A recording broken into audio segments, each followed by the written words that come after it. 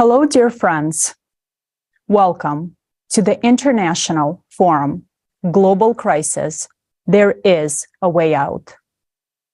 Before we start today's forum, I would like to remind you what the previous one was about. It is very important, and you will see why later.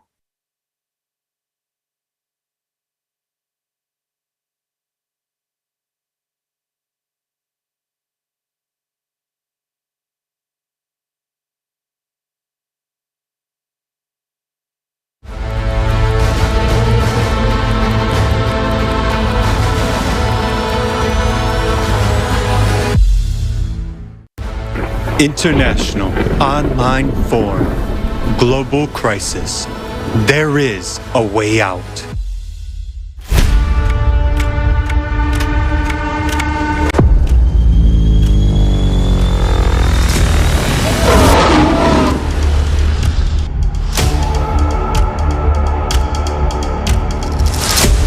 Can't express my feelings to you. Those balconies are piled up on top of each other in such a terrible way, trapping babies inside.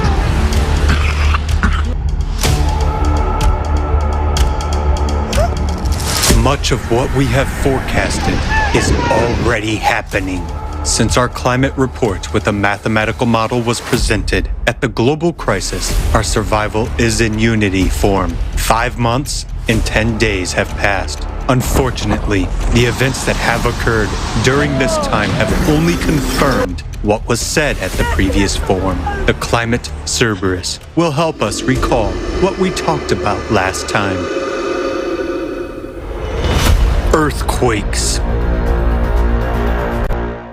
The ascent of magma has resulted in unprecedented increase in a number of earthquakes. Seismic activity is increasing both on the ocean floor and on the land. Earthquakes are emerging even in regions where they have never seen before. But the most absurd thing is that seismic agencies, international seismic databases, are now trying to conceal the fact that the number and magnitude of earthquakes is increasing. In reality, there are much stronger earthquakes taking place now than we're told. You can clearly see the exponential growth, an uncontrolled exponential increase in the number of earthquakes. The more earthquakes occur, the more their magnitude will increase. As you can see, the rate of increase in seismic activity is shocking. At each successive stage, the number of earthquakes increases 3 times as much. Since the last forum, over 161 days, 686 powerful earthquakes with a magnitude of 5 or higher have occurred around the world. Moreover, 10 of them were earthquakes of a devastating magnitude 7. Some regions experienced seismic events of such magnitude for the first time. On November 29, 2022, several strong earthquakes occurred in Canada, one of which reached a magnitude of 5.8, which was for the first time in the region's history. Powerful earthquakes in different parts of the planet have led to the loss of life. On November 21st, 2022, a shallow earthquake with a magnitude of 5.6 in Indonesia claimed the lives of 318 people and injured over 7,500. Note that previously, such destruction and human casualties were caused by very powerful earthquakes with a magnitude of at least 6 or even higher. But now, seismic events 1 magnitude lower can already be fatal. The world was shaken by 2 catastrophic earthquakes with magnitudes of 7.8 and 7.5 in Turkey and Syria. Aftershocks continued even a month later, and by early March, there had already been more than 11,000 of them, with 2,500 having a high magnitude. In just a few minutes, earthquakes killed more than 50,000 people, and this is only according to official data. On the eve of this event, on February 5th, a series of deep focus earthquakes occurred in the region of the Fiji Islands and the Mariana Trench at a depth of over 500 kilometers. It was precisely the deep focus earthquake in the Mariana Trench that could have triggered the catastrophe in Turkey. Deep focus earthquakes. earthquakes usually occur at the depths of 5 to 80 kilometers, where the crust is more brittle and has crack. But the last decade have seen an increase in the number of earthquakes at the depth where the earthquakes had been previously considered impossible. These are the depths of more than 700 kilometers, where the earthquakes are not supposed to occur because the rocks in the inner mantle are plastic, like a molding clay, and they are enabled to crack. Over recent 7 years, the number of deep focus earthquake has increased by a factor of 10. As it rises, the pressure in the magma drops, causing it to boil like blood during cavitation. And here is the answer to what deep focus earthquakes in liquid magma are. This is exactly the boiling of magma and cavitation explosions. Think about it. Explosions equivalent to thousands of nuclear bombs in power have started to occur in the interior of our planet. Remember, we have mentioned the Mariana Trench. There, the oceanic crust is the thinnest, only 5 kilometers, and where the most of deep focus earthquakes take place. In other words, the largest amount of cavitation blasts of magma occurs. Since the previous forum up to March 31st, 2023, 429 deep focus earthquakes have occurred around the world at depths of 400 kilometers or more with a magnitude of 4 or higher, according to USGS. 5 years ago, during the same period, there were 308 earthquakes. In the current year, 2 earthquakes occurred in the Mariana Trench area. One on January 3rd with a magnitude of 4.3 at a depth of 566 kilometers, and the other on February 5th with a magnitude of 4.3 at a depth of 533 kilometers. According to EMSC, there were 5 deepest earthquakes between 700 and 750 kilometers deep. 4 of them were in the region of Indonesia, and 1 was in the area of Argentina. Last year, during the same period, there were only 2. Unfortunately, our forecast of an increase in depth, magnitude, and number of earthquakes is being confirmed 100%. Magnetic field anomalies. After analyzing the geologic data for the past 100,000 years, we have noticed that abrupt magnetic pole shifts occurred with a certain periodicity. According to the geological evidence, during these periods there was also a weakening of the magnetic field by 8-10 times. What has been happening on the planet since 1995? The magnetic North Pole has started drifting rapidly at a rate 4 times the normal rate. At the same time, the magnetic field has weakened 10 times faster than before. Recently, an enormous amount of anomalous polar lights have been observed on the planet. Previously, they were only seen by residents of cities located beyond the polar circle. Yet, in the past 6 months, this phenomenon has been seen over Central Europe, the middle belt of Russia, the southern United States, Australia, and New Zealand. Typically, polar lights are dominated by green color, but now the sky is increasingly flashing with shades of red, and this is a troubling signal, as red light indicates the glow of oxygen in the lower atmosphere. Such auroras indicate that the magnetic field continues to weaken, allowing more and more solar and other more dangerous types of radiation to penetrate into Earth from outer space. Now, we are witnessing the appearance and growth of other magnetic anomalies. Magnetic hooks and cracks, coronal glow, and Stevies, light pillars rising from the ground, as well as other phenomena. This is the black mark of the climate Cerberus, and this is frightening because the abnormal growth of these magnetic anomalies also confirms the critical processes increasing in the core, which we mentioned in the report. Volcanic activity. According to studies of ice cores, every 12,000 years there was an abnormal increase in volcanic activity. We already know that this is caused by the ascent of magma closer to the Earth's crust. Take note of the big red circles. They indicate that every 24,000 years volcanic eruptions are more catastrophic. Such supervolcano eruptions wiped out almost all life on the planet. In less than 2 months since the forum was held, more than 50 volcanic eruptions eruptions have occurred. Moreover, from mid-November, 11 powerful volcanoes started to become active, one after the other. Literally every day, many of them woke up in pairs. On March 11, 2023, the eruption of Mount Merapi began on the island of Java in Indonesia. Only a few know that humanity was on the brink of extinction at that time. Another sign of the growing activity of the planet's interior is the synchronization of seismic and volcanic activity. On March 18, 2023, a powerful earthquake with a magnitude of 6.8 occurred in the Pacific Ocean off the coast of Ecuador at a depth of 66 kilometers, and 3 nearby stratovolcanoes simultaneously increased their activity. It is also frightening that this interaction manifests itself over long distances. The earthquake in Ecuador also affected Yellowstone. The caldera reacted with earthquakes. Volcanic eruption in the Mariana Trench.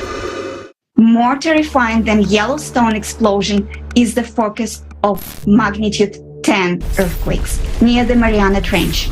Such a powerful earthquake never happened within the memory of our civilization. This means that magma will easily tear through the 5-kilometer crust. The area of the Mariana Trench is a subduction zone, meaning the area where the plate is crawling under another plate. But the reason we have depicted the 3D model of the Mariana Trench in this way is because the lower plate is already being dissolved by magma right now. Many plates are now being eroded from the bottom. They're being dissolved by molten magma, which is rising from the core mantle boundary.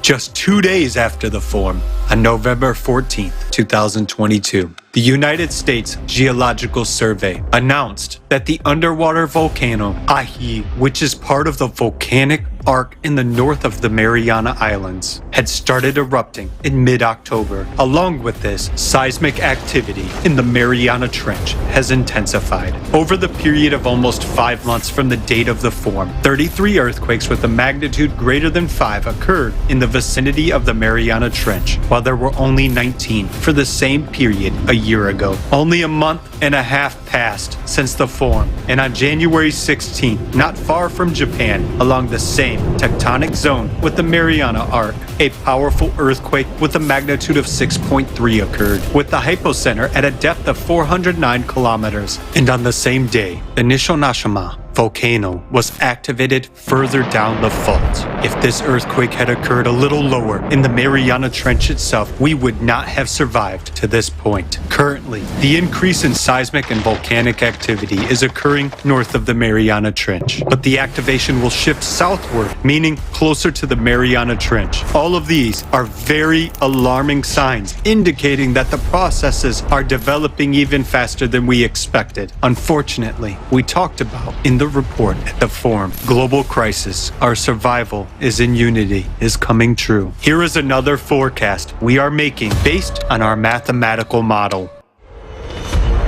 Hydraulic impact.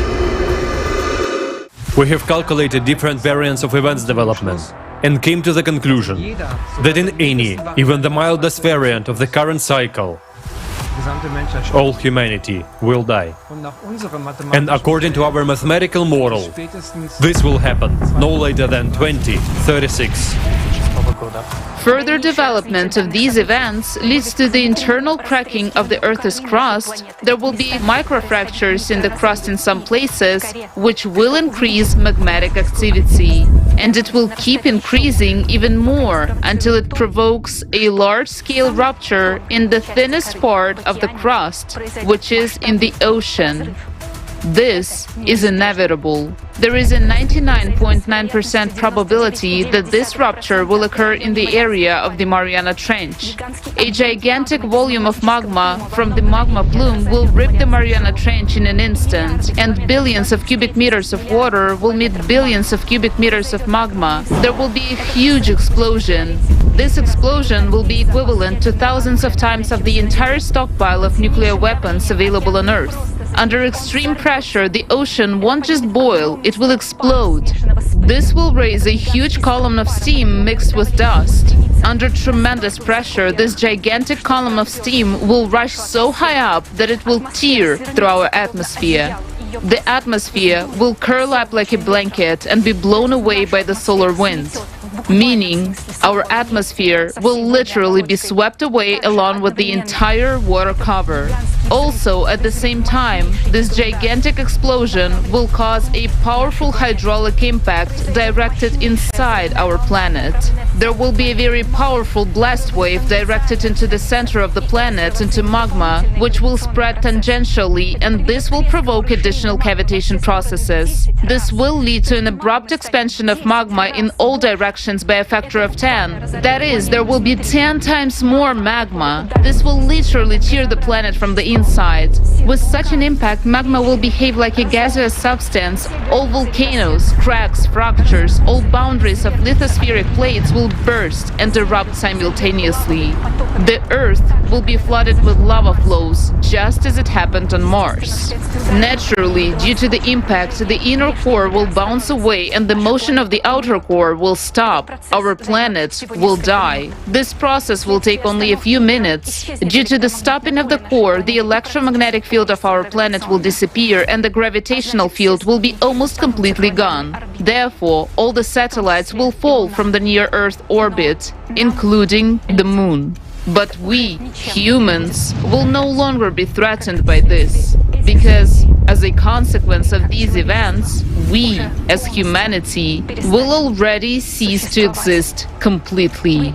Before your eyes, you see a timer that counts down to the time when the planet, as a living planet inhabited by life, will no longer be able to exist. This is the fact that we have been living with for more than 10 years, and as of today, you will also have to live with it.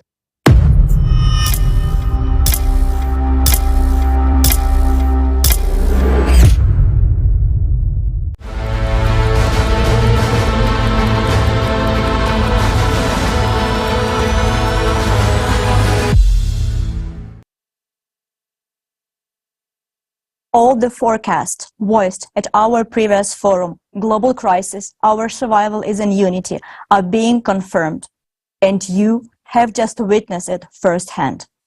Indeed, the climate report presented at the previous forum changes life into the before and after, forcing a complete rethinking of values. And yet, the last report only introduced a part of the mass of information that has been the subject of research by the international scientific community of the Creative Society Project for decades.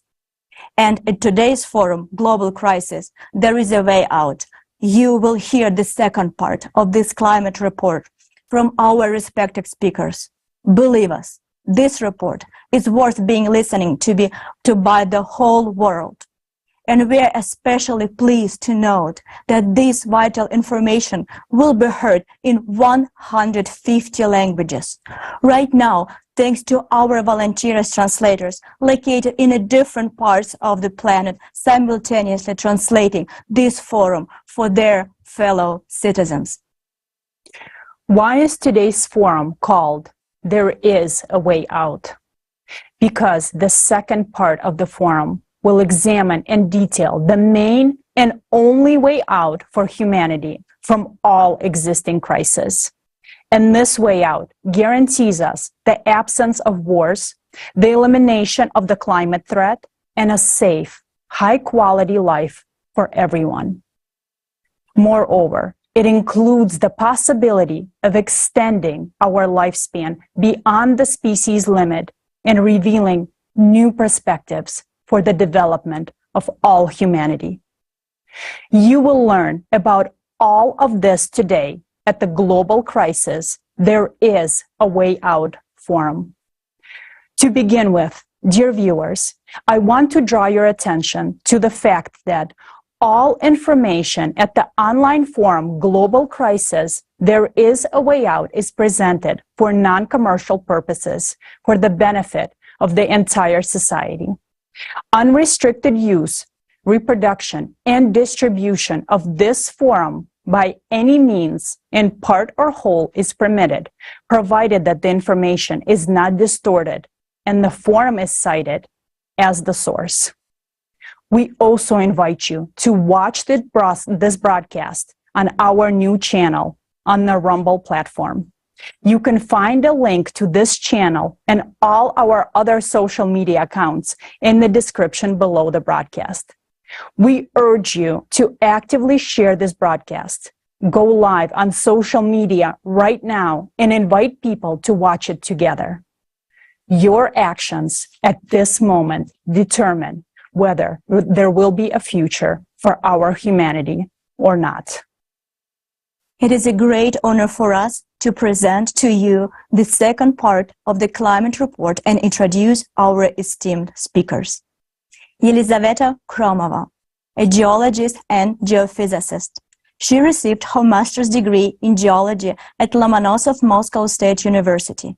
Елизавета is the head of the Information and Analytical Department of Global Climate Change of the Creative Society. She leads the direction of the global monitoring of natural disaster occurring on our planet, analysis of seismic and volcanic activity, as well as the comprehensive study of changes in the Earth's geodynamics and geophysics. John Ahn, PhD in chemistry engineering with an MBA, is an expert in the development and commercialization of new technologies in the field of energy, chemical processes, and natural sciences. John Ahn received his MBA from the INSEAD Research Institute, his doctorate in chemical engineering from the Technical University of Munich, and his master's degree from the University of California, Berkeley. Anastasia Pashigrieva is a specialist in the development of new technologies and a candidate of chemical sciences. Anastasia collaborates with scientists within the independent international platform Scientific Community of the Creative Society Project. She has conducted dozens of interviews with specialists from various fields. Anastasia coordinates the direction of studying functional and chemical changes in the atmosphere. Anastasia is the part of a team of analysts who collect data and study the increase in seismic activities on the planet.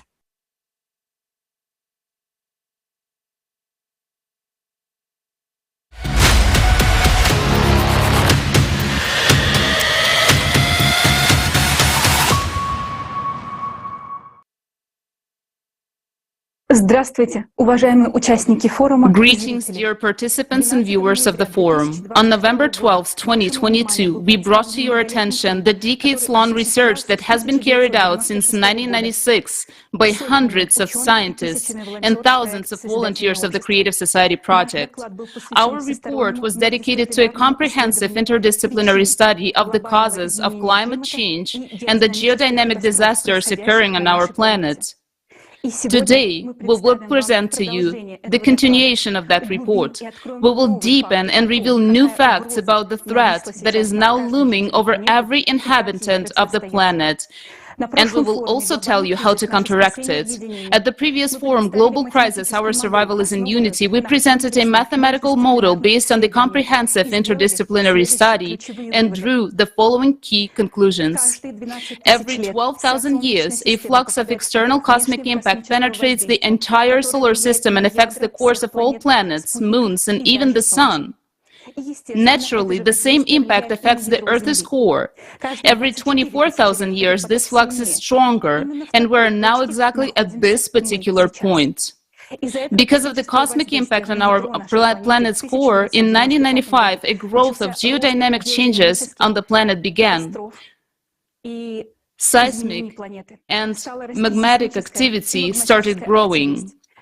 Pronounced changes in the magnetic field of the planet began. The speed of the planet's rotation sharply increased, and its axis began to shift with acceleration. In 1998, a bounce of the core was recorded. Due to its destabilization and heating, as well as the increase in centrifugal forces as a result of the planet's acceleration, a rise of molten magma began from the boundary between the core and the mantle. The rise of magma triggered the activation of magma chambers under Western Antarctica and Greenland, which caused a growth of melting glaciers in 1995. In the same year, heating of bottom waters of the world ocean began to increase. The number of thermal anomalies on the water surface started to rise, and the humidity of the atmosphere began to grow. The growth of all these geodynamic processes has led to an increase in the number of natural disasters, such as fires, floods, abnormal precipitation, storms, hurricanes, droughts, abnormal temperature changes, and many others. The mathematical model has shown that now geodynamic and climatic cataclysms are growing exponentially, which will make life on the planet unbearable already in 6-7 years. And the world economy will not be able to withstand losses from natural disasters. The model has also shown that we are entering the 24,000-year cycle of catastrophes with a weak immunity of the planet. Therefore, catastrophes are already stronger than they were in previous cycles. Thus, already in 2036, a giant magma breakthrough may occur on our planet in the Mariana Trench, which will turn our planet into Mars within a few minutes. But humanity might not live to that point if we continue to live in the consumerist format of society. In today's report, we will explain in detail why humanity might not live until 2036 and what dangers await us in the near future related to destabilization of the planet's core, rise of magma, and the growth of deep focus earthquakes. We will reveal to you why the external impact coming to our planet from outer space once every 12,000 years affects only the core, and what is the peculiarity of the structure of our planet's core. In this report, for the first time, we will voice information about how Mars actually perished and why Earth may have the same fate. Also, we will voice for the first time why we, humans, played the key role in the fact that this cycle of cataclysms may be the last for our Earth. How our activities have disabled the main defense mechanisms of our planet. Later, you will find out what kind of mechanism it is. Why do we believe that everyone must know this information? Because it concerns the life of each and every one of us, yours and ours. Only when we as humanity begin to understand what really happens to our climate on our planet, we will begin to look for a way out in the right direction. A way out of the catastrophe that we're already rapidly approaching, since our mathematical model indicates that taking into account the current dynamics of events, this catastrophe is almost irreversible in the consumerist format of society. We're deeply saddened to state that our mathematical model has been proven accurate. And for many people, an obvious example of this was the disastrous earthquakes in Turkey and Syria on February 6, which caused a terrible global-scale tragedy. A little later, we will discuss why these earthquakes occurred. And now, we offer you to watch a documentary about those events which was prepared by our volunteers, including those who are now in Turkey. Words cannot convey all the horror that took place there. And now you will see everything for yourself.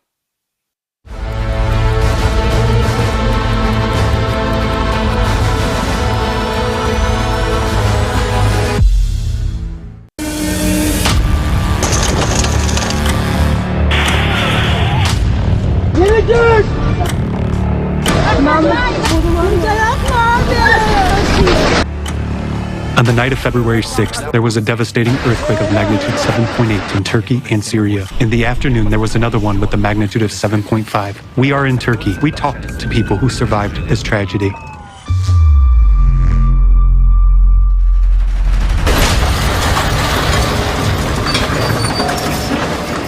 Everyone was living a normal life, making plans for tomorrow, getting the kids ready for school. None of them expected that, and in 2 minutes, everything was over. Total zero. You have to start your life all over again, and thank God if you're still alive. But for many people, life was over in an instant.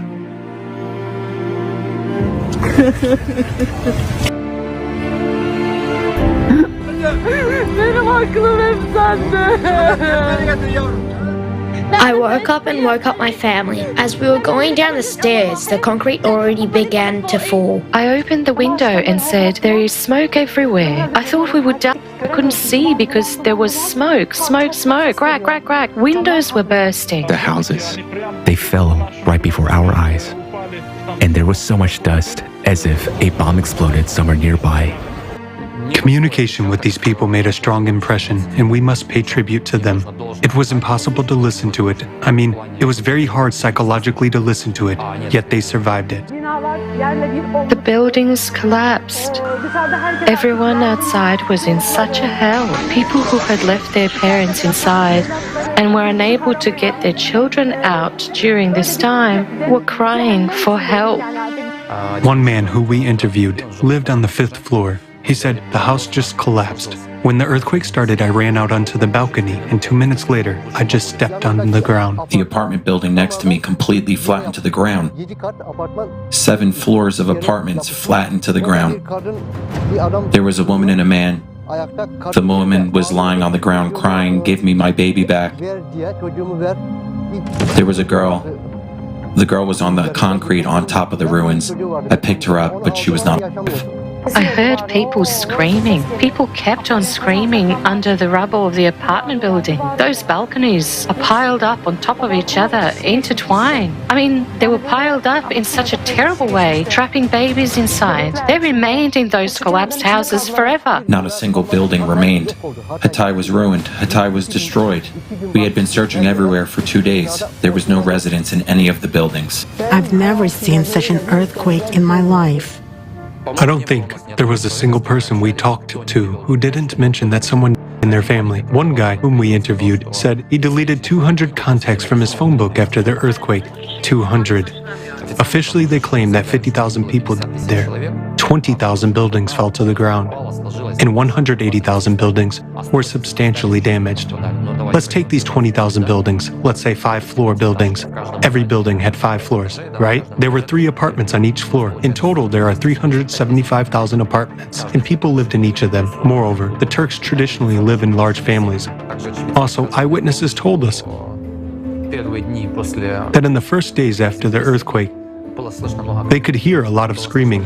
They could hear a lot of cries of people who were left under the rubble. And with each day, these cries became fewer, and fewer. There was a picture all over the internet. I am sure it was not the only case, where a father was sitting and holding his child's hand. His little daughter, who was under the rubble, he was interviewed later and said, "I could feel her hand getting cold." So he was literally sitting there, holding his daughter's hand and could feel her down.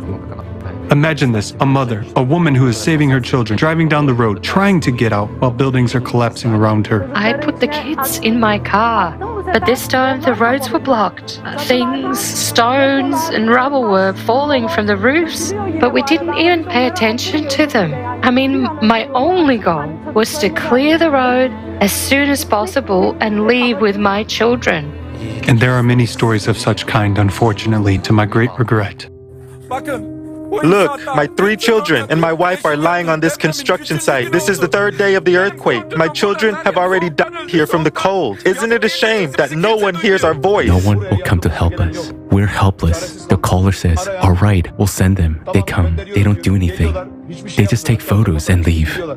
When the rescuers arrived, what kind of help did they provide? I didn't see any rescuers. I left from there on, the 5th day. I didn't see any rescuers. Many people being under the rubble recorded videos, wrote posts, and posted them on social networks to let their family and friends know about what had happened to them, to give information to rescuers about the specific geolocation, the place where they were. But unfortunately, for unknown reasons, these posts were deleted by social networks.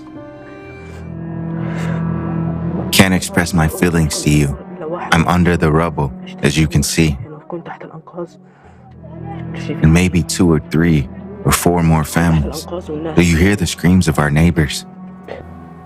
In other words, having the opportunity, having the people, using the technical potential of our society and human resource, we could send people and save thousands and tens of thousands of lives if we were focused on this. But no one does that. They do. I don't want in any way to insult those fellows who sacrificed their personal time, flew in, rushed, helped out, and made every effort. But we talked to them as well. They have a lot of questions too. They're using some kind of prehistoric mechanical tools to save people. Meanwhile, we have everything for killing. people. We have thermal imaging cameras. We have missiles and tanks. We have cutting-edge technology. We can find a sniper 15 kilometers away with the thermal imaging camera, but we can't find a person lying in front of you because we don't have the equipment to do it. Are we normal people after this? We worked in the cities of Gaziantep and Erdagi. The whole team started to work at once, looking through all the rooms, all the cracks, all the voids. I crawled inside and heard someone wheezing, and I started searching. I kept crawling. I was crawling towards the sound, and this sound turned out to be right in front of me. I started digging, and eventually I found a person. I dug him out, and I just couldn't bear it. Tears started to flow at once. I don't even know how to put these feelings into words. I started shouting to everybody. I found one. Immediately, everyone rushed there, bringing all kinds of equipment. We had to move him a little bit, but when we were moving him, he was screaming, and my heart was breaking from his moaning. He was crushed. His arm was crushed by a huge slab weighing I don't know how many tons. We finally hollowed out that slab, and one of the guys looked inside, and it turned out he was holding another person's hand. Then we looked further, and there was someone else lying there, but he was already dead. A huge amount of work was done. They brought an acoustic device, such a device that listens to sounds, and before it listens, a man with a loudspeaker would shout in Turkish, "Is anyone alive? If there is, respond, knock, scratch. We are going to listen to you now." At that moment, all the equipment, everything that can make sounds, even people should remain still, not even shuffle their feet on the ground. Everything, literally everything, freezes around, and they start listening.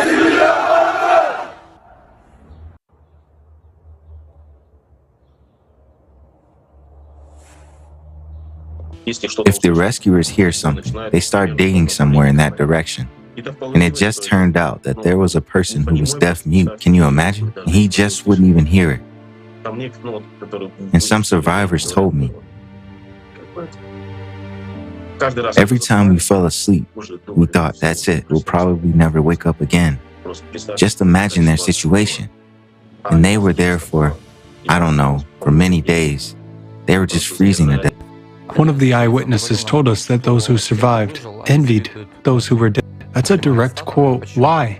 Because those people who died immediately, they died. And according to one Turkish seismologist, Ahmet Erkan, 180,000 people were left under the rubble. 180,000 people who were under piles of concrete, with their limbs crushed and broken, their internal organs torn apart. It's painful to even talk about, but they had not been helped for weeks. In some villages, there was no help at all. 20,000 rescuers were sent from 80 countries. That's one person per house. How can one person have to dismantle an entire house to save those who were under the rubble? We've just passed near one of the houses. There are 200 people still alive under those two buildings. They have been screaming for several days, but rescuers can't get to these people. There's not enough of them because several cities are in ruins. It took them 2 weeks to assess the needs. Imagine somebody under the rubble is waiting for NGOs and UN agencies to assess their needs. We know what they need now. What was happening in the towns struck by the earthquake in the days that followed? Well, imagine this. A completely destroyed town. No infrastructure, no working hospitals or clinics, no police, no law and order. There are looters rampaging everywhere. That also happened, unfortunately. There's no water. We couldn't find any bread. Bakeries were closed. Everyone was on their own. There was an elderly couple. We helped them the best we could. I asked them, why are you living in the street? Didn't the state give you a tent? He said, no, my son, all tents have already been handed out. No one around us here has given us anything. We're waiting. They're looters, there are thieves. A person died in Malatya, they took the ring off his finger. Such things also happen. People are in fear for their lives. Now I'm saying this, and someone is sitting there watching it on TV. Whether it's on TV, on the phone, or on a laptop, it doesn't matter. And for you, it's just an image. It's a movie, but damn it, these are real people. They are just like you. And if there are loved ones, relatives, friends near you, look to the left, look to the right, look them in the eyes. They are the same kind of people, and as long as you watch and think that this is just a YouTube video, just an image, it doesn't sink in. But when you talk to these people, you realize that every story you see on YouTube is a human life just like yours. That was simply abandoned to the mercy of fate. Abandoned by us. We, the survivors, abandoned them to the mercy of fate. Why? Because we don't build the creative society. Because we support the consumerist format. We don't do a damn thing. We're sitting and thinking that it won't affect us. They also sat and thought the same. Fires are burning everywhere. People are sitting by the fires. Soldiers are walking around with rifles. They're looters. Houses are destroyed. When the breeze blows, you smell dead bodies, corpses. Someone is having a nervous breakdown. I can't describe to you what's happening here. It's so scary, and Judgment Day will be even scarier. The situation is complicated, but again, we are to blame for this situation. We are to blame for the consumerist format. We are to blame for the fact that we do not take the necessary, quick, and effective actions to prevent this. And we're throwing people into the clutches of this cerberus, which is just tearing them apart, and people have nowhere to go. There is no refuge for us, except that we fulfill our basic role as humans. They pulled out a baby the other day. 128 hours later, they pulled out a baby out from under the rubble. I saw his innocent face, and it touched me so much. So many people are dying. I wish people would realize this at least a little bit. I wish they would wake up a little and see where the world is heading. I wish they would be united, and all this wouldn't be happening. I mean, you know. I'm a bit emotional.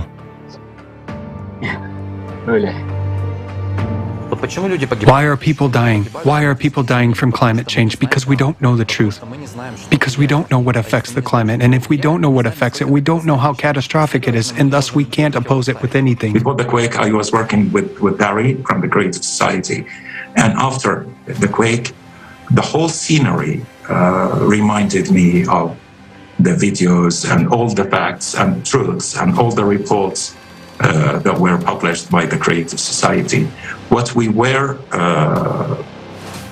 speaking about, in theory, we lived in practice. And I hope the whole world will not see what we saw that day.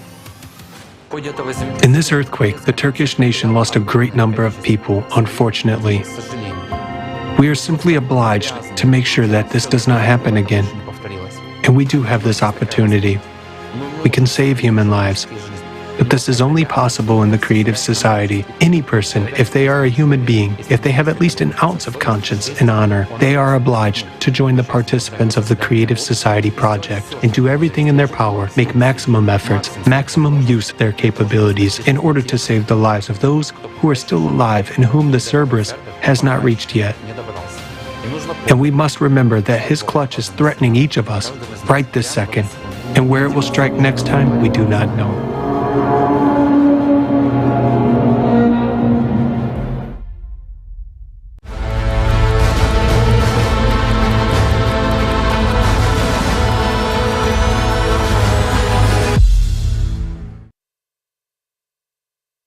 We extend our condolences to all those affected by this terrible tragedy.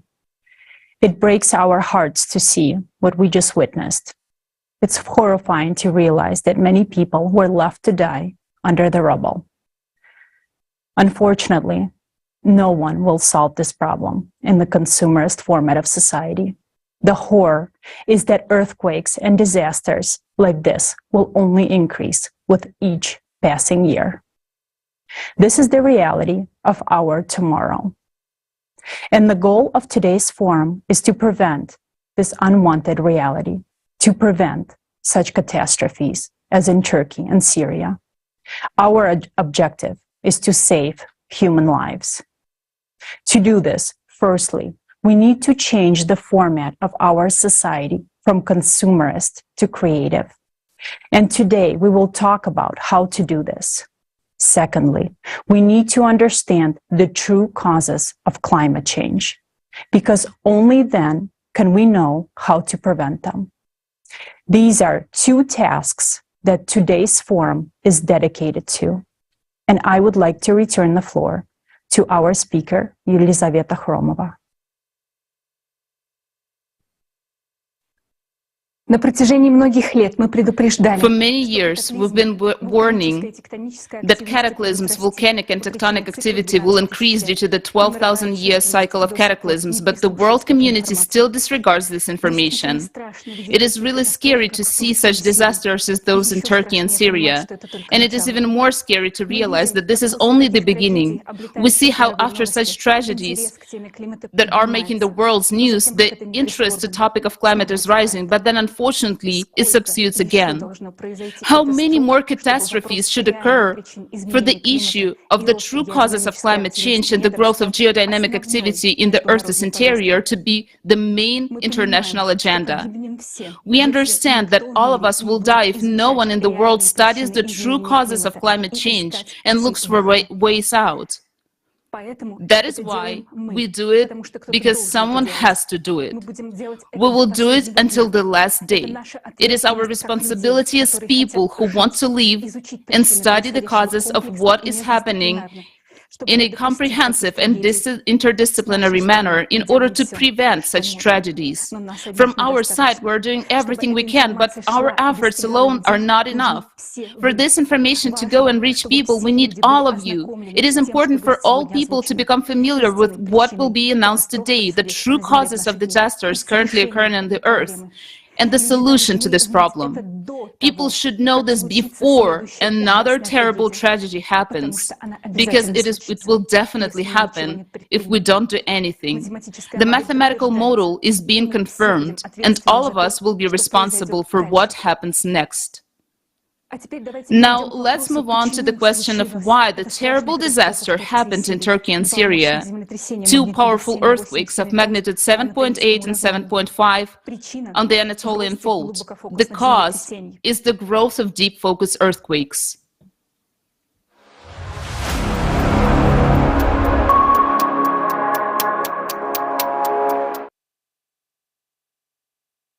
Just to remind you, deep focus earthquakes are the earthquakes that occur mantle at a depth of 300 to 700 kilometers.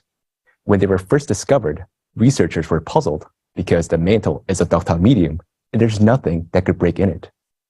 We discussed in the previous forum, and now we're going to cover this topic in more detail. Why do we study the deep focus earthquakes so thoroughly? Look at the graph increase in the number of deep focus earthquakes. You can see how big the spike in the deep focus earthquake is in the year 1995. This is exactly the year when the sharp drift in the magnetic and geographic poles took place. According to the ISC database, there has been five-fold increase in the number of deep focus earthquakes in the last 28 years, as you can see in the graph. Next graph shows that the number of deep focus earthquakes at a depth greater than 500 kilometers is increasing the most, and they have been increasing since 1995. What is the danger of the exponential growth of deep focus earthquakes? To answer this question, let me draw your attention to the fact that became so extremely shocking to us. Do you know where the majority of all deep focus earthquakes in 2021 occur? Beneath the Middle East, under the territories where Turkey and Syria are located. According to the ISC, there were 190 earthquakes beneath the Middle East in 2021 at a depth of 435 miles, while the rest of the world had only about 70. Moreover, 2021 is a year that drastically stands out due to the increased number of this type of earthquakes in general. Never before have so many simultaneous deep focus earthquakes been recorded. We conclude that the sudden spike in deep focus earthquakes in 2021 was a catalyst for the series of tragic earthquakes that occurred in Turkey and Syria on February 6, 2023. Because the deep focus earthquake caused a plate to start collapsing, which triggered an unprecedented increase in dangerous seismic activities in the Middle East region, which has now subsided to this day. Now, you understand the danger of deep focus earthquakes, but this is only part of the threat.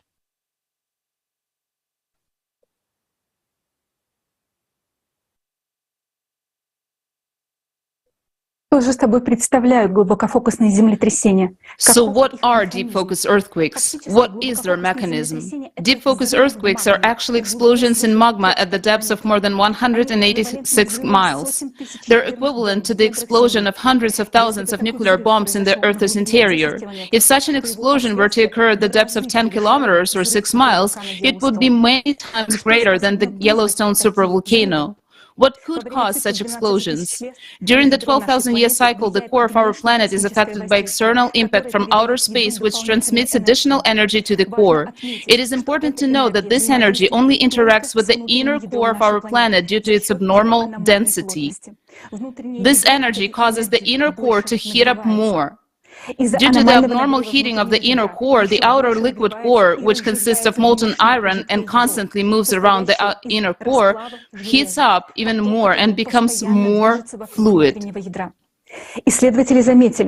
Researchers have noticed that since 2000, this molten liquid iron flux in the outer core has accelerated threefold, and as you can see in the diagram, it is now moving beneath the Pacific Ocean from Canada to Siberia. It is the acceleration of this flux of the outer core that causes the Earth's magnetic poles to drift. What does the anomalous heating of the core lead to?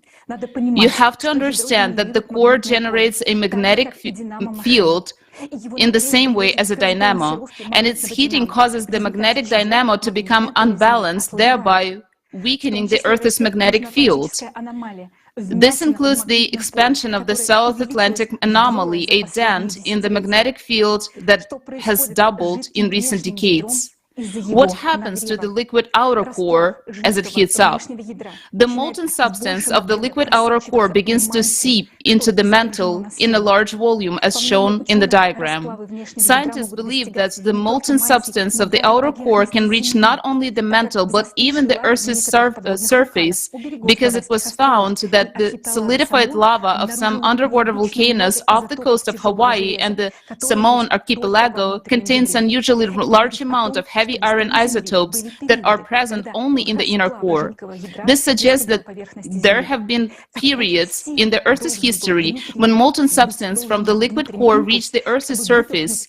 How powerful would the internal impulse have to be to push liquid iron from the boundary of the core 1,800 miles upwards?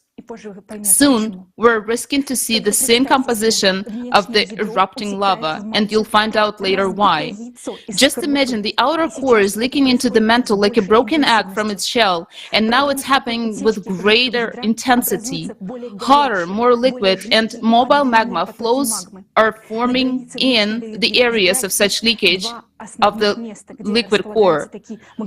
At the outer core boundary, there are two main areas where such magma flows are located. If you draw a line, one is under Africa and the other one is under Pacific Ocean. Moreover, each of these two gigantic zones of hot magma flows has the area of size of the continent and is 100 times higher than Mount Everest. As they rise, they branch out like a tree, feeding magma plumes and volcanoes on Earth. In 2020, scientists discovered that the Pacific area of hot magma at the core mantle boundary below Hawaii is even larger than their previous estimates. We can see that these areas of the core are growing. How were these areas discovered? These regions of molten magma have been detected by analyzing thousands of records of seismic waves traveling across the Earth.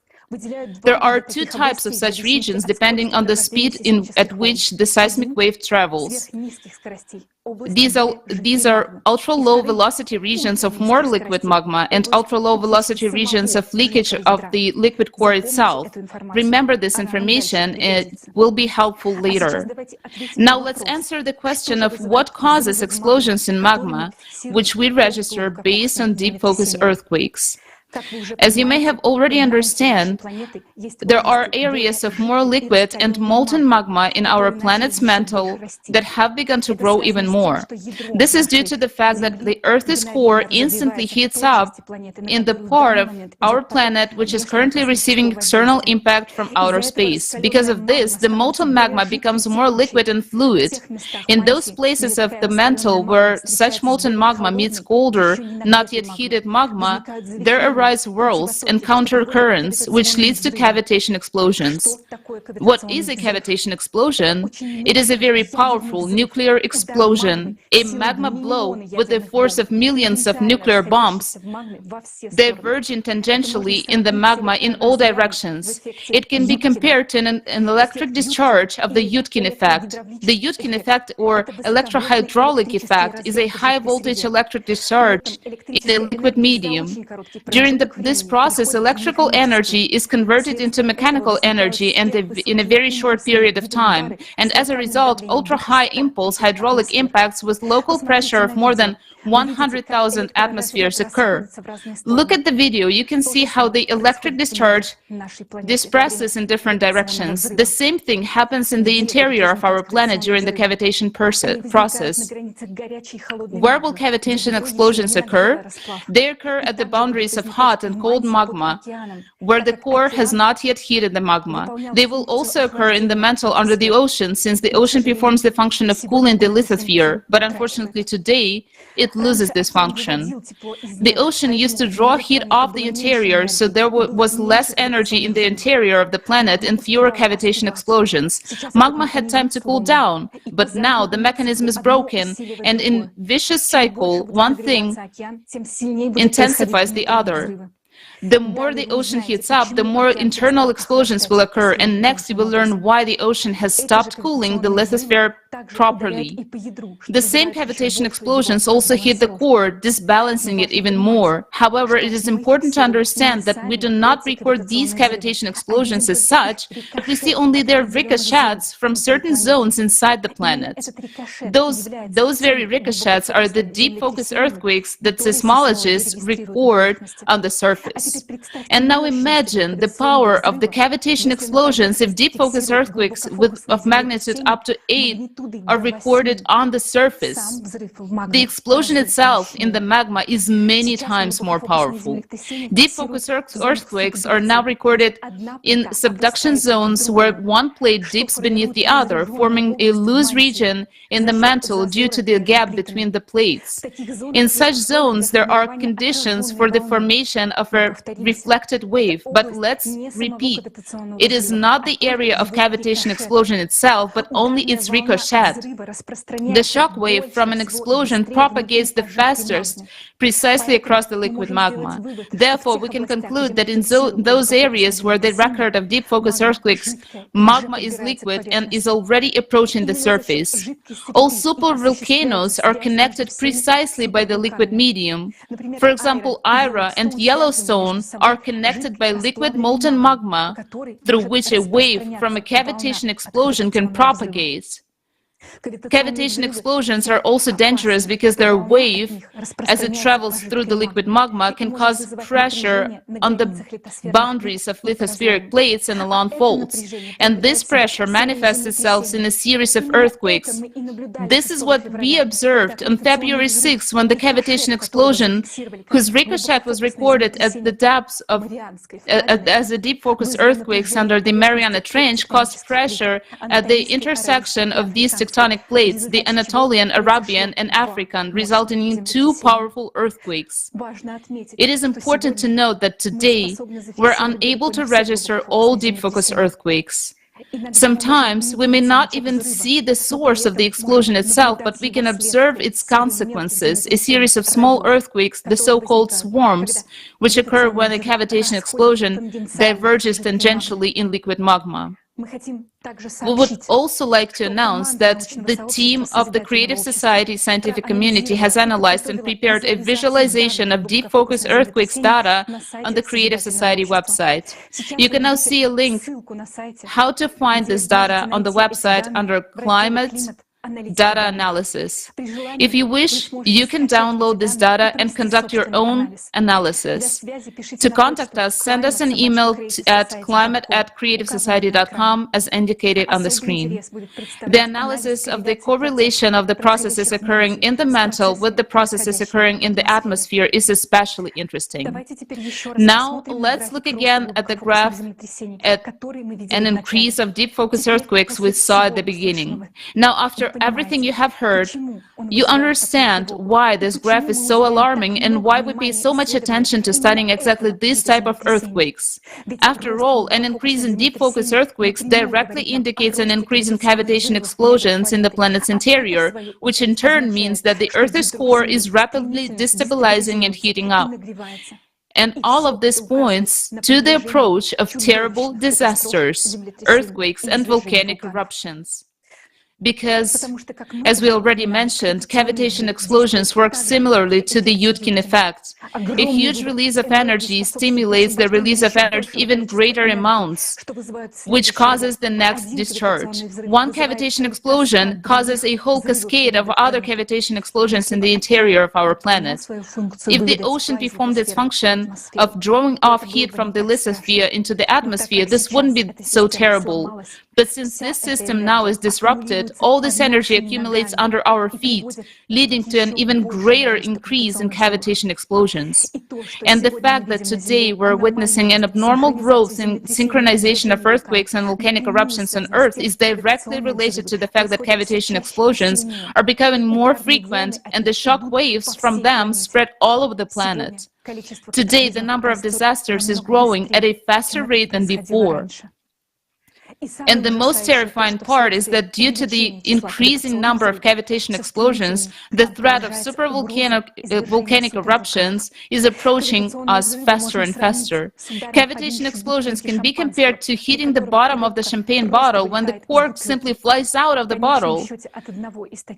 From one of these blasts, the cork eventually will fly out of the several volcanoes such as Yellowstone, and then we won't need to fear the coming of 2036.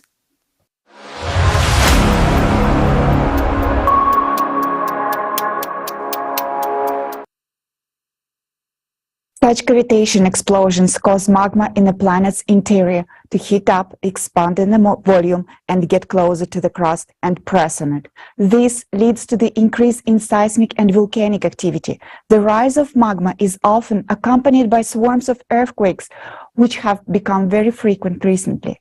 Some people believe that these earthquakes are caused by magma rising and break through the crust, but that's not really the case. Magma melts and burns its way through, forming new cavities in the crust. Magma moves not constantly, but in pulses. It circulates. Now it rises and then it descends. And then magma descends. The pressure in the cavity drops. Furthermore, the overlying rocks have enormous pressure, causing them to close over cavity, thereby preventing magma by bursting through the surface. This is what we observe as earthquake swarms.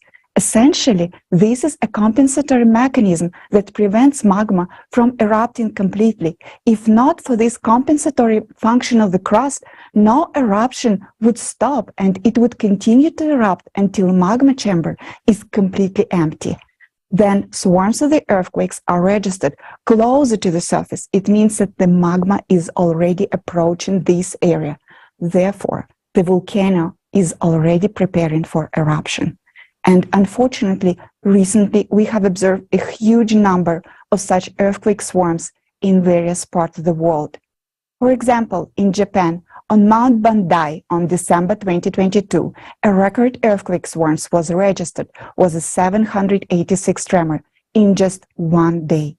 This indicates that an eruption of this volcano is approaching as magma is already burning its way through.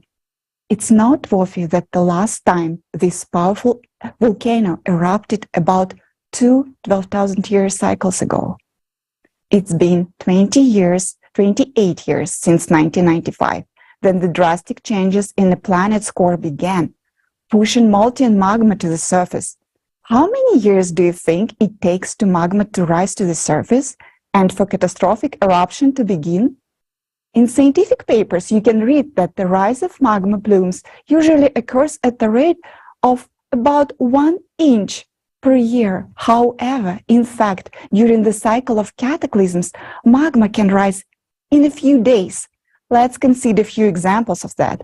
For example, in 2014, volcano Bargahraum erupted, and it took only 10 days for magma to rise from a depth of 24 kilometers to the surface. But that is an example where the magma channel has already been worked out. And now, 8 years later, we see examples where magma does not even need the old channel. It directly bursts through the Earth crust in different locations of the planet. In May 2019, the birth of the new volcano was recorded on the coast of Mayotte near the island Reunion in the Madagascar region. A year before this, anomalous seismic activity was detected in the base of the lithosphere at a depth of 50 miles or 80 kilometers in this area. And in just 1 year, magma traveled this distance of 80 kilometers or 50 miles. And in May 2019, a volcano appeared on the surface. It's important to note that this happened just above the zone of African anomaly, where the hot, liquid magma at the core mantle boundary. To say that this is abnormally rapid rise of magma is to say nothing. Previously, such processes took millions of years, but now this happened in a matter of few months.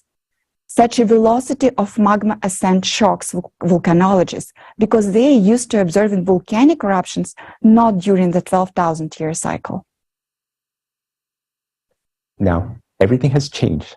Such rapid magma ascent is due to the abnormal heating coming from the planet's core, which is affected by the external cosmic impact.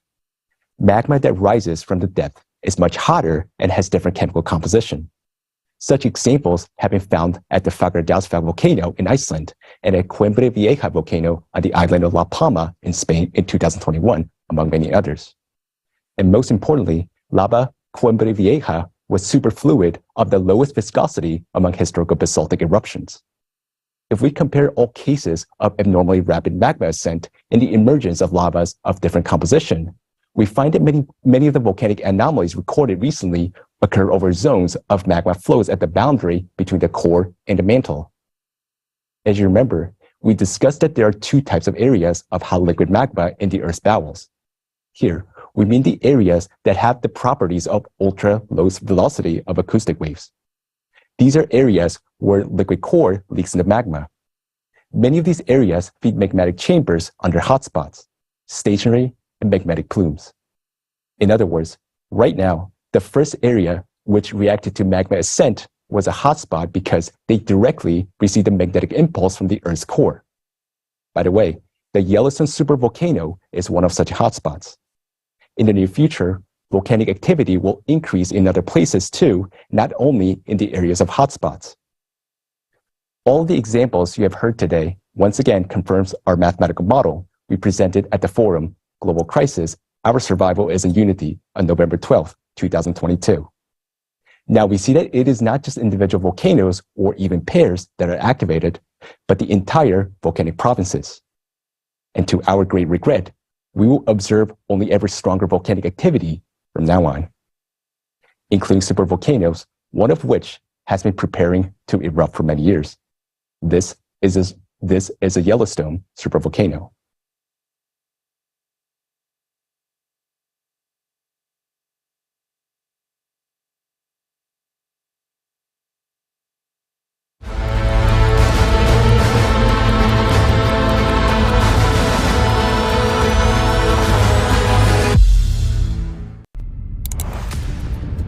Can you imagine what will happen if the Yellowstone supervolcano explodes? Avalanches of red-hot ash would sweep in all directions from the volcano, destroying everything in their path. The ash clouds will reach speeds of up to 200 miles per hour. The ash will be very hot, up to 1,500 degrees Fahrenheit, which is twice as hot as a pizza oven. I would not want to be near the volcano at the time of its eruption. All life would be destroyed within a radius of 750 miles. America would turn into Pompeii. It will be a disaster for the entire planet. The ash is very sharp and toxic. It will remain suspended in the air for years, and it will be very dangerous to inhale it. The resulting acid rains will start to fall. But worst of all, the volcano's ash emissions will block the sun's rays from warming the Earth's surface and will plunge the entire planet into a volcanic winter and night. The average atmospheric temperatures will drop by 27 degrees Fahrenheit within a matter of months an ice age will literally be upon us. The explosion of Yellowstone will also cause the detonation of other supervolcanoes. A series of magnitude 10 earthquakes will sweep across the planet. It will be an instant death for billions of people and the end of our technogenic civilization. It is believed that the frequency of Yellowstone eruptions is about once every 500 to 800,000 years. The last eruption of this magnitude happened more than 630,000 years ago. Could it be that there are still tens of thousands of years to go before the eruption? We have begun to look into this issue, given that it's not only a national but a supranational threat to all of humanity. In December of 2022, Olga Schmidt, president of the Creative Society USA nonprofit corporation, published a post on her Twitter page that the Yellowstone caldera would keep the whole world in fear in the near future. To which the USGS, that is the U.S. Geological Survey, published an official response that Yellowstone is not showing any signs of unrest and is at normal levels of activity. Now, we're going to tell you about the results of our independent investigation, which served as a basis for the Twitter post. Is Yellowstone as good as the USGS assures us it is? Let's start with the official statements from the USGS article. How can we tell when a volcano will erupt? Which lists notable precursors to an eruption. Let's go through each point regarding the Yellowstone caldera over the last decades. Point 1. An increase in the frequency and intensity of felt earthquakes. We built a graph of earthquakes in the Yellowstone caldera area according to the USGS data, and we're shocked by the severity of the situation. The graph showing the number of earthquakes has an increasing trend. A reasonable question arises. Maybe the number of sensors is increasing. The answer is no. We found out that for many years, the location of seismic sensors in the Yellowstone caldera allows us to record all earthquakes with very small magnitudes, even just above zero. It turns out that the very first point of the USGS article on the precursors to an eruption, namely an increase in the frequency of earthquakes, is already happening. We have also noticed that in recent years, the number of earthquakes of magnitudes 4 and below has been increasing in leaps. This is exactly an increase in the intensity of earthquakes. The leaps occur because magma enters the chamber in pulses, in portions under pressure from deep within the mantle. Then, we decided to see if there is a behavioral dynamics by depth of earthquakes and found that in 2010, the greatest number of earthquakes was registered at a depth of 11 kilometers, while in 2022, it was already at a depth of 5 kilometers. In other words, the change in earthquake depths tells us that Yellowstone's underground activity is approaching the surface. As magma ascends, protective mechanisms are being formed. Rocks collapse above the zones of magma intrusion and earthquakes occur. The fact that earthquakes now occur at a depth of 5 kilometers means that magma at this depth has already eaten away the Earth's crust. Pure mathematics. Over 12 years, magma has passed 6 kilometers, which is more than half of the way. And how long will it take for magma to travel the rest of the path? Many times faster, because the events develop exponentially. So right now, we are observing an increase in the number and intensity of earthquakes in correspondence with the first point.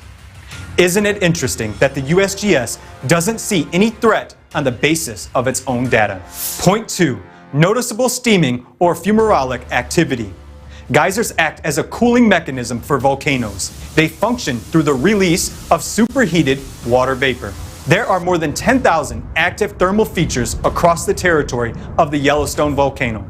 Geysers are common for this area, but Yellowstone has seen anomalies in recent years. The Steamboat Geyser in the Norris Valley, which is the tallest and the most powerful geyser in the world, used to erupt but once a year.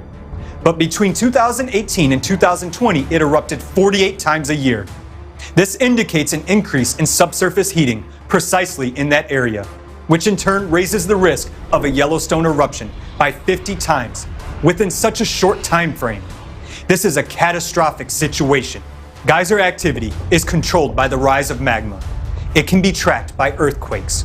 We've collated the data and saw that most geysers in the Norris Valley become active after strong quake swarms.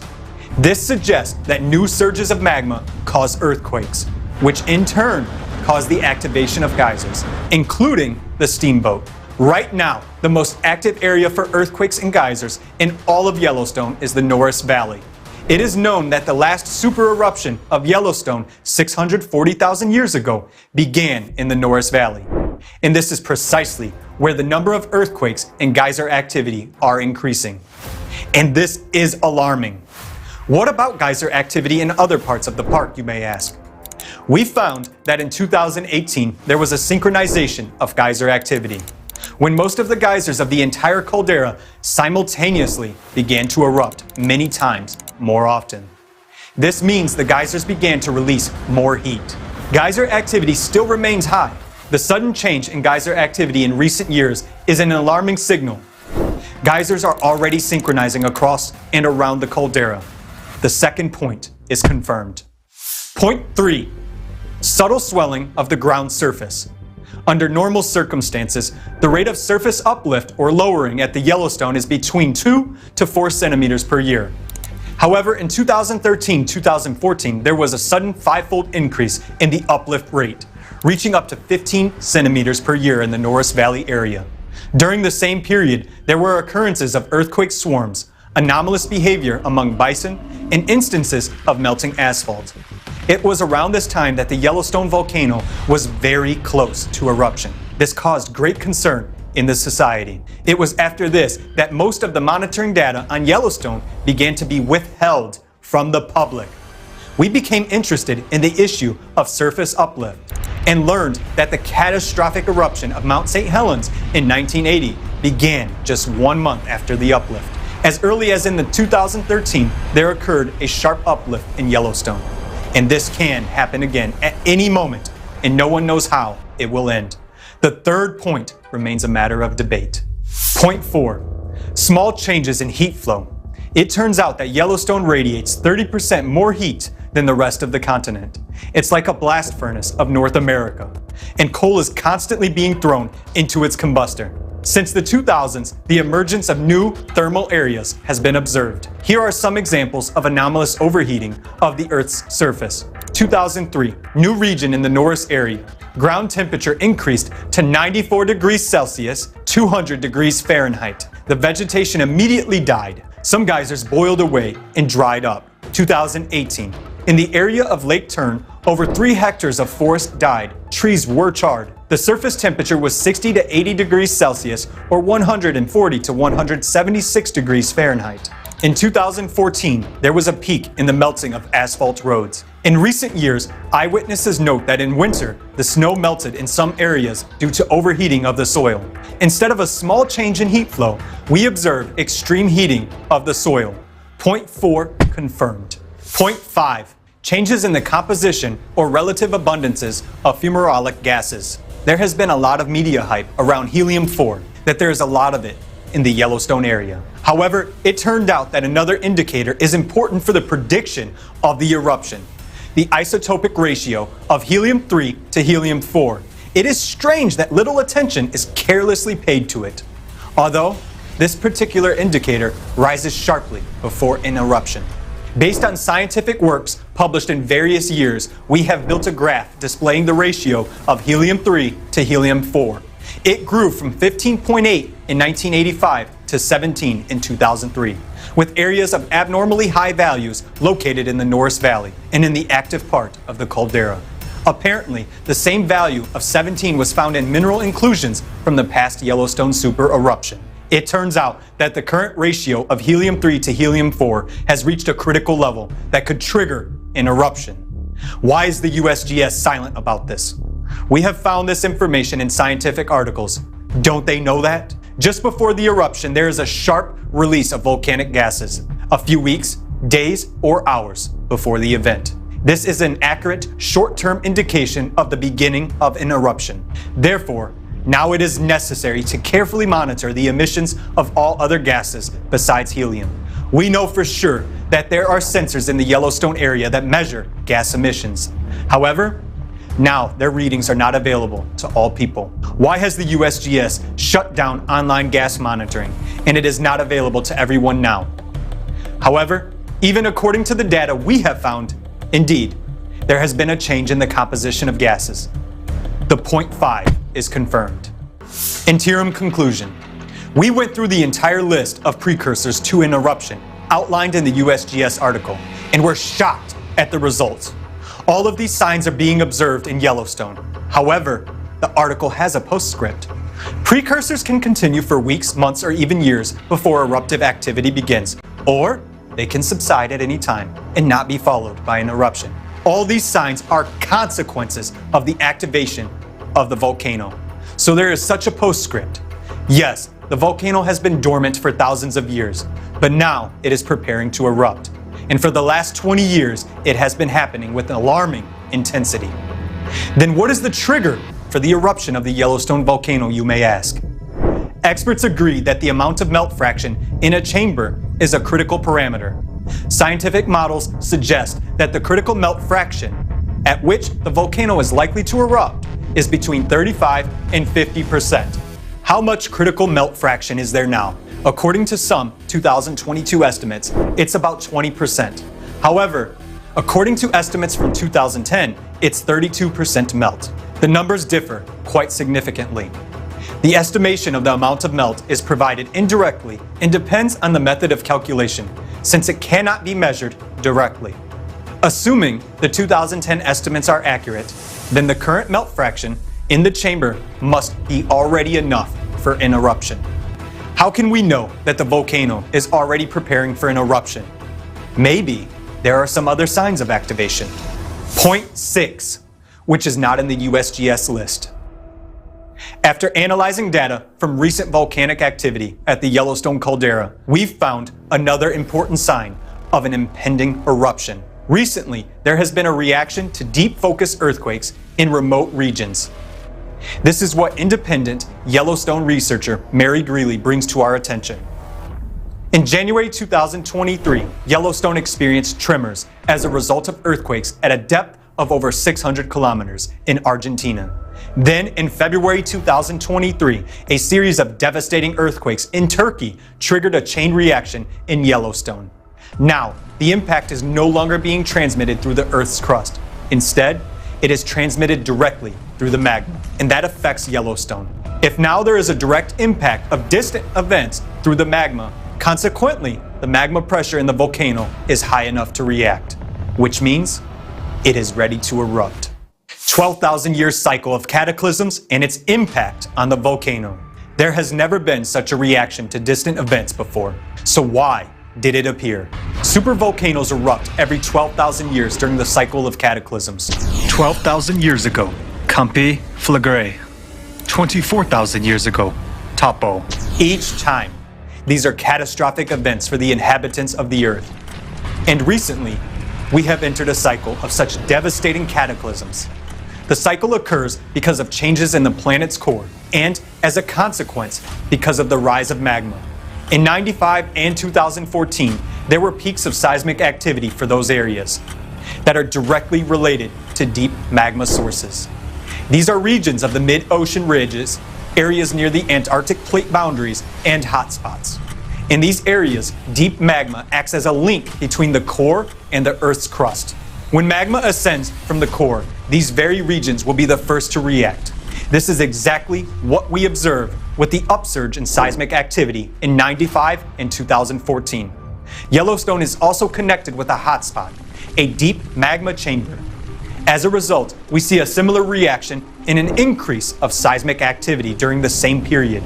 So we can already see that along with the main signs of volcano activation mentioned earlier, Yellowstone is also reacting to the current 12,000-year cycle. Let's go back to the beginning, when we also said that it has a period between super eruptions. This is the period of preparation of the magma chamber. Now, the current cycle of cataclysms aligns with the time when the magma chamber of Yellowstone is already ready to erupt. If the process is not stopped, Yellowstone is sure to explode in this cycle. And the USGS knows this, but they keep silent and hide the data.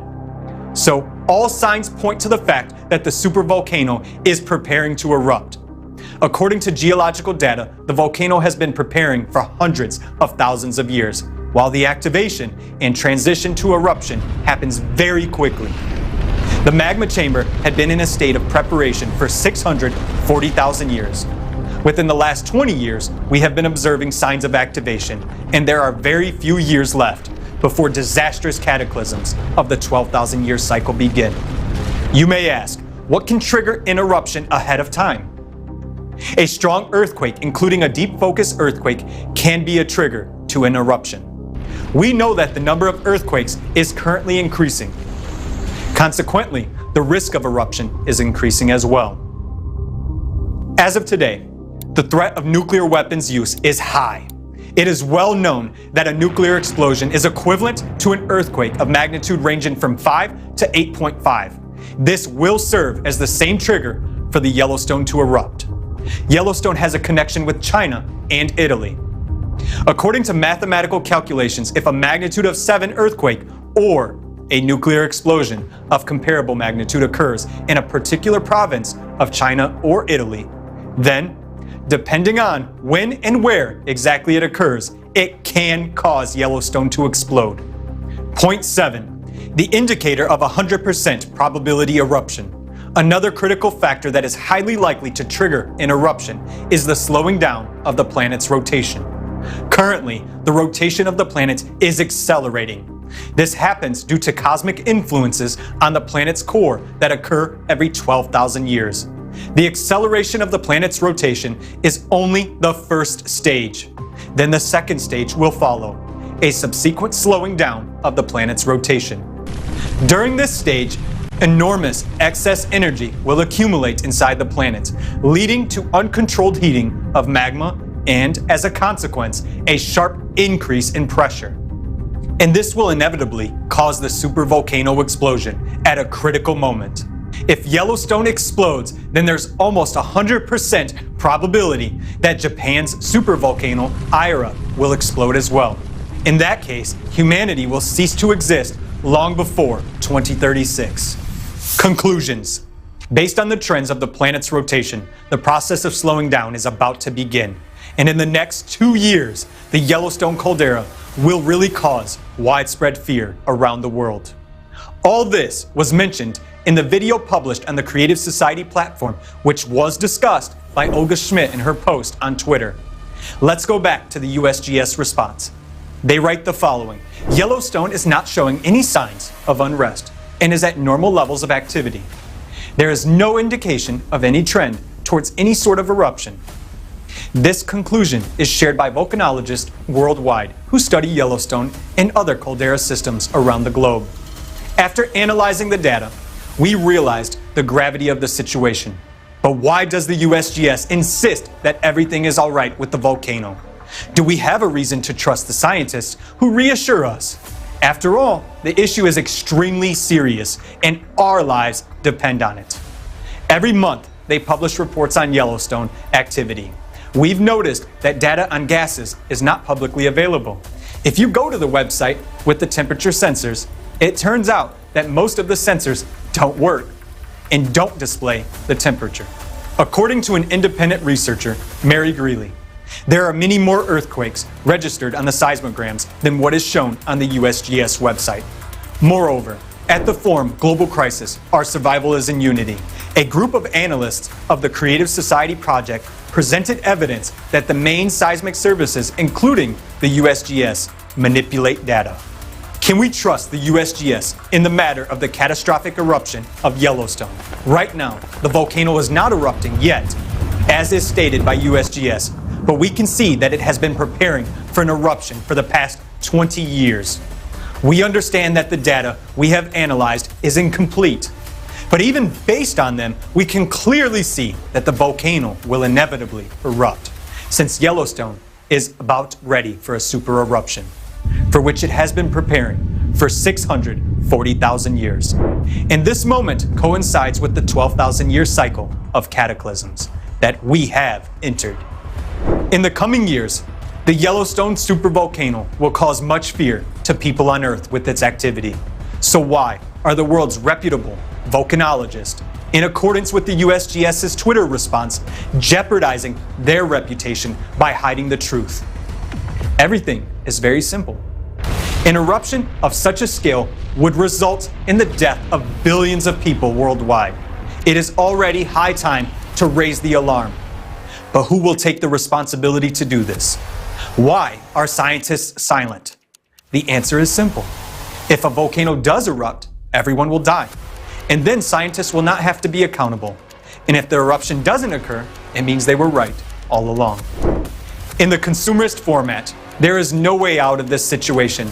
We won't be able to do anything about the Yellowstone eruption and save humanity. Only in the creative format of society will we be able to do everything to know about the eruption of any volcano in advance, and even be able to reliably use caldera depressurization technologies to prevent an eruption, instead of activating the volcano. But the most important thing is that we'll be able to save the lives of billions of people. We are telling the truth about the high probability of Yellowstone's eruption in the next few years, because we are not financially interested and do not risk losing our careers. We speak out because we want to live, and we offer a way out.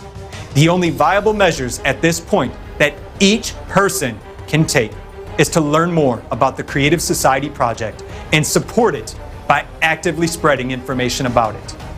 Only in this way can we prevent catastrophic eruptions of supervolcanoes on the planet. Join us, and you will be sure for your future and the future of your loved ones.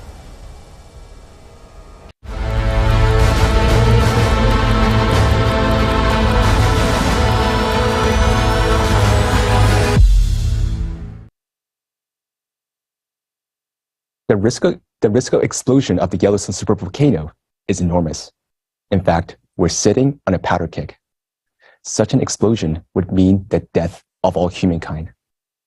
How many of us really know that? Now, you know that vital information is being hidden from you. And not only hidden, but all leaks of this data and all information about it is being blocked. Why do you think politicians do this? It's very simple, because they don't see a solution. I would like to draw your attention to the following fact. We do not blame politicians. We can understand them. They keep quiet so as not to cause panic because they do not see a way out. Believe me, we would be silent too if we didn't know that there is a real way out. But we, the participants of the Creative Society Project, tell the truth openly because we know the solution. It really exists. There is a way out. It is a creative society. And later at today's forum, you will learn in detail what the format of the creative society is and how we, all humanity, can build it together.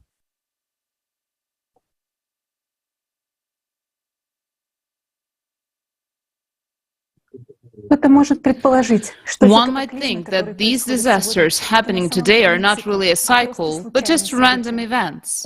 Unfortunately, no.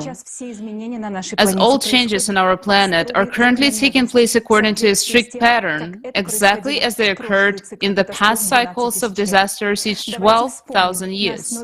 Let's recall based on what it was concluded that disasters of planetary scale occur every 12,000 years, while every 24,000 years they're even stronger.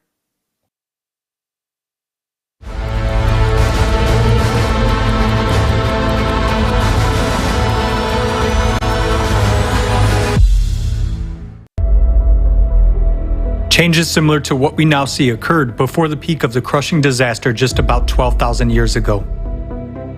Those events are called the Alared Oscillation and the Younger Dryas glaciation that followed. 12,800 years ago, global temperatures rose as much as 15 degrees Celsius within just a few years. Most of the ice sheets suddenly melted, and the Earth emerged from a full ice age. At that time, there were extreme floods and other natural disasters, along with an intense sea level rise. The Gulf Stream stopped at that time, just as it is happening nowadays. Scientists from the University of Kansas have proven that about 12,800 years ago, there was a giant fire on Earth that covered 1/10 of the entire planet's surface. Other researchers have also found that large fires raged in Siberia 12,000 years ago. Similarly, nowadays there are more and more large-scale fires that cannot be extinguished.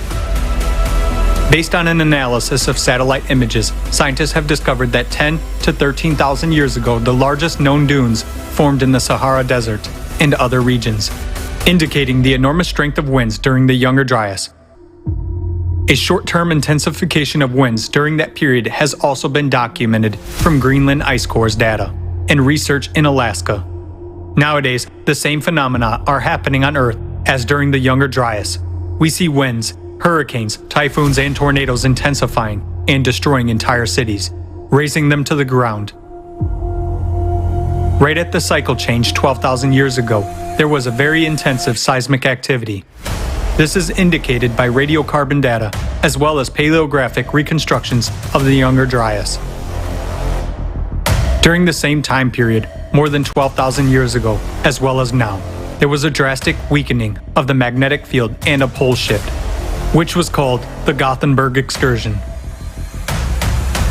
The reason for all these abrupt changes was an abnormal magmatic activity caused by changes in the core. This was expressed in large-scale volcanic eruptions that scientists recorded in the Younger Dryas by dust and traces of acid rains and glacial cores. Analysis of sediments found in Hall's Cave points to volcanic eruptions that caused a volcanic winter about 13,000 years ago and glaciation across the globe. After the sudden warming in the Younger Dryas, an equally abrupt cooling occurred. This event caused a mass extinction of megafauna.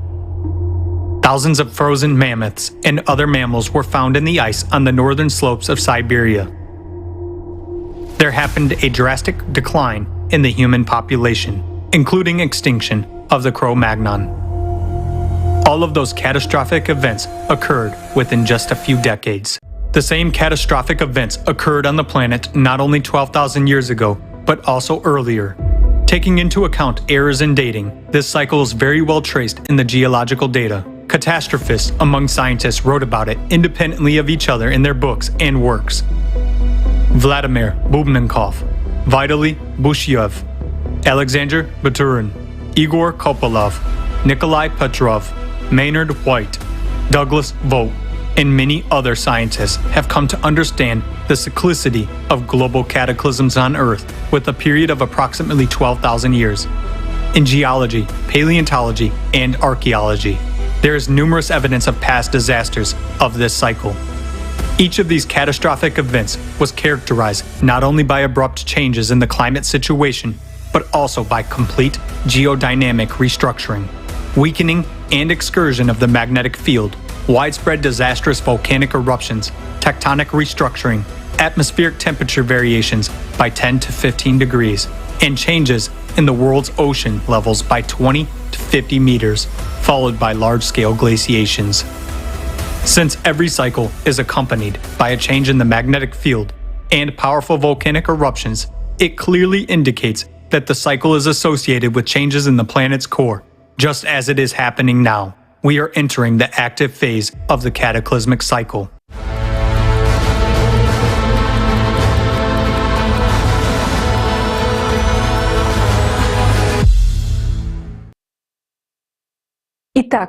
So, the conclusion that there is a cycle of 12,000 years was based on an extensive interdisciplinary research of traces of disasters from ice cores, riverbed sediments, flood traces, ash layers from eruptions and megafires, paleomagnetic events, tectonic restructuring, archaeological data, and many other facts.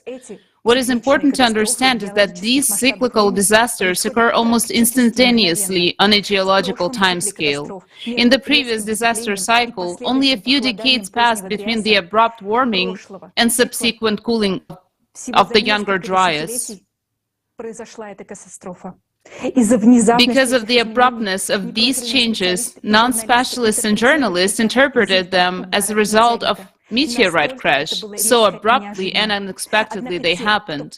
However, those who have studied the Younger Dryas event comprehensively are convinced that it was volcanic eruptions that caused the abrupt warming and subsequent cooling.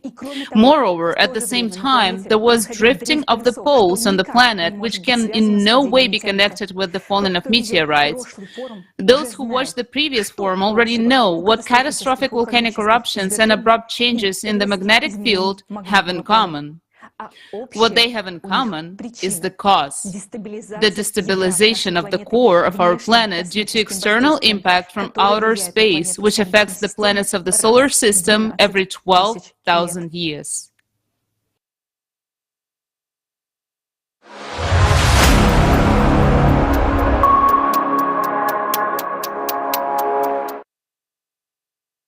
During each 12,000-year cycle of catastrophe, there is a drift of the magnetic poles, which we are observing now. The pole shift from 12,000 years ago is called Gutenberg excursion, 24, Lake Mungo, 36, Mono Lake, 48, La Champ, and so on. In past cycles, the magnetic field also weakened. For example, according to the paleomagnetic research and dendrochronology, during the La Champ event, the planet's magnetosphere shrank to about 3.8 times the Earth's radius. One hypothesis claims that the extinction of Neanderthals occurred due to the increased ultraviolet radiations, since the weakened magnetic field allowed greater flow of radiation to the Earth's surface. According to scientists' model, at that time, auroras were observed even near the equator. These changes of the magnetic field are already gaining momentum now. You may think that this is not a very important parameter since you cannot feel it by yourself. But in fact, this is a catastrophic phenomenon threatening all life on the planet, and soon you will see this for yourself. Let's look at the changes of the magnetic field in the current 12,000-year cycle. What anomalies on the planet they cause, and what threats these possess to us. Again, that in 1995, as a result of the changes in the Earth magnetic field and in the Earth core, the North magnetic pole, previously moving at a speed of about 10 miles a year, drastically accelerated by 3.5 times.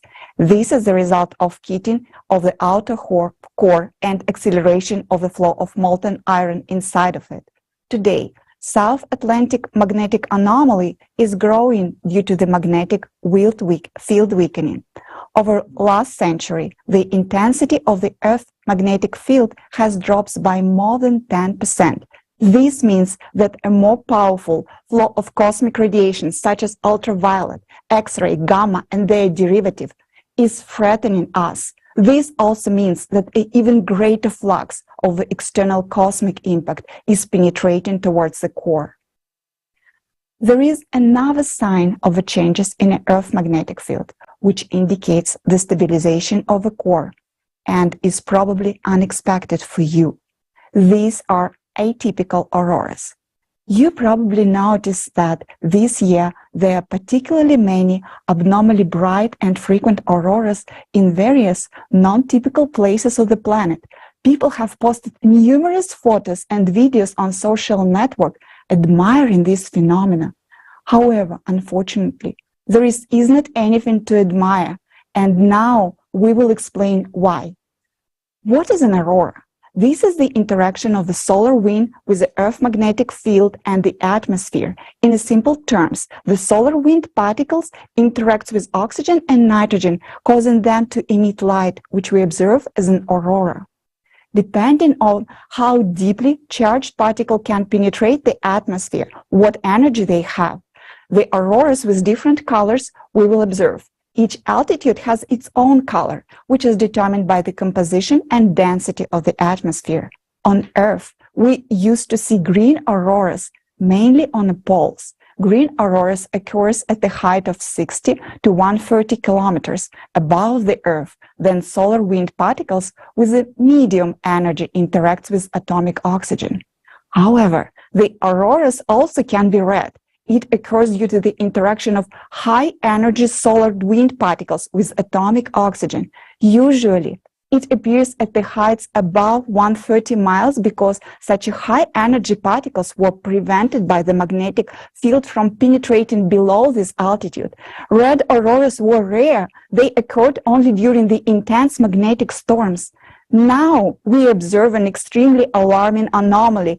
Not only red auroras become more frequent, they already been observed at the altitude lower than 55 miles. What does it mean?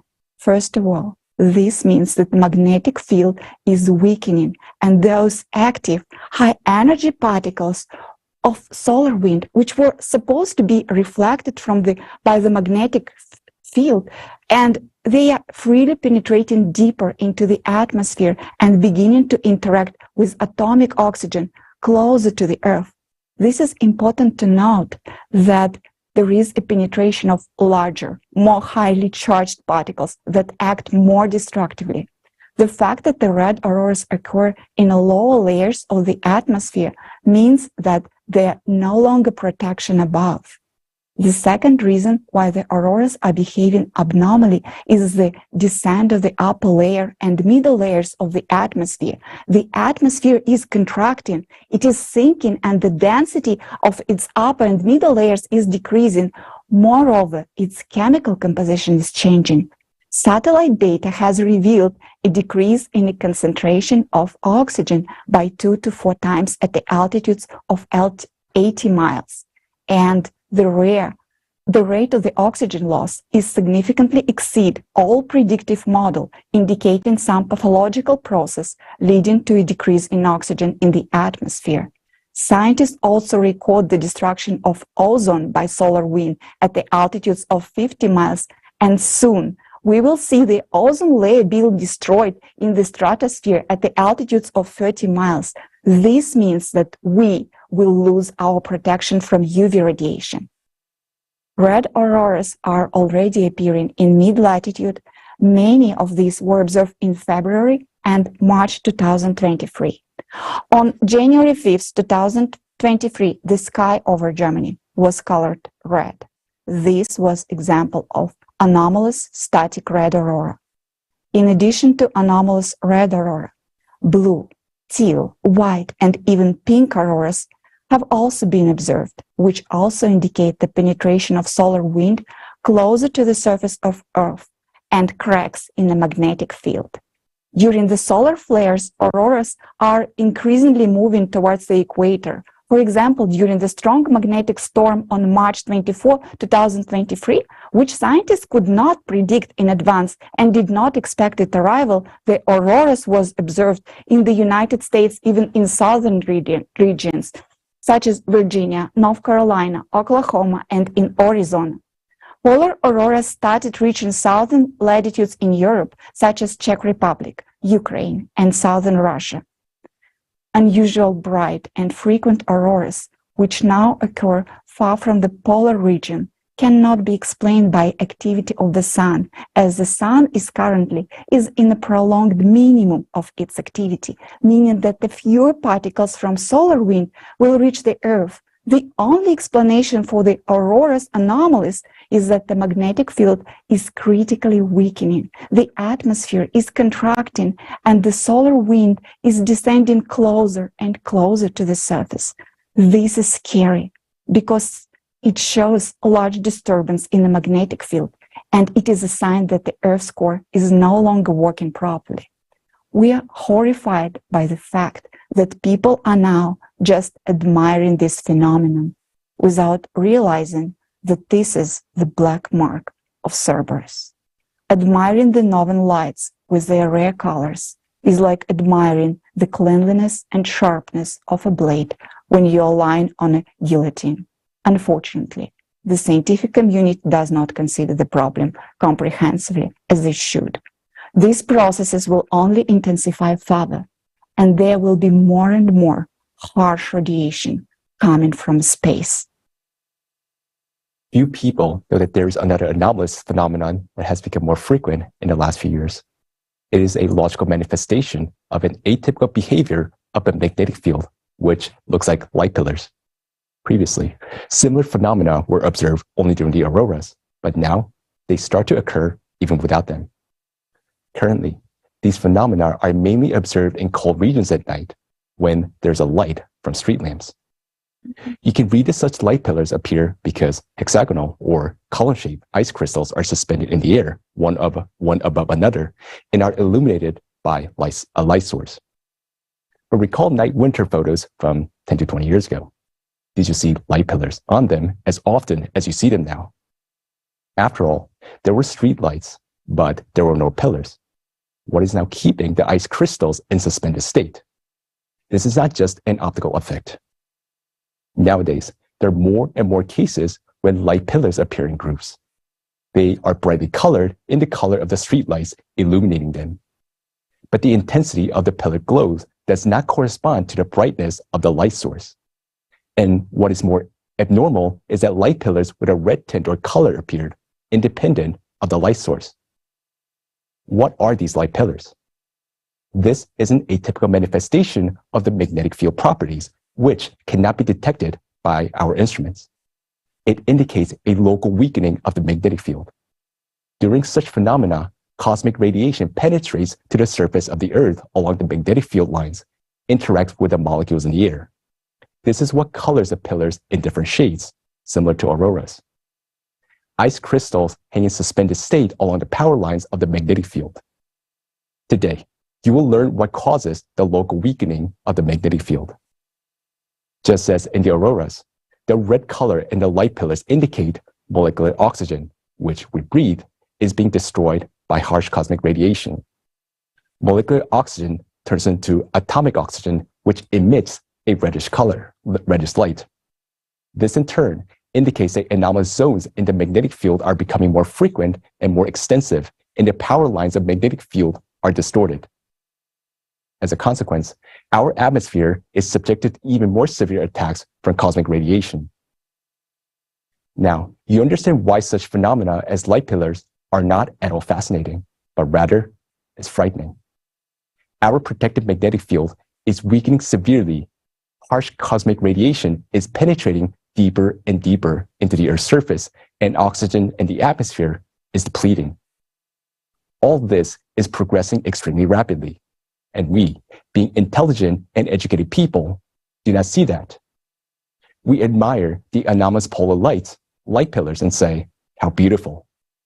What can be beautiful about impending death?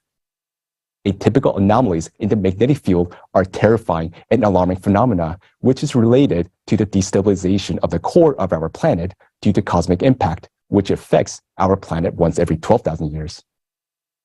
The climate cerberus has literally given us, all of humanity, a black mark, and we admire and marvel at it. This is a cerberus that dictates a sentence to all of humanity.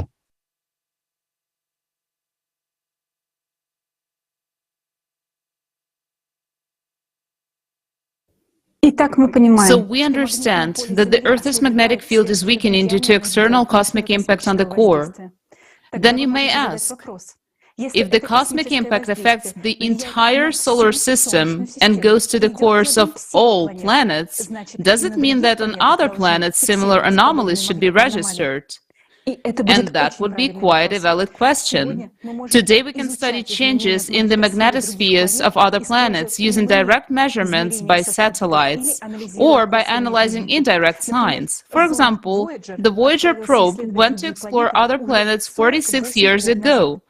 And for that time, we have gathered enough statistics to record changes. Let's find out what is happening to the magnetic fields of other planets in the solar system now.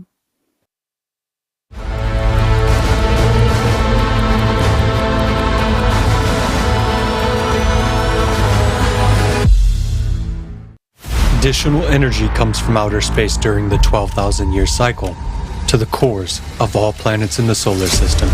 It is the cores that generate the magnetic fields of the planets, due to the influence of cosmic impact on the Earth's core. Since 1995, there have been changes in the magnetic field of our planet. They are manifested in the form of atypical polar light, growth of the South Atlantic anomaly, and pole drift. The outer impact also affects other planets and their satellites. Let's consider what signs of changing magnetic fields we can see on other planets of the solar system. Venus. On Venus, a magnetic field was detected for the first time in 2006, although there had been no signs of it before. As a consequence, aurora borealis is now observed on Venus. They appear in the form of light-moving spots of varying shape and intensity. Sometimes they spread over the entire planet. All this suggests that since 2006 there have been big changes in the core of Venus because the magnetic field cannot appear by itself. Mars. Now, Mars does not have a global magnetic field as a result of a catastrophe that occurred on the planet and affected the function of its core. Only magnetized rocks on the surface of the red planet have magnetic properties. Usually, the magnetization of rocks is so weak that it cannot be a condition for the occurrence of aurora borealis. However, in recent decades, aurora borealis has suddenly appeared even in local zones of magnetization. In the southern hemisphere of Mars on August 11, 2004, the Martian aurora borealis was observed for the first time. It corresponded to a special type of aurora borealis never seen before in the solar system. Between 2004 and 2014, a total of 19 aurora borealis were detected, all of them located in the zone of anomalies of the magnetic rocks of Mars. In April 2022, a giant sinuous discrete aurora was detected on Mars. It was in the form of a luminous twisted band of ultraviolet light and covered half the planet. The appearance of all these aurora borealis on Mars indicates a dramatic change in the properties of even the non-functioning core of Mars. After all, it also receives additional energy during the cycle, and therefore can change its magnetic characteristics. Jupiter. On Jupiter, the magnetic field is 20,000 times stronger than the Earth's, and the aurora borealis occurs in the X-ray range and is 1,000 times stronger than on Earth. In 2017, data from the Juno satellite showed that Jupiter's magnetic field has undergone global changes in recent decades. This became evident when compared with data from the Voyager probe, which explored Jupiter in the 1980s. The largest changes in the magnetic field occurred in the powerful magnetic region near Jupiter's equator, known as the Great Blue Spot. This transformation cannot be explained by external influences on the magnetic field, which means that the change in the Great Blue Spot is associated precisely with changes in the characteristics of the core of the gas giant. This phenomenon can be compared with the South Atlantic magnetic anomaly on Earth, which is now rapidly expanding. The largest satellites of Jupiter also have polar lights. However, it is interesting that on Callisto, northern lights were detected for the first time only in 2021. This indicates that changes in the magnetic properties of the cores during the cycle of 12,000 years occurred not only on the gas giants, but also on their satellites, as they also have cores. Saturn. Compared to Earth, Saturn has a much larger magnetosphere. On Earth, polar lights are usually caused by the solar wind, while on Saturn, the solar wind has much less influence on the dynamics of polar lights. On Saturn, polar lights shimmer in the infrared and ultraviolet ranges, that is, invisible to the human eye. Despite the fact that the solar wind could not affect the intensification of polar lights on Saturn, in 2017, a new type of northern lights began to be observed on Saturn, along with the classical one. It was caused by ultra-fast winds in the upper atmosphere above the North Pole. We can see how the parameters of magnetic fields on different planets of the solar system have changed in recent years, compared with the previous observations. These changes occur both on terrestrial planets such as Earth, Mars, and Venus, as well as on the gas giants such as Jupiter and Saturn, and even on their satellites. Changes in the magnetic fields of the planets are caused by changes in their cores. And the simultaneity of these processes points to a single external factor, the cosmic impact, which affects the cores of all planets of the solar system in the cycle of 12,000 years.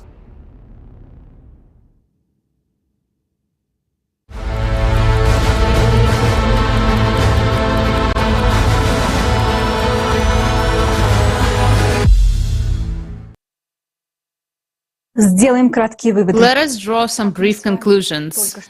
As we've seen, magnetic field anomalies on other planets occur in the same way as they do on Earth. This again indicates that today the entire solar system is influenced by cosmic impact on the planet's course. And later today you will learn why exactly the planet's cores react to the external impact and what exactly happens in the interior of other planets due to the imbalance of their cores. Now we've considered how physical phenomena react to failures in functioning of the core, and this can be seen both on Earth and in the outer space. But there is another indicator on Earth which other planets don't have, by which we can track anomalies in the magnetic field. That indicator is living organisms. On Earth, everything living, from humans to fungi, insects and bacteria, depends on the magnetic field. So any abnormal changes in the magnetic field will affect their vital functions. And today you will find out how disastrously they are affected.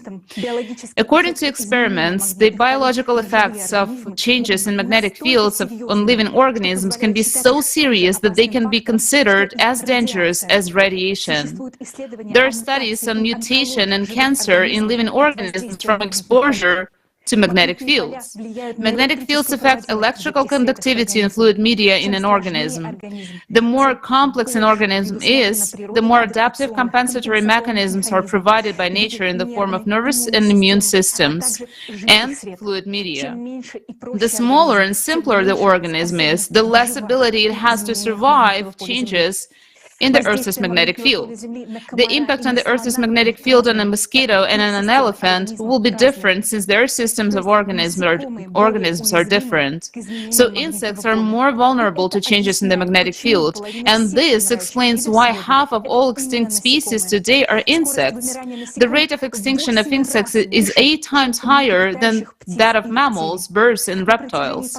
During the last 25 to 30 years, when after 1995 critical changes in the Earth's magnetic field began, the number of insects decreased by 2.5% a year. Magnetic storms also affect insects. Nowadays, during the 12,000-year cycle of cataclysms due to changes in the planet's cores, areas of atypical magnetic anomalies which are not detected by our devices also start appearing on the Earth's surface. These areas are the first ones to which living organisms react. As soon as the magnetic field in these areas weakens, the population of species decreases. As soon as the tension increases, the population of species grows. Under such temporary fluctuations, animals have a chance to survive, adapt, and maintain the population. But with a global problem, such as sudden weakening of the planetary magnetic field, mass extinction of flora and fauna ensues. That's exactly what is happening today. About 1 million species of animals, plants and fungi are now threatened with extinction. Some might say it's not due to climate change, habitat change, or environmental pollution. Yes, that's true, but not only that. The effect of changes in the Earth's magnetic field on living organisms is critically understudied, although it's already deadly. Let's watch a video about the scope of species extinction today due to changes in the magnetic field.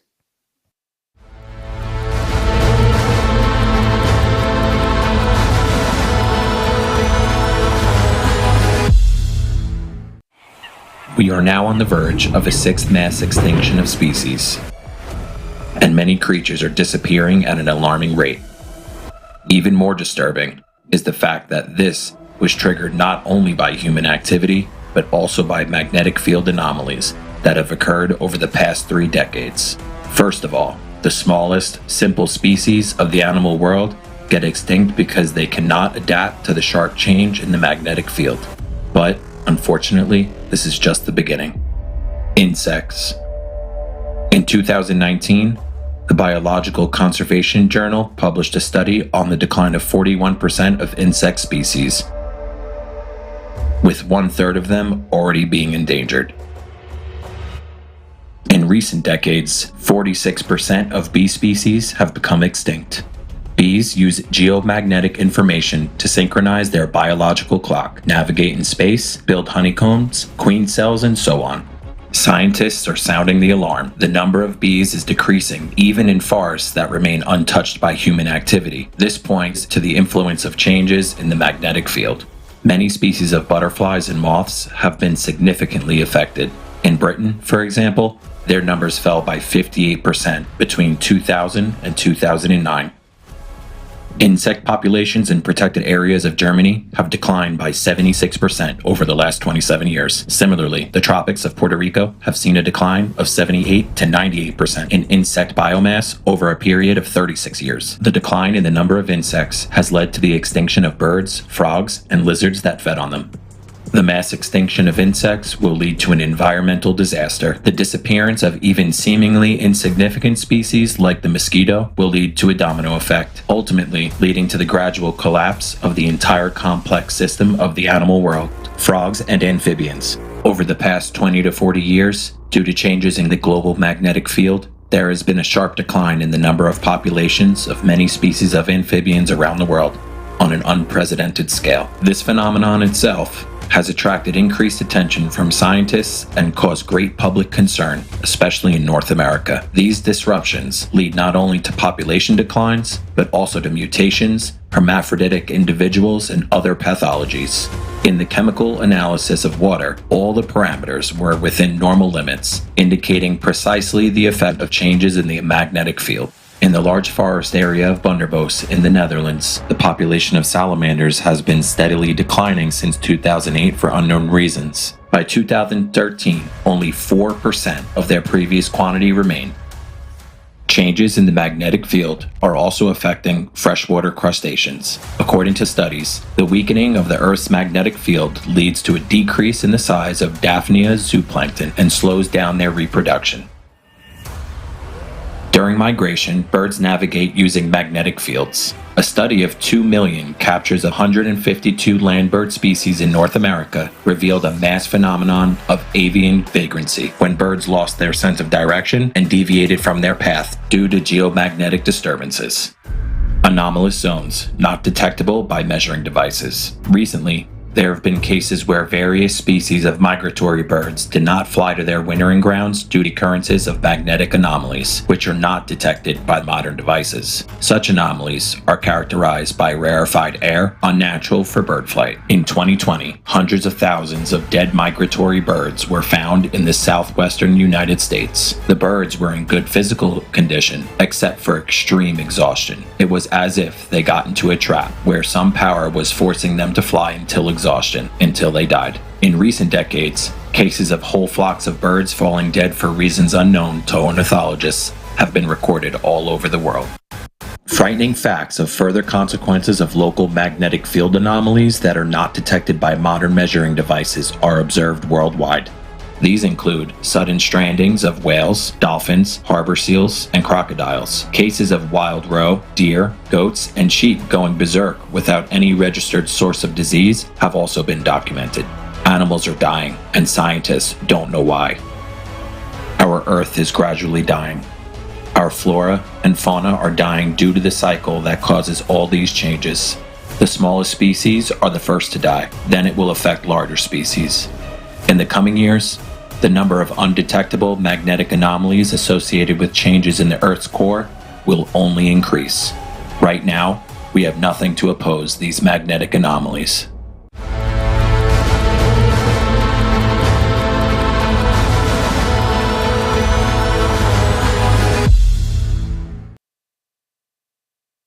У вас может возникнуть вопрос. You may have a question. Earlier in our report, we discussed climate change on other planets, deep focus earthquakes, and destructive processes in the Earth's interior.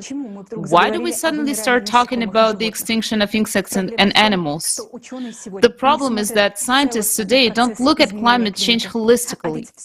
While everything is interconnected, and careful observation of the behavior of insects and animals can help us better understand where zones of geomagnetic anomalies occur and what their nature is. What we cannot capture with devices today can be detected indirectly by various signs. That is why we use the multidisciplinary approach, because we realize that the more holistically we look at the climate change picture, the better we can investigate the issue and the faster we can find a solution.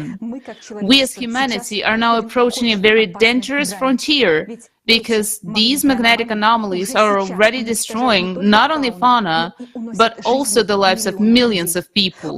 Already now, none of us is immune. We invite all experts to pay attention to the information that we'll now voice. As we have mentioned earlier, as today, the Earth's magnetic field has weakened by 10%, and this trend is clearly increasing. As a result, we humans are becoming more vulnerable to the radiation. Therefore, we are currently observing a rapid growth of oncological, viral, and other types of diseases. This is an established fact that during the magnetic storms, there is a number of heart attacks and strokes, including fatal increases 2 to 3 times. This is because the charge of the magnetic field reduces the external charge of erythrocytes, which leads to their clumping. Blood coagulation increases by 2.5 times, which significantly increases the risk of thrombosis. Let's look at the slides showing the rate of cardiovascular diseases, psychiatric disorders, and cancer, which are steadily increasing, and they are caused, among other reasons, by the changes in the magnetic field. These numbers are shocking. But I would like to point to another extremely disturbing fact related to our health, which official science cannot explain. Many countries sounded the alarm. Young, healthy people have suddenly and prematurely started dying. Autopsy doesn't reveal any organic damage, no aneurysms, heart scars, blood clots, or ruptures of vessel. That was as if heart was simply switched off. This phenomenon was called sudden adult death syndrome. Doctors cannot find explanation for this phenomena and are discouraged by the number of cases occurring. There are several theories about how that could be caused, and you can see them on the screen now. But despite the funding and research in this area, the number of sudden deaths in the world continues to rise rapidly. And all these tell us that the cause lies in the processes that we are still don't know, and they are not known to official science. Especially, we are witnessing another type of atypical anomalies in the magnetic field, which arise from the changes in the core. These are drastic local increase in the magnetic field intensity that migrates across the surface of Earth. The human body, then exposed to such an area, simply shuts down. Its resuscitation, if it's not performed within 2 to 3 minutes, death will occur. Today, due to the increasing instability of the planet's core, this type of atypical anomaly is occurring more and more frequently in the various parts of the planet, which means that the amount of sudden deaths will continue to rise. This is impossible to shield against this phenomenon. In the coming years, this will become the new pandemic. The question arises, how to save your life? Today, human life is not valued. So if the consumerist format persists, this issue will never be solved. It is necessary to change the format of society from consumerist to a creative one, so that human life comes first, and scientists receive unlimited funding for research on how to eliminate the cause of these anomalies, that is, to stabilize the core. This will become possible when a way to counteract external cosmic impact is found. This is the only way to save human life. Anomalies in the Earth's magnetic field are now leading to another type of atmospheric phenomena that is extremely dangerous and is already causing the death of people.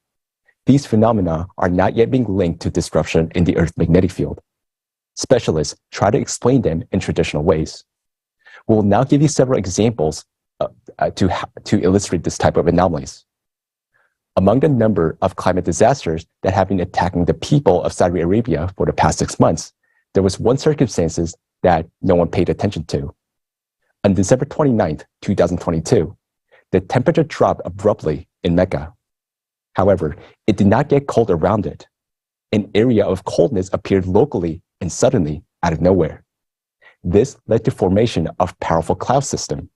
Look how suddenly it appeared there and brought heavy rain and hail with it. After a while, the temperature returned to normal, so no one paid attention to this. These abnormal, sudden, and localized temperature drops are attempted to be explained, for example, by Arctic cyclones bringing the cold. But why didn't cyclone manifest itself along the way? Because when cyclone moves, it leaves a trail of cold behind it along this entire trajectory. An Arctic cyclone cannot suddenly fall from above, make a cold snap in a local region, and disappear without a trace. Similar instantaneous localized drops in temperature have also been noticed in other parts of the world. For example, on December 21st, Colorado, USA, the temperature dropped by a record-breaking 40 degrees Fahrenheit in just half an hour. And in the state of Wyoming, a weather station recorded an unprecedented drop of temperature of 20 degrees Fahrenheit in just 2 minutes. On February 3rd, in the United States, near the observatory of Mount Washington, the air temperature dropped sharply to minus 47 degrees Fahrenheit. Mount Washington is known for the world's worst weather, but February 3rd, the temperature drop was record-breaking. The combination of freezing temperature with hurricane winds gust up to 127 miles an hour felt like minus 108 degrees Fahrenheit. The temperature drop was so sudden that trees and soil exploded and cracked from the freezing water. If people on the mountain at that moment would have gotten frostbites within 2 minutes. Simultaneously with the temperature drop, there was a sharp drop in pressure. Meteorologists explain these extreme conditions by the partial drop of the stratosphere into the lower atmosphere. You can see the animation on the screen. Such sharp localized temperature drops are associated with another type of atypical magnetic anomalies, which have not yet been detected by our instruments. These anomalies appear as a result of disruption in ionization of atmosphere and molecules. Ionization, it is important to understand that the charges of air molecules in the atmosphere are affected by the magnetic field. And in zones of atypical magnetic anomalies, the ionization of molecules in the atmosphere changes, and as a result, the connection between molecules weakens. Because of this, the air becomes less dense, and cold air from the upper layers of the atmosphere quickly descends to the Earth's surface, while the warm air rises into the stratosphere. This phenomenon can be called atmospheric contraction or overturns, which occur very quickly and have local character. This phenomenon can be detected by measuring the qualitative changes of molecules in the upper layers of the atmosphere. Probes can be placed in different parts of the planet to perform continuous measurements of the electrical charge on the air molecules, its intensity and strength. Then we will be able to study these overturn zones to comprehensively observe changes in the magnetic field and the processes occurring in the Earth's core. Another manifestation of such decompressed zones in the atmosphere has been the increasing occurrence of clear air turbulence, where air pockets form without any apparent reason. This phenomenon is not predicted and not detected by radars. On March 2, 2023, a Lufthansa crew encountered severe turbulence at an altitude of around 6.8 miles. The plane literally plumped more than 1,000 feet downwards. 7 people were seriously injured and taken to the hospital. On December 18, 2022, a United Airlines plane during takeoff climbed to 2,200 feet, 670 meters above the ocean. Suddenly, it began losing altitude rapidly. Fortunately, the crew was able to regain control over the plane only 775 feet or 200 meters above the water. On March 21, 2022, a China Eastern Airlines plane took off from Kunming Airport in China. After 2 hours of normal flight, the airliner suddenly began to fall. In just 2 minutes, the plane plumped 4.4 miles, 7 kilometers downwards. The captain tried to avoid the crash and gain altitude, but in a split second, the plane turned 90 degrees and crashed vertically into the ground.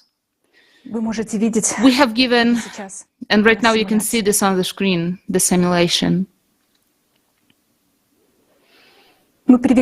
We have given only a few examples.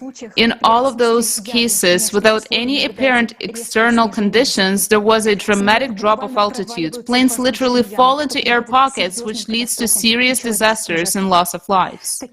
Such phenomena of air decompression, as well as atmospheric overturns, are associated with areas of atypical magnetic anomalies. The Bermuda Triangle is one of these pathological zones.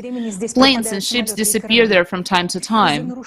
Due to the disruption of the magnetic field in such areas, the adhesion between air molecules decreases, leading to the formation of air pockets.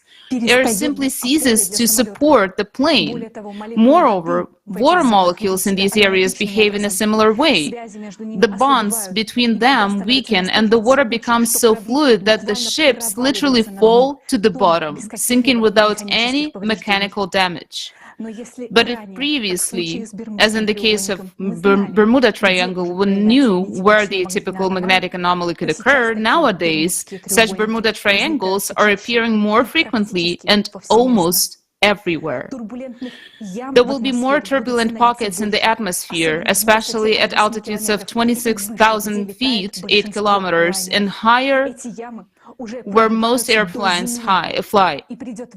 These pockets are already breaking through to the ground, and the time will come when there will be so many such pockets that flying and sailing will be impossible.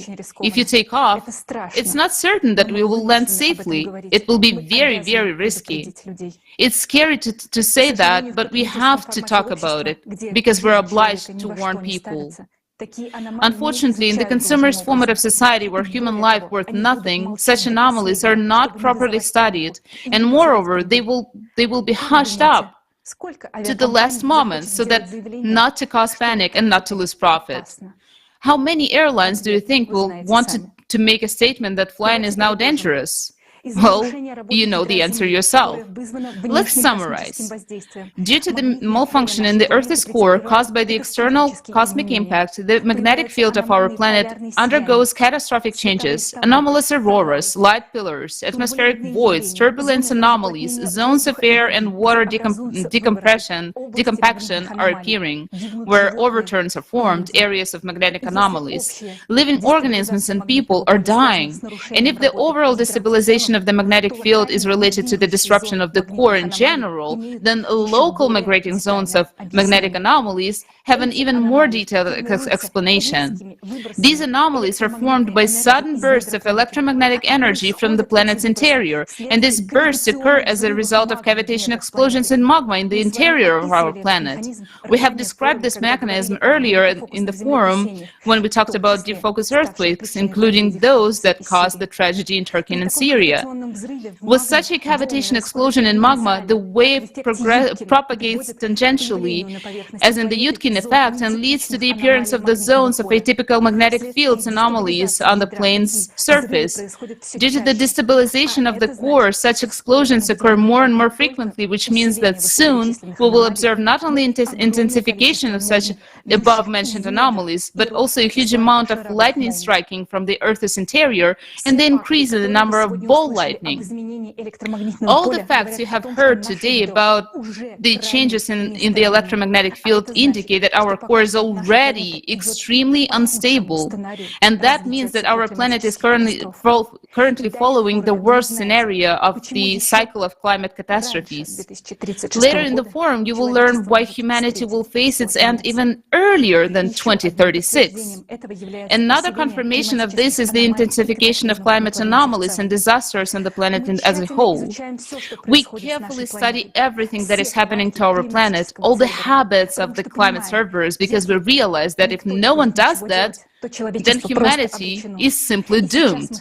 And now we want to present to your attention a video containing terrifying facts about the growing power of the climate cerberus, which unfortunately we cannot counteract today.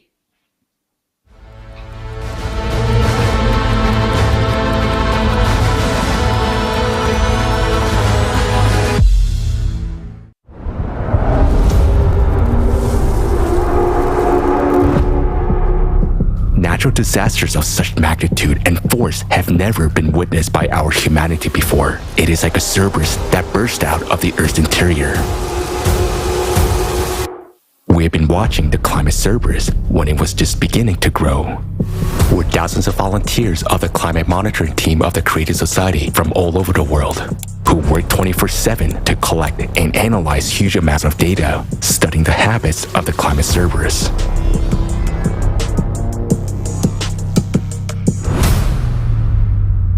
Even several research institutes can't process that much data.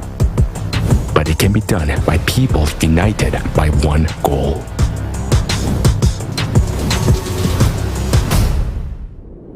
Watching the cerberus, we have realized that it has now grown and broken free. It is already tearing apart our planet, destroying our homes, and taking people's lives. And yet, most people are not aware of this threat at all and do not understand what is happening to the climate.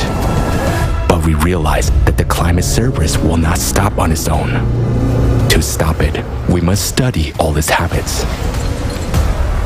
The cost of each of them is the lives of many people.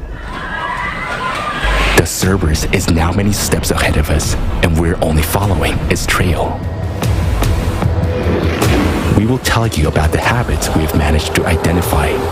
After watching this video, you won't be able to say that no one has warned you.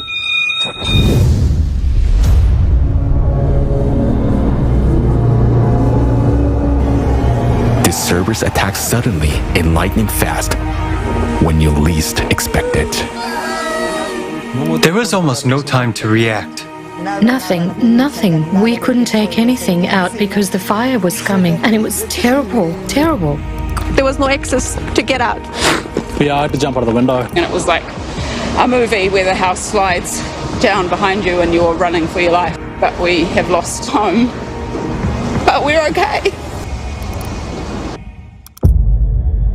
On March 28th, people were peacefully walking on the city streets in Georgia.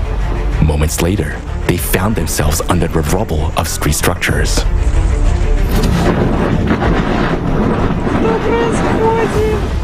The structure was shaking so much in the wind, I thought it was an earthquake. Look here, the wind completely tore off the roof of the market, from one end to the other.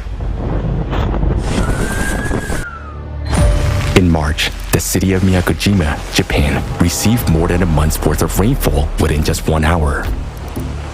While you're seeking shelter from the rain, a record amount of water falls on you, and it turns into a flood. Within 3 to 4 minutes, the water level rose by 2 meters. It just happened that quickly.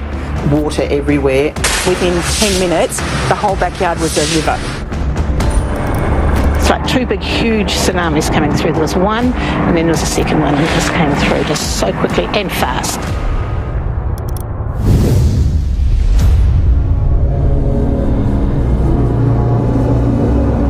The cerberus does not obey rules. The tactics of its attacks are unpredictable.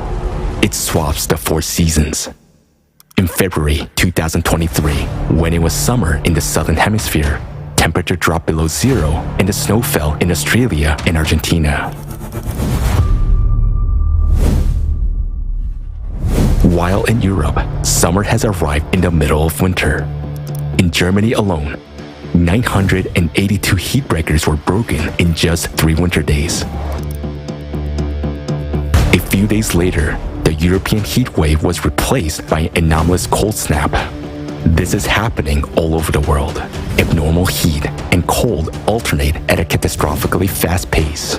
And that is also the terrifying signature of the cerberus. It brings chaos to your everyday life. In Africa, in southern Morocco, snow is a rarity. But in February 2023, the inhabitants of several communities were cut off from the outside world after a heavy snowfall. Emergency aid had to be delivered by air. The climate cerberus is sophisticated and inventive in its attacks. Tropical cyclone Freddy formed in the Indian Ocean in February 2023. Lasting 35 days, the cyclone traveled an enormous distance of 10,000 kilometers, becoming the most powerful cyclone in the southern hemisphere and the longest lived in world history. On its way, Freddy intensified 7 times, which has never happened before, and its trajectory was anything but a normal cyclone track. It turned around several times and continued its way. Cyclone Freddy left catastrophic devastation and claimed more than 600 human lives in 6 countries. The climate cerberus never sleeps. It attacks when you're most vulnerable and defenseless. Residents of São Paulo in Brazil went to their bed to the familiar sound of heavy rain. At dawn, a flash flood and multiple landslides buried about 50 houses with sleeping people. The Cerberus knows no mercy. Now, it's already making some really terrible strikes.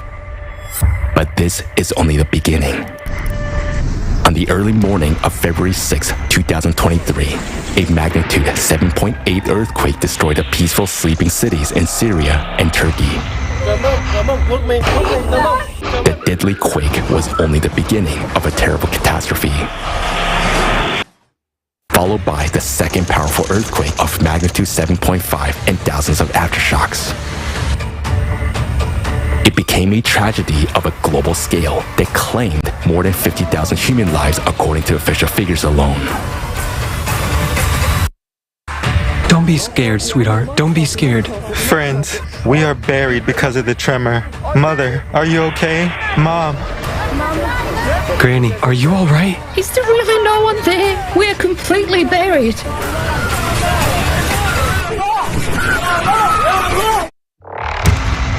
After the earthquakes, the affected regions experienced a sharp cold snap and a snowfall, followed by a severe flooding. The Cerberus is becoming more aggressive, and catastrophes of such magnitude as in Syria and Turkey will occur more and more frequently.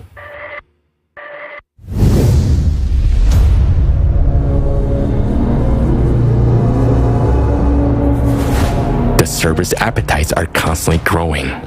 It is devouring more and more territory and taking away our homes.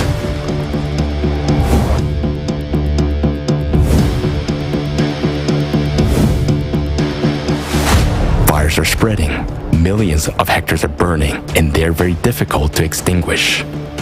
Floods are covering larger and larger areas. Across Europe, since 2000, there has been a more than 30-fold increase in abnormal rainfall.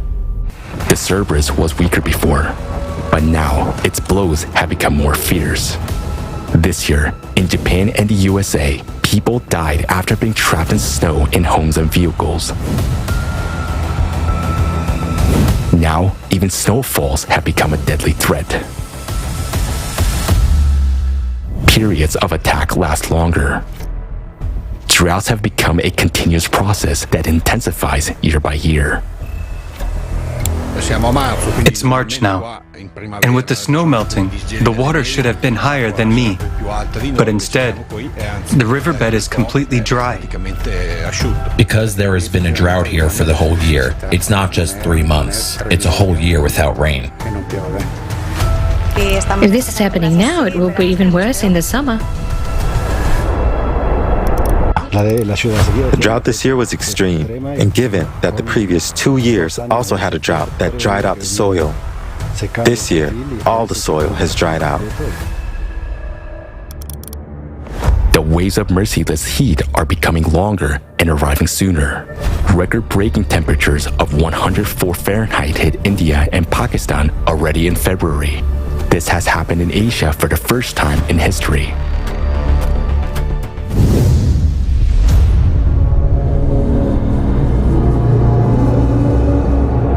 The Cerberus has many heads, and they are all insatiable.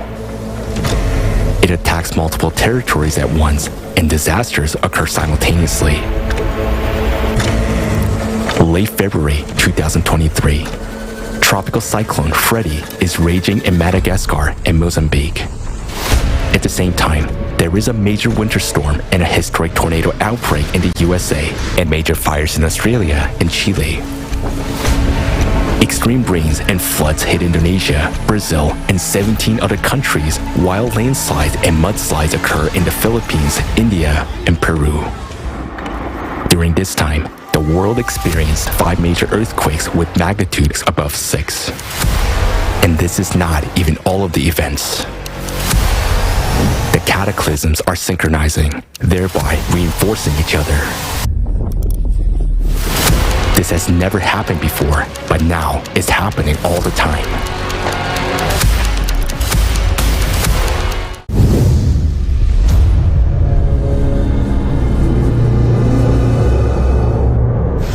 The climate cerberus grasping onto one territory does not let go of it.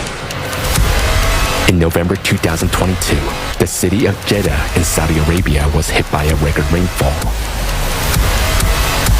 In 6 hours, more rain fell than in 3 years. The next 5 months brought a whole cascade of natural disasters. Giant hail and snow, sandstorms, storms and tornadoes, torrential rains and floods.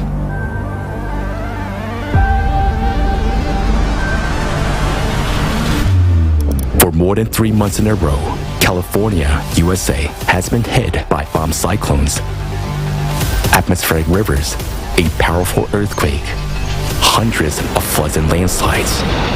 This is the first time the residents of the states have encountered anything like this. Climate disasters occur in cascades over one area, and each new wave of disasters brings even more destruction and suffering to people.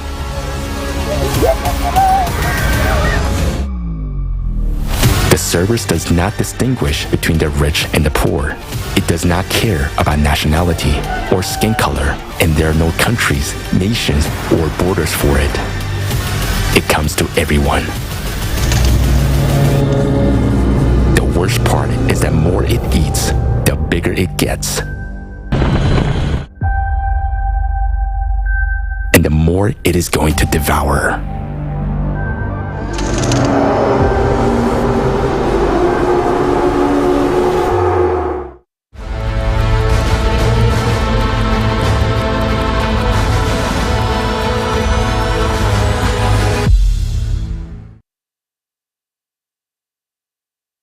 The video we just watched once again shows that the climate cerberus is a disturbing reality of our present day.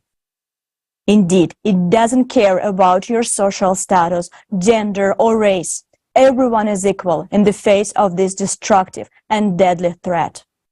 Can we oppose it now? Yes, we can. And everyone has something to offer. It's the voice of truth. The faster people around the world learn about the real causes of climate change, the faster steps will be taken to eliminate them. So, I want to call once again on everyone who sees and hears us now. Share this forum, this broadcast. Go live right now and record your invitations. Let's do everything we can do to make the world know the truth.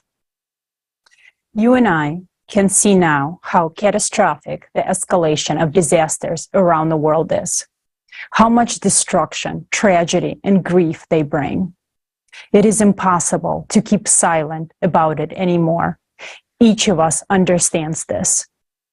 That is why we are holding this forum, and all our activities are aimed at conveying the truth about the real scale, the increase in disasters on Earth, and the real causes of this.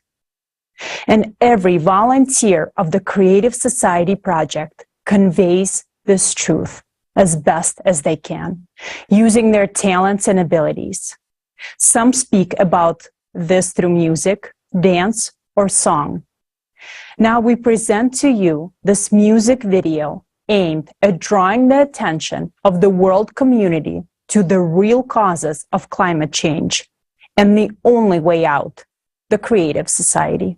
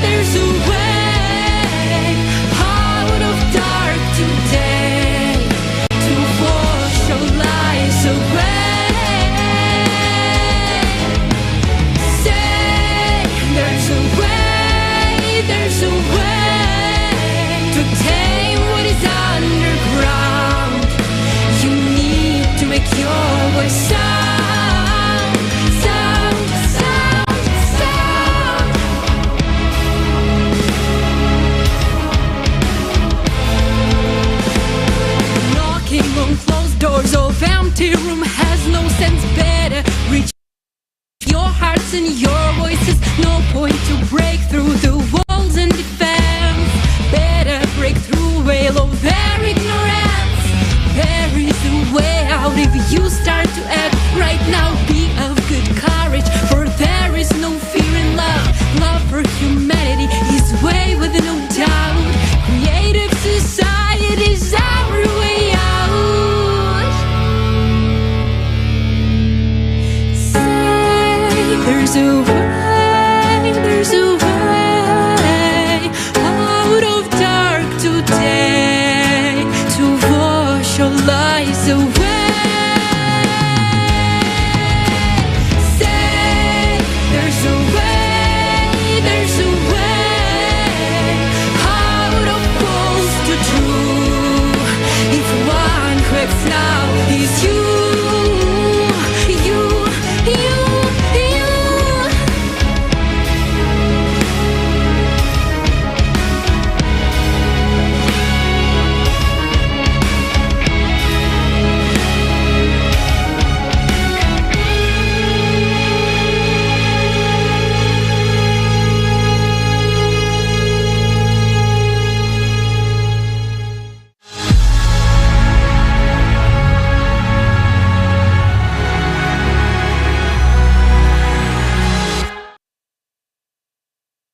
Thank you. There is a line in this song that says, to tame what is underground, you need to make your voice sound, which says that the problem today is underground, in the core of our planet.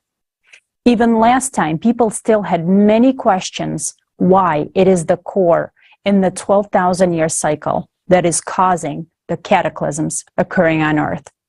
And so now I pass the floor back to our scientific team.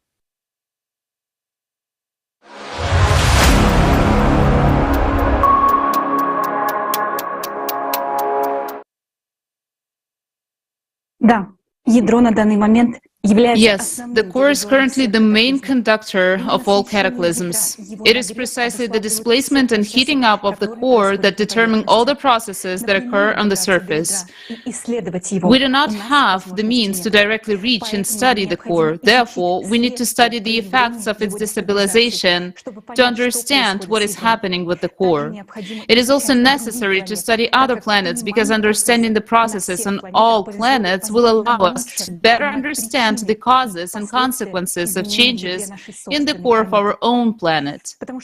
Because our main and key task during the cycle is to stabilize the core and stop the influx of additional energy from external cosmic impact to it, in order to prevent the extinction of humanity. And later in the forum, you will hear how it can be done. During the 12,000-year cycle, external impact comes to the cores of all planets in the solar system. What are the signs that tell us about this? It has been established that when there was a displacement of the Earth's core in 1998, there was a simultaneous displacement on other planets as well. How was this established? The first to speak about this was Yuri Vladimirovich Barkin, PhD in physics and mathematics, professor at Schmidt Institute of Physics of the Earth of the Russian Academy of Sciences. The displacement was measured on the Earth as well as on the Moon, whereas displacement on other objects were registered indirectly. During lunar missions, laser reflectors were installed on the Moon.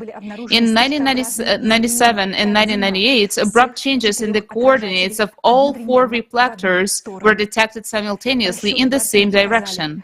Barkin's calculations showed that the centers of mass of all planets have shifted relative to their geographical positions, which indirectly indicates that displacements of all the cores. Look at these numbers on the screen. For example, on the screens, the Earth's center of mass is displaced to its geometric center by 1 kilometer, 0.6 miles. The Moon's by 2 kilometers, 1.2 miles. the Marses by 3 kilometers, 1.9 miles, while that the Sun over 300 kilometers, 186 miles. What did the destabilization of the Earth's core and the increase in energy from external space actually lead to? It led to an increase in seismic and volcanic activity as well as heating of the Earth's crust. However, the Earth's crust is heating up unevenly. There are 3 zones of Earth that are abnormally heating. Thin oceanic crust is the first to heat up, which causes heating of the water at the bottom of the ocean. The second type of zone are areas of activation of magma chambers beneath West Antarctica and Greenland, where magma and mantle plumes are rising. It is precisely because of this that these glaciers are melting from the bottom up, and we talked about this in detail during the previous forum. And the third zone is the areas of continental crust that are heating up as magma rises. Moreover, the coldest parts of the plates are the first to start heating up. For example, we can see that in Siberian Arctic is heating up 3 times faster than the rest of the world. Canada is being heated up as well. This is a compensatory mechanism. These areas bear the brunt first. When these areas of heating begin to grow, it will mean that Earth's crust can no longer compensate for the growing heat from the external impact coming to the core. In other words, the uneven heating of the planet's surface, which is a compensatory mechanism, is a clear sign of the core destabilization. We already know that destabilization of the core is taking place on all the planets of the solar system. In this case, the question arises, do we observe the same signs on other planets, such as uneven surface heating and geodynamic anomalies? Let's find out in this video.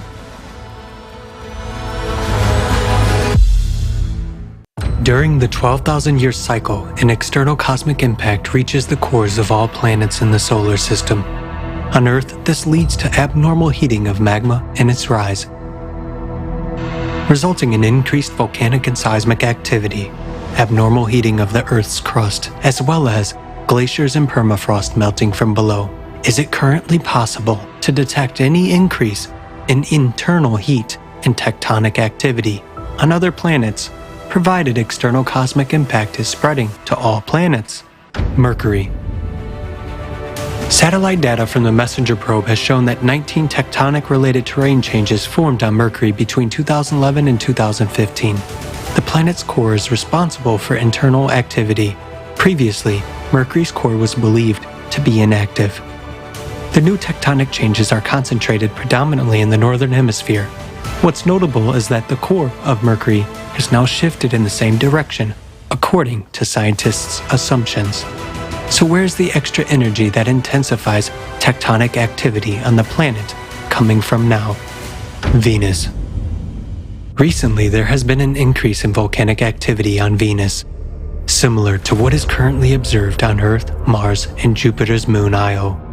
37 volcanic structures have been discovered on the planet's surface, with plumes observed within them. Their activity was detected in 2020. The researchers draw an analogy with Earth's mantle plumes that form chains of volcanic islands like Hawaii or the Canaries. As it can be seen on the map of Venus, these volcanic structures are mainly concentrated in the southern hemisphere of the planet, indicating an asymmetrical rise of magma in the planet's interior. The increased volcanic activity on the planet is also confirmed by numerous other independent studies. What has caused the recent rise of magma and plume activity on Venus? Why is this happening in sync with the increase in volcanic activity on other planets? There is also a sign of internal heating on Venus, manifested through accelerating winds. Data from the Venus Express orbiter showed that wind speeds on Venus have increased from 186 miles per hour to 249 miles per hour between 2006 and 2012. These days, similar dramatic signs of warming atmospheres are being observed on many other planets in the solar system. Mars. In 2018, the south pole of Mars experienced an unprecedented warming event. Areas of liquid water 20 kilometers in diameter were found under the ice cap. In other words, the ice on Mars is now melting from below, just like on Earth. As the geothermal heat from the planet's interior increases, the glaciers on Mars, like those in Antarctica, Greenland, and permafrost on Earth, are also melting from the bottom up.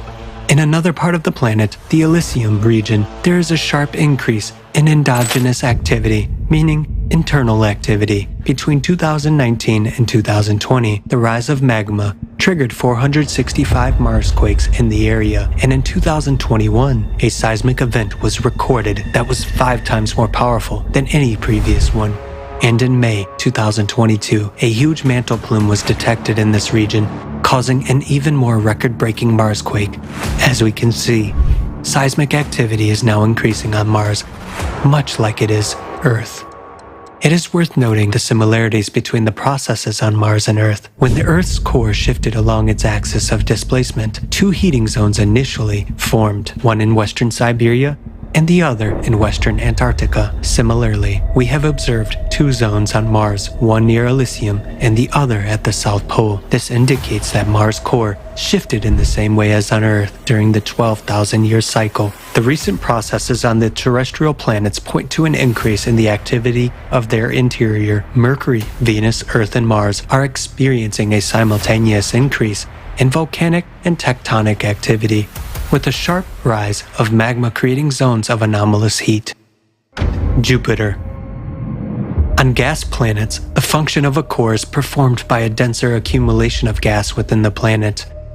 The high temperature of Jupiter's atmosphere is mainly provided by its internal heat. In 2001, scientists discovered that since the Voyager probe's exploration in the 1980s, Jupiter's internal heating had increased by 37%. Moreover, this heating is greater than the energy received from the Sun. It is known that internal heat fuels storms and turbulence on gas planets, increasing wind speed. Hence, the sharp increase in Jupiter's internal heat has resulted in the intensification of these atmospheric phenomena. When the Hubble was launched in 1990, no cyclones or thunderstorms were detected on Jupiter. But over the last decade, storms have become increasingly active and intensified. We can see them on images of the planet as spots. Red spots are the hottest areas. Since they started appearing, it means that there is more internal heat. Between 2005 and 2006, another massive red spot was formed on Jupiter for the first time. The already existing huge anticyclone, the Great Red Spot in the southern hemisphere, has shrunk and rounded, indicating an increase in wind speed. It has increased by 8% between 2009 and 2020. All of this indicates that additional energy is emerging in the depths of the gas giant that causes powerful internal heating. Where could this energy come from? Planet satellites also react to external space impact with an increase in endogenous activity.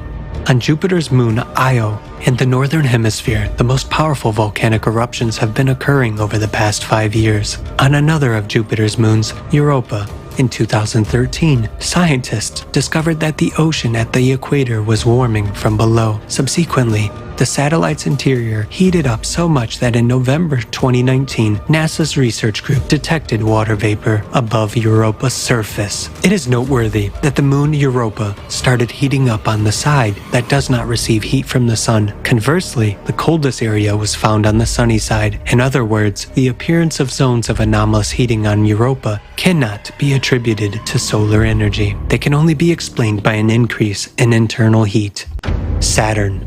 Internal heating on Saturn is known to be the main driver of storms, as it is on Jupiter. Between 2007 and 2010, a chain of 23 to 26 dark spots was discovered, which were interpreted as areas with high heat emission. In 2010, the so-called Great White Storm formed abnormally early in the northern latitudes of Saturn. It became the largest and most intense storm observed in the planet's northern latitudes. A record temperature spike of 150 degrees Fahrenheit above normal was registered in the vicinity of this storm. Subsequently, the processes in Saturn's atmosphere became more intense. In 2018, scientists discovered a series of storms of an entirely new type, also near the North Pole. Previously, the storms of such intensity had never been observed on the gas giant before. We see that Saturn's heating from the interior is increasing, which contributes to the intensification of storms on the planet Enceladus. Saturn's moon is covered with an ice shell, beneath which lies an ocean, and directly beneath the ocean is the planet's core. Unexpectedly for specialists, the interior of Enceladus has a very high geothermal heat, much higher than all known sources of heat on the planet. When they measured the internal thermal power of Enceladus, it was 15.8 gigawatts, which is an order of magnitude greater than all known sources of heat on the planet. This is 2.6 times the power of all the hot springs in Yellowstone. In 2005, near the south pole of Enceladus, where the sun does not shine, a spacecraft detected a new thermal anomaly, which had not previously been observed. In this area, jets of steam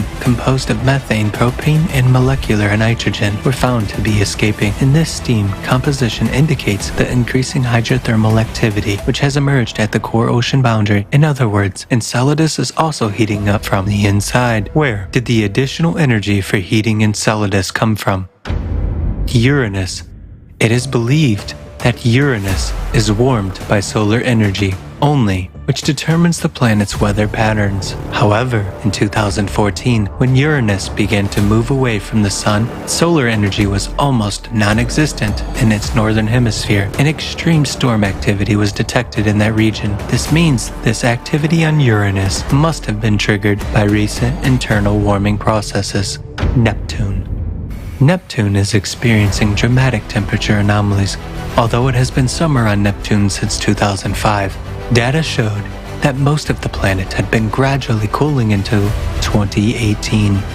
However, between 2018 and 2020, stratospheric temperatures at the South Pole have risen sharply by 11 degrees. Such a rapid pole warming vortex surprised astronomers since it had never been seen before. They could not determine the cause of these fluctuations. However, it is apparent that additional energy appeared in the system which may have caused such temperature anomalies. Pluto.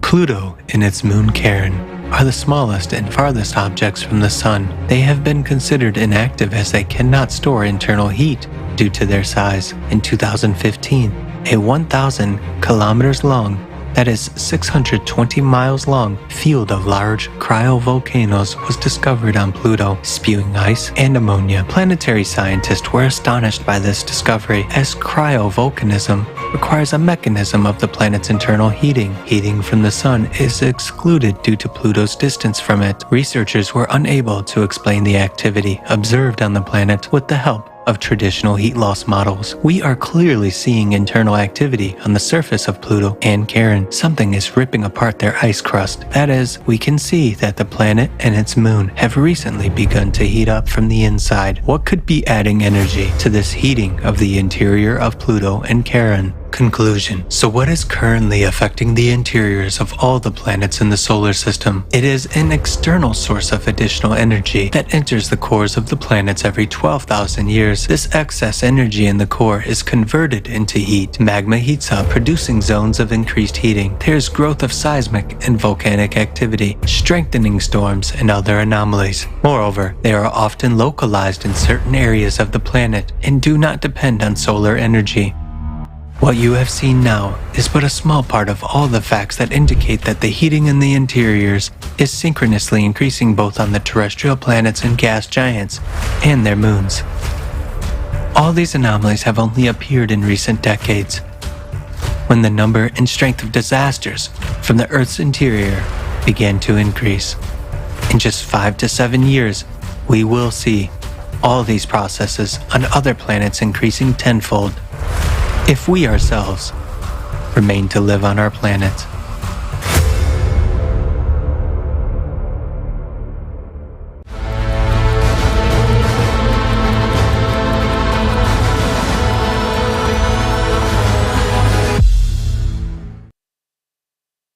Итак, мы видим, что сегодня внутри планет Солнечной системы To sum up, we see that additional energy is emerging inside the planets of the solar system, the presence of which cannot be explained by any of the known sources of heat such as radiogenic heat, tidal friction, solar radiation, and others. The emergence of additional heat in the planets of the solar system can only be explained by external cosmic impact on their cores, as well as on the core of the Earth.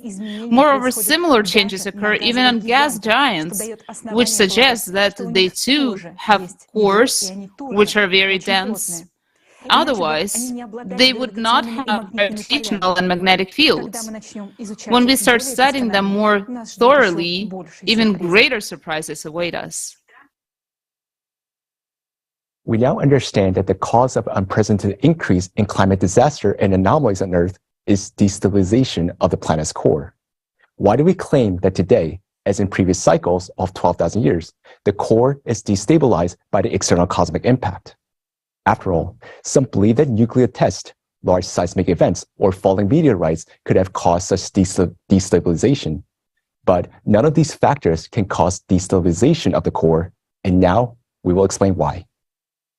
The Earth core sets the tone for everything on the planet.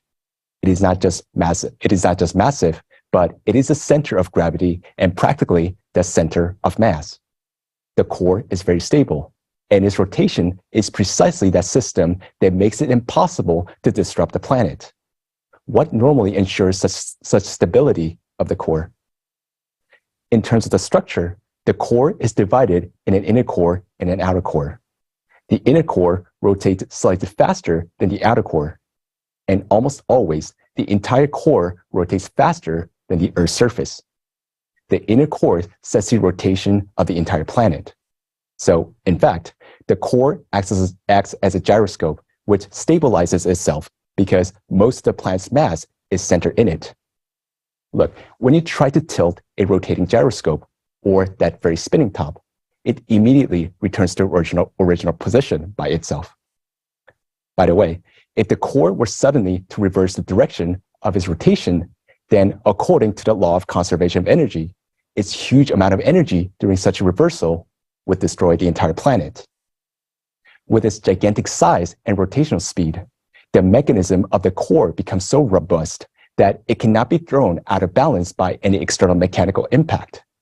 It is because of this that for millions of years, neither the falling of meteorites nor the explosion of giant supervolcanoes or the strongest earthquakes could put the planet out of balance. All of this was dampened by the core. However, today, being in a 24,000-year cycle of cataclysms, we're seeing destabilization of the core and the entire system of its rotation.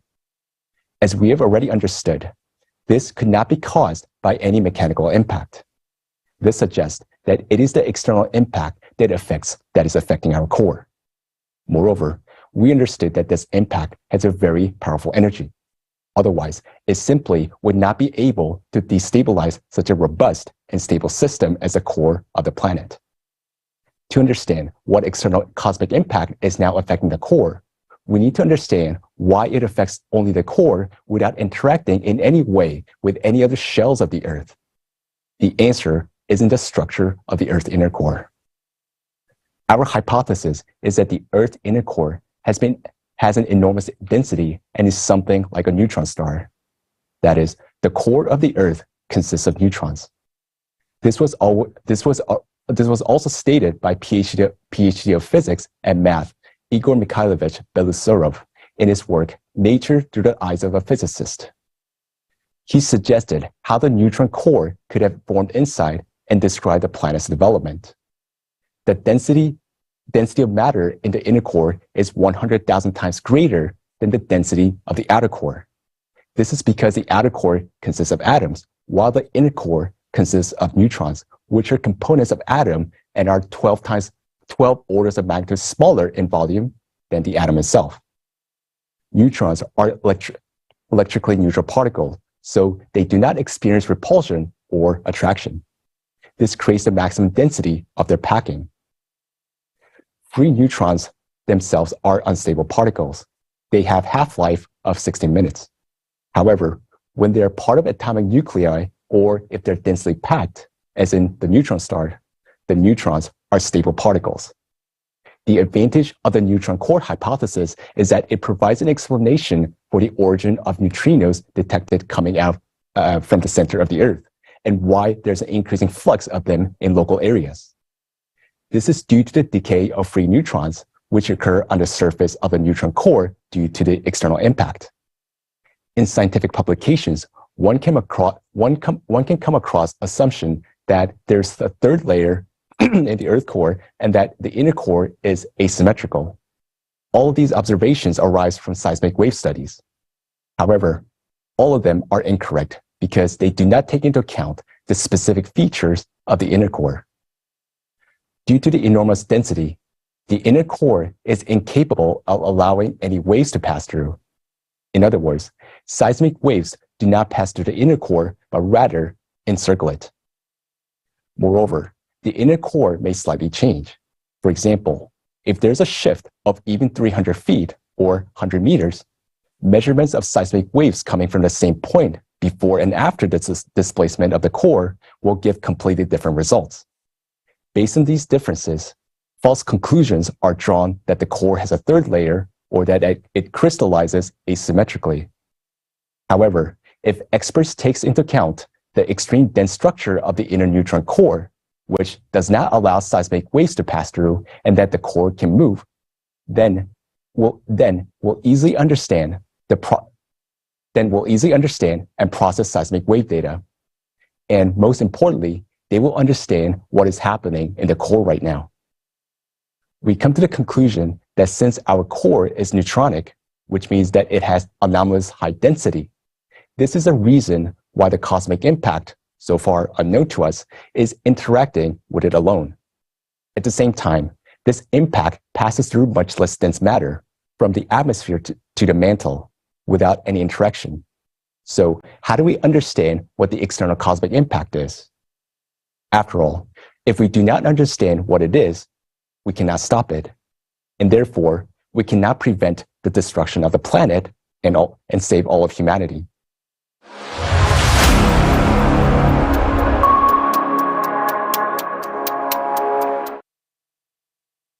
We have said many times that this external cosmic impact is not detected by our devices, and it is a new type of impact that has not been studied by our modern science yet. Why did we come to this conclusion? To begin, let's recall what we know about the external cosmic impact. First, this impact comes into the solar system cyclically every 12,000 years, and every 24,000 years. It is stronger. Second, the impact affects all the planets in the solar system. Third, it affects only the planet's cores, both their magnetic properties and the position of the cores inside the planets. This gives grounds to say that such an impact has enormous energy. Let's see if any other impacts can cause similar changes.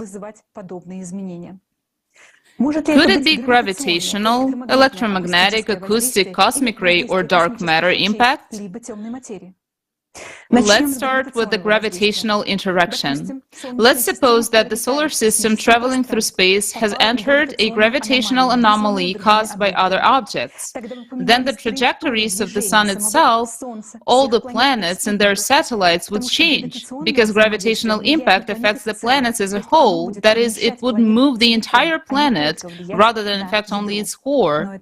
But this is not happening. Some scientists speculate that neighboring planets or gas giants such as Jupiter, when approaching the Earth, could affect the Earth's core, shifting it with their gravitational field. But it's important to note that the reported changes in our planet's core did not begin with its displacement, but with the changes in its magnetic properties in 1995.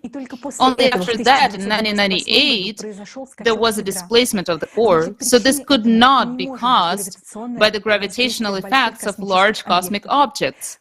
Moreover, convergence of the planets in the solar system occurs in cycles of only a few dozens of years, which means they cannot cause catastrophic changes in the core every 12,000 years. Could it be dark matter?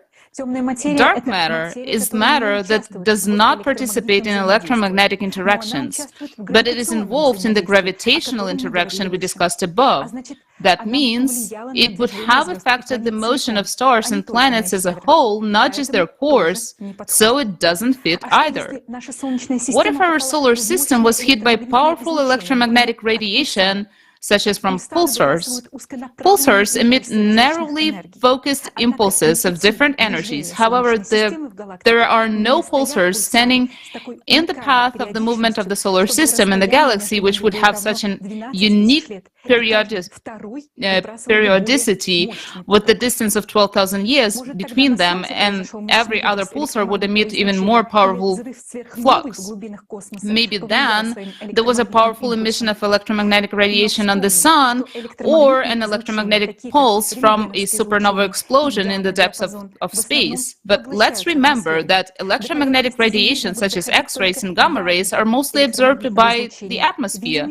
Only two types of electromagnetic radiation can reach the surface of the Earth, visible and radio waves, but they do not reach the core either.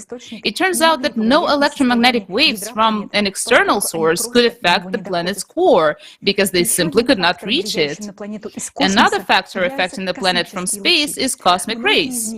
Many of them deviate towards the poles by the Earth's magnetic field, skirting the Earth.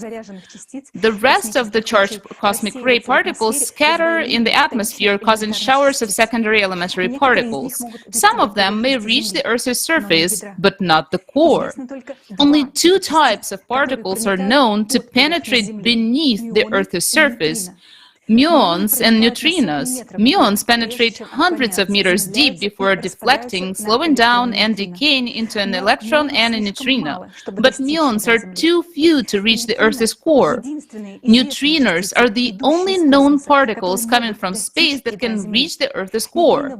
High-energy neutrinos have a high probability of interacting with the Earth's interior, but their flux is not large enough to transfer a significant amount of energy to the Earth's core, while low-energy neutrinos typically pass through Earth without interacting with matter. Let's summarize. Now we see that none of the known impacts, gravitational, electromagnetic, the cosmic rays, can have a direct effect on the planet's core, causing the cyclical changes that we observe throughout the solar system.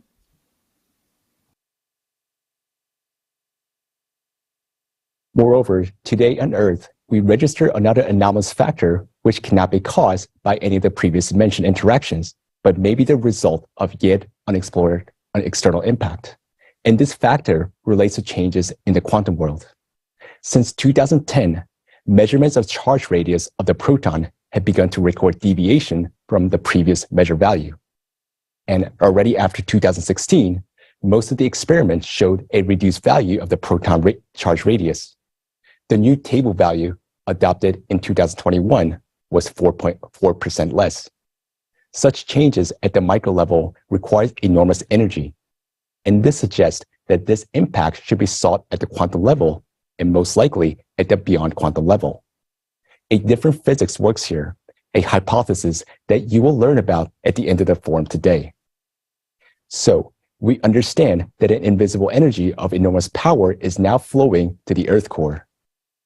We can determine the consequence of its impact by the presence of excess heat in the Earth's interior and by the signs of destabilization of the core. And there's another indirect sign of the external impact, the change in neutrino emissions from the Earth's neutron core. We talked about this phenomenon back in 2014. Although, even earlier, we found that the neutrino emission increases in certain local points of the Earth. Later, our words were confirmed by new scientific research, and in 2016, a paper was published devoted to the detection of neutrinos emitted from the Earth's interior at the Anita Station in Antarctica. There are such zones of neutrino emissions in various parts of the planet, but today, it is difficult for scientists to study the process due to the division of science and lack of funding. We understand that there is an external factor, but there are no conditions for studying it. We can create such conditions only in the creative society, when the scientists will be provided with unlimited funding and all the resources necessary for research. If we delay in studying the nature of cosmic impact destabilizing the Earth core, it is clear what scenario it will lead to. In that case, the fate of Mars awaits us, and you're about to find out why.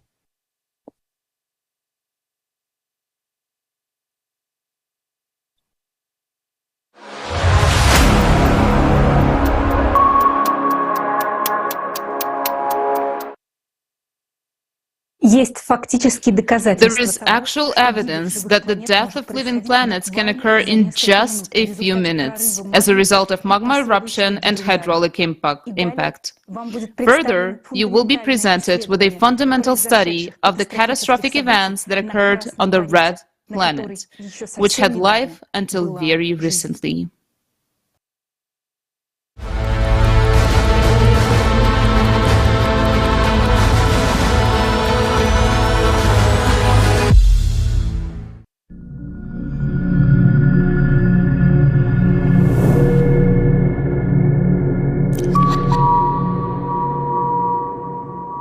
Today, the mystery of the red planet will be revealed to all of humanity. We will reveal to you a Mars you have never known. We have a rare chance to study the case of another planet's death from hydraulic impact before it can happen on our own planet.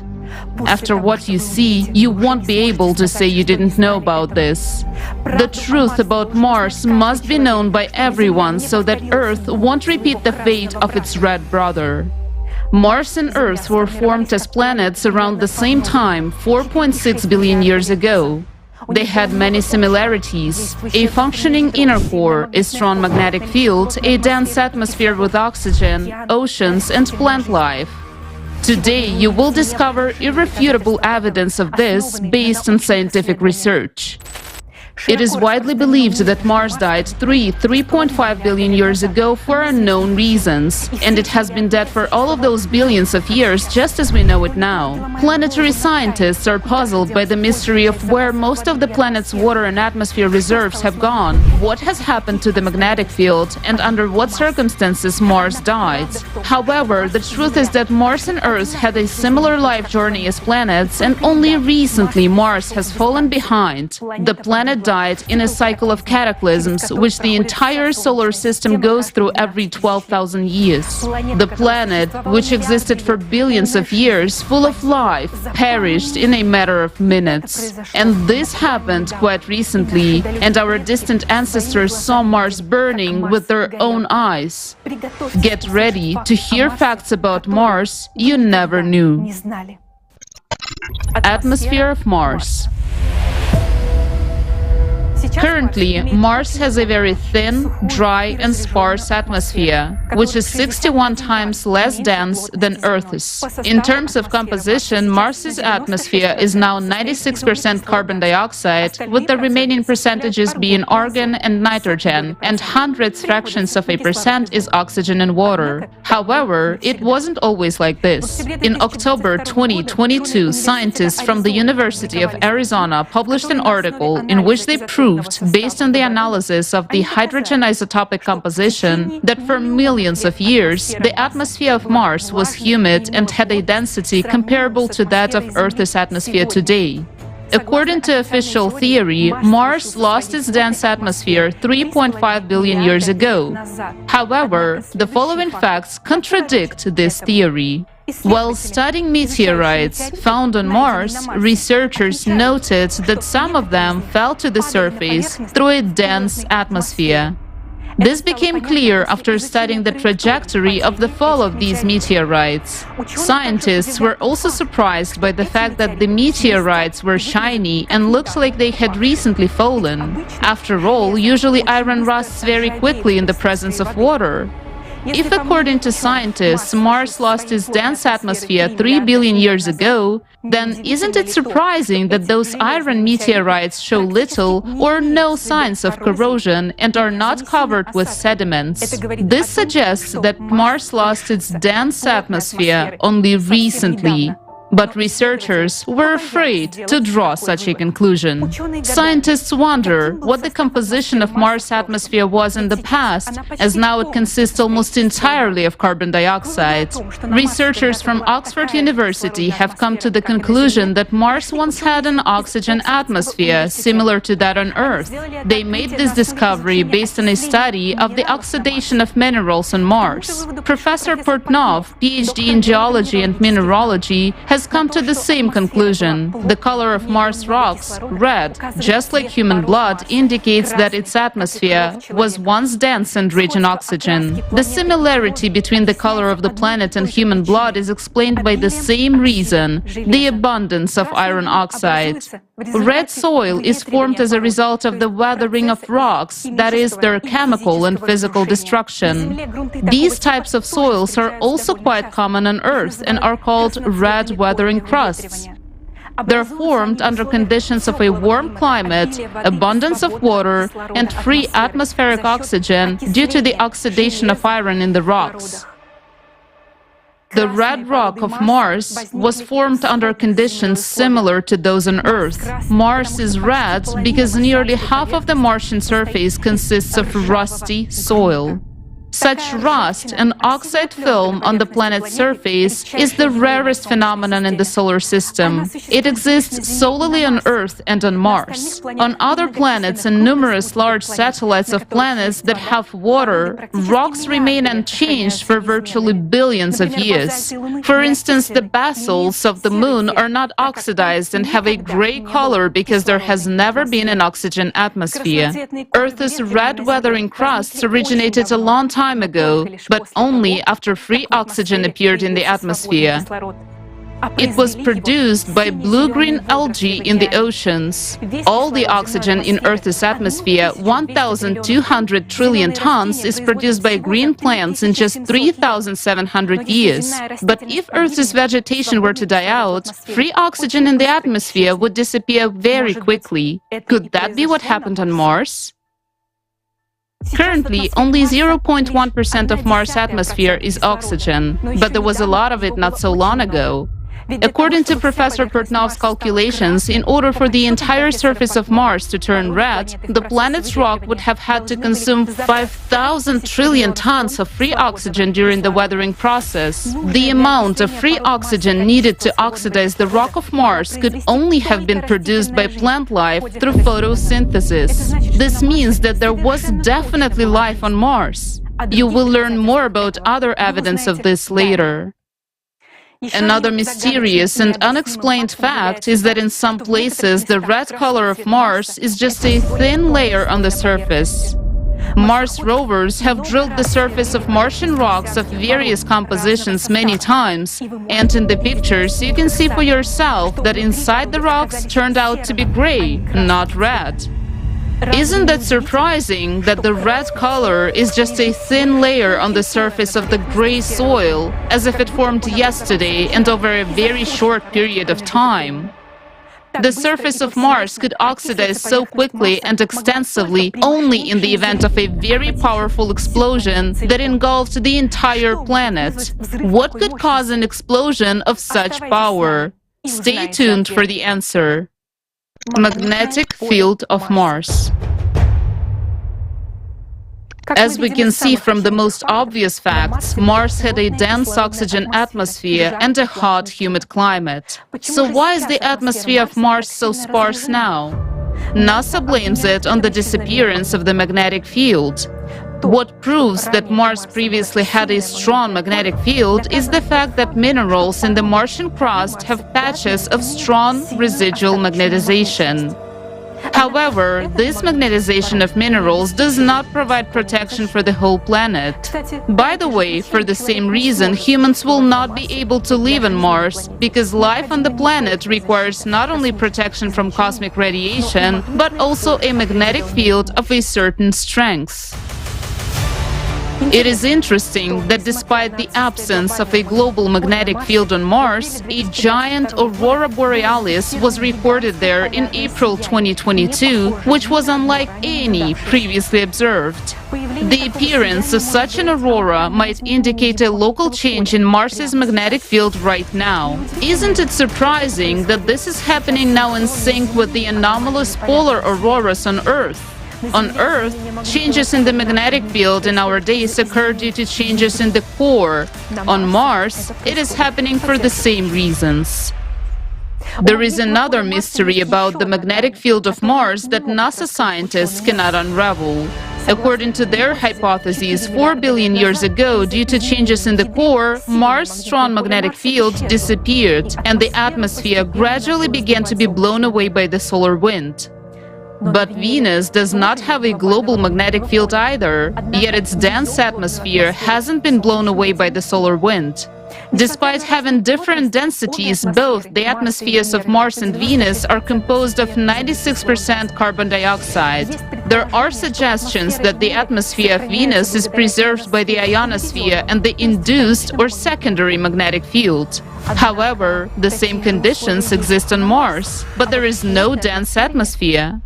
Robin Ramstad from the Swedish Institute of Space Physics proved in his research that even now the weak and sparse atmosphere of Mars cannot be blown away by the solar wind due to the protection from the induced magnetic field, as is the case on Venus. How is it possible that Venus's atmosphere remained despite the absence of a strong magnetic field, while on Mars it did not? The atmosphere on Mars is likely to have disappeared not due to the solar wind and not over 4 billion years, as NASA tells us, but under completely different circumstances. Then what happened on Mars? What was the scale of the catastrophe to deprive Mars of a dense oxygen atmosphere?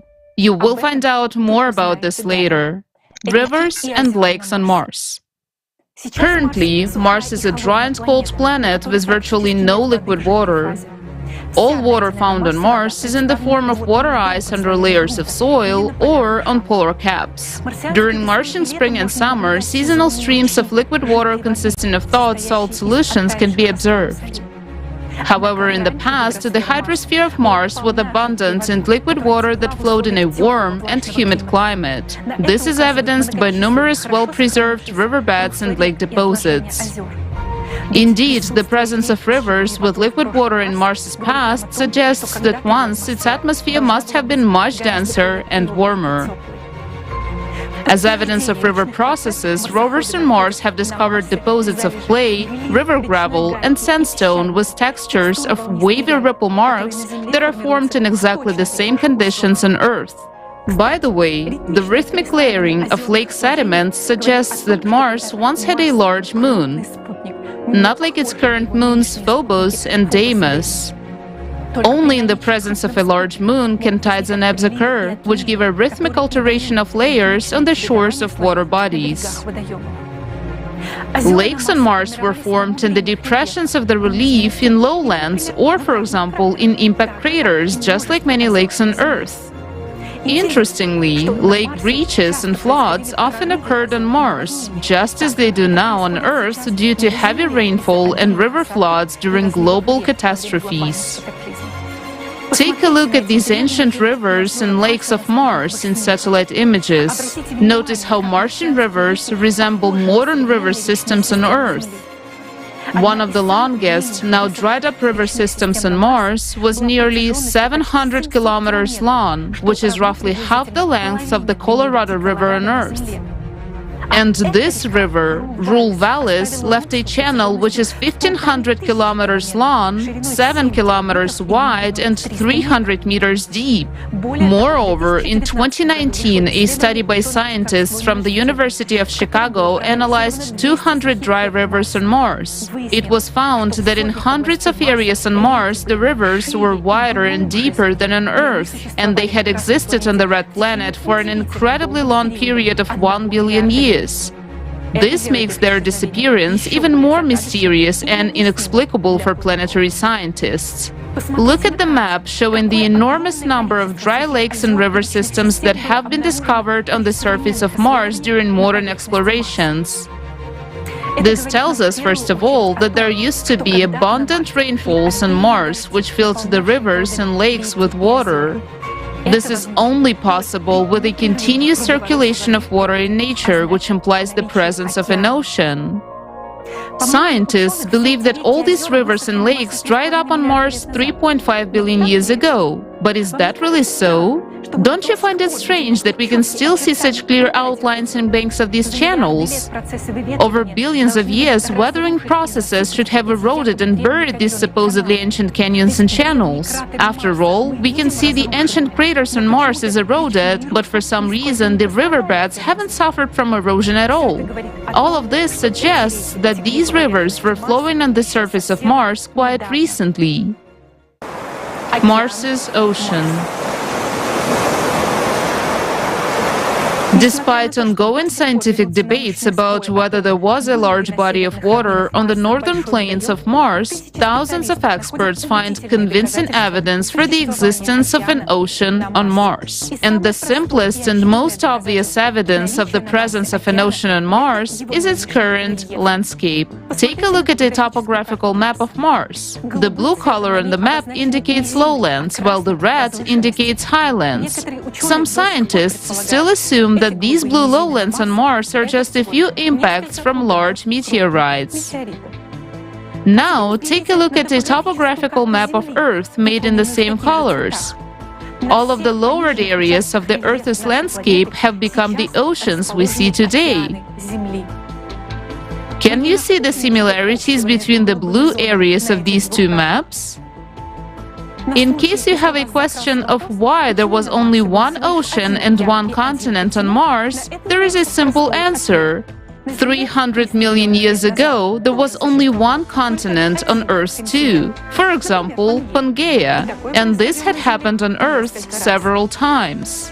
Curiously, the total area of all Earth's continents is approximately equal to the total surface area of Mars. If Mars were to get any bigger, it would resemble Earth like two peas in a pod. Let's get back to the question of the ocean on Mars. The planet's surface is divided into two parts. The first part is the southern high-standing continent heavily littered with meteorite craters. The second part is the vast northern lowlands called the Vastitas Borealis Formation. The surface of lowlands is practically untouched by meteorites, as if it were protected from impacts. Interestingly, the boundary separating the continent and the lowland runs at the same height, approximately minus 3,900 meters. On Earth, such a line represents the zero level of the world's oceans. Relying on the topography of the landscape, in 1989, the American geologist T. Parker and his colleagues were the first to come to the simple and obvious conclusion that there was an ocean on Mars. Parker and his co-authors put forward a bold hypothesis. The boundary of the Vastitas Formation is a shoreline, and the formation itself is the bottom sediments of the ocean that once filled up the northern lowlands of Mars. The coastline on Mars is just as varied as on Earth. Some places it is a gentle ledge, some other places it is high bluffs and cliffs. However, this evidence was not enough for skeptics. Well, let's see what other facts point to the presence of an ocean on the northern plains of Vastitas. We have already established that thousands of rivers existed on Mars, and they must have flowed down towards the Martian Ocean, just like on Earth. On Earth, rivers carry not only their waters to the ocean, but also various sedimentary materials, such as pebbles, sand, and clay. When rivers meet a sea or an ocean, they form deltas of various shapes, both on land and underwater. For example, Indus, Ganges, Amazon, Mississippi, Nile, Volga, Lena, and many other other rivers on Earth form deltas. Surprisingly, but extensive deltas have also been preserved on Mars to this day. Researchers have discovered on the Red Planet more than 6,500 kilometers of dried-up river deltas or belts of underwater channels flowing into the Martian Ocean. These deltas have left numerous sedimentary deposits on the oceanic coast, at least 900 meters thick. These sediments cover hundreds of thousands of square kilometers along the shores of the former ocean. In February 2021, the Perseverance rover discovered a fan-shaped delta with traces of flash flooding at Jezero crater. At the late stage of the river's life, torrents of water carried boulders weighing several tons for tens of kilometers at tremendous speed. Researchers cannot say what caused such cataclysms in the river. Traces of catastrophic floods have also been found on Mars in the vicinity of the Valles Marineris region. These are giant channels of outflowing water that have no tributaries and start as full-scale channels. These channels are assumed to have been formed by a sudden catastrophic water discharge at a rate of 100 cubic meters per hour. Nothing like this has ever happened on Earth. Researchers say these were some catastrophic events. The next interesting fact indicating the presence of an ocean on the northern plains of Mars is the shape of impact craters from meteorite impacts. The fact is that when meteorites fall into moist soil, they leave a trace of splashing liquid mud around them. In the pictures on the left, you can see a crater from a meteorite impact on dry soil, in the center on moist soil, and on the right on the soil heavily saturated with water. Interestingly, as you move away from the shoreline on the northern plains, the proportion of craters with liquid mud around them increases. This indicates a high residual water content in the soils in the place of the former ocean. On this map, you can see such craters marked in orange. The presence of an ocean on the northern plains in the past is also confirmed by a NASA study based on analysis of hydrogen and deuterium isotopes. According to the analysis, the volume of water on the planet was 6.5 times larger than what remains in the polar ice caps of Mars today. This volume of water was greater than what the Arctic Ocean on Earth contains. However, for some reason, Mars lost 87% of its water. Interestingly, if the Martian Ocean had evaporated gradually, researchers would have seen a gradual change in the level of delta deposits and how shallow water sediments replaced deep water ones. On Earth, geologists are well aware of the sequence of sediments formed by a sea receding from the shore for millions of years. However, nothing similar is observed on Mars. On the contrary, there are traces of catastrophic outflows of water indicating that the ocean has disappeared instantaneously. How is it possible? What was that monstrous catastrophe? Keep this conclusion in mind. We will come back to it later. Life on Mars. As you remember, the oxygen atmosphere on Earth appeared only thanks to the appearance of life on the planet, namely blue-green photosynthetic algae in the ocean.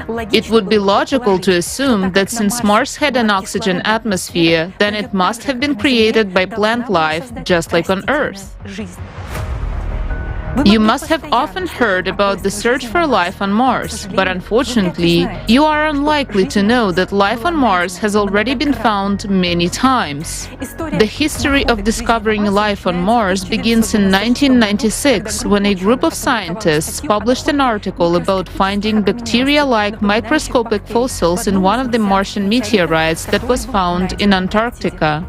Later, the scientists changed their minds and declared that those were just rock formations. Surprisingly, the discovery of a large number of organic molecules found in samples of the Jezero crater by the Perseverance rover in 2022 did not cause much excitement, despite the fact that NASA officially announced it. It turned out that back in 2013, the Curiosity rover found signs of organic matter in rock samples, but this was not recognized as an official discovery of life on Mars either. Think about it. If there was a living ocean on Mars, what else besides bacteria could have appeared in the ocean waters? What kind of marine organisms develop in the warm ocean waters on Earth? You'll be shocked to learn what the rovers actually found, but what NASA scientists forgot to mention. For 7 years, starting in 2012, the Curiosity rover has been plowing through Gale Crater, which is located on the coast of the dried-up Martian Ocean. Scientists believe that 3.5 billion years ago, Gale Crater was a lake or a body of water. Similar lakes on the seashore on Earth are often filled with salt water due to the proximity of the ocean and are called lagoons. Interestingly, salt-saturated rocks have also been found in Gale Crater. The Journal of Astrobiology and Space Science Reviews published a collaborative study of 15 different institutes and science centers in 2020, which provided comprehensive evidence for geologists and paleontologists of fossilized organisms found in Gale Crater on Mars. Based on an examination of 3,000 photographs, there were detected and identified specimens resembling terrestrial algae, lichens, microbial mats, stromatolites, and many others. These were exactly the same organisms that now live on Earth. We will provide just a few examples. Those very microorganisms, blue-green algae or cyanobacteria, responsible for Earth's oxygen atmosphere, create structures called stromatolites. Modern stromatolites can be seen on the coast of Western Australia. Take a look at these oval towers built by the current living marine stromatolites in Lake Thetis, Australia, Earth. No geological processes can create such forms, unlike living organisms. And now, look at the exact same structures on Mars. These are Martian stromatolites.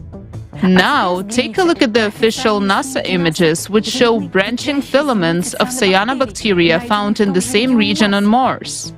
Didn't these objects deserve a more detailed study by the scientists who operated the rover?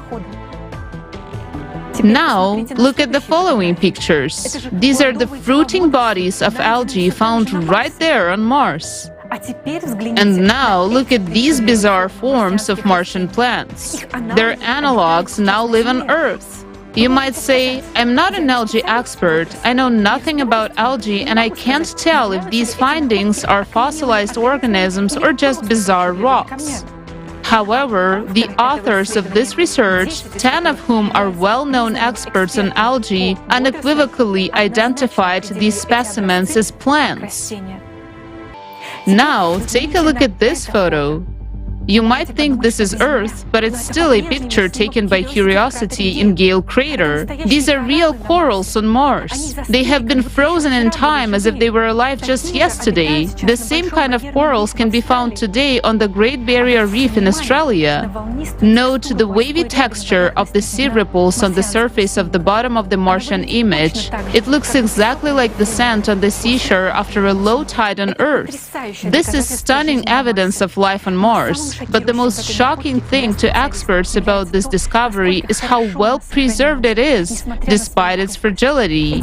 These corals have not eroded in any way, as if they were laying at the bottom of a Martian lagoon just yesterday. Doesn't this discovery deserve extensive media coverage? Of course, life on Mars existed not only in Gale Crater. There was also amazing evidence of life found in other regions of the planet that NASA and the media forgot to tell us about. Amazing convex formations branching like tree branches were photographed from satellites in the basin of Antoniadi Crater, which is also located near the former Martian Ocean. Italian scientist Fabio Vittorio de Blasio published an article in 2022 detailing all possible formation mechanisms of such an unusual structure. These could not be rivers or deltas, and the only reasonable explanation was that these were reefs formed by microbial communities. Just think about it. These are entire reef systems visible from satellite images of Mars. Look how similar they are to Earth's modern reef systems. It is important to note that according to satellite studies, carbonate rock composition was found in the same region, and this type of composition is characteristic of reef structures. Yet another unusual sign of Martian life was discovered by the Perseverance rover in 2021. Look at these rocks with holes from Earth. Such holes are made by rock-boring bivalves that drill shelters for themselves. Now, take a look at these numerous rocks captured by the Mars rover in Jezero crater on the shore of the Martian Ocean. According to the authors of the study, these holes in the rocks were also drilled by bivalve mollusks. Some might argue that those could be dozens of meteorites laying in one place, but meteorites tend to have a metallic luster. It cannot be said that these rocks look like porous Martian basalts either, because basalts have a dark color. However, for some reason, the rover did not see anything interesting in these exotic porous rocks and just drove past them. Now, you have seen only a small part of the findings of recent life on Mars, which were discovered by researchers seeking the truth. They are fully consistent with what scientists would expect to find on Mars. There are still a lot of findings left out of the picture. When we first saw this information, we were shocked.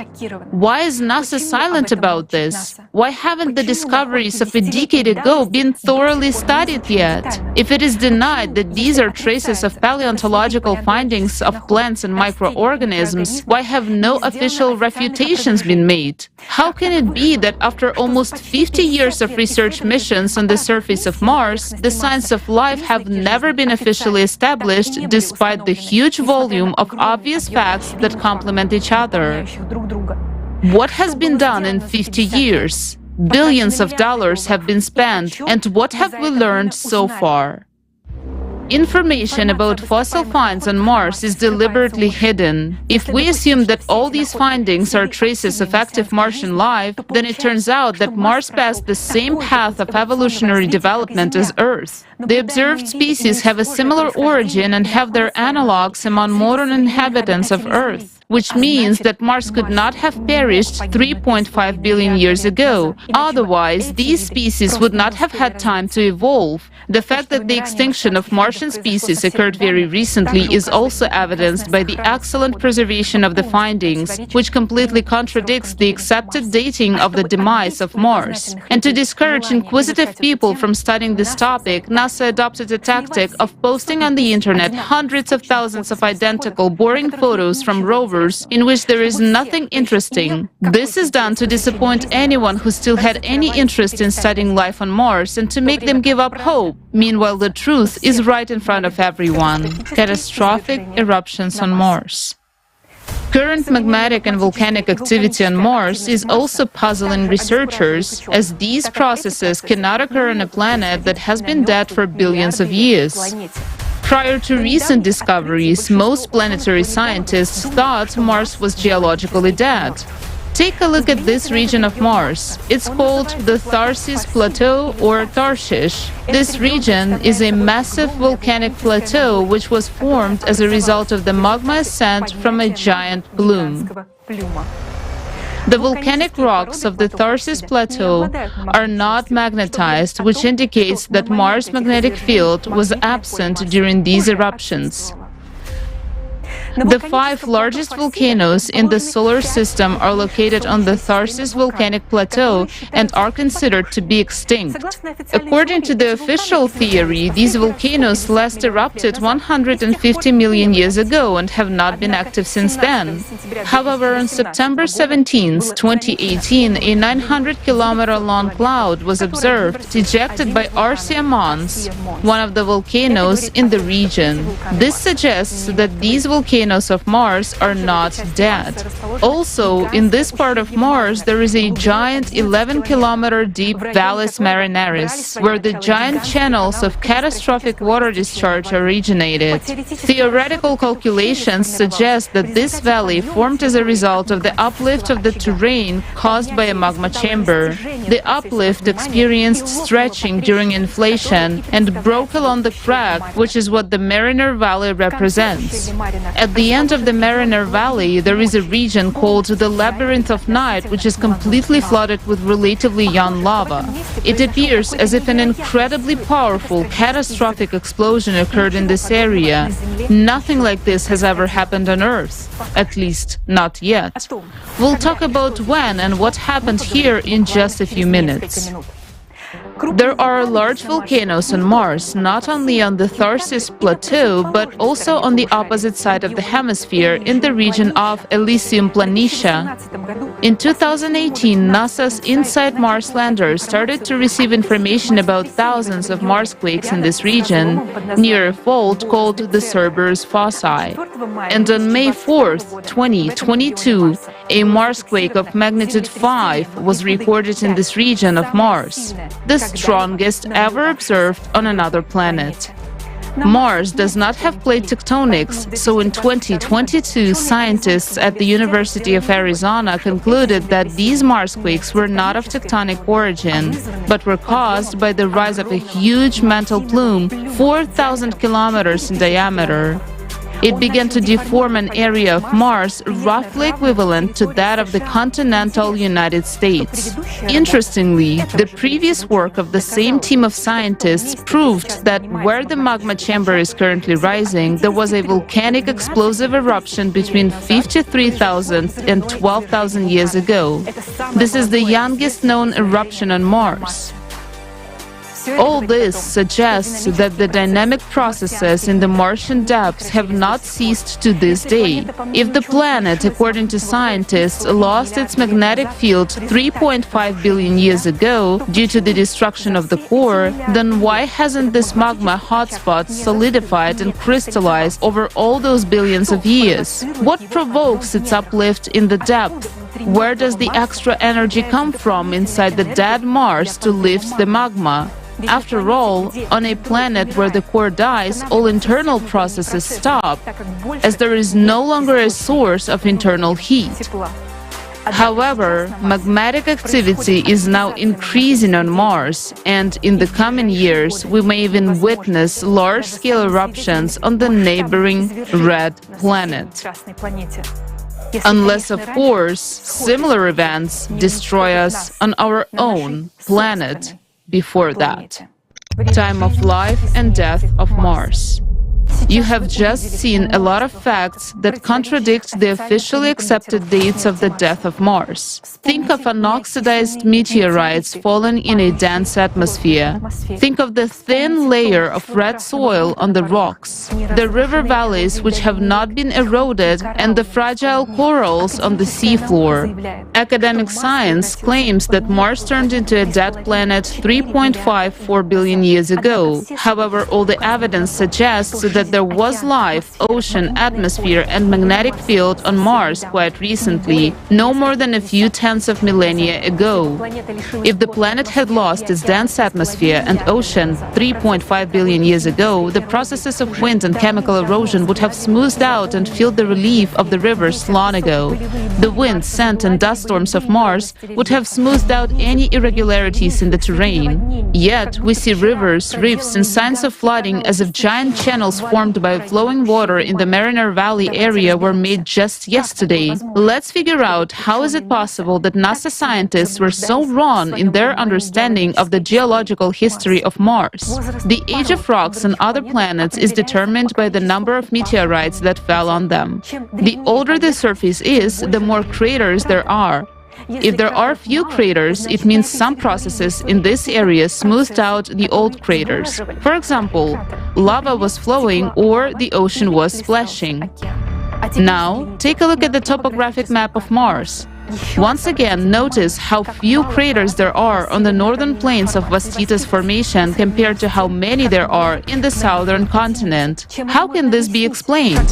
When there was an ocean on the northern plains, meteorites fell into water, leaving no craters. While on the continent, we see many craters of different kinds and ages. An attentive observer will note that not only are the northern plains almost devoid of impact craters, but so are the volcanic plateau of Tharsis and the Elysium volcanic region. This suggests that these eruptions occurred quite recently, in geological terms. And as mentioned earlier, it has been determined that volcanic eruptions occurred on Elysium only a few tens of thousands of years ago. How can we explain the fact that there are so many craters on the southern continent? It's interesting that if we remove the soil layers on the Earth's continent, we'll also see many craters throughout the Earth's geological history. In planetary science, there is a field of mathematical analysis called crater counting. It calculates the age of the rock surfaces based on statistical patterns. It is these calculations that led scientists to make erroneous dating of the death of Mars of 3.5 billion years. But why were scientists wrong in their calculations? Articles on Mars crater counting indicate the age of certain Martian surfaces as being 3.5, 4, or 2.5 billion years old. In other words, the accuracy of this method is now a billion years, give or take. So what kind of an accurate age estimation can we even talk about? Another important factor that introduced serious errors in crater statistics work was the appearance of a large number of craters on Mars due to its proximity to the asteroid belt. This belt formed as a result of the catastrophic destruction of the planet Phaeton due to the explosion of its core. Therefore, many fresh meteorite craters on Mars may have been caused by the fallen debris of Phaeton. Astrophysicist Rudolf Schildt, a Nobel Prize nominee, and a team of researchers believe that Mars lost its atmosphere and ocean not 3.5 billion years ago, but in the period between 100,000 and 10,000 years ago. Professor Alexander Mikhailovich Portnov asserts that the catastrophe on Mars occurred only a few tens of thousands of years ago. We hypothesize that Mars died 24,000 years ago during a cycle of most powerful cataclysms that affect the entire solar system every 12,000 years. Planetary scientists do not see that Mars died recently because they ignore information about the cycle of cataclysms and do not pay attention to the fact that climate change and the activation of the depths of all planets of the solar system occurs simultaneously. They only focus on the Martian surface and believe that the craters formed in the place of the former ocean are very ancient and have accumulated over 3.5 billion years. The shape of these craters indeed resembles very ancient, partially destroyed formations. We do not blame those scientists because in order to understand what happened on Mars, you need to know well what happens on our own planet during the 12,000-year cycle of catastrophes, which obviously lies beyond the competence of researchers studying other planets.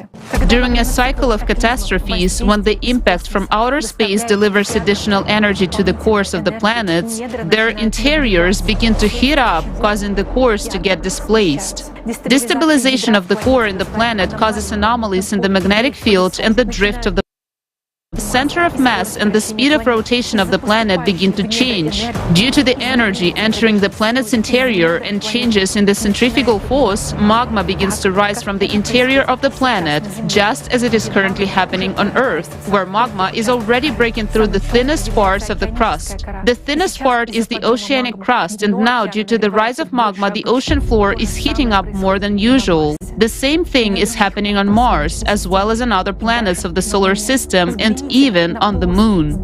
Take a look at the flat, smooth surfaces of the ocean of storms on the Moon. That part of the Moon became so smooth probably because in the 12,000-year cycle, magma from the depths melted the crust in that area from within. The same process takes place on Mars. During the cycle of cataclysms, magma heats up the bottom of the former ocean and melts the ice below the surface, while the craters erode. This is why scientists believe that these are ancient craters that appeared billions of years ago. Numerous traces of crater healing, floods, and even traces of mega tsunamis in the recent past of Mars speak of endogenous heating of the planet's interior, the thawing of water-saturated soils, and the erosion of the former Martian ocean floor. For scientists unfamiliar with the information about 12,000-year cycle of cataclysms, these phenomena remain a mystery. Experts cannot imagine that their mode models and dating are wrong because they cannot answer a simple question: where did the atmosphere and ocean of Mars disappear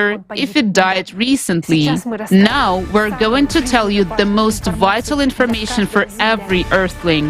Are you ready to find out what really happened on Mars and what could happen on Earth in just 13 years? Hydraulic impact on Mars. Mars died suddenly. Recall, we do not see traces of the gradual retreat of the ocean. This means the ocean disappeared instantly. The dense oxygen atmosphere of Mars also disappeared under mysterious circumstances unexplained by NASA models. The oxidized red film over the entire surface of Mars could only have formed in conditions of the burning of the entire atmosphere. This sudden, unexpected cataclysm formed giant traces of water discharge. Only a single scenario of the death of living planets can bring together all these disparate facts into one frightening picture. Let's look at how this catastrophe happened on Mars. It all started just like it does every 12,000 years throughout the solar system. Extra energy from the outside began to enter the cores of the planets. The core of Mars also received this energy, and the interior of Mars began to heat up. The magma chamber beneath the Tharsis Plateau began to rise, just like what's happening now on Earth under the glaciers of Greenland and Antarctica. The humid, warm climate of Mars began to change. The global temperature on the planet rose by several degrees. The ocean began to warm up from the bottom. The number and severity of natural disasters began to increase on the planet. In the Northern Ocean, the number and strength of Martian hurricanes began to grow, destroying the coast. The current coastline of Mars has clearly observed areas of persistent hurricane landfall.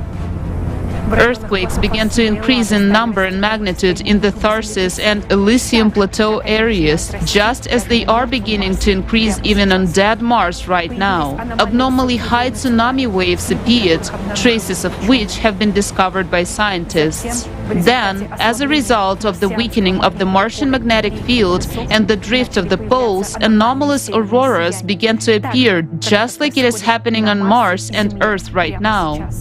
The instability in the planet's interior continued to grow. On two plateaus, Tharsis and Elysium, volcanoes exploded and catastrophic eruptions began, flooding everything around with liquid, unusually hot lava. This is evidenced by a huge area covered by lava flows.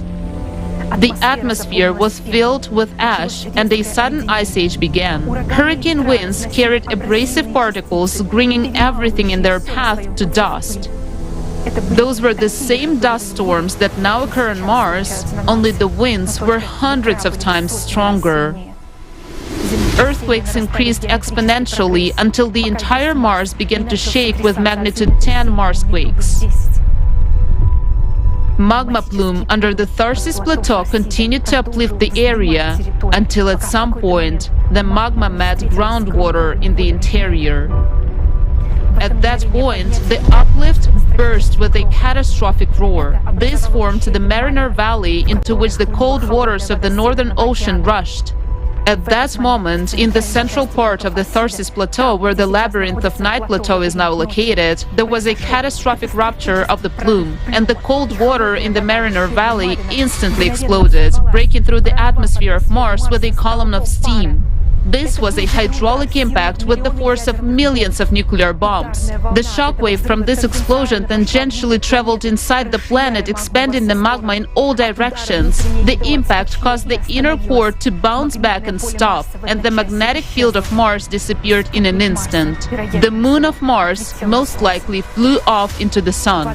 Water from the Mariner Valley rushed back into the ocean, forming catastrophic outflow channels.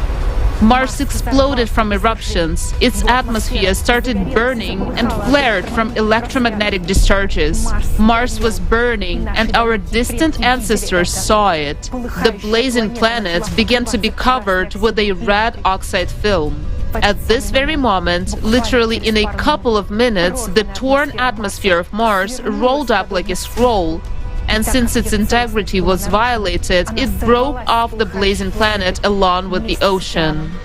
The torn atmosphere and ocean of Mars instantly froze in the cold of outer space and turned into comets with a precisely defined momentum of movement in the solar system. Once every few decades, these comets return to their original home. Comets fly past Mars. So, it was due to the hydraulic impact that Mars lost its magnetic field, moon, atmosphere, ocean, and life in just a few minutes. This happened 24,000 years ago. Volcanoes continued to erupt on the planet for several more decades until they exhausted the energy impulse from the interior set by the cycle of cataclysms. The lava from the eruptions solidified after the magnetic field has disappeared, so the rocks did not retain their magnetization. The carbon dioxide released during these eruptions became the new atmosphere of Mars, sparse and cold. Water-saturated sediments froze in the ground. The only inhabitants of Mars that might have survived were molds and bacteria. Mars took on the appearance that we are used to seeing. Over the past 24,000 years, a number of meteorites have fallen on Mars, including ones from the asteroid belt at the location of the planet Phaeton. However, 12,000 years ago, during the previous cycle of cataclysms, the distorted interior of Mars received a new impulse of energy, and the volcanoes began to erupt again, while the floor of the former ocean heated up and melted. It was these processes that caused the craters on the northern plains to take on the appearance of ancient formations, causing scientists to push back the date of Mars's death to an uncertain 3.5 billion years. Why have thousands of scientists been misled and deceived about the true dates of Mars's death? Why has NASA been searching for life on Mars for 50 years and not finding any obvious facts in their own images? We don't believe that only fools work at NASA, but we are certain that they're not telling us the truth. And here is the answer to the question why they're doing this. Those who bought the opinions of scientists are well aware of the cataclysms that happened during the cycle, but they believe people do not need to know this because they hope that things on Earth will not be so bad and they will be able to wait it out in a bunker, but not this time. Nobody survived in a bunker on Mars. Here it is, Mars, dead and cold, evidence and the most vivid example of hydraulic impact, a rare phenomenon on living planets. Mars is a dead monument to a hydraulic impact, a terrible tragedy, and at the same time, this is our chance to understand the reality of the death of planets, the reality of seeing the same scenario on our planet. Now on Earth, we have also entered a cycle of cataclysmic events similar to the one during which Mars died. The date of the repetition of the events of Mars on our planet on Earth is already known. It is the year 2036. The location of the hydraulic impact is identified. It is the Mariana Trench. Isn't it ironic that on Mars it happened in the valley called Mariner? Do you have enough facts now to understand that it's not a joke? If we continue to do nothing, in 2036 the ocean, atmosphere and all life on our planet will disappear. But we and our children will be gone even sooner. We simply will not survive the increased power and number of cataclysms. And now it is up to each of you to decide whether these events will happen or not. People of Earth, I appeal to you. We deserve to live. We must not allow this scenario to happen again. Yes, Mars died, but its terrible example is a warning for us to never allow such a thing to happen on our planet. We can't prevent this catastrophe. The creative format of society opens up for humanity the access to a level of technologies that we cannot even imagine right now. Combining the potential of scientists will allow us to make a discovery about the impact that gives additional energy to the cores of the planets. This will take our science to a completely new level of development. We will be able to stop the energy coming to our core and even use this energy for our benefit. We will be able to control volcanic eruptions and prevent hydraulic impact in the Mariana Trench. But we can do that only together. We need each and every one of you to tell the truth about the threat of Earth's death just as it happened on Mars. To tell all of humanity that there is a way out and it is the creative society. We need each and every one of you. Let's not miss our chance to build the creative society. Let's choose life.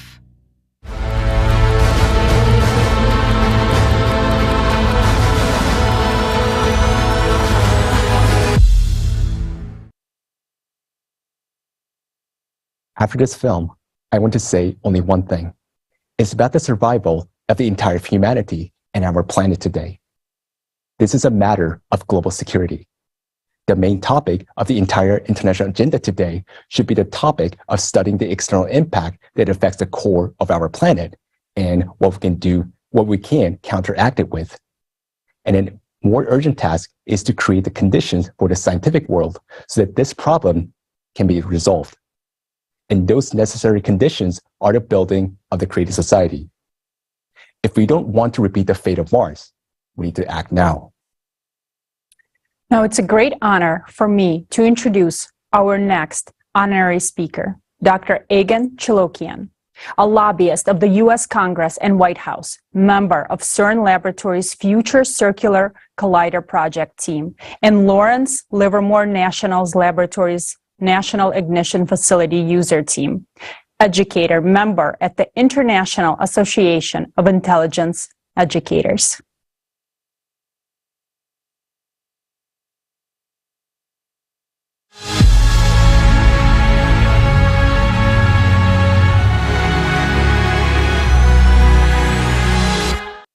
Good day to everyone. My name is Egan Chilokian. I am a retired international tax law professional who was also a qualified particle physicist. For the most part, I reside in Cambridge, Massachusetts, USA, home to both MIT and Harvard University, where I have academic roots. Equipped with a combined legal and physical science background, I developed a professional career within the national security, legislative affairs, and academic communities, commencing very early on. Today, I shall be speaking on the interface between climate change, Earth's geophysical disruption, legislative affairs, and national security. Because the character of my chosen topic requires a cultivated expertise typically obtained only on the job, particularly with respect to legislative affairs and national security, I'm also going to give you a bit of my professional background in these same domains as well. In this regard, very early in my career, I served as a legislative tax analyst attached to the President's Commission on International Trade and Investment Policy, the White House, under President Nixon and President Ford.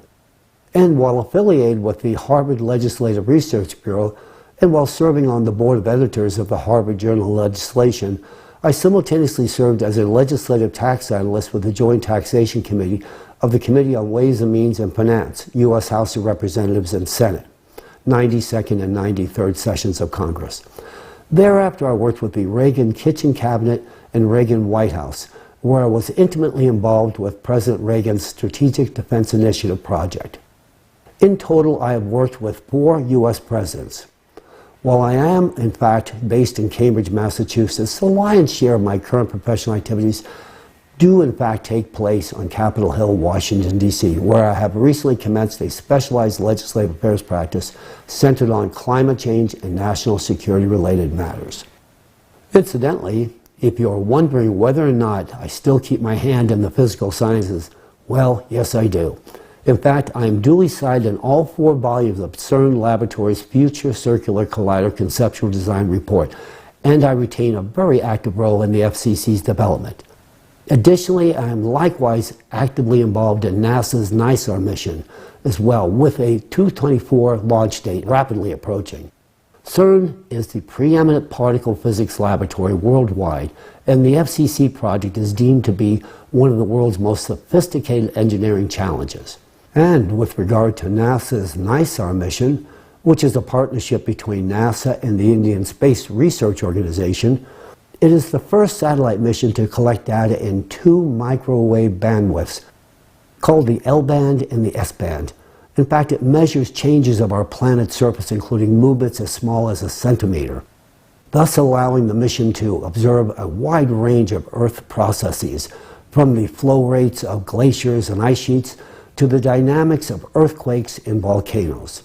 The tools provided by NASA's NISAR mission will likely be available to many of you within this audience within the very near future. Now I will turn my attention to the interface between volcanoes, the oceans, human anthropogenic behavior, and legislative affairs and national security. Starting with the oceans and human interaction, The anthropogenic factor has indeed destabilized our ocean's ability to mitigate Earth's ever-increasing volcanic activity. Historically, we as humans could place reliance on Earth's oceans to provide a natural cooling system for the plates and magma beneath Earth's crust, which in turn prevented magma from achieving critical temperatures. By simply cooling the plates and the magma through the release of excess heat into the atmosphere, the oceans routinely prevented the prospect of potentially catastrophic consequences of magma breaching through Earth's crust. Now, unfortunately, it would appear that humans have seen fit to handicap our oceans from performing this vital service. Growing evidence would suggest that the thermal conductivity of ocean water has been decreasing at a molecular level as a direct result of microplastic pollution. Microplastic pollution has decreased the ability of the ocean to release heat into the atmosphere, consequently causing the ocean to heat up and the magma beneath the plates to receive insufficient cooling. As a direct result of this activity, the opportunity for enhanced seismic and volcanic activity has dramatically increased. Routine results reveal that magma flows that are currently being released reflect higher temperatures and significantly different chemical compositions than those observed in the past. And magma that was previously retained at greater depths is now freely evacuating to the surface, further supporting the validity of this statement. Now let's talk about volcanoes. This portion of my presentation will be centered on the cataclysmic volcano activity, both historical and forthcoming, and on the impact likely to be visited upon mankind. Whether viewed through the national security or national disaster lens, the threat warrants immediate global attention. Accordingly, from the introductory presentation, it is hoped that a blueprint to address this issue at hand may ultimately be born, and to the same end, a 12,000-year evolutionary volcanic cycle will be embraced, from which we shall examine the factors which give rise to my assertions. My choice to employ a 12,000-year cyclical barometer was drawn from traditional geological interrogation, which included an empirical examination of ice core data, sedimentary deposits, glacial traces, paleomagnetic research, and archaeological excavation datings. The enhanced frequency of extraordinary geophysical events indicates pronounced instability in the Earth's core.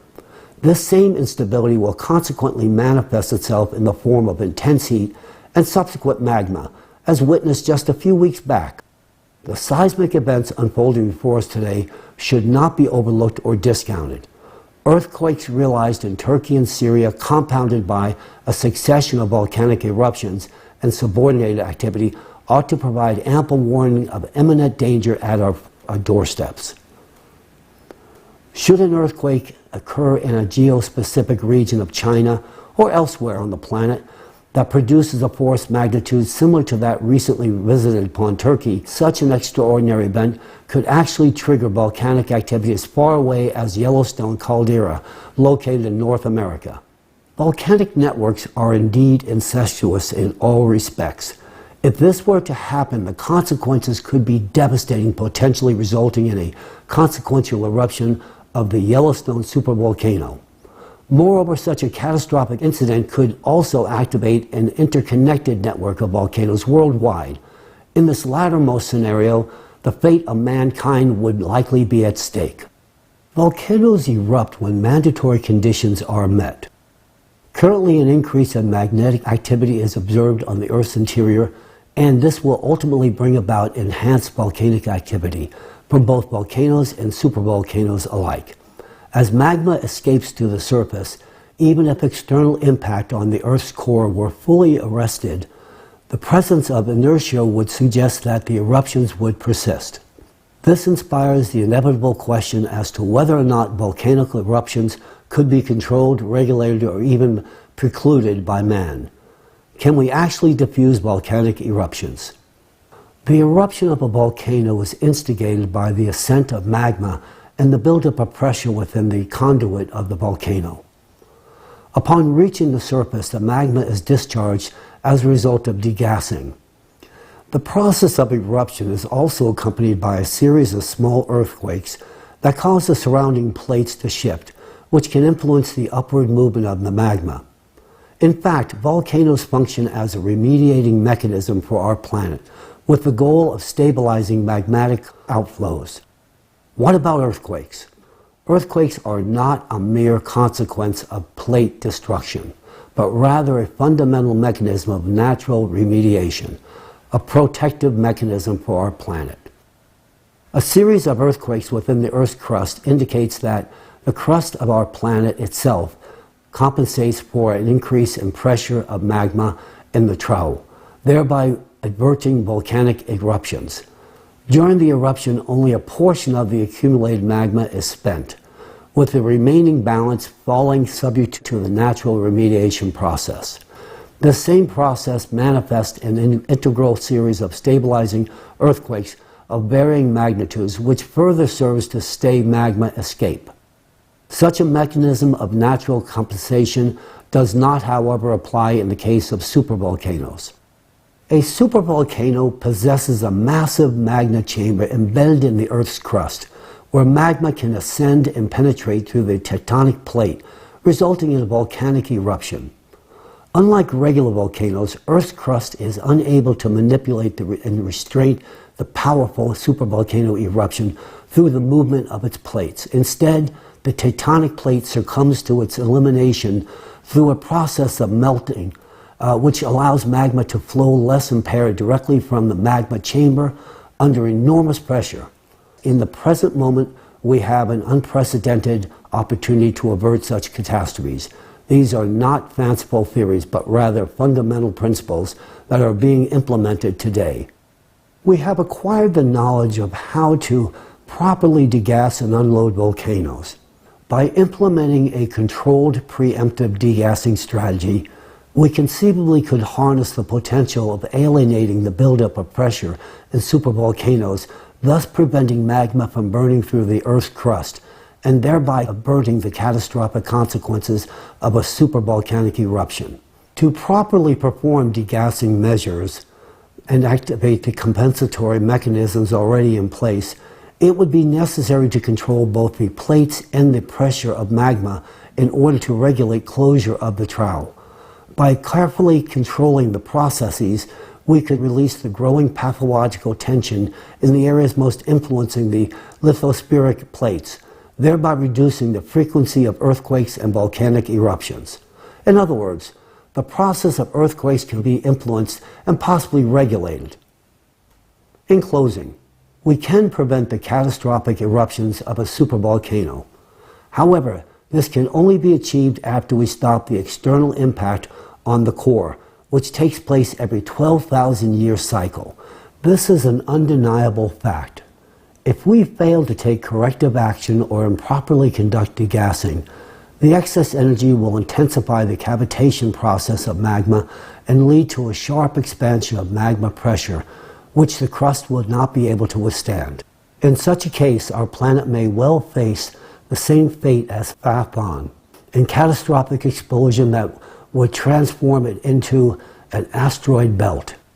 The issue at hand is not just a matter of national security, but rather a supranational one that should capture the attention of intelligence agencies and governments worldwide. It is critical that we act with urgency, as the consequences of inaction would be catastrophic. In fact, we should have acted yesterday. And this is the reason that I stand before you today, delivering this message with the utmost seriousness and urgency. The paradox of the current consumerist format lies in the fact that despite our understanding and solution to the problem, we are unable to implement them in practice, because executing the degassing process effectively requires a globally coordinated effort that involves the territories of different countries. However, in a world where everything starting from private enterprises to the states themselves is divided and focused on defending their own interest, such efforts are unfortunately seen as a potential threat to national security. Reaching agreement on these issues at the international level can take decades, and this is concerning, given the urgency, especially when these challenges should have been resolved yesterday. The second factor that hinders progressing towards these goals in the current consumerist society is the lack of financial resources allocated to such activities. Despite claims of enough funding, the reality is that there are insufficient investments in these areas. While funds are directed towards wars and conflicts, no funds are allocated to provide for pressing human needs because the consumer society places no value on human life. Therefore, I assert with confidence that if we persist in the consumerist model of international relations, we are bound to fail. The terms of the game are such that even if we possess a solution, we are not able to execute it. We people are the root cause of all crises. Nevertheless, regardless of our past mistakes, we can always stop and do things in a different way. However, given the current state of affairs, any small delay in addressing the climate threats will result in irreversible consequences. Soon we will no longer be able to do anything against the climate, and all of us understand this perfectly well. In light of the dire climate situation, I have come before you today to discuss a possible solution. I believe that the only way to overcome our current crisis is to transform our society from a consumerist format of society to a creative society. The model of the creative society instills in us three key conditions that will enable us to combat climate change. First and foremost, in the creative society, human life is considered paramount, and thus its preservation and protection are prioritized above all else. Secondly, the creative society operates as a single economic space that is both open and transparent, which means there are neither wars nor geopolitical conflicts, nor hidden agendas. This will allow us to execute a global degassing strategy. Finally, it is of the utmost importance that the transition to the creative society provides unlimited funding for scientists to quickly solve the climate issue. This will ensure that scientists have unlimited funding and enough resources to expedite the resolution of the climate issue. In the creative society, sufficient resources will be directed towards the control of volcanic eruptions, thereby enabling us to alleviate the pathological load and pressure from the tectonic plates. With such proactive measures in place, we can even prevent the impending eruption of Yellowstone and corresponding earthquakes. This is not far-fetched, this is a realistic goal, and we are actively working towards achieving it. In addition, not only will we be able to forecast powerful earthquakes such as the recent ones in Turkey and in Syria, for example, but also be able to prevent them. Through the implementation on such measures, we could achieve a stabilization on the planet's geodynamic processes. Of course, this will only be possible once we have stopped the external impact. I am confident that we will discover the necessary solution, but it is extremely crucial that we initiate this work in the near future. Please note that control over geodynamic processes will have a nearly instantaneous impact on the atmosphere, culminating in the control of typhoons, floods, anomalous precipitation, and other cataclysms as well. We envision a future where humans can control climate, including natural disasters. Creative society truly opens up an opportunity to create a world in which cataclysms can be prevented and every person's life safeguarded. This prospect has been the subject of my thoughts and aspirations for a very long time. Therefore, when I was in Washington and encountered the presentation on the Creative Society, I immediately realized that it is precisely what we need. I recognize that the Creative Society is our way out, and thankfully we have such a way. This is something that can enable scientists to act without constraint, stop external impact, save our planet, and protect human life. That, to me, is the most significant aspect. I know how to solve this problem. I hold the keys to the future in my hands. But as of now, I lack the opportunity to utilize them. This opportunity can only be provided through creative society. Only through the establishment of a creative society can we actually unlock the true potential to implement the solutions to prevent climate catastrophes and secure the safety and well-being of every individual. Ladies and gentlemen, thank you. I appreciate the opportunity to speak before you this day. Thank you so much. Have a good day.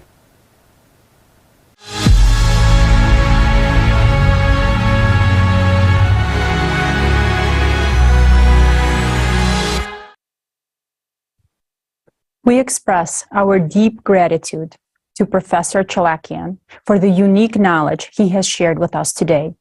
The importance of what we have just learned cannot be overstated. Professor Chalakian's wise and comprehensive approach to volcanic degassing is indispensable and gives hope for the successful elimination of the global climate threat. Thanks to Professor Chalakian, we can now see that the correct and safe degassing of volcanoes is possible. We have the tools and understanding to do it. So we can prevent supervolcano explosions, keep humankind safe, and save many human lives. But an important point emphasized by Professor Chalakian is that planned large-scale degassing of volcanoes can be carried out only after the external impact of the core of our planet is stopped. It is important to understand that the event after we stop the external impact, residual phenomena such as earthquakes and volcanic eruptions will still occur. Therefore, at this stage, degassing will become an extremely necessary tool. However, its implementation requires certain conditions, such as free access to different locations on the planet and other resources. And as Professor Chalakian accurately noted, the only format that can create the necessary conditions for this is the creative society. We will examine in more detail what the creative society format is and why we so much need it today.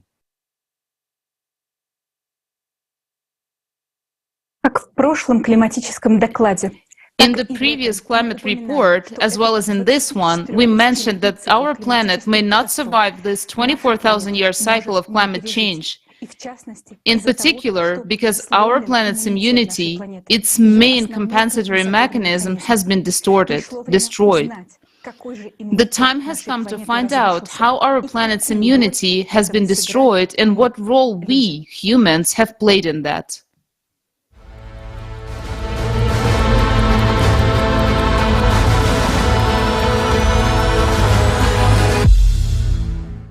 Right now, we are amidst the waters of the world ocean. It's an incredible feeling to observe these endless expanses, to realize their power and boundlessness. On the one hand, it's intimidating, but on the other hand, it lures and mesmerizes with its mystery. But do we realize how important, I would even say how critical, the role of the ocean is in our lives? To understand this, let's consider a simple example.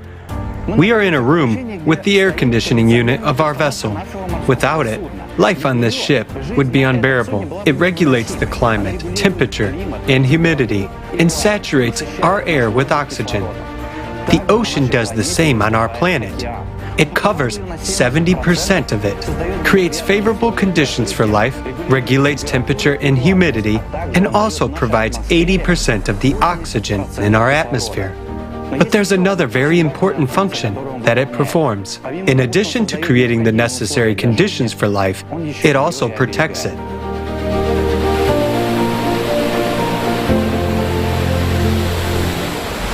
What exactly does the ocean do, and what does it protect the inhabitants of the planet from?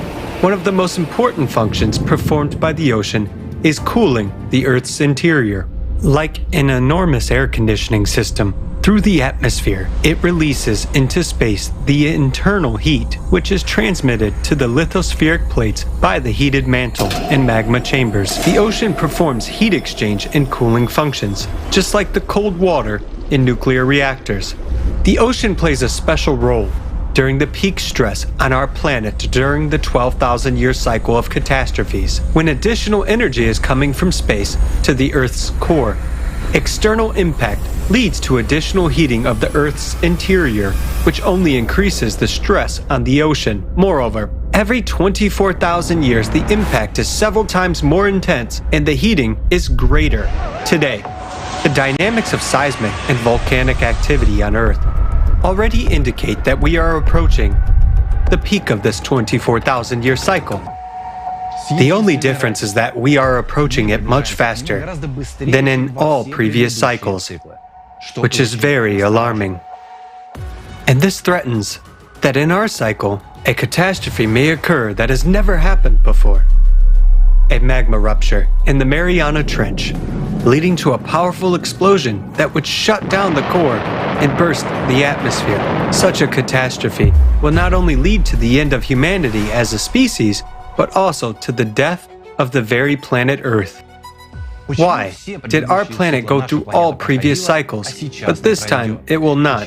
Why was there less heat in the Earth's interior in previous cycles, and the Earth coped with it, but now it cannot? Where has the malfunction occurred? What is the reason? And there is an answer to these questions. The failure occurred in the ocean. We are the reason for that. Currently, the ocean's heat conducting function is disrupted. It can no longer release heat into the atmosphere in the required amount. This happened precisely now because never before in millions of years have microparticles been added to the ocean, which we have done.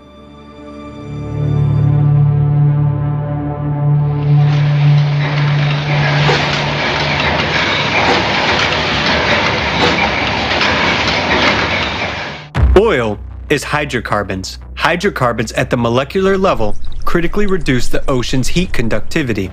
It is oil that is the raw material for the production of one of the main pollutants of the ocean, plastics. The fact is that when it gets into the water, it does not decompose, but breaks down into microparticles, so-called micro and nanoplastics. Since plastic is a derivative of hydrocarbons, its particles at the micro level change the chemical composition of the oceanic water and its acidity, reduce the heat capacity of water, and impair heat conductivity. How do plastic nanoparticles end up in the ocean? The only reason for this is us humans. Humanity began mass-producing plastic in the 1950s. And now, almost everything that we have produced during this time is already in the ocean. Entire islands of plastic cover the surface of the ocean. Their total area is practically equal to the territory of the United States and Australia combined. But the worst part is that all the plastic that we see on the surface is only 1%. And 99% of the plastic is in the waters of the ocean. Micro and nanoplastics have already permeated the entire thickness of the ocean. Just imagine how much of it has accumulated there. In fact, today there is no place in the ocean that does not contain microplastics. Even in the deepest point of the ocean, the Mariana Trench, at a depth of 11 kilometers, there is microplastic. What's frightening is that it is precisely in this place where microplastic is most prevalent. Yet, this is the most vulnerable place on our planet, where heat dissipation is most important to prevent a catastrophe. Oil enters the ocean in its primary form as well. Annually, up to 30 million tons of oil enter the ocean as a result of extraction, transportation, and accidents. To understand how much this is, let's do some simple calculations. Assuming that 1 ton of oil covers an area of 12 square kilometers of the ocean's surface, if we poured these 30 million tons of oil into the ocean at once, it would cover 360 million square kilometers of water with an oil film. That being said, the total area of the world's ocean is 361 million square kilometers. That is, this film would cover the entire ocean. Now, you can imagine what enormous volumes these are. Oil enters the ocean continuously. Some of it evaporates, but its largest part, 60%, settles on the ocean floor. Oil also forms a film on the ocean surface.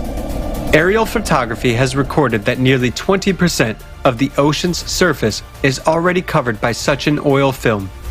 It further blocks the ocean's ability to release heat and overall disrupts its evaporation by more than twice.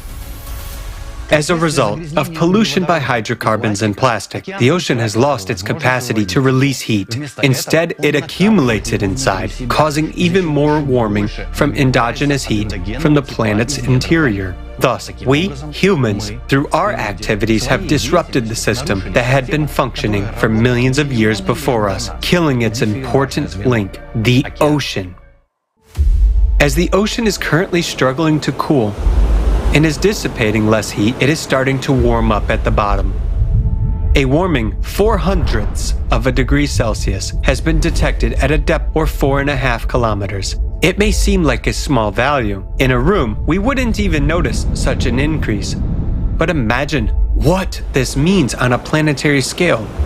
What this means in terms of millions of cubic kilometers of ocean. And off the coast of North America, for example, there has been a rise in the ocean bottom temperatures of up to 5 degrees Celsius. As a result of the temperature increase in the bottom waters, huge volumes of heated water rise to the surface, the so-called blobs. The temperature of these zones can rise up to 6 degrees Celsius above the surrounding water. These blobs can reach as big as, for example, the area of Texas in the USA. And there are more and more of such giant blobs appearing. Such anomalies indicate that the ocean is dying, and its temperature regime is seriously disturbed. The increase in ocean bottom temperature leads to catastrophic consequences, as it represents a huge amount of energy that was unable to be released from the Earth's interior. This energy is equivalent to the power of millions of nuclear bombs aimed against us. It accumulates in the depths and leads to even greater heating and expansion of magma. And this inevitably leads the planet to a hydraulic impact in the Mariana Trench. The accumulation of endogenous energy inside the Earth intensifies the instability of the planet's core. Thus, the core is destabilized not only by the external impact from space, but also due to the accumulation of excess energy within the Earth's interior. And the more the core is destabilized, the weaker the electromagnetic field becomes. Our shield, which protects us from all kinds of dangerous cosmic radiation, is disappearing before our eyes. In turn, the weakening of the magnetic field leads to the thinning of the atmosphere. A recent study showed that the thickness of the stratosphere has already decreased by 400 meters since 1980. And this is a critical indicator. The atmosphere is supposed to transport excess heat from the ocean into space and protect our planet from harmful cosmic radiation. But plastic nanoparticles rise with oceanic evaporation from the ocean into the atmosphere and change its chemical composition. Because of this, instead of transferring heat further, the atmosphere accumulates it. As a result, the Earth is now absorbing more energy than it releases into space. This, in turn, increases the greenhouse effect. Because of this, the ocean is warming from both above and below, and is accumulating even more heat. Thus, we see that today the ocean is not coping with its function of cooling the tectonic plates and releasing heat into the atmosphere because it is warming up from both above and below. As a result of the weakening of the electromagnetic field and the disruption of atmospheric functions, cosmic radiation enters our Earth much more actively, causing further destabilization of the core. Thus, we see a vicious circle that leads our planet and ourselves to destruction. This is why we will not go through this cycle and why we are approaching it much faster. Because we have killed the ocean and it no longer performs its initial function. We have been witnessing signs of the death of the ocean for many years now, and this is happening at an extremely rapid pace. This includes the mass extinction of plankton, which is responsible for releasing oxygen into the atmosphere. This also includes the death of the Great Barrier Reef, which existed for 25 million years, but practically died within just 100 years due to the warming and acidification of the ocean. All of these processes are only a consequence of the main tragedy. The ocean has lost its ability to dissipate heat into the atmosphere. We have disrupted the function of our main life-supporting air conditioner. We have clogged its pipes. As a result, more and more heat stays inside the Earth, and magma heats up even more. We ourselves are pouring oil on the fire. Currently, we are witnessing the growth of destructive cataclysms much earlier than they should have started. This includes the melting of the Antarctic, in Greenland glaciers from the bottom up, abnormal heating of western Siberia, increased seismic and volcanic activity all over the planet, and awakening of stratovolcanoes. This is how we ended up in this situation. The entire human race, along with our planet, has a high probability of not surviving this cycle. And it's all because of our stupidity and mindless consumerism that have killed the ocean. And we did this at the most dangerous moment in time, precisely when we needed its protection the most, during the cycle of climate catastrophes. For millions of years, the ocean protected us and was the only mechanism of defense. And now, we've killed it. And we are left alone and defenseless in the face of a global threat. Do we have a chance to survive all this? Yes, we do. But for this, we need technologies that will protect us from space radiation and help clean the ocean of hydrocarbons. Everyone is stingy with money, and no one will allocate resources for this. Moreover, it is necessary to eliminate the cause, cosmic radiation, and today, no one is solving this problem. As for those who could solve it, brilliant scientists today work for the military-industrial complexes of their countries, and it will always be so in the consumerist format. That is why we need different conditions to solve this problem. We will have such conditions only in the creative society. Building the creative society is our only chance. What will happen if we don't do this? We will perish long before 2036. Recall the millions of nuclear bombs that have already started ticking under our feet, and answer yourself to the question: is life worth a little effort to save it? What will you choose? The death of the planet or the creative society? That's the choice you're making right now.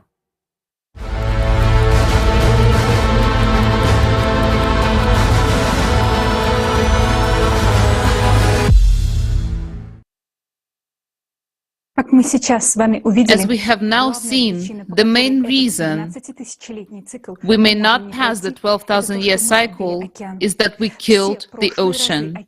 All the past cycles, the ocean was alive, and it was saving the Earth by drawing pathological heat from the interior of the planet to the atmosphere. Now, because of us, humans, the ocean is dead and failing its primary function. What does this mean? It means that we as humanity are now at the sharp edge. We have no time to be wrong.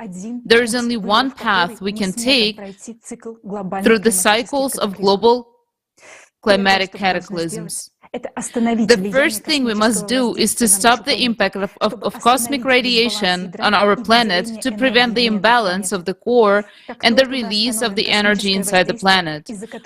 Once we stop the cosmic radiation, which causes the interior of our planet to heat up more and more, the temperature of the magma will drop. And if the temperature of magma decreases even by 1/100th, it won't heat up the ocean as much. And that means the ocean will begin to cool and come back to life on its own. Moreover, as soon as the core stabilizes, the electromagnetic field will also get stable, which again will be able to protect us from the cosmic radiation, and the whole process will begin to restore itself. At the same time, we will be cleaning the ocean of hydrocarbons in order to give it back to the function, of heat conduction. While going through this period, we will be able to conduct in parallel the process of volcano degazing to relieve the pressure that goes from the interior of the planet to the volcanoes. In this way, we will restore the Earth's holistic system. But to fulfill all these steps, we need conditions which we do not have now in the consumerist format. It is only the creative society format that can ensure these conditions, which implies no any geopolitical conflicts, the existence of the single economic space, and most importantly, yes, and most importantly, they being a common goal for all of humanity. And this goal is the preservation and improvement of life of each human. That's why we need the creative society today. And right now, I'm honored to present you to Igor Mikhailovich, our esteemed speaker.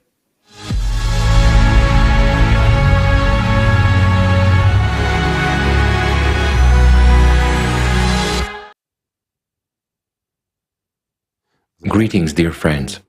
It's a great honor for me to participate in the forum Global Crisis, There is a Way Out.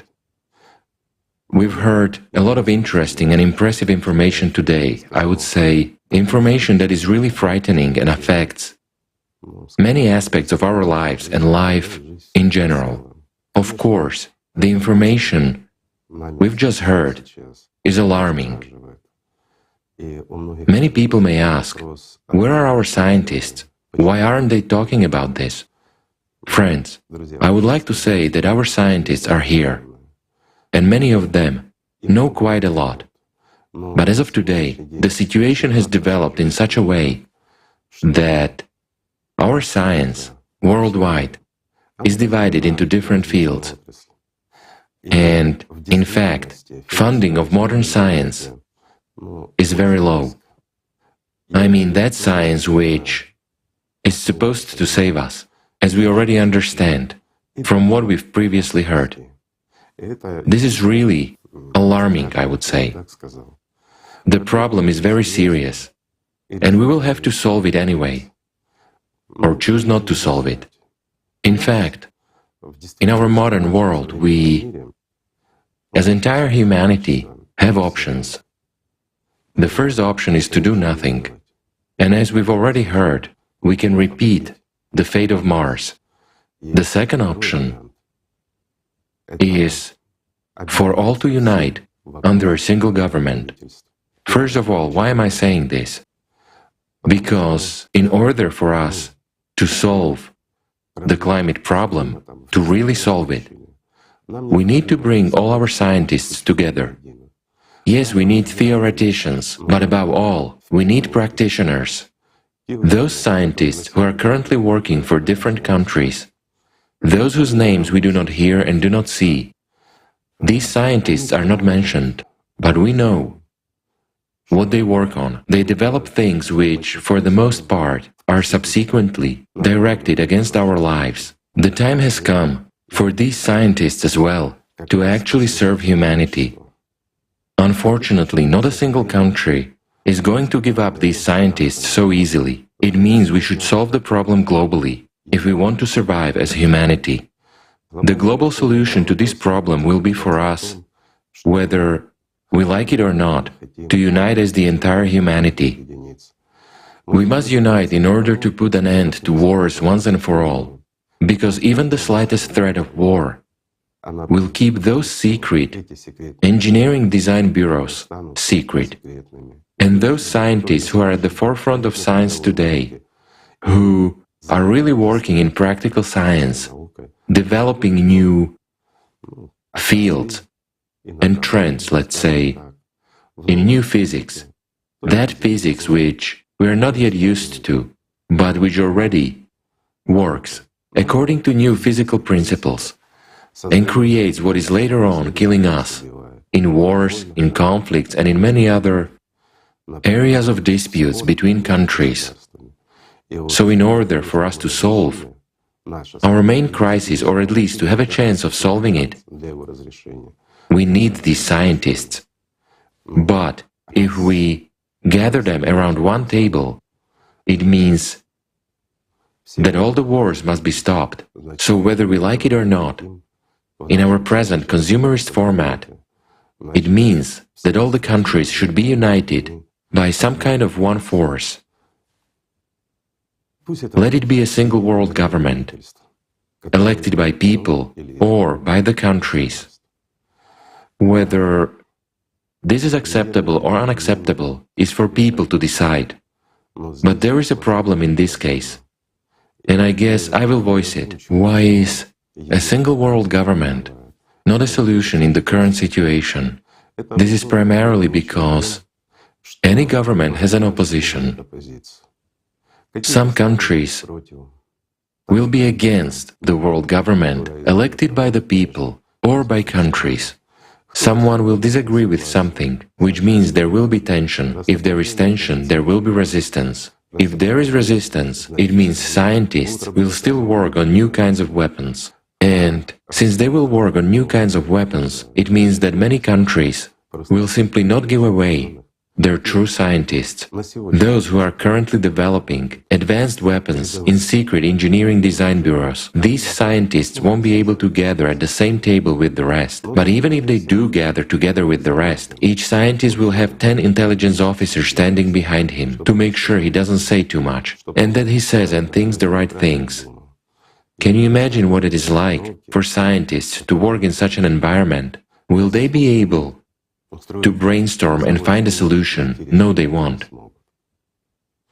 Scientists today should be granted creative freedom and, in fact, the maximum possible resources. In other words, they should not be constrained as they are today. Why to this day does our science continue to believe in erroneous theories?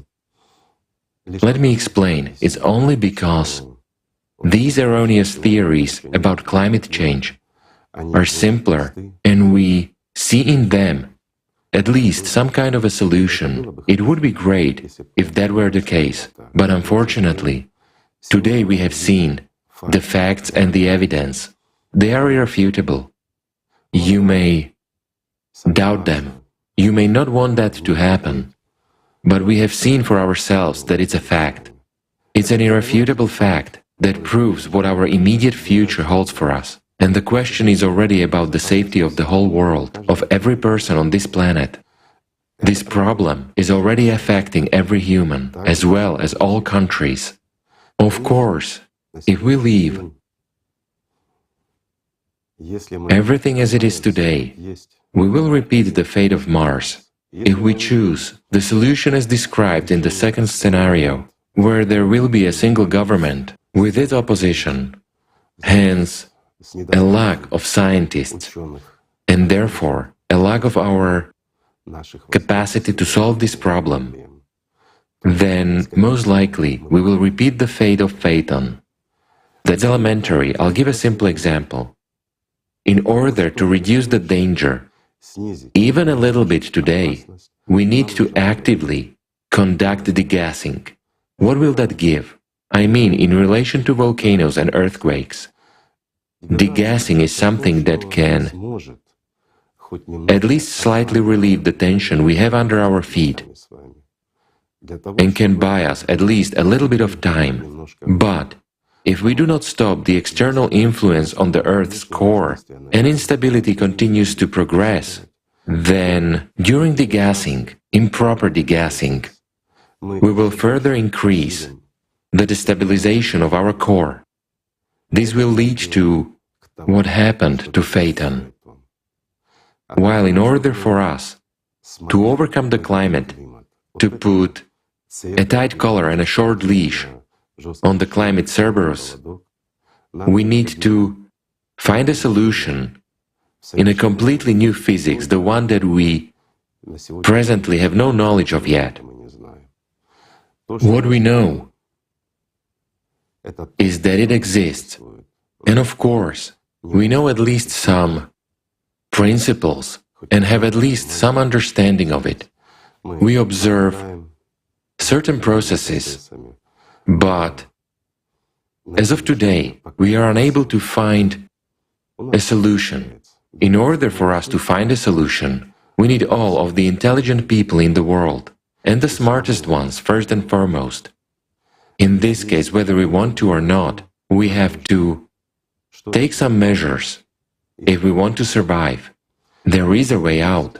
In fact, the current forum has a good title. There is a way out. And the way out really exists, friends. It's about changing the format and changing our attitude. If all of us, all the people on this planet, want to live, if we want to save our beautiful planet for our wonderful descendants, it means we must take completely new steps for the entire humankind. We must change this format of our existence and ensure that wars are terminated once and for all, that confrontations between various countries come to an end, so that we can really liberate our scientists and provide them with all the necessary resources.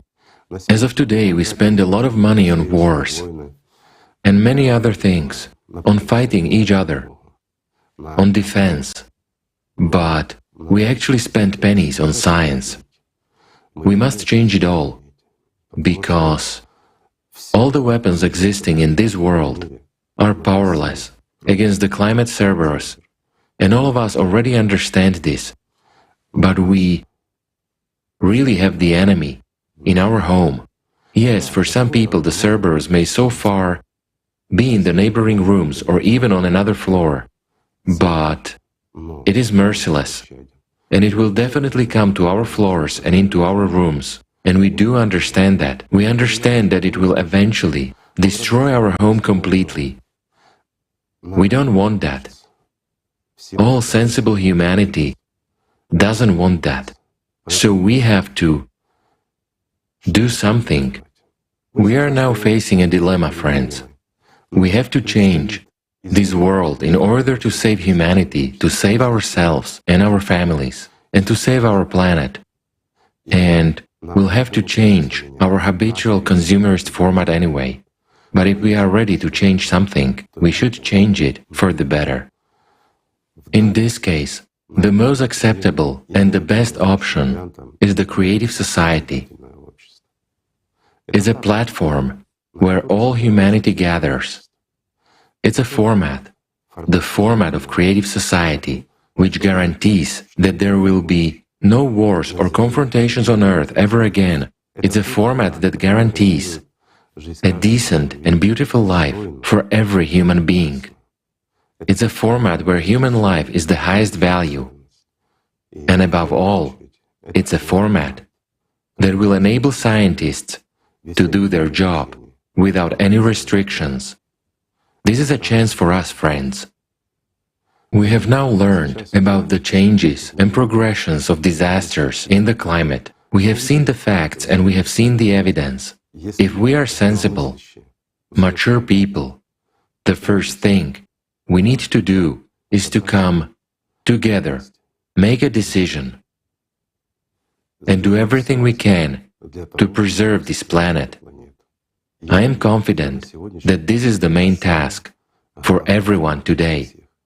And we, people, we can really do a lot. We can even save our planet. But in order to do that, we must create the right conditions.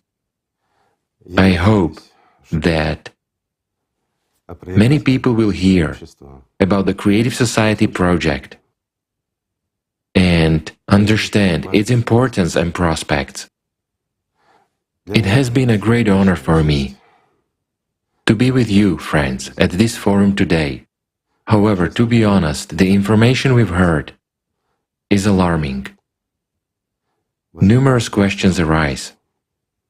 And the most important question is, why do we, adults, behave like children? Why are we waiting for someone to decide something for us someday, when we have little time and only one way out? It's a good question. I hope humanity will answer it. Thank you, friends.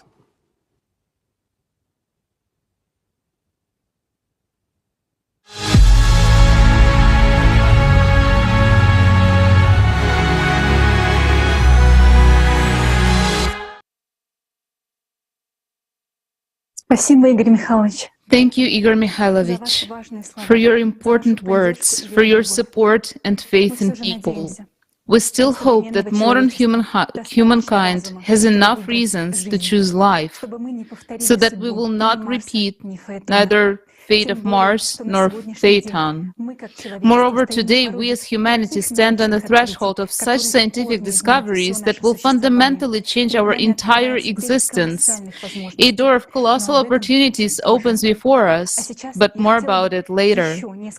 And now I would like to say a few more words about a large-scale interdisciplinary research of climate change and geodynamics of the planet, the results of which were presented to you at today's forum as an illustrative report. At today's forum, we all witnessed the huge scale of international research and analytical work that was carried out by the volunteers of the Creative Society project from all over the world. Among them are representatives of academia from a variety of scientific fields with extensive experience and a wide range of professional skills. The numerous complex, comprehensive collection and analysis of data was carried out in the fields of geology, geophysics, volcanology, seismology, climatology, planetary science, astrophysics, quantum physics, biology, medicine, ecology, and many other disciplines. Assessing the scale of the work done by the volunteers and specialists of the Creative Society project, it can be stated that the volume of this work exceeds the total volume of all scientific work in the field of studying modern climate change. And especially outstanding, due to such a unique interdisciplinary and multi-sectoral approach, for the first time it was possible to form a holistic picture of the causes and consequences of climatic, geophysical, and geodynamic changes on Earth and other planets in the solar system, as well as come to well-founded conclusions supported by extensive research experience and international scientific works. The paradox is that in order to save the planet and solve the set of tasks of waste of neutralizing external influence or converting it from destructive energy into useful energy, all the scientific potential and all scientists of the world are needed.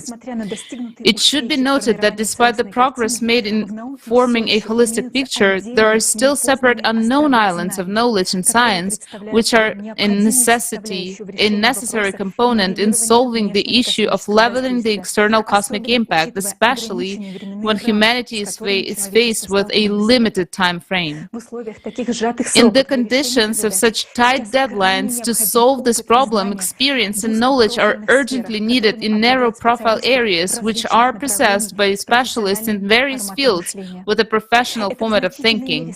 This will gradually reduce the time of exploring these unknown islands of silence and increase the chances of human survival. To effectively solve the problem of protecting the planet from external influences, it is necessary to collect all available scientific expertise from around the world and improve the multi-sectoral approach. Only in this case it is possible to productively use the scientific potential and experience of each scientist, as well as to have time to solve the tasks set before us in such a short time that we as humanity have.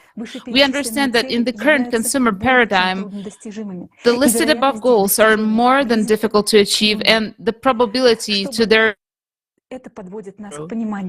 This brings us to understanding that we critically need a fundamentally different format of society which would relieve the potential of scientists and create conditions for their effective scientific interaction. And this is the format of the creative society. In the creative society, there will be a single creative vector of development and a request for solving the global problem of cyclical disasters. This is how the entire scientific world will have unlimited funding in order to find the fastest possible solution to the tasks set aimed at saving people's lives. In the creative society, scientific research will be open and accessible to all scientists. Experts from all over the world will have all possibilities to work together on issues that are important to society with unlimited resources. Only by uniting the potential of scientists, thanks to the creative society format, will most likely be able to find ways to level and transform the cosmic impact. This is why the key condition to the salvation of our whole civilization is the building of the creative society. If you watched our climate report, then you understand that we're not just one step away from another natural disaster, but from human extinction. The only solution is to protect our planet from external impact, and this problem can be solved only in creative society. But why do we really need creative society to solve this problem? Why can't the most brilliant scientists simply come together and work on this problem if it is so urgent? Well, let's be realistic about our world. Have you heard from anyone regarding the true scale and the progression of natural disasters? Maybe from the media, which barely even covers the local weather changes. Or perhaps from well-known scientists. Unfortunately, only a few understand the whole picture. Many merely notice the temperature increase and blame humans, while others are still in a denial stage, claiming that nothing unusual is happening with the climate. It is just natural variability and that everything is just normal. In this situation, when we do not see the full extent of natural disasters and the true causes of cataclysms are still under debate, how could leaders of a country justify the decisions of letting their top scientists collaborate with competitors and potential enemies? These scientists are the ones that the heads of states count on for developing new weapons and guaranteeing the country's dominance. Solving the problem of external impact within a short period of time requires a significant technological breakthrough. This can be achieved if scientists have a shared goal and can freely work together, share knowledge, and discuss concepts. However, in the current format, even if capable scientists were able to meet and work together, they would still be divided, representing competing sides, and they would not be able to exchange their ideas openly and brainstorm effectively. So we can't expect a positive outcome. It is also questionable how this project will be funded, especially when the global economy is on the verge of collapse. But in the creative society, the chance of finding the solution for natural disasters will be significantly higher because first, everyone would have access to truthful information about the scale and the impact of cataclysms, and the real cause of climate catastrophes will become evident. Consequently, we people will start to focus our efforts and attention in solving the right problem, and everyone will understand the importance of it. Second, the essential scientists who are currently hidden from the public will have freedom to openly collaborate, share ideas, and they will be united by one goal, that is to stop the external radiation and save humanity. In addition, every scientist would fully understand the seriousness of the situation, as it not only affects themselves and their loved ones, but the entire 8 billion people. All this will create conditions for the emergence of new ideas, breakthrough discoveries, and accelerate progress towards finding the solution. You know, I am a scientist and I chose my path and I dreamed of making discoveries that would improve people's lives and change the world. And I know that every scientist has this ambitious dream to develop something big that everybody will remember and read about it in history books. And this task and its solution is something that people will never forget. The names of these people who saved the planet will be remembered by humanity forever. Third, the scientists will not be starting from the scratch. We already have a lot of developments and understanding of how to stop the external impact. We can't do it only by ourselves. We need brainstorming and close collaboration among the best scientists. Given that we only have a couple of years to do this, watch this forum to the end. Today, for the first time, a scientific hypothesis will be presented that will help scientists to understand how to stop the external impact on our planet and therefore save all of humanity. Finally, an important aspect is that all resources belong to humanity in creative society. Thus, enough support and resources will be provided for those scientists to succeed. Why and how this is economically possible, you will learn later today in more detail. But one more thing to note is that whilst the scientists are working on finding the solution, the climate cerberus will not just wait around until the solution is found, but it will continue to devour and destroy many cities and even countries. In our consumerist world, those who have some understanding of the 12,000-year cycle are trying to predict safe places and sell land or build bunkers. This is available to a few, but we know that these options may extend life only by several years. All will perish anyway, because this time, the whole planet will die like Mars if we leave everything as it is. In creative society, until the natural disasters are fully under control, people will be warned and evacuated in time because human life is of the highest value. Unified Global Emergency Service will be created to guarantee everyone's safety. Scientists will work together to identify safe locations, and we will build appropriate infrastructures, including places to live, grow food, so that all people will be taken care of. Thus, in creative society, we can save the lives of all 8 billion people and find a solution to deal with external impact. Creative society is the only solution for our survival. But there's not much time left, and I'm asking you, a person who cares about the future. We need your help in sharing the information about the true scale of the natural disasters and how to overcome them. Your voice is very much needed right now because people can decide and support this project only if they're informed. Later today, you will learn that creative society is not only about survival, but what we all dreamed of. Please understand that this is our world. Right now, we have a chance to build the future together. And now, it is time to act. We, all people on the planet, have a little choice. Either we leave things as they are and die together, or we come together and find a solution that will save us and give our civilization a new level of development of life. To find a salvation solution, we need certain conditions in which it will be possible to do so. Thus, we need the creative society. If we decide to build the creative society, we either have to do it seriously or not do it at all. Either we address thoroughly to save our lives and act together until full completion, or we give up and surrender to the climate cerberus. And if we decide to change the format of society, we need to change it to something reasonably good and beneficial for all people. Let us compare what we are changing it to.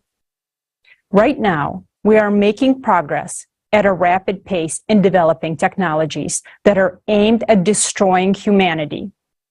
But why not at saving lives instead? As long as there is a power of the few, they would only care about their own well-being and make laws that only benefit them. If the power was in the hands of all people and decisions were made by society itself, we would live perfectly well. Because people would never pass laws that make their lives worse or threaten them. The modern world is full of inflation and wars, and a single person is nothing and nobody in it.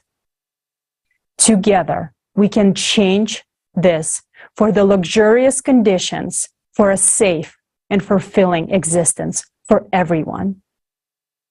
This kind of conditions we must have simply because we are people. Instead of a world where no one means anything and the life of each of us is nothing, we can choose a world where the life of every person is the most precious thing. Today, you will hear a lot about the creative society and the perspectives it will give to you and to every person. Compare your life now with what the creative society can give you and your family, your loved ones, and your friends.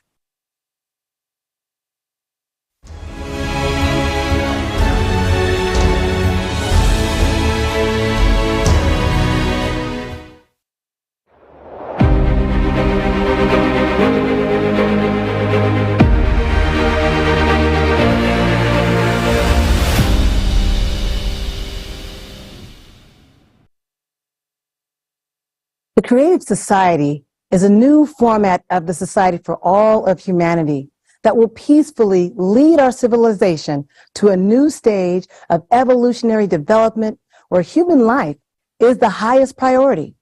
In the Creative Society, power will belong to the people and not be concentrated in the hands of one person or a particular group of people, as is the case today, which leads to conflicts, wars, crises, and so on. Later, we will explain in detail how this can be achieved through transition period to the Creative Society. You will be provided with free housing of a minimum of 60 square meters per person in private ownership, and you will not have to pay for utilities. Every home will be equipped with an FFG, fuel-free generator that will provide you and your family with free and unlimited energy. Moreover, in that same transition period, every month, you will receive a universal basic income equivalent to $10,000 as of today, without having to pay any taxes. You will only need to decide how to spend your money. You might as well start thinking about this now. Do you think you will pay off all your debts first? But they will be written off. Do you think you will spend this money on healthcare or education? You will have the best education and healthcare free of charge, available to you 24/7. In the Creative Society, your safety will be the top priority, and all technologies will be directed towards improving your quality of life. Each household will be equipped with a matter replicator, providing you with your favorite clothing, food, and other necessary items. Thanks to the health capsule, you will forget about illnesses forever, and you will always be healthy. Isn't this what you've been dreaming of your whole life? But that's not all yet. Fourth pillar, transparency and openness of information for all. In the Creative Society, the media will belong exclusively to the society. The media will serve the interests of the people and reflect information truthfully, openly, and honestly. Additionally, you will be able to receive accurate information about the movement and distribution of public funds at any time. Money owed by the public is, first and foremost, your money, and you should know how it is spent and for what purposes. Fifth pillar, the creative ideology. You will no longer have your mind manipulated, nor be frightened with imaginary enemies. We will not be pushed to confront each other and be divided into us versus them anymore, because in the Creative Society, any propaganda of violence, inhumanity, and segregation will be prohibited. The Creative Society will establish all the conditions for the development and education of a human with a capital H. Our children will be raised on the principles of humaneness, kindness, friendship, and mutual respect. These particular qualities will form the basis of relationships between people in the Creative Society. Sixth pillar, development of personality. In the Creative Society, you will be able to study wherever you want and train to become whatever you want, and it will all be absolutely free of charge. Education in the Creative Society will unlock your individual potential by 100%. You will be provided with a program specifically tailored to maximize your intellectual abilities. Any educational process will be interesting and engaging. You will have access to cutting-edge technologies in education and development. You can study anywhere in the world at any time that suits you. In the Creative Society, the world of knowledge is open for you. Seventh pillar, justice and equality. If you decide to work, you will be able to choose a profession that brings you joy. There will be a 4-day work week with a 4-hour workday. Moreover, you will have 2 fully paid vacations per year. Every job will have a decent compensation. The pay for identical positions, specialties, and professions will be the same worldwide. Furthermore, justice and equality will ensure that there will be no more private monopoly and irrational use of resources. All natural resources will belong to all people, including you. Eighth pillar, self-governing society.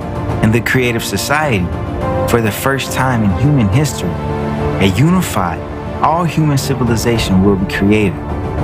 All power will belong to all people, to you.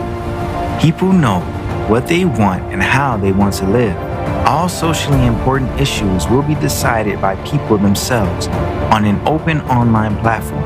Specialists will be responsible for implementation of the tasks assigned to them. They will be appointed and controlled by people themselves.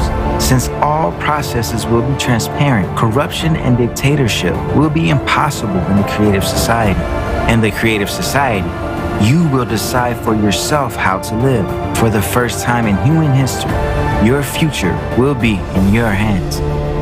The 8 pillars of the creative society are formed from our desire to live as human beings. Everyone wants to live in a world without wars, without violence, without tyranny, without poverty, without inflation or any crisis, without absurd and total consumption. If you want peace, security, confidence, free and high-quality healthcare and education, freedom of movement around the world, a universal basic income, access to free energy, then the creative society will fulfill all your dreams. All of this can easily be achieved in the coming years. How to do this? Just tell this to as many people as possible, to everyone. Your dream world is separated from you by your neighbors and everyone around you who don't know about the creative society yet. Do you want the creative society to come as soon as possible? Act. Tell everyone about the creative society. For the first time in human history, your future is in your hands.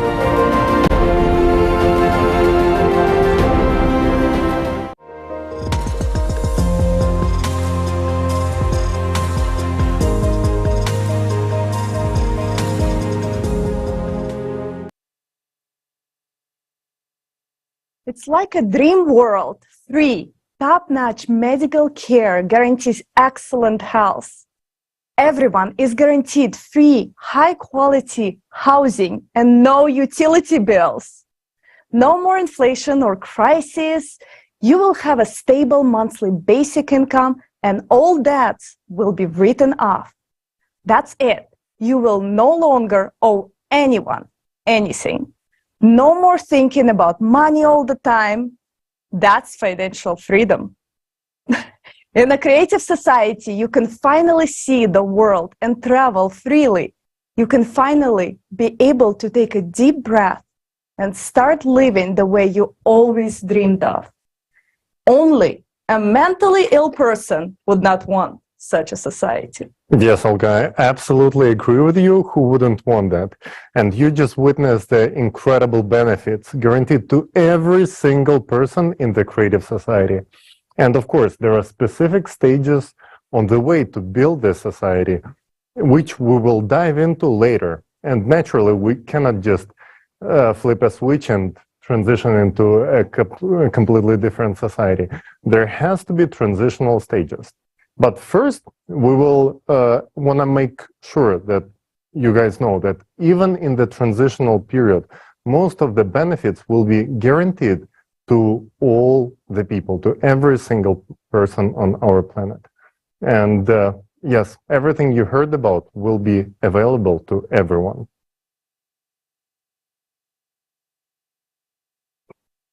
Anyone who understands what the creative society is will want to live in it.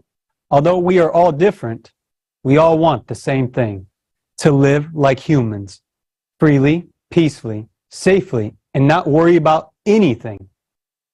That is what unites us. People always want to live well and in good conditions. So why don't we have all of these conditions yet? The answer to this question is very simple. People do not have all of these benefits because in the consumerist society in which we live, power is in the hands of a few instead of the hands of people. Are you completely satisfied with conditions of your life? I know that most people would answer no. Do you know what that means? It means that you do not have power over your own life. It means that someone else has power over you. If the power were in your hands, would you increase your taxes or the prices of the goods you buy? Would you raise the prices of electricity, gas, and water? Would you condemn yourself to a lifetime of paying debts, insane bills for medical care, education, and so on? And finally, would you start a war in your country that would take your life and the lives of your loved ones? Of course not. Every normal person wants a stable, high quality, peaceful life. And if they had the opportunity, they would build precisely such a life. But today, people do not have power, and therefore we do not have a stable, desirable future. This situation continues from election to election. Power is always handed over to the few, and that is why only a few live well. That's how our consumer society is built. Yes, agree. In the creative society, all power will belong to the people, including you. People know what they want and know how they want to live. People themselves will decide all important social issues on an open online platform. Responsible individuals for task completion will be selected and monitored by the people. All processes will be transparent, and no one will be able to make a decision for people. Instead of power for select few, society will be self-governed. The main principle of the creative society is that by improving life for the society as the whole, you improve your own life. Yes, friends, our future is in our hands. There has never been anything like the creative society in human history. We have no experience of living in such a world, because in all social systems that have existed in our history, leaders have always kept the power for themselves, while in the creative society, people do not delegate authority to anyone, but make all the decisions themselves. That is called self-governance. What will it look like in practice? Let's take a look.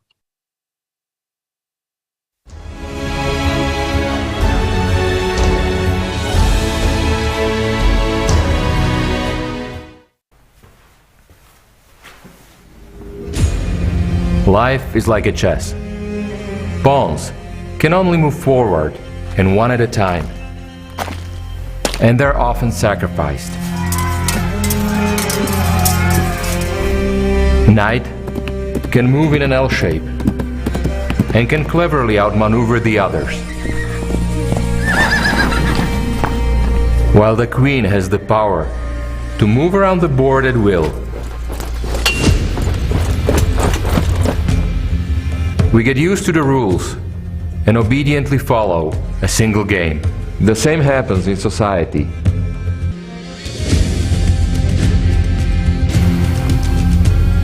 We are offered several politicians to choose from. We think we choose. But we only vote for those who are offered. We give them complete power over our lives. We become pawns. Once politicians get power, they arrange wars and crises, sacrificing us, yet we support them by loudly repeating memorized slogans. Or we argue and support others, new politicians, empowering them this time. And everything repeats. We are persuaded that there are no viable models for the self-organization of society without authority. But isn't there such a model in fact? Or is it just that those who claim so do not know about it, or do not want to know about it? Yet, what if we change conditions, stop playing and begin to live?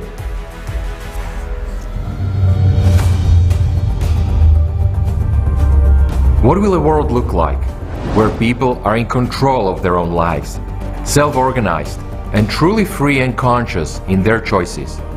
Not just individual small groups, but all 8 billion people on the planet. There is such a model, and it is called the creative society. Let's see, how will it look like? For several years, volunteers had been spreading information about a completely new format of society worldwide. And after that, people all over the planet held an international referendum at which the creative format of society was almost unanimously adopted. This led to significant changes both in relationship among people and on the planet as a whole. All artificially created crises and wars in the world have stopped. The problem of hunger has been resolved with a short period of time, since human life became the main value in the new format of society. The newest advanced technologies, which were inaccessible for people in the consumerist format, have started to be introduced everywhere. Everyone has been provided with a social package that includes a modern dwelling with an area of 60 square meters per person and an unconditional basic income equivalent to $10,000 per month. All basic needs of every person are fully met, but the main thing that each of us has gained is the right to be heard. We have transitioned to a completely new format of decision-making, self-governance. In the creative society, there are no presidents or parliaments anymore, not to mention dictators. There are only people, and every person's voice is equally important when decisions are being made. Mom, do you decide everything now like the presidents did before? There are no more presidents of any kind anymore, sweetheart. I'm human, just like you, and now there is no one above people, so people themselves decide everything. Does it mean that you can change anything in the world? Well, not really. My opinion is just as important as opinions of billions of other adults on the planet. But one person, no matter who he is, cannot promote the project which only he himself likes and which most people are not satisfied with. Why? Because majority must vote for it. Self-governance of society means that we, as community, decide by majority vote whether something will take place or not. Self-governance is not the absence of management or competent planning, but rather it's the absence of authority, although its function is equally shared among all people. Voting for a project becomes the right of every adult on the planet. And the advantage is that people themselves aspire to improve the living conditions in society. It becomes a crime to change something in people's lives without asking them. To exercise people's authority, we use such a tool as the electoral platform. It is essentially a website that allows people from all over the world to adopt decisions transparently and quickly.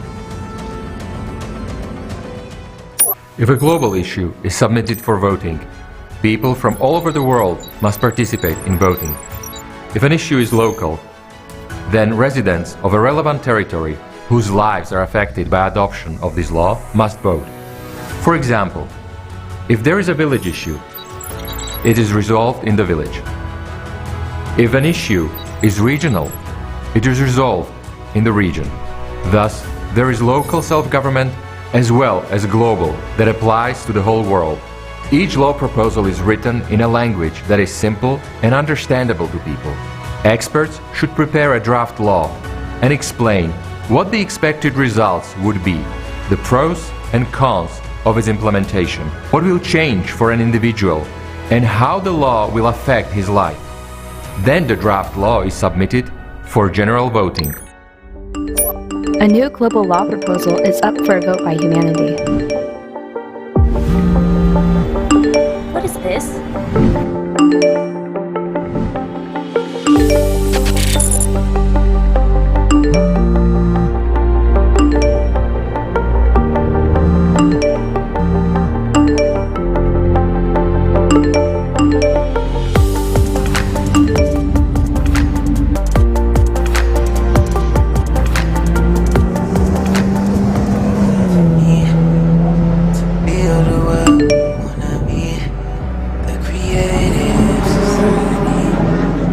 Read out the draft law.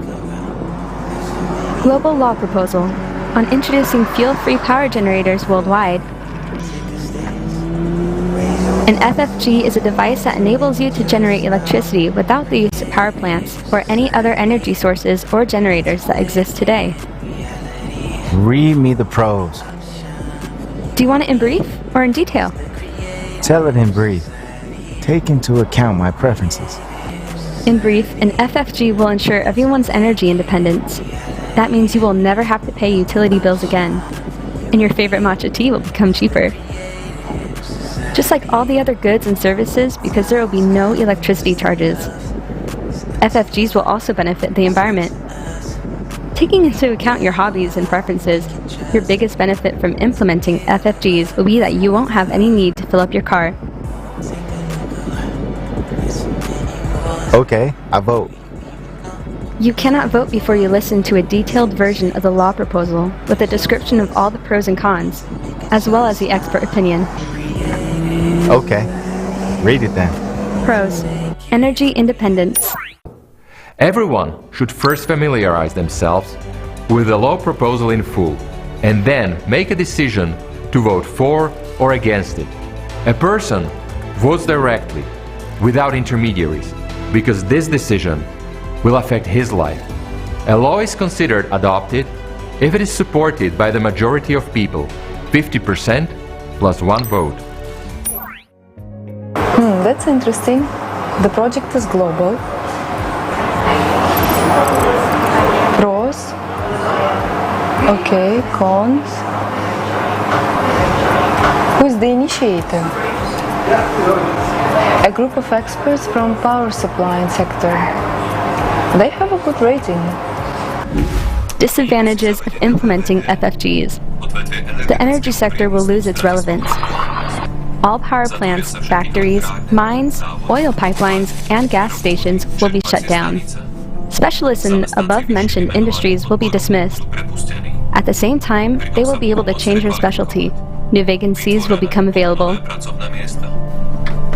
Let's see, what jobs are offered? Okay, engineer. FFG biotechnologist. Look at that. They offer retraining to be an aerospace systems engineer. Come on. I've worked there for 8 years. I started back in the consumerist format. All processes will be transparent, and as a citizen of the world, you will be able to control any voting process, whether your vote was registered correctly or not. Moreover, it's important to understand that the electoral platform is easy to use, intuitive, and technically protected against any intrusion and forgery, thanks to a reliable and secure system of data collection and processing. The global voting on the implementation of FFGs is now proceeding well.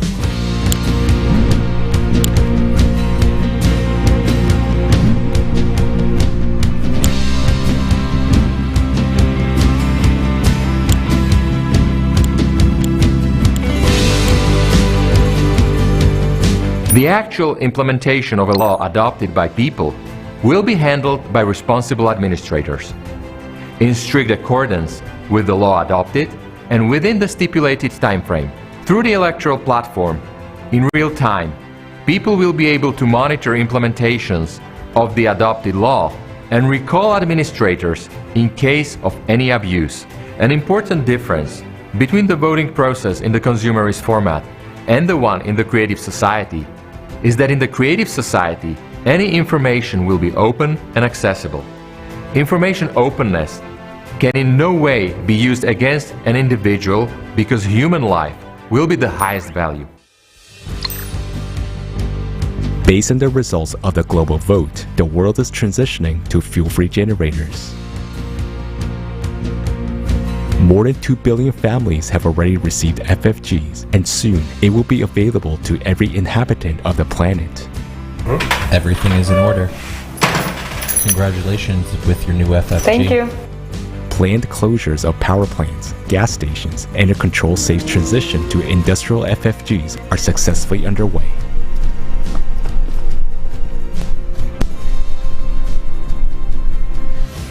An FFG can be installed in any means of transportation.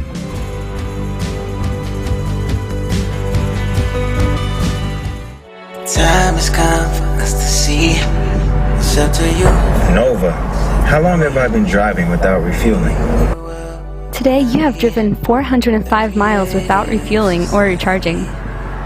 In total, your car has traveled 1,267 miles with the FFG. The next inspection of your car will be after 8,000 miles, and your FFG will be serviced in 9 years and 345 days.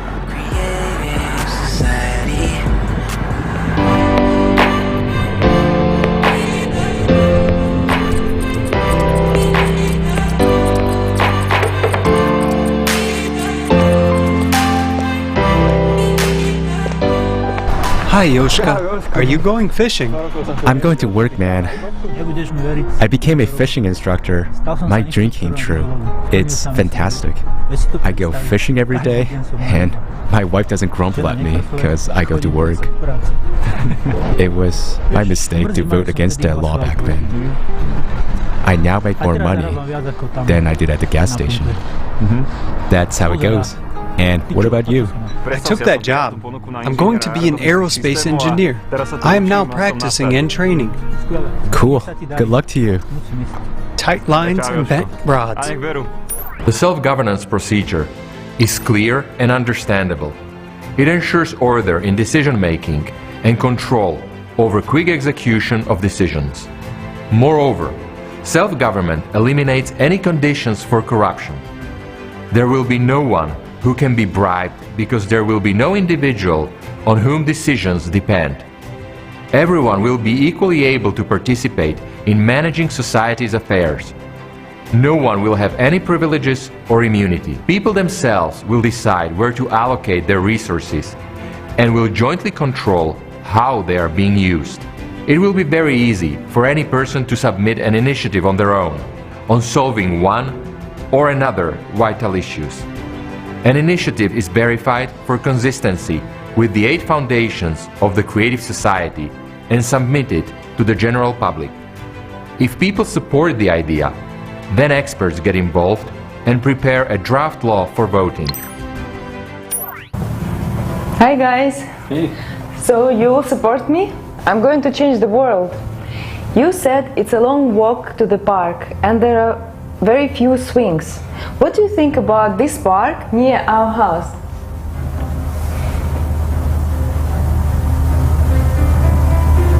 Wow! Or this one? It's hard to choose. Wow, when did you manage to retrain from an interior designer to an architect? It's not me. I just put forward an idea, and last night local architects created these 2 projects by means of artificial intelligence. So now I will submit both of them on the platform and let people choose which one to vote for. The main thing is to have more ice cream cafes in the park. Well, then we need to vote for this one because it has fewer bike lanes and more cafes, while that one has more jogging and bike lanes and fewer cafes.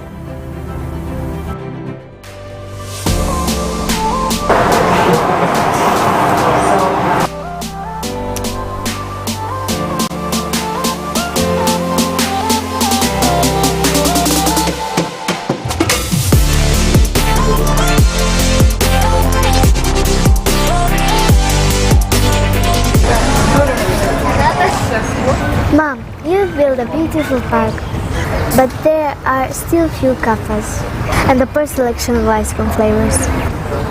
Here is your ice cream lane, lady. You are so right. The selection is poor, but soon there will be more. We just opened yesterday. Enjoy. Thank you.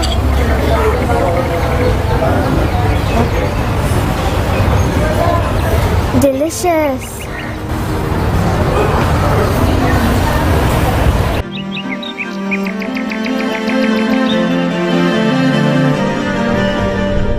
In today's consumer society, a single country or even an alliance of several countries will not be able to implement the concept of self-governance in full, because there is such a concept as geopolitics, an endless war of interests. There is a competition and fight for resources, and national economies are interconnected to a large extent. Thus, people in a separate country cannot fully make independent decisions. Real self-governance is possible only in the creative format of society, and there is no analogues of this form of governance today. In the consumerist format, the law usually protects and benefits those who created it, but when people themselves create laws and vote for them, they work for the benefit of all people, not just a few. When people themselves generate projects and promote laws, there can be no wars, international strife, or conflicts in such a society. Because the most valuable thing for us people is life, and those incredible prospects which the creative society offers us.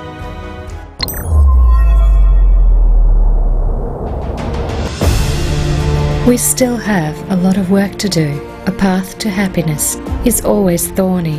In our case, the path to the creative society. We'd have to say goodbye to some things, learn something, and get used to something. But there are more joyful moments in all of this. After the introduction of FFGs, even more opportunities opened up to us.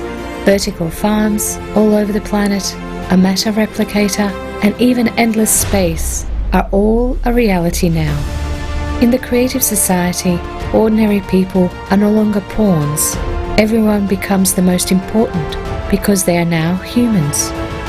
Since power is in the hands of people, that is, in our hands, everyone is more motivated to play an active role in the process of society. We have become even more united and responsible because now each of us changes the world for the better every day by our conscious choice. Creative Society, the beginning.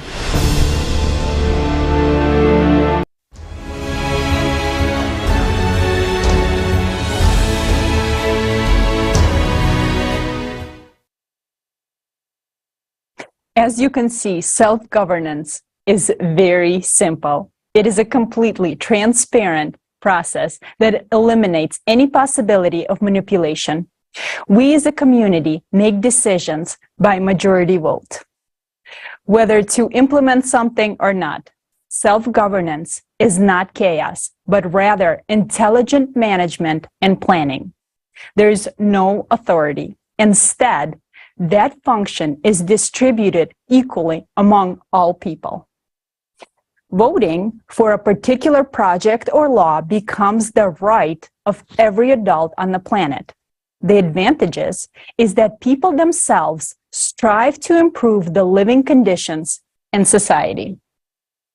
At present, it is impossible to fully implement the concept of self-governance as we have seen in one country or even a union of several countries, due to the geopolitical struggles for resources and competition between national economies. People in a single country cannot make independent decisions, but in a creative format of society, real self-governance is possible. In such a society, people create laws and projects that work for the benefit of all people, not just for the benefit of a few.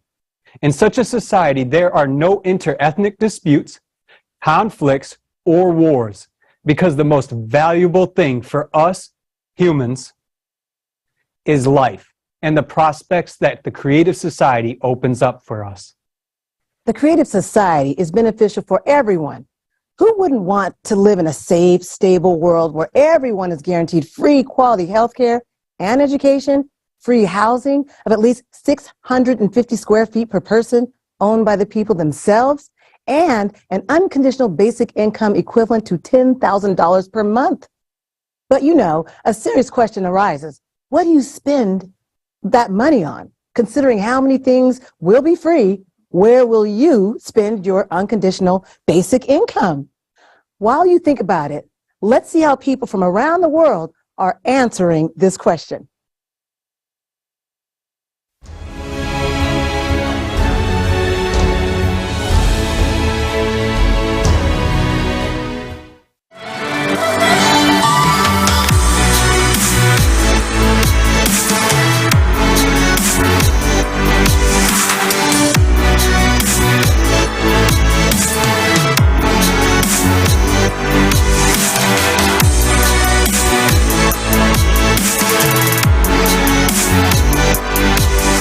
Exclusively for the Global Crisis Forum There Is a Way Out, we've conducted social service across the entire world.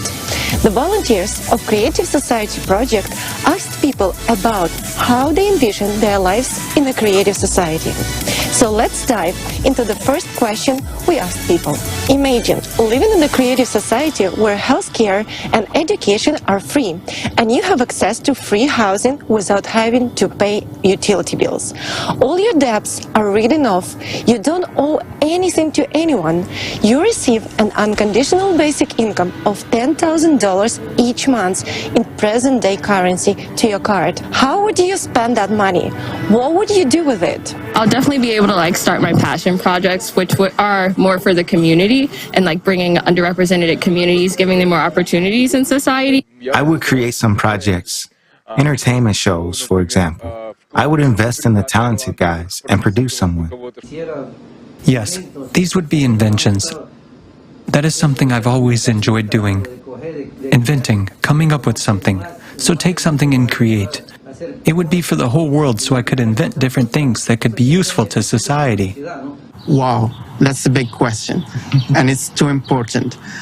For me, I would like to travel the world, the whole world. I would like to meet people from different nationalities, see the natural. Most of my budget will be spent on recreation, singing, piano, etc. Where am I going to spend $10,000? First of all, I will do everything I'm supposed to do in the household. And then I'll probably start making paper airplanes out of them and wait for them to disappear at all. It will be the happiest moment of my life to never think about them again. I don't even know why the money is needed at all. That's a good question. Yes, the value and worth of money is completely different in such a society. I want to go abroad a lot, to eat plenty of good food, and to have a lot of fun. If everyone has everything, then the money is kind of unnecessary. I guess I could think more about, because right now I'm thinking, well, what about like spaceships and like going to the moon or like new advanced technology? I will take care of my family and I will try to join the creative society to help other people, and that is my dream. If I had such money, I would stop saving on those foods and fruits that contain the vitamins that I need. I would stop saving at least a little bit on gas. I have a gas meter. I would invite my friends to a cafe. I would learn how to live. Because these days, with what we earn and the way we live, you are not living, you are surviving. Imagine having an official work schedule of 4 days a week for 4 hours a day, and you earn a decent salary. In addition, you receive an unconditional basic income and free housing. Education is free and of excellent quality anywhere in the world. You can acquire any professional skill and join any team across the world to work on projects that benefit society as a whole. Or choose not to work at all. What would you do? I would still work. I love my job. You know, I work in visual effects and it makes me happy. So I think I would still work, and you know, whether that's paid a certain amount or not, I would still go in every day, or 4 days a week would be great. I would love to work for huge organizations that will probably study some super global issues. Well, you know, I'm an industrialist and a producer. I'm a creator. Maybe I would do something, I don't know, maybe make some goods cheaper.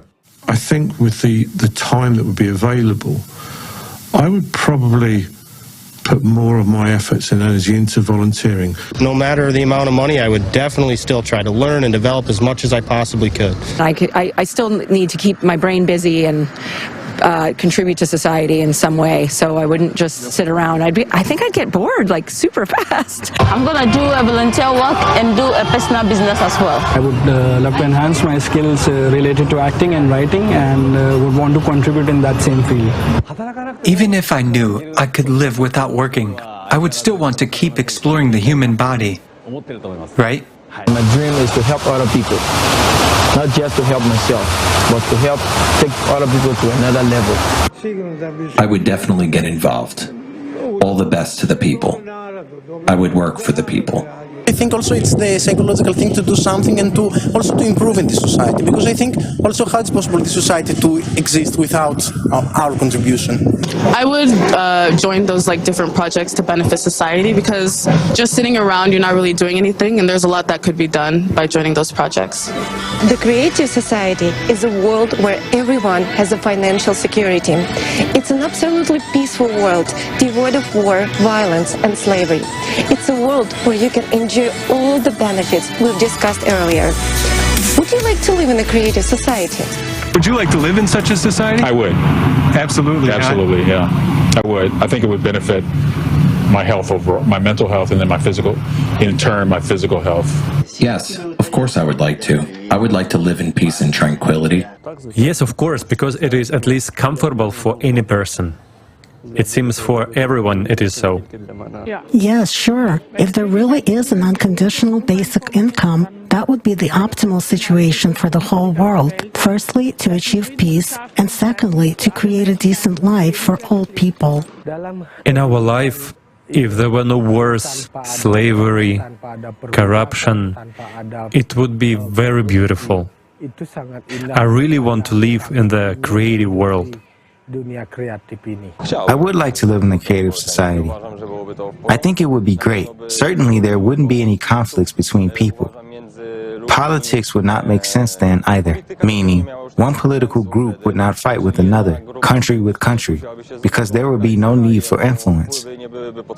Of course, certainly. I'm sure, in fact, we're already creating, even just by the fact that we're already talking about it. I'm looking forward to such a society. Yes, and I'll try to do everything I can to make it happen. So who wouldn't want? I would definitely love to be a part of the society. Yes, of course. I definitely hope to live in a relatively peaceful place without war. I think we would all like to live in such an environment and protect our families, right? I would love to live in such a society. Yes, such a world is a dream, and I'd really like that. Yes, I think I would like to live in the creative society. I dream of a place called the Creative Society. Did not know that there was such a project. I am honored to even be a part, to just share my little capsule of how I think life could be. I want the emblem, any of that. No, sign me up. Queens on board. Absolutely. Sure, 100%. Yeah. 100%. No need of doubt. Everybody looks for it. Well, of course, I do not know what kind of a person, other than a psychopath, would not want to live in such a world. Well, the answer is obvious. Of course I'd love to, and I challenge anyone who says otherwise. Yes, I would like to live in such a society, because it would mean that many of the inequalities that still exist today will disappear. It happens because of minorities' interests, who benefit and get richer, because of the problems that are happening in the world. Would you like to live in the creative society? Of course I will love. Naturally, it's probably a dream of every person. Everyone falls asleep and thinks, oh, if there was no war, it would be great. People would live in abundance and harmony, and everyone would smile at each other. Yes, I would love to. I'm with you. I'm just saying. Come on. That's like the best dream any person would have. Yes, I would love to live. Of course. Like, I think this will be answer of all people. Yeah, of course, I would like to. Who doesn't? Who doesn't? Creative society, it's amazing.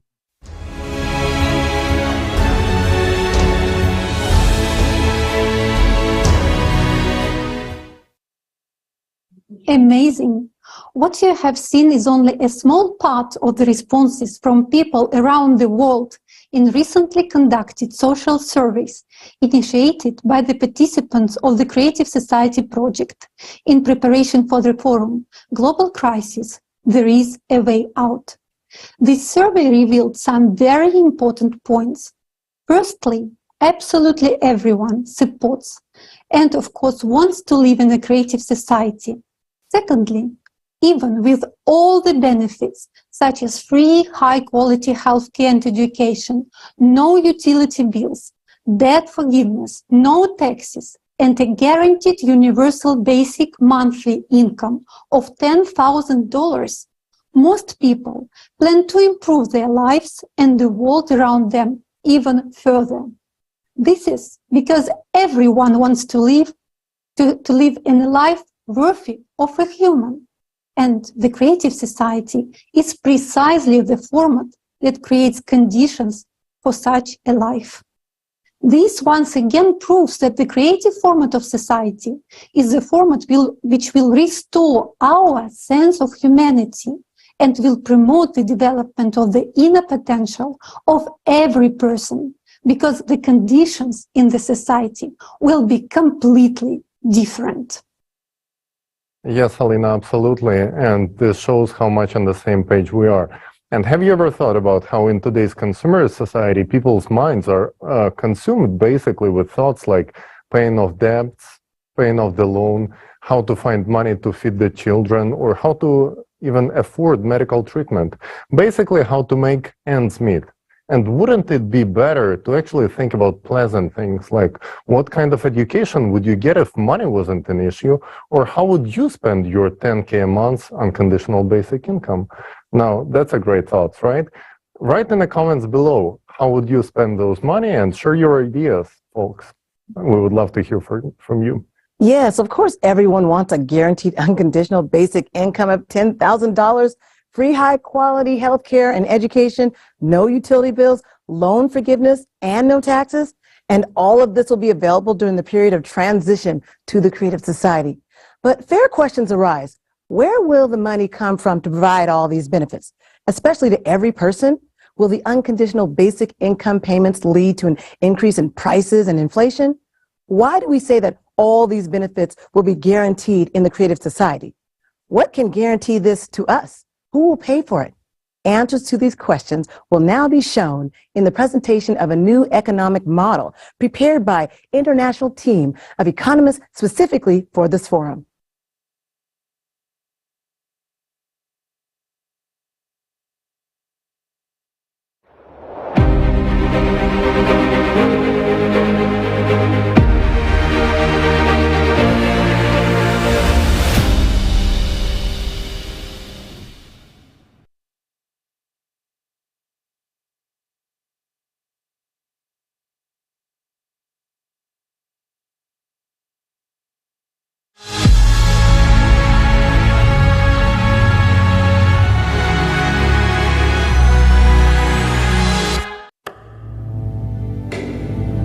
In the transition period to the Creative Society, each person will have universal basic income equivalent to $10,000 US, free housing at least 650 square feet per person, free healthcare of the highest quality, free education for a lifetime, safety in every part of the world, work 4 hours a day, 4 days a week, paid vacation for 2 months a year, equally high salaries across the world, no taxes for individuals, small and medium-sized businesses, fixed prices on all goods.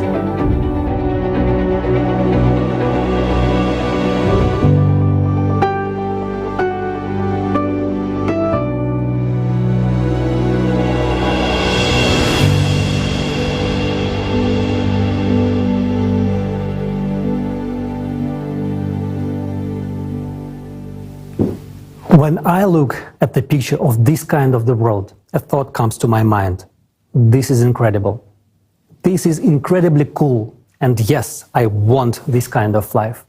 But just like in any person, a skeptic inside me begins to rant and says, first of all, it is impossible to implement. And even if it is possible, it certainly won't happen in my lifetime. And goes on to affirm, no one will let you do this.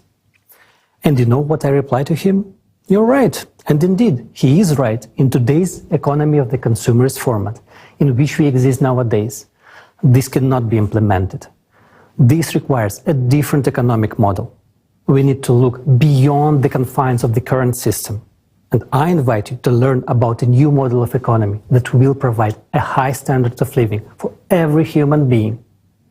This model has been developed and proposed by experts from around the world. It takes into account the economic needs of each person, technological advances, and the need for our civilization to develop and evolve. This innovative model will change our lives from the first day of its implementation. I want to draw your attention to the fact that its implementation is possible only if the format of society is changed from consumerist to creative. And further, I will explain why. Unlike the current economic model, the new model will have a different goal: to provide a high standard of living for every human on the planet. There are two key requirements for the new economic model to function and achieve this goal. The first requirement: the new economic model can only work on a planetary scale. It cannot work in a single country. The second requirement is the self-governing society. All power must belong to the people. The economy, along with other strategic spheres, will also be managed and controlled directly by society, represented by every person, each of us, via the electoral platform. So, we have formulated the goal of the new economic model and outlined the necessary requirements for its implementation. These requirements can only be met in the creative format of society. I now invite you to model the near future. After we have successfully completed all three stages of building the creative society, informational, political, and the global referendum, the world community legally and peacefully transitions to the creative format of society that we all have chosen together and become one civilization. From that moment on, it will take a small amount of time to launch the new economic model. 6 months, according to preliminary calculations. After that, we will enter the transitional period to the creative society, which will last 5 to 6 years. As soon as we enter the transitional period, everyone will be provided with the monthly unconditional basic income in the amount equivalent to $10,000, with their own housing of at least 60 square meters per person. Education and healthcare will be of high quality and free, as well as resources, electricity, water, heating. All debts will be written off. Loans will be interest-free, and there will be no more taxes for individuals, small and medium-sized businesses. Of course, this raises a lot of questions. Will people work? What will the prices be? Will there be inflation? And the most common and important question, where will the money come from? So let's take it in order. Where will we get the money from in the transitional period to the creative society? In the new economic model, money will be created by a single fund for global financing, which belongs to society and serves its interests. The single fund for global financing will only serve the function of creating and redistributing funds. It will not accumulate money like the funds do today, nor will it make money as the banks do in the consumer model of the economy. There will be no banks in the transitional period to the creative society because there will be no need to keep money, because money will be exclusively digital. In fact, there will be no money in the conventional sense of the word. These are just numbers and equivalent for exchange. That's your assets. You can exchange them for something, a product, a service, and so on. The more the economy grows, the more means of exchange, what we now call money, are created. In contrast to the consumerist format, all financial transactions will be open and transparent to everyone. The task of the single fund for global financing is to supply the right amount of means of exchange at society's request. Well, how will this work? Society decides what needs to be improved, created, and what projects and initiatives to implement. Experts will use the artificial intelligence to calculate how much money is needed to achieve those goals. And the single fund for global financing will create the necessary amount of money. If there is a request for the implementation of a project in a village, city, or country, an application is submitted to the electoral platform. For example, if a city decides to replace its asphalt pavement, it submits a request, and funds are allocated for this from the single fund for global financing. It's just like in the family. You know what everyone needs, and you allocate money from the family budget to buy the necessary goods: pants, sneakers, a piano. It's the same at the city and global levels. The only difference is that our budget as a society is not limited. We can spend as much as we want if there is something to spend on, and we need it. This approach does not limit the development of the economy. The economy develops and our opportunities increase. In the new economic model, there will be no budgets of cities and countries. There will be no such thing as state money either. The only place where money can accumulate is your personal account, and you yourself dispose of it as you please. If a country, city or village has a budget, there will inevitably be those who will try to make a profit from that budget, local officials and others. And when there is no budget, it cannot be taken away. And this is the answer to the question of why there will be no corruption, theft and bureaucracy. There won't be a situation where the asphalt pavement was changed last year and this year it is changed again, and someone makes money on it. It will not happen because the monitoring system will guarantee the transparency of all operations. Monitoring that the money allocated has been used as intended will be done with the help of technologies that already exist, such as the multipurpose complex Voskhod. You won't be able to buy building materials for a higher price than those that are sold everywhere, and everyone can see their price. How is it possible to steal if what you buy and sell can be seen immediately? Money flows are transparent. Anyone can see what every penny is spent on. Now, in the consumerist format, this information is hidden. But in the transitional period to the creative society, it will be available to everyone. You can see exactly how money has been spent in any part of the world, regardless of where you are, because society's money is your money. For the convenience of transactions and complete transparency, a new single monetary unit will be introduced, which can be used anywhere in the world. It will belong to society and be created by the single fund for global financing. It will be digital. It will not be possible to seize or freeze it, and it will not lose value. You cannot lose digital money. It cannot be stolen, and its flows are completely transparent. From the first day of the transitional period to the creative society, an exchange of existing currencies for the new monetary unit will take place. All savings, capitals and assets of people and enterprises will be converted into it. Why will the single currency be digital? Because firstly, it guarantees the transparency of all financial transactions. And secondly, with modern technology, there is no need for paper money or documents. Digital money is both environmentally friendly and convenient.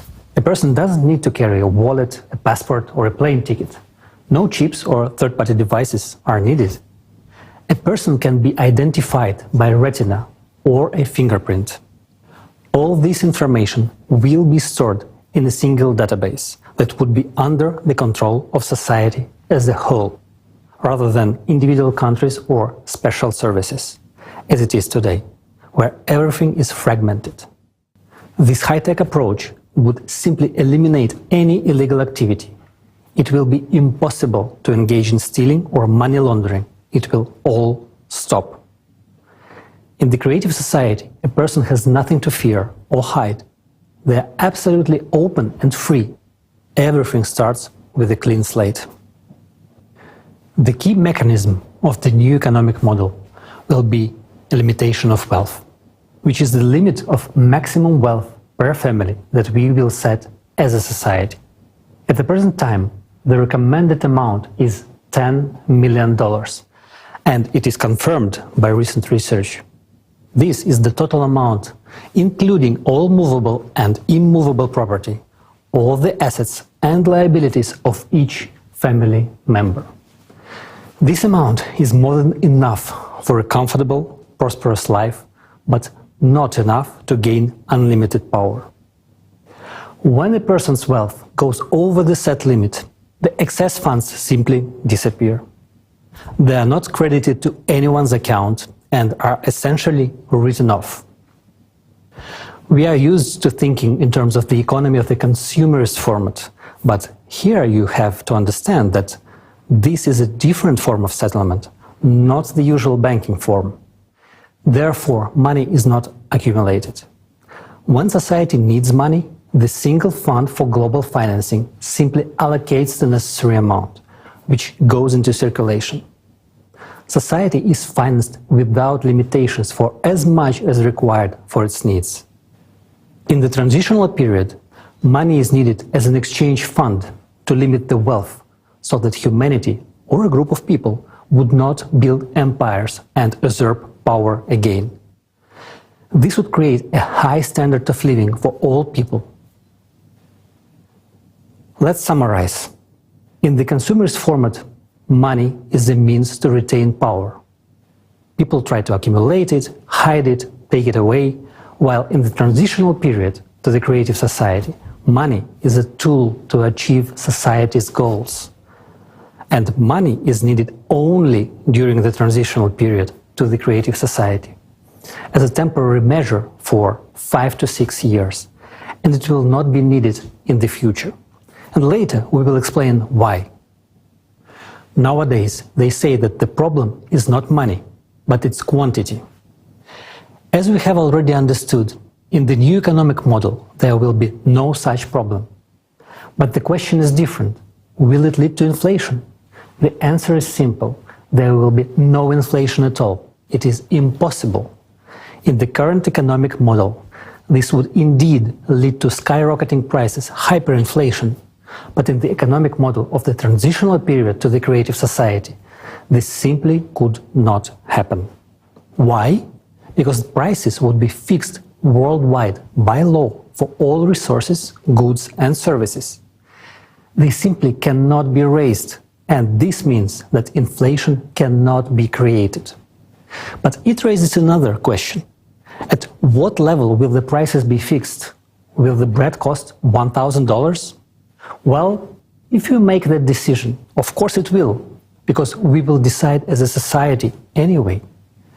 The optimal prices will be calculated using artificial intelligence, considering all the costs and profitability, but the final decision on pricing will be made by people. Therefore, you surely understand we are unlikely to want the bread to cost $1,000. We would rather want it to cost less than it does today. And it will. All prices will be less than they are today. And thanks to what? Because there will be no interest on loans and taxes for medium and small-sized businesses included in the prices. Electricity, water and gas will be free. There will be a single economic environment in the creative society. And the absence of borders means no taxes on exports and imports, no duties, no excise taxes and no customs duties. The introduction of robotics, fuel-free generators and smart logistics will contribute to lower prices for goods. At the same time, quality standards will be equally high for the same goods all over the world. For example, the same hamburger that today costs $6 in America and $1 in Romania will cost, for example, 40 cents worldwide and will be equally delicious and juicy and healthy. Tasty and healthy food will be available to everyone. Right now, in the consumerist economy, 8 billion people is a lot. And in the creative society, 50 billion won't be enough. But even in the transitional period, we will not need to add worms, bugs and other insects to our food, because the production of organic and quality food will increase many times as new technologies are introduced, such as vertical farms, which we already have now, but it is not profitable to introduce them in the farming in the consumer's format. And in the new model of the economy, it will become completely natural. Today, despite the addition of insects to our food, 2 billion people are starving. And in the transitional period to the creative society, there will be neither hungry nor poor. I'm already anticipating your next question. Such a rapid improvement in people's living standards and purchasing power, including an unconditional basic income of $10,000, lower prices and free utility services, won't all this lead to a shortage of products?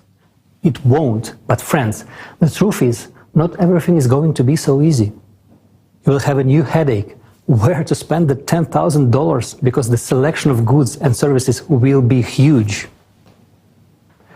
In the transitional period to the creative society, almost immediately you will see a huge increase in economic growth, because people will have enough money and there will be an unconditional basic income, which means that the purchasing power will increase many times over. And this is a massive boost for trade turnover. Moreover, ideal conditions will be created for manufacturers and business.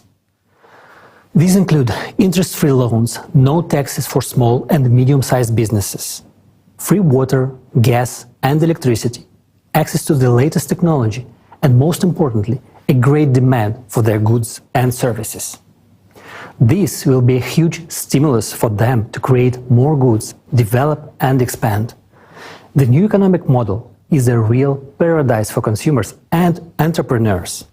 First of all, the absence of taxes for small and medium-sized businesses means not only a reduction in prices, it also means economic freedom. All the money you earn is yours, and you are free to spend it as you like. No one will be able to take them away, as it is done today through taxation. Taxes will be simply not necessary because there is a wealth cap, and funds above a certain amount are already directed towards the needs of society. And this money will anyway be exchanged for goods and services which will make manufacturers themselves richer. This is much more beneficial than taxes. Secondly, loans for small and medium-sized businesses will be interest-free. You can take out a loan and develop your business, but this does not mean that you can borrow without limit and not pay it back. Obviously, there will be a mechanism for control. Of course, you have an obligation to repay the loan. No one will allow anyone to live off their back. It is not good for someone to live off the president's back. And considering that each person is the president, you cannot get a free ride on anyone. But on the plus side, no one can get a free ride on you. And thirdly, another key benefit for business is the economic model itself. It will be structured in such a way that any entrepreneur will always know what is in demand. This will be possible because we will use a planned economy model, which will be calculated using artificial intelligence on a global level. This means that any businessman can always visit the electoral platform and, with the help of artificial intelligence, find out what will be the demand for their goods and services in a particular location. Artificial intelligence will help them process the data and make the right choice so that their business becomes profitable and successful. For example, you have decided to open a coffee shop. You can go to the electoral platform and see how many coffee shops are in your area, how busy they are, and if there are already 2 half-empty coffee shops, it would be foolish to open a third one. Such a business will fail on its own and harm others. At the same time, the artificial intelligence will prompt you that there is no bakery in this area. Therefore, opening a bakery will be profitable. This way, you get to understand which profitable business you can open for the benefit of yourself and society. Moreover, when starting a business, the same artificial intelligence will offer you options for premises, purchasing goods at the most favorable price in nearby places to reduce logistics costs. It will connect you with a logistics company, calculate the required loan amount, if one is needed, and also calculate the cost of necessary repairs of the premises. Find the companies that will do the repairs at the most advantageous price. Find options for design solutions and propose the necessary employee candidates in the required location. All on a turnkey basis. At the same time, it is you who chooses from the options suggested by AI, and all final decisions are up to you. The same artificial intelligence will calculate how much time it will take from the moment you apply on the electoral platform for your business to start making a profit. Additionally, the AI will calculate the necessary number of employees and help you draft their schedule. This is very useful considering that the work week will be 4 days, 4 hours a day, meaning that in order to cover 12 hours of daily work for that very coffee shop, 3 people per day are needed per shift. Of course, after this, many people will say that everyone will become an entrepreneur. They won't, because running a business requires a certain character, motivation, responsibility, time commitment, and most importantly, organizational skills. For many, and this is the overwhelming majority, it is much easier to go to work 4 hours a day, 4 days a week, receive a good salary in addition to the universal basic income, and enjoy life, rather than continue developing their business and work on it almost 24 hours a day, despite all the help from AI. Even if artificial intelligence does the calculations for you, it's still up to you to do the work. AI will help you launch the business and assist you in the process, but it is you who will run the business. Communicating with customers, overseeing production, the responsibility for all this will be on you, right down to picking out the design, starting from the smallest details in the process of launching the business. There is no getting away from it. You will be engaged 24 hours a day, despite the simplicity and ease of the process. And it is up to you to decide whether to work 4 hours a day, 4 days a week, or to be an entrepreneur. Some people want to earn more, while others are satisfied with their salary and a free, wonderful life. Naturally, all of these conditions, such as no taxes, interest-free loans, understandable demand, etc., will have a positive impact on increasing wages. Wages will need to be increased regularly because companies will need skilled workers to meet the growing demand for goods and services. Since unconditional basic income allows even those who used to be low-income individuals to purchase quality goods, there will be an increase in the number of companies needing employees to meet this demand. For example, let's consider a medium-sized business. A person has an enterprise with 200 to 300 employees and a turnover of several tens of millions of dollars. They don't have to pay taxes. All the money earned belongs to them. And of course, they will raise wages, because competition for specialists in the labor market will be high. While unemployment will inevitably increase in today's world, in the creative society, on the contrary, there will be competition for good workers. They will be needed. And we come to another often asked question. Will people want to work if they already have a comfortable life provided by universal basic income of $10,000? People will still work because a $120,000 universal basic income per year for a person is just an average level of prosperity. Few people want to be in the middle class. People strive to live better. For example, if a person wants a new good car, then to buy it, they will have to live on just their basic income for several years. Wouldn't it be easier to go to work to buy their dream car faster? In this case, a person could earn an additional $5,000 to $10,000 or more per month, and in a year they could save up for their dream car and drive it to the job they love. You will also want good watches, a good phone, and a new laptop. Why? Because you have the opportunity to buy them. You will want to go to a good restaurant. You will be too lazy to cook, and you will go to a restaurant near your home to eat there. This requires money. And this is a good incentive to work. Not to mention that the transitional period to a creative society implies working for 4 hours a day, 4 days a week, and having 2 months of paid vacation and high salaries worldwide. Furthermore, thanks to the implementation of new technologies, boring professions and hard labor will gradually disappear. People will have much more interesting work to do because there will be many new professions that will reveal their potential and talents. Everyone will be able to easily and freely learn a new trade or train for a new profession. Thus, we understand that people will have all the conditions to earn themselves a good house and even more than one, any car or real estate. And then this question arises, what about private property?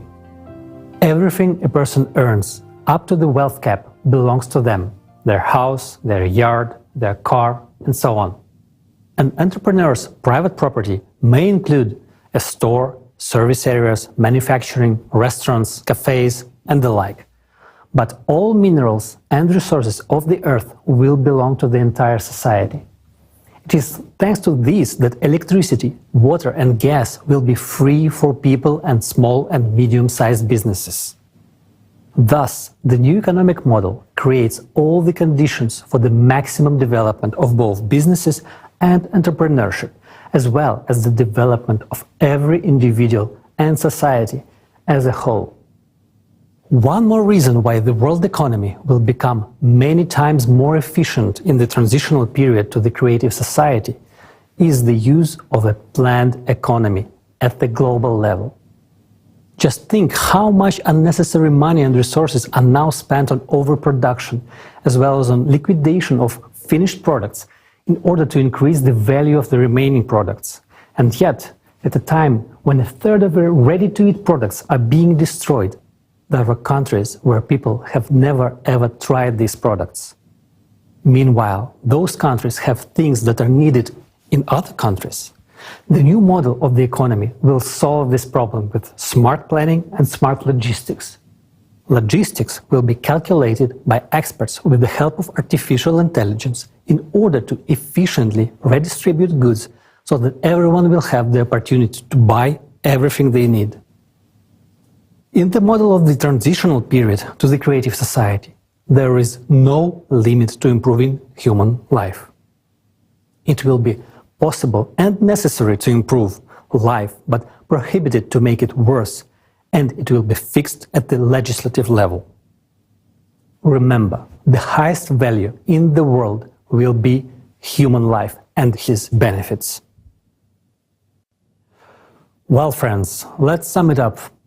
Now you understand how the economic model of the transitional period to the creative society works. It provides everyone with the high standard of living. This includes a monthly unconditional basic income equivalent to $10,000, fixed prices for all goods, high level of wages, free and high quality healthcare, education, and excellent conditions for business development. What's more, there's only a part of its advantages over the current consumerist format of economy. The absence of wars, inflation, crisis, and stable income, all of this makes society healthier, and this is extremely important. There's no need to commit crimes, no reason to risk a happy life. The simple question is, what for? When human life comes first, the world changes drastically. Your happy life is what you will treasure. These are your opportunities, and these are the opportunities for the entire civilization. Today, humanity stands at the threshold of controlling matter. This is the reality of today. Only minor gaps in understanding separate us from controlling matter. The only thing we really lack to fill these gaps and make a scientific breakthrough is scientists from around the world working together in this direction with unlimited funding. And this will be possible from the very first days of the transitional period to the creative society. And most importantly, unlimited funding for science is the only chance to eliminate the climate threat. Because this is the top priority vital issue today. As early as this stage, we will be able to save the planet from climate collapse and launch the processes to solve environmental problems. The transitional period will take about 5 to 6 years. After its completion, we will enter the creative society. And the creative society is a world of incredible possibilities where the latest technologies will be available. The health capsule will allow everyone to extend their lives beyond the species limit and live in a healthy and young body for at least 1,500 years. The replicator is the technology that will enable us to create anything from the tiniest particles, manipulating matter at the quantum level. These technologies will be in every home. And that's the answer to why we will no longer need money. The creative society solves all our economic problems and opens up a new world of incredible opportunities where you can unlock your true potential. If you want to live in such a world, it is now important to act together with millions of people.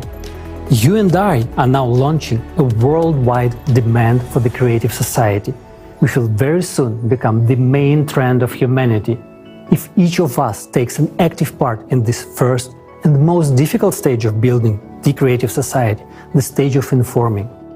In one way or another, each of us is suffering in the economic model of the consumerist format. But we are searching for a way out within the familiar paradigm. However, the way out is only in the creative society. Therefore, for those who understand what the way out is, it is important to tell others about it. Creative society will open up perspectives for growth and development of each individual and of society as a whole. This is what will make us free. In the consumerist format, there can be no real freedom for a person. There's always the exploitation of the majority by a few individuals. But even those few individuals are themselves enslaved by this format. Therefore, not a single person has freedom in the consumerist society. It is only in the creative society that a person can attain true freedom.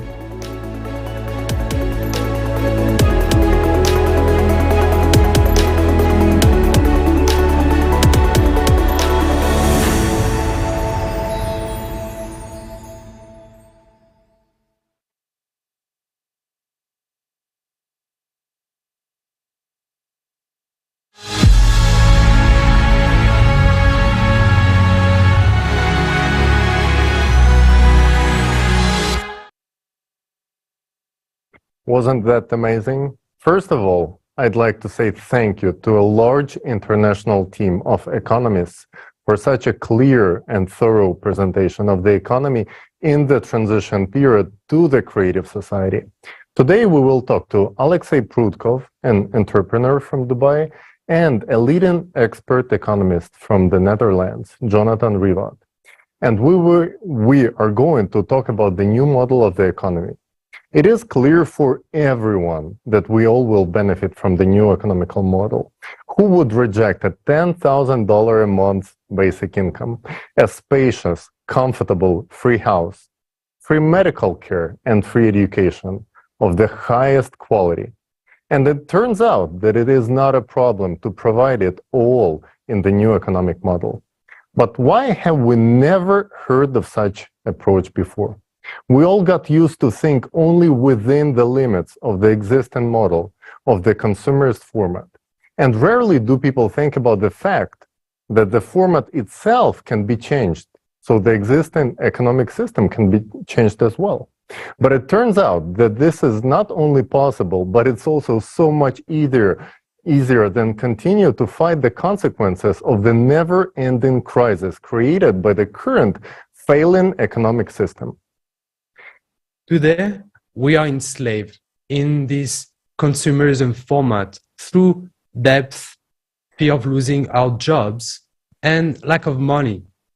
We work in a job that we don't like just to keep us from starving to death. And already, in the transition period of the creative society, everyone will be financially free and independent. An unconditional basic income will allow us to enjoy life rather than survive. This will create an enormous supply and demand. Just imagine, the economy will receive as much as money in a month as the current world economy produces in a whole year. Money will permanently stimulate the economy, and it will be no longer laying dead weight in an account of several people. Because there will be a limitation of wealth, and there won't be any risk of someone having an excessive amount of money which they could use to seize power or initiate wars. Yes, and most importantly, only this economical model will provide the unlimited funding for the scientists to tackle the most important problem, the climate threat. But look at the current economical model. Today, many projects that could improve people's lives are not being implemented because we have no funding for them. While in the transition period to the creative society, there are no limits. Funding of society, that is the development of the society, is limitless. Alexei? And it is impossible to create inflation because prices are fixed by law. As a result, we will get an economy without crisis and inflation. During the transitional period to the creative society, the entire world economy will function as a unified system, as opposed to the current fragmented approach, where everyone is focused solely on their own profit and self-interest. And today's economy has been very accurately described in the books by John Perkins, who calls today's economy the economy of death. He writes about it in his best-selling book, The Confessions of the Economic Hitman. So John Perkins is a specialist who knows the consumer's format system from the inside out. He understands more than anyone that the current economy system leading us all down a blind alley. It has been a pleasure to meet him, and we're delighted to have him today with us. John, the floor is yours.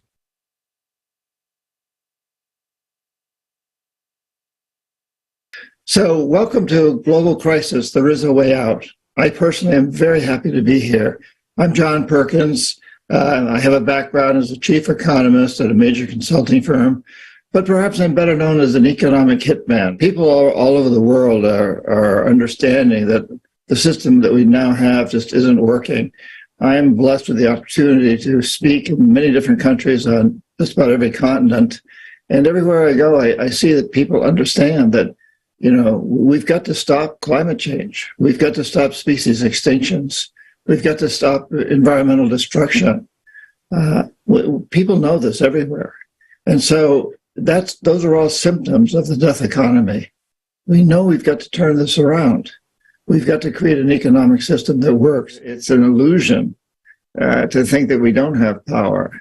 You know, we in some respects we're living in this illusory society where everybody's told, and the advertising tells us, and politicians tell us that somebody else has the power. We have to turn to them. But the fact of the matter is, if you look at the people who've changed throughout history, whoever your heroes are, these are just human beings. And when they started, they didn't know they were going to become heroes. They didn't know they were going to become world known. And you may not become world known, or you may not want to be, but you can play an incredible role. And once you get started doing this, the satisfaction that it brings is phenomenal. Whenever we realize that we must change and we start to invoke these changes and we start to implement these changes, there's always pushback because the status quo thinks that they don't want change. And little do they know, even the very richest and most powerful people politically, they're in trouble. They're in a lot of trouble. The planet's in trouble, and so they're in trouble. But they'll push back, and that's historical. You know, but whenever there's pushback like that, we can take strength from it. We realize they're pushing back because they know that we're winning. And it doesn't matter from what country you hail, what your religion is, or your nationality, or your culture, or the color of your skin, or anything else. We're all in this together. And we are unified in the fact that we're all threatened by the death economy. So let's recognize that it's also important to unify to develop a life economy. It's happening, and people like you and I and everybody who's participating in this magnificent program is part of that. It's an exciting time. Thank you, everybody, for participating in this, and what an amazing time we're in, and you know, like this. Interconnected global system that we're participating in is amazing. Thank you. I appreciate what you're doing. John, thank you so much for sharing with us your vision of the economy and your observations that people from all over the world feel the need for this change. After all, nothing will change without people's demand. It is very encouraging to see that people who really understand the economy realize that we need creative society where the economy will improve everyone's life, and it will create the conditions in which we can truly live rather than just survive. Yes, to achieve this goal, we will use global level planning with the latest AI technology. Today, corporations are using economic planning at the state level worldwide, and it is yielding tremendous results. Through successful and effective planning, the income of some corporations becomes greater than the GDP of entire countries. Just imagine the results we will achieve when planning is done globally by using AI. And it will be aimed at a single goal, improving every human's life. Yes. Today we can build a new economy because we have all the technology to make it happen. Having these technologies will allow us to implement true self-governance in society. Modern humanity has never had such experience because of the authorities. They have always been there, and the power in the hands of a few will always lead to some kind of overindulgence and manipulations for the personal financial gain. This is done through shady schemes and withholding of information from the general public. In the transition period to the creative society, all financial information will be transparent and open to general public. We will be able to implement this by using the latest technology that will control and monitor any illegal money laundering schemes. This will make all illegal activities impossible. Simply put, corruption will be eradicated. And the best part about this, that we don't even have to invent this technology. It already exists. This is the Voskhod Multipurpose Complex by XP Energy. Stay tuned, because we will talk about this technology in details a bit later. We have everything we need to make our economy today function in a different way. The only thing that's missing is the creative society. Yes, and I was struck by the fact that in the economic model of the transition period to the creative society, prices will go down. Never in my life have I seen prices go down. I haven't even thought it is possible. It turns out that not only will prices go down, but the quality of goods will improve.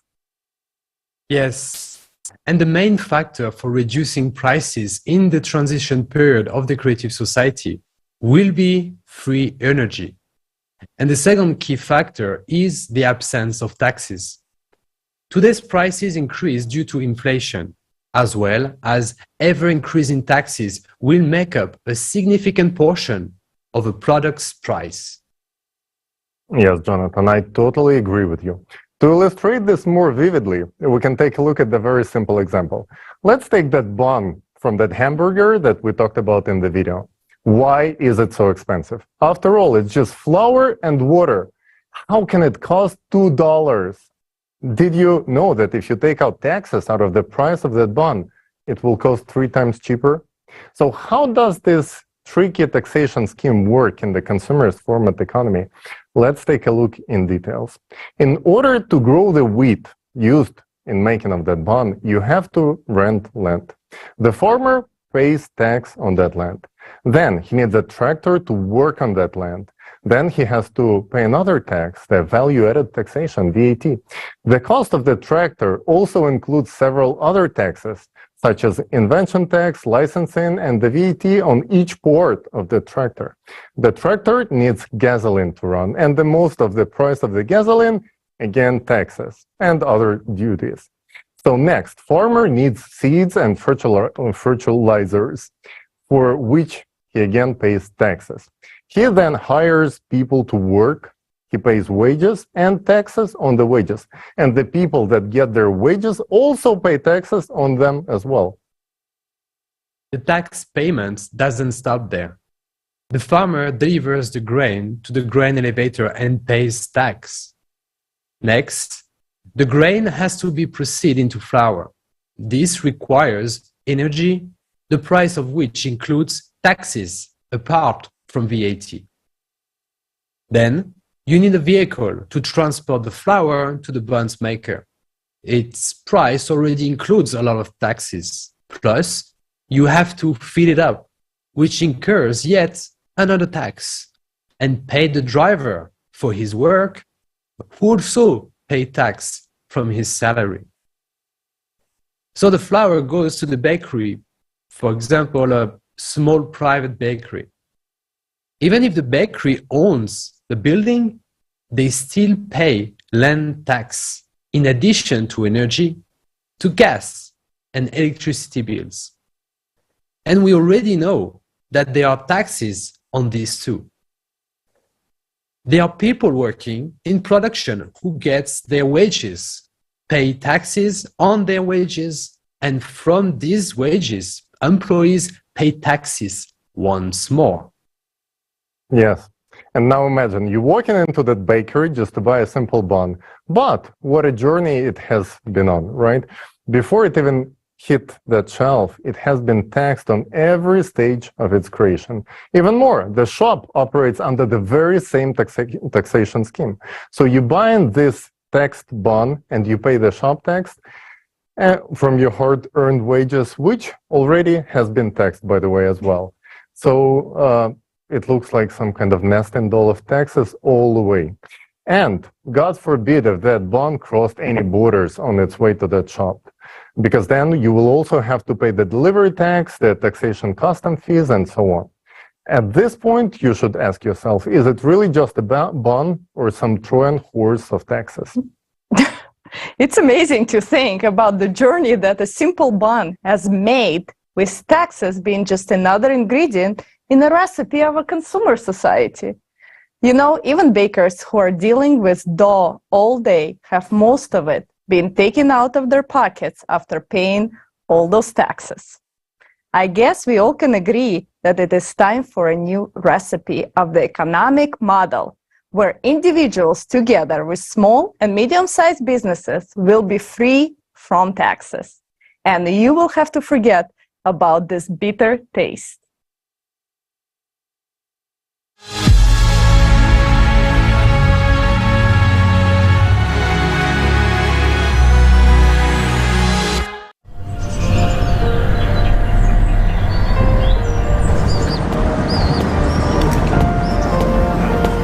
I'm telling you, we should already start preparing her for adult life. Look at what's going on in the world. She must already understand how this world works. It is her future to grow up in it and navigate. She's just a little girl. I want an ice cream. Well, why a little girl? At this age, she should already know what taxes, wages, and money are and how it all works. Why should she know that? Well, she has to live in this world.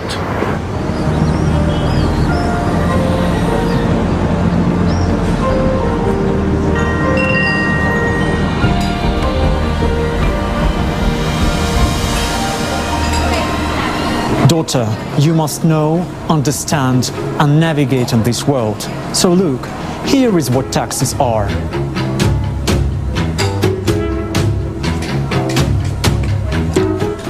I bit off 20% of the ice cream. This is what they call VAT, value added tax of 20%.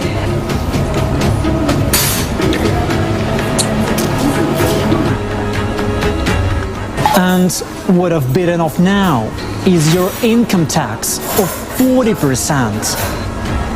So all you're left with is this part. Dad, screw you and your taxes. I want to live in the creative society.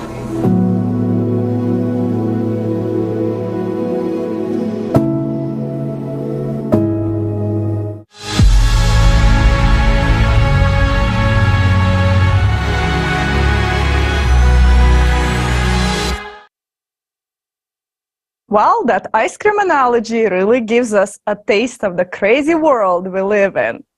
I'm really tired of this bitter flavor.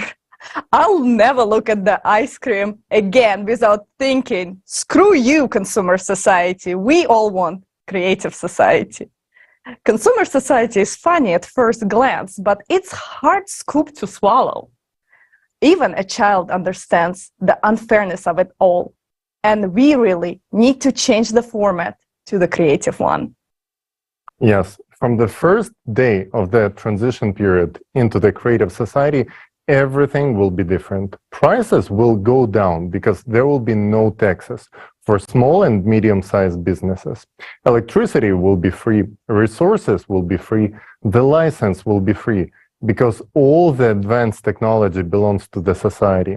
Just imagine how this will change people's lives. For example, instead of conventional methods of growing wheat, a farmer will be able to grow it on a vertical farm, which allows to increase the yield by 600 times per square meter.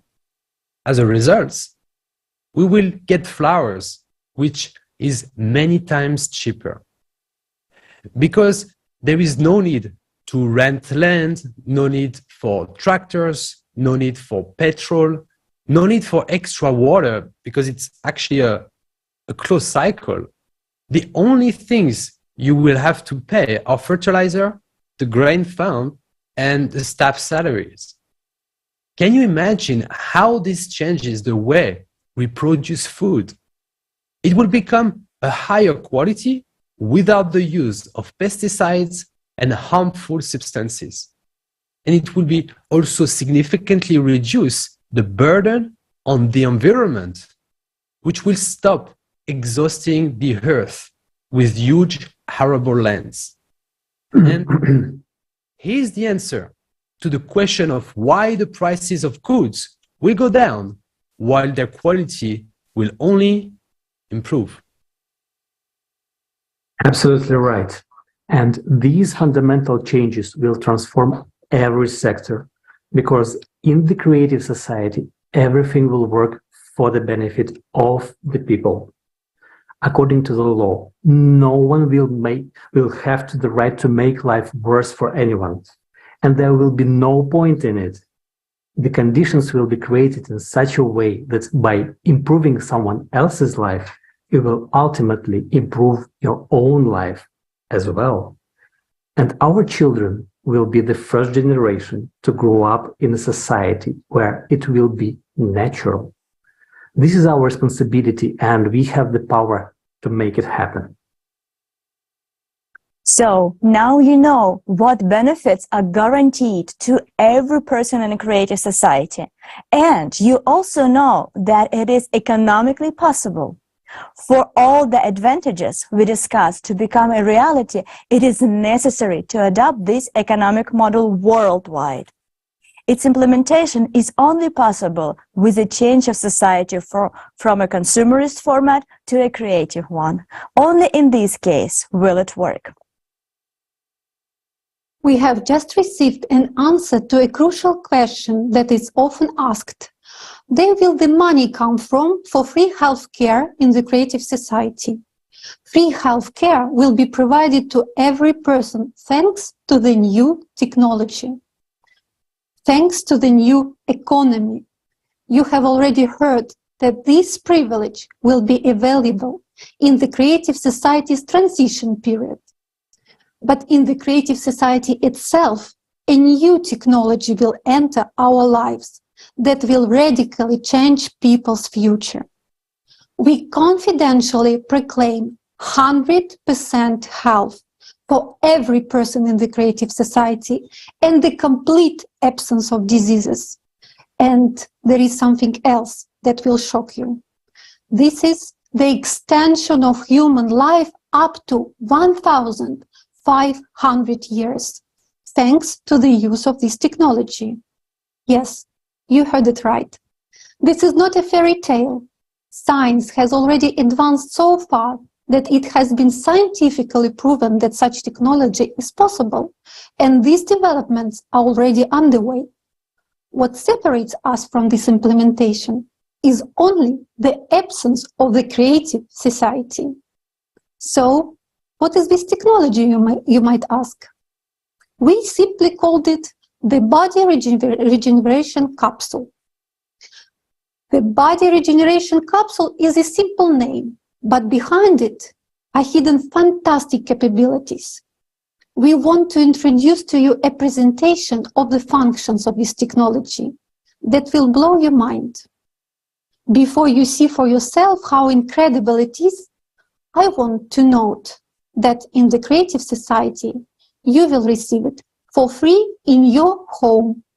From this moment on, your life will change. Your new life will begin. I understand you are eager to learn more. So we invite you to watch the presentation.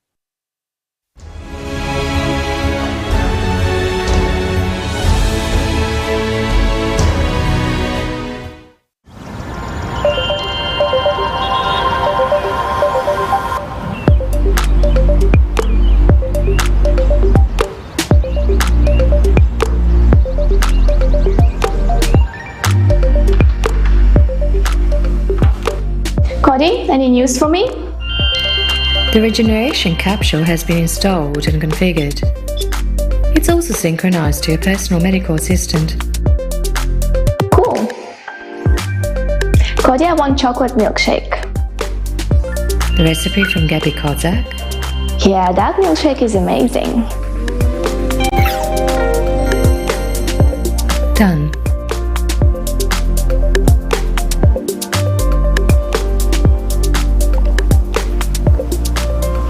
Wow, you are a beauty indeed.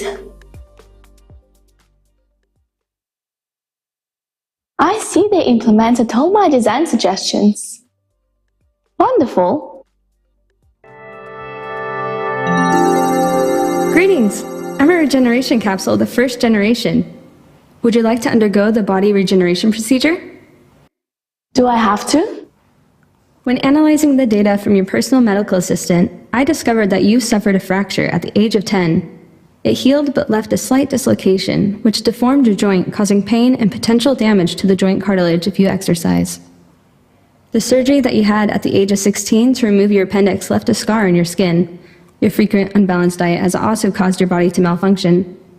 I can eliminate all the consequences and restore your body to its perfect condition. Would you like to start the treatment? Yeah, I guess so. But first, I'd like to know more about you. Shall I start the presentation video? Yes, go ahead. The regeneration capsule of the first generation 1.0.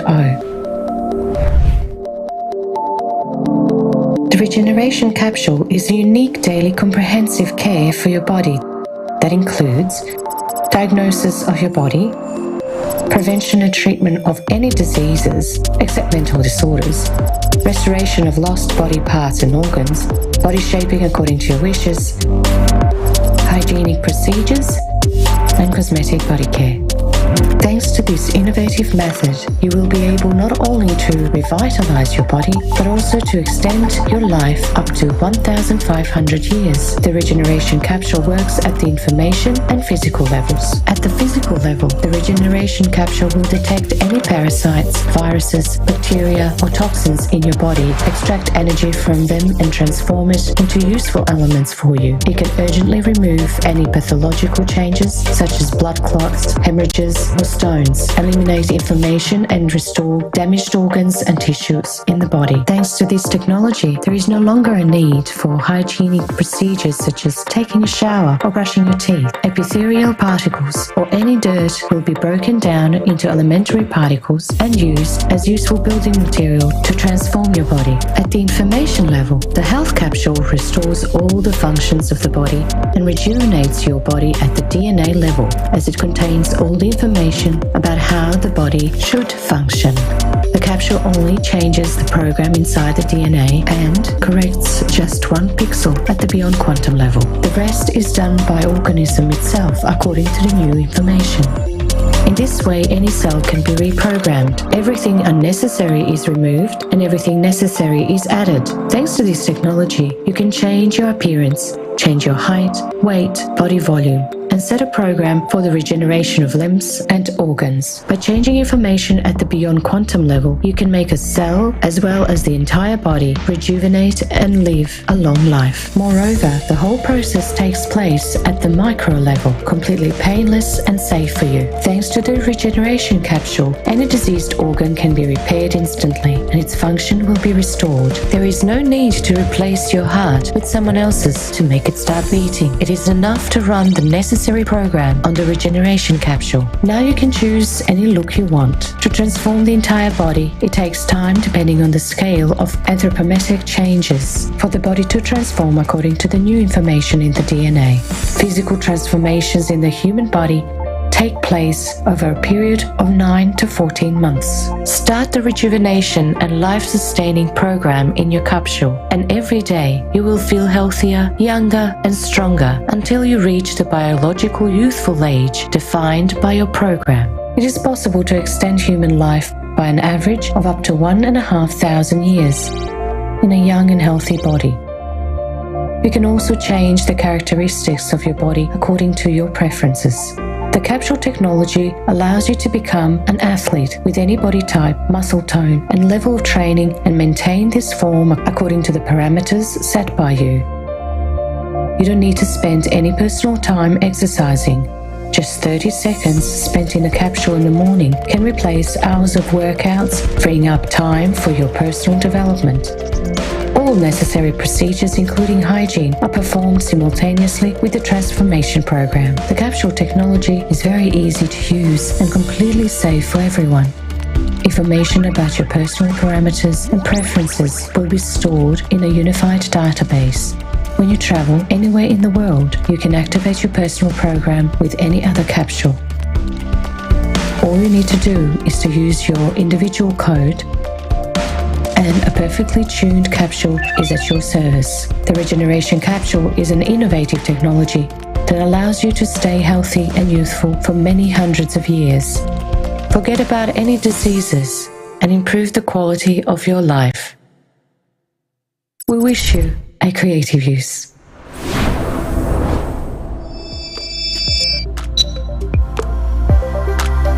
Wow, that's awesome.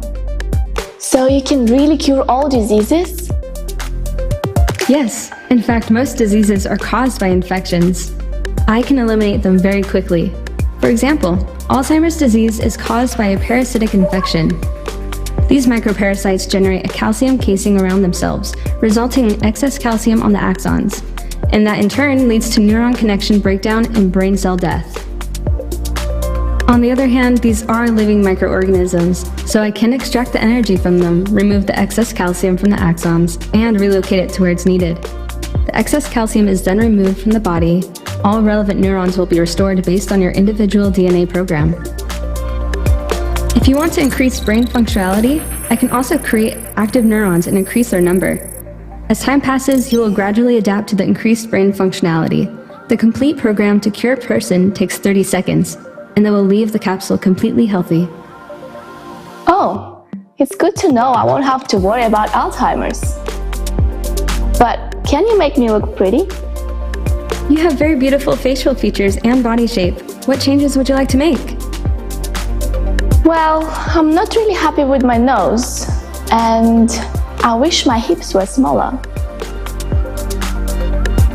No problem, just choose a program.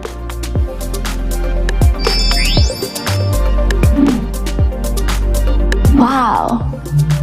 So I don't have to go to the gym anymore? Only if you like to, for the sake of enjoyment and socializing with other people. I can make external changes to your body without any negative effects on your health.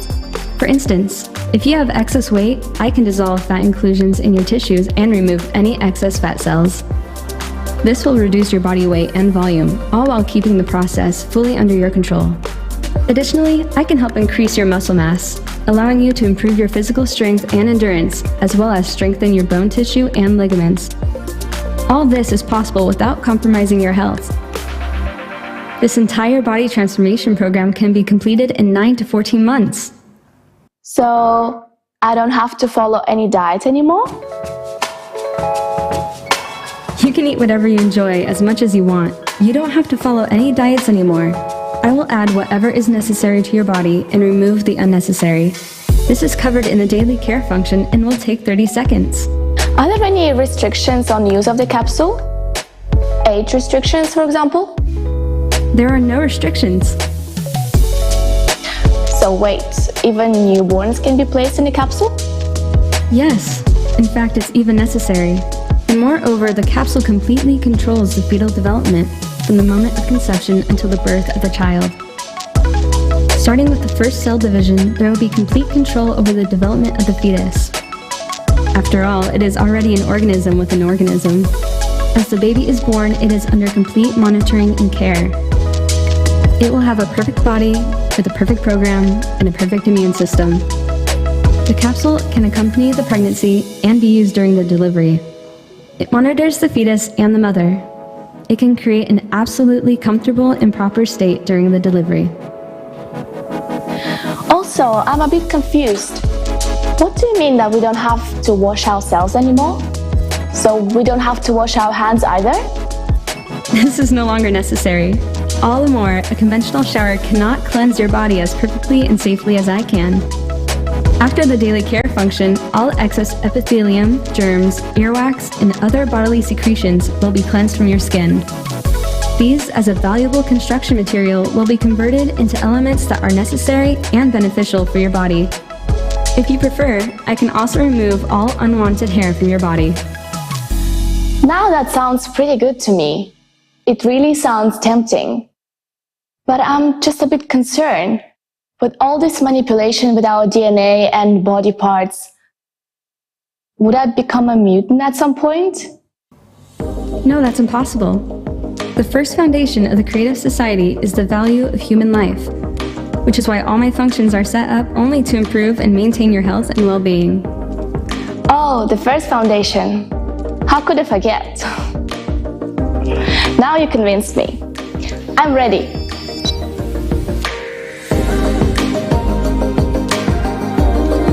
Which program do you choose? Daily routine for starters. Should I not breathe and stay still? That will not be necessary. Feel at ease. Let me remind you that all procedures are absolutely painless and safe. Scanning your body now. You have a left middle cerebral artery aneurysm. If not removed, there remains a higher risk of hemorrhagic stroke, restoring the integrity of the vascular wall. The aneurysm has been removed, and there is no longer any risk of stroke. Wow, that was incredible. Did you just remove the risk of a stroke in just a couple of seconds? Yes, ensuring your well-being is my priority. Starting the daily care routine. This will take 30 seconds. Would you like me to turn on your favorite video? Yes, please.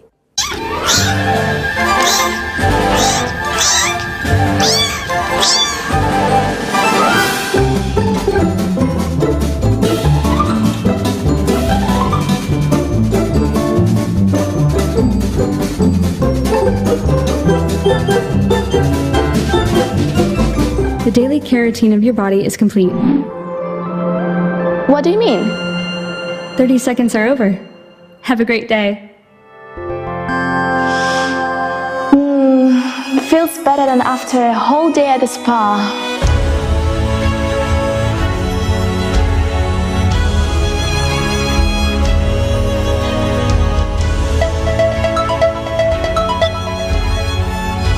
Mom, hi! Look what I've got!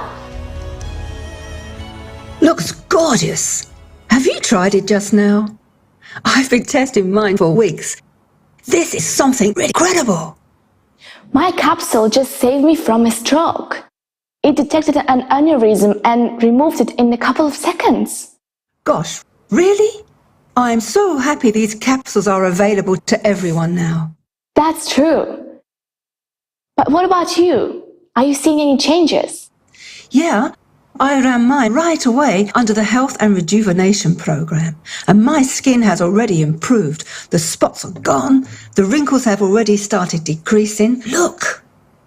And the best part is, my joints aren't aching anymore. The other day, I purposely walked up to my apartment without taking the elevator just to check that.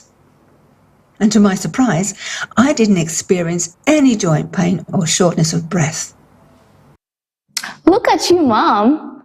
You got a hang on a capsule way quicker than I did. Oh, it was so easy to use. It tells me everything. It told me I would take 9 months to fully rejuvenate. But I already feel like I'm 25. Oh, Mom, I'm so happy for you. Yes, my dear, me too. I am happy that we were able to build the Creative Society. And now all diseases and aging are a thing of the past. Definitely. Oh, I've got a call. I've got to run. Bye. Speak to you later, Mom.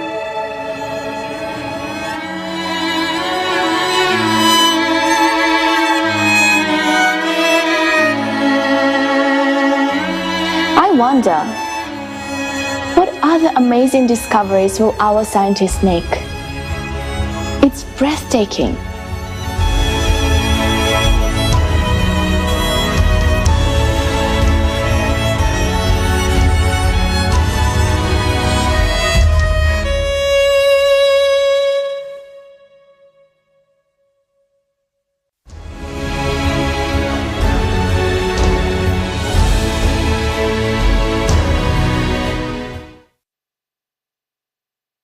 Wow, what an amazing video. Imagine in the creative society, everyone will have their own capsule for regenerating the body.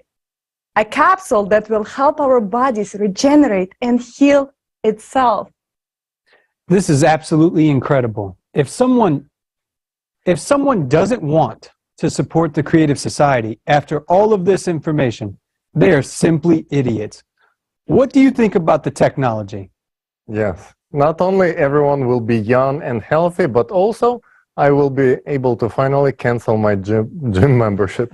So, guys, stay tuned with us till the end of this forum, and you will be the first people in the world to learn about the science behind all of these technologies, these incredible technologies, and how exactly they're going to work. Then you will understand that this is not extension, this is not some science fiction, but this is almost a reality of today. All that remains for all of us to enjoy this is to build a creative society, to actually implement these technologies. We remind you that you are watching the live broadcast of the International Online Forum Global Crisis, There is a Way Out. It's organized by the people, volunteers from more than 180 countries. And right now, this broadcast is being interpreted into 150 languages, which spoken by 90% of the world population. We do all this so that everyone has the opportunity to learn about the creative society. Therefore, let's make sure that everyone knows about the creative society. Share this forum right now with everyone. Record videos, reviews on this forum, and post them on your social networks with the hashtag Creative Society. Exactly. In order to build a creative society, we must have a clear plan, right? Remember how we talked earlier about the specific stages of building the creative society. It's time to learn them and find out the specific path we can take to make the creative society a reality. Friends, let's be honest. Each of us wants to have an universal basic income equivalent to $10,000 every month. Free housing, a replicator of matter that meets all material needs, and a health capsule that solves all your health problems and ensures longevity and usefulness. But there is one important thing. It will only be available to everyone in the creative society. So how can we achieve the creative society? Let's consider this in detail. Creative society is built in 3 stages. The first stage is the stage of informing. The second stage is political. The third stage is the world referendum. Each of these stages implies specific steps. In essence, this is the roadmap of how we get to the creative society in a peaceful and lawful way. Let's walk through those steps together. What is our first step? Where do we start, Jason? We'll begin with the first stage, which is the hardest and the most important one, the stage of informing. That's right. The first stage in building the creative society is to inform others. After all, we can only build the creative society in the whole world, which means that firstly, all people need to learn about the opportunity before choosing it. Yes. The creative society is beneficial to everyone. So if all people learn about it and truly understand its idea, then they will definitely support it. This means that people will form an electoral demand for the creative society, and then politicians will have to fulfill it since it is the will of the majority of people. And such politicians will surely be found if people as the electorate express their readiness to vote only for those politicians who will implement the creative society. Stage 1, informing. A person found out about creative society and wants to live this way. What exactly do we do at this stage of informing? First, a person informs others about the creative society. We start sharing information about creative society by all available legal means, through personal communication, on social media, by placing the creative society logo on your car, home facade, clothing, public transport, and so on. These are actions that are easily accessible to everyone, and to you too. If you want to live in the creative society, then tell everyone about it, and be sure to spread the word about the benefits each person will receive. Act as the characters from this next video.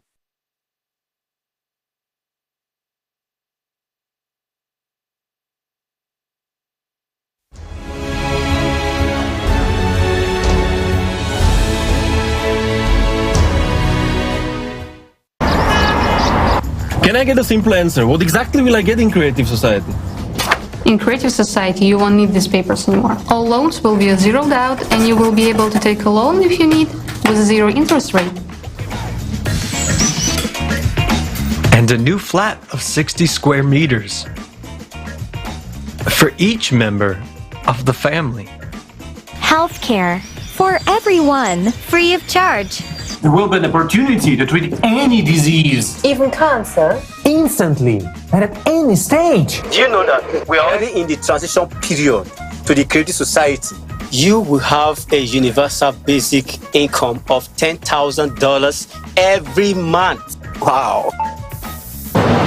You will never fear money devaluation again because there'll be no inflation. And there will be no wars. We have clean water. We have huge odds, not small. I did not get now. For free. You'll be able to study anywhere in the world for free. Oh, Beatrice, when we build the Creative Society, you will have your own body regeneration capsule at home. Don't you want to be 25 again? And I'll have a replicator in the Creative Society that can make biscuits like this, but real. The Creative Society is the world without borders. It's freedom. Sweetheart, can you imagine? This is actually a new stage of evolution for our civilization.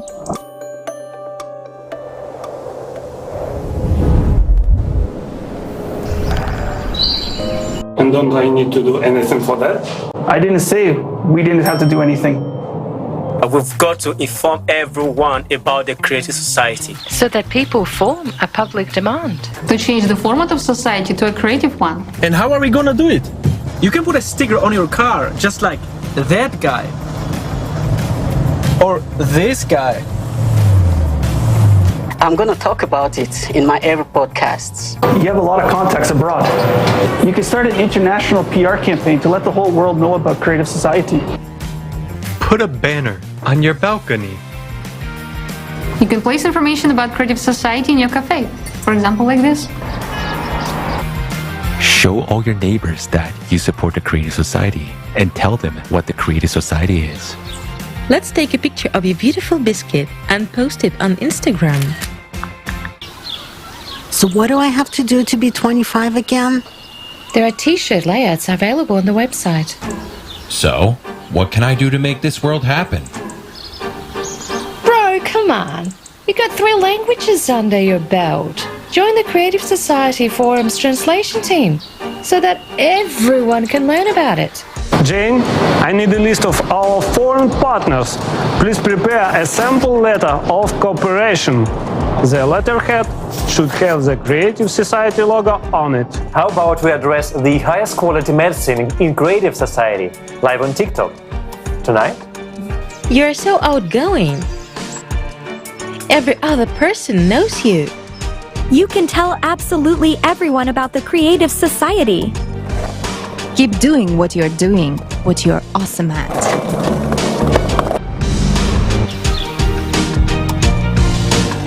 In Creative Society, at any time, you'll be able to fully regenerate your body by entering the body regenerating capsule. It is not what kind of the world we're born into, but what kind of the world we can make.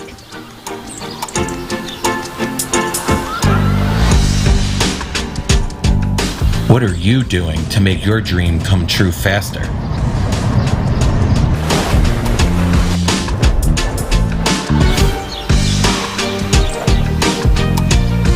Postoji izlaz, and that is the Creative Society.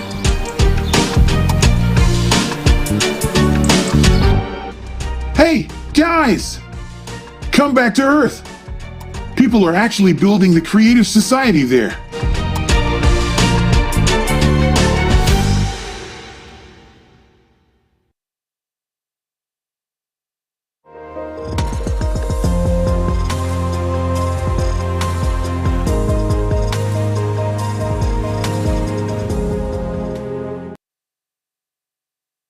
We want to tell you that this 5-minute video that you just watched was created by 15 teams of volunteers from around the world. It's a prime example of how, by coming together, people can create cool content that will help spread the information and the word about the Creative Society. Creative Society volunteers around the world are true friends whose friendship saves the world.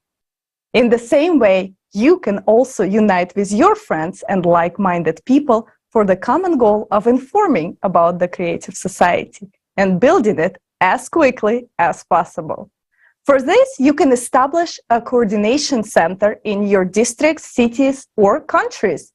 The more actively and organized we unite, the more we will be able to do and the faster we can inform. Forming the electoral demand is very important. John, tell us more. So the main goal of this stage of informing is to create an electoral demand. How do we know that we have created an electoral demand? If all people around you are talking about the Creative Society en masse in social networks, stores, business circles, literally everywhere, it means that we are already the majority, and the electoral demand for the building the Creative Society in your region has been formed. It's important to note that all stages of building the Creative Society fully comply with the norms of the international law. Let's look how exactly the formation of electoral demand and your actions are supported by the international law. The Universal Declaration of Human Rights and the International Covenant of Civil and Political Rights stipulate that everyone has the right to freely hold their opinions, express them openly, and disseminate information and ideas regardless of state borders. Moreover, according to the current international regulations, the source of power is the people themselves. This is also stated in the majority of national constitution in the world. While preparing for the forum, an international team of lawyers studied more than 150 constitutions and discovered that vast majority of them provide the source of power. The source of power is a people. This slide shows excerpts from constitutions of several countries. Do you see that? In reality, the power legally belongs to you. But how is it that we do not have effective mechanisms enabling us for exercising this power? We are already solving many issues in all spheres of life. In the online format, the only sphere hardly touched by technological progress is the implementation of self-governing by the people themselves. We can vote for the best movie or song or do business online and use electronic documents. But why can we not vote for the laws that benefit us? Nowadays, these laws are adopted by the politicians we elect. We want to build the Creative Society in a legitimate way. So we need to use politics as a tool, because it is through politics that modern society is governed. And this is why the second stage of building the Creative Society is the political stage.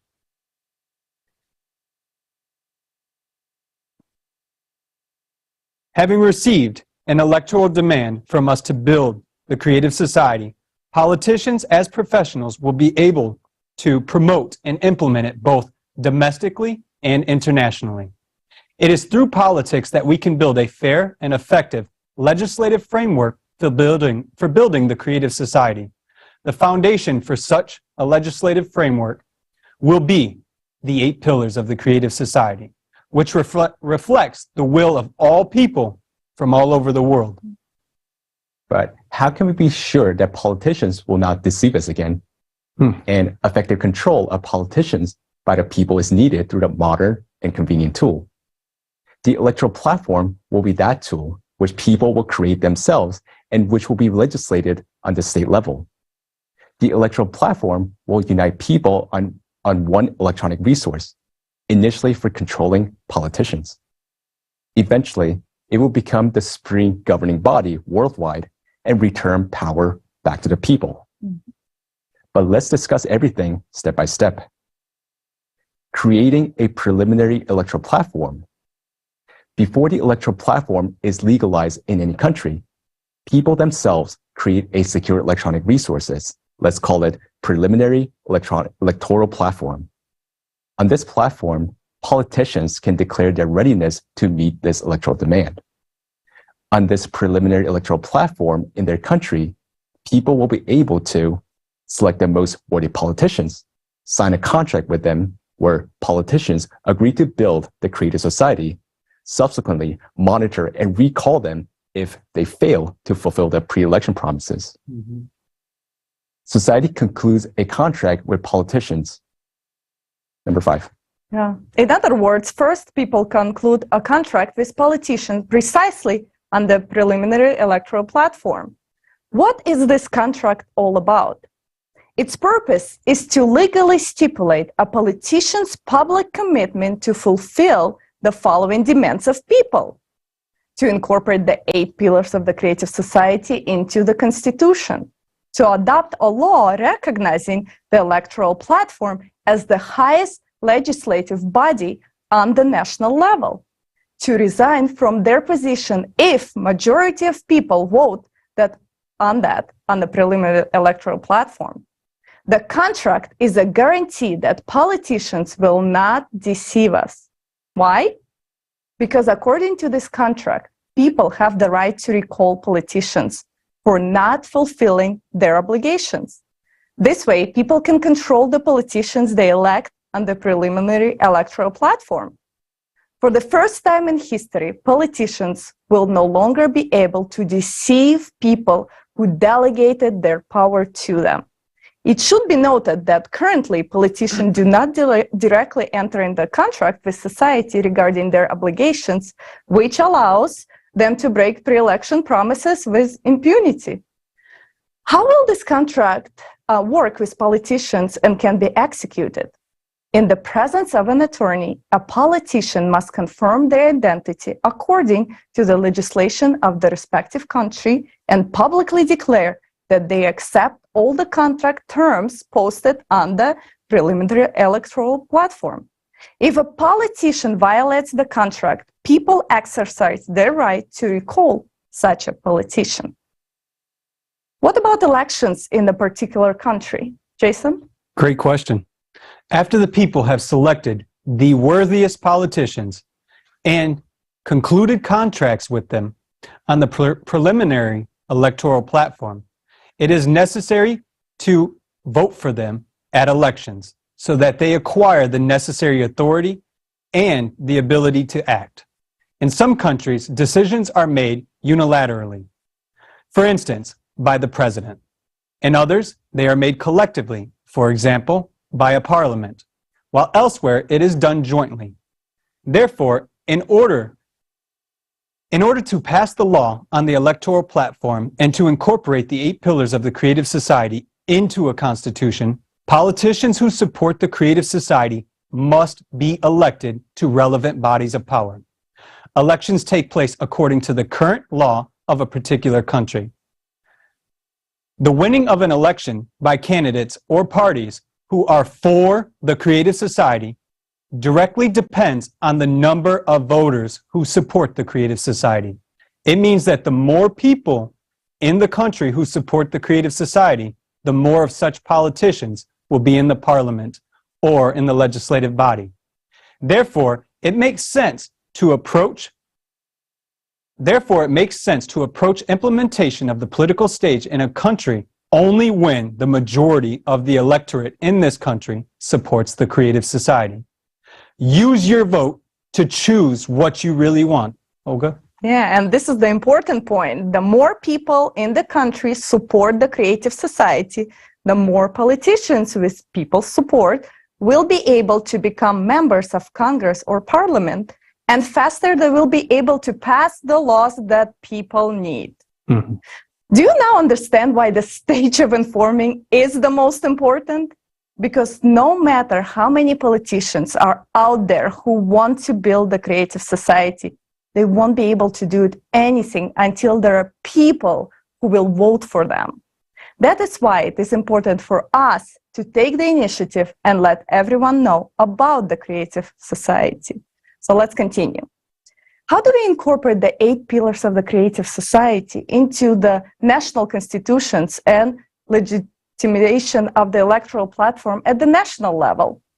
After the politicians who we have elected get into power, the first thing they will do is adopt law on the electoral platform and incorporate the 8 pillars of the creative society into constitution.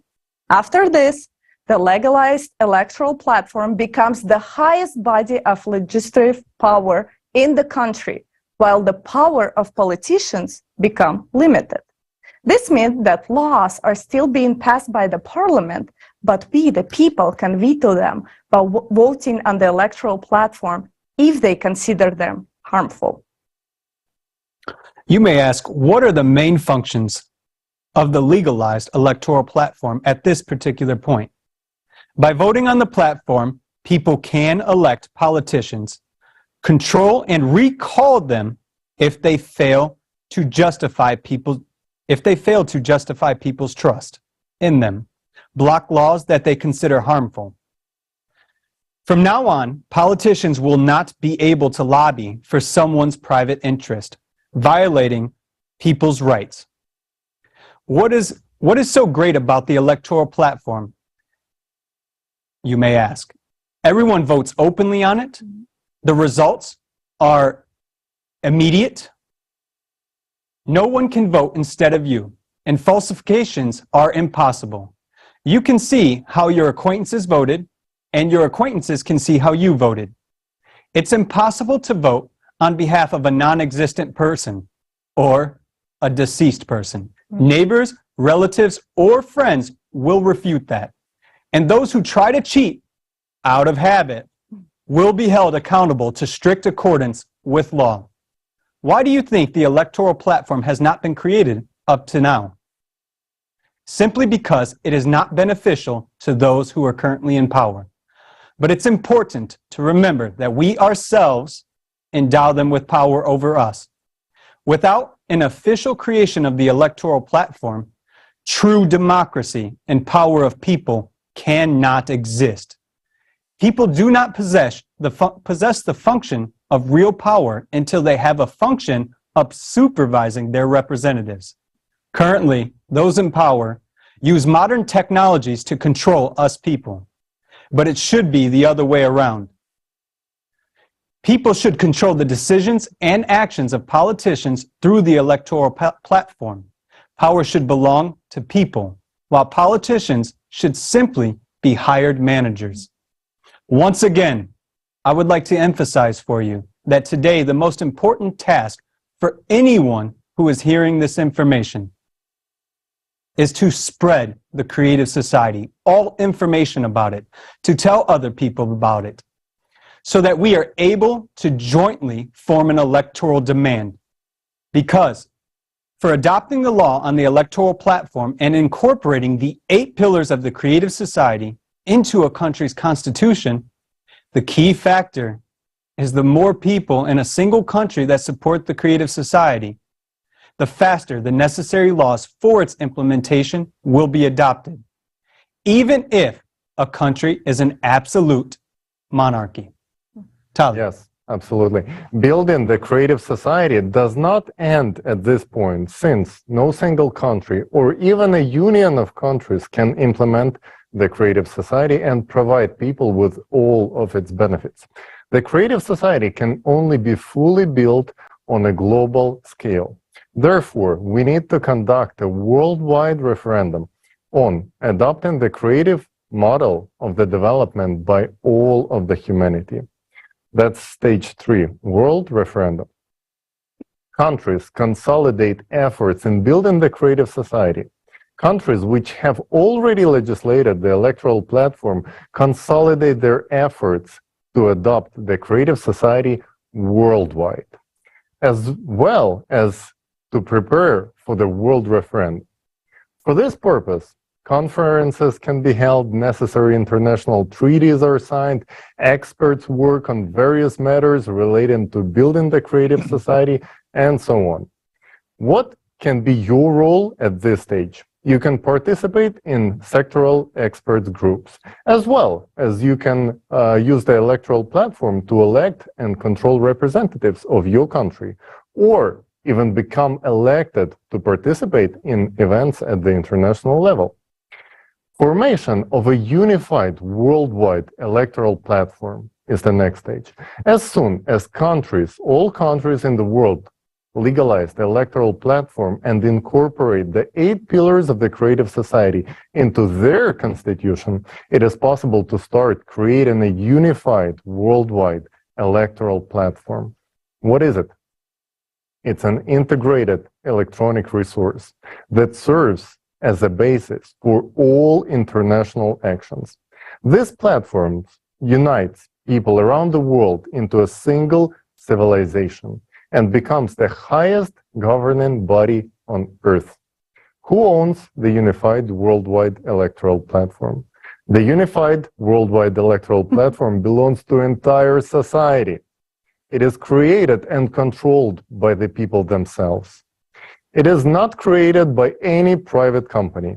It is created with open source code. It cannot be privately owned by anyone. And there may be no centralized control over it.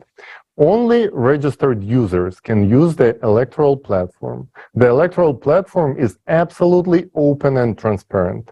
At the same time, the data it contains is securely protected, technically against any falsification or manipulation. Next, conducting the world referendum. Olga? Oh, yes. A world referendum will be held on the unified electoral platform, where people will make a decision to change the format of society to the creative one on a global scale. The goals of the referendum include establishment of the creative society format throughout the world, adoption of the 8 pillars of the creative society as a world constitution, approval of the unified worldwide electoral platform as the highest authority on earth. From now on, the adoption of laws, appointments, control, and recall of all officials, as well as other important public decisions, are made exclusively by people themselves on the unified worldwide electoral platform. It also serves as legislative framework, meaning it is the only source of universally binding rules by which humanity lives. Today, we've already watched a video about how the unified platform will function.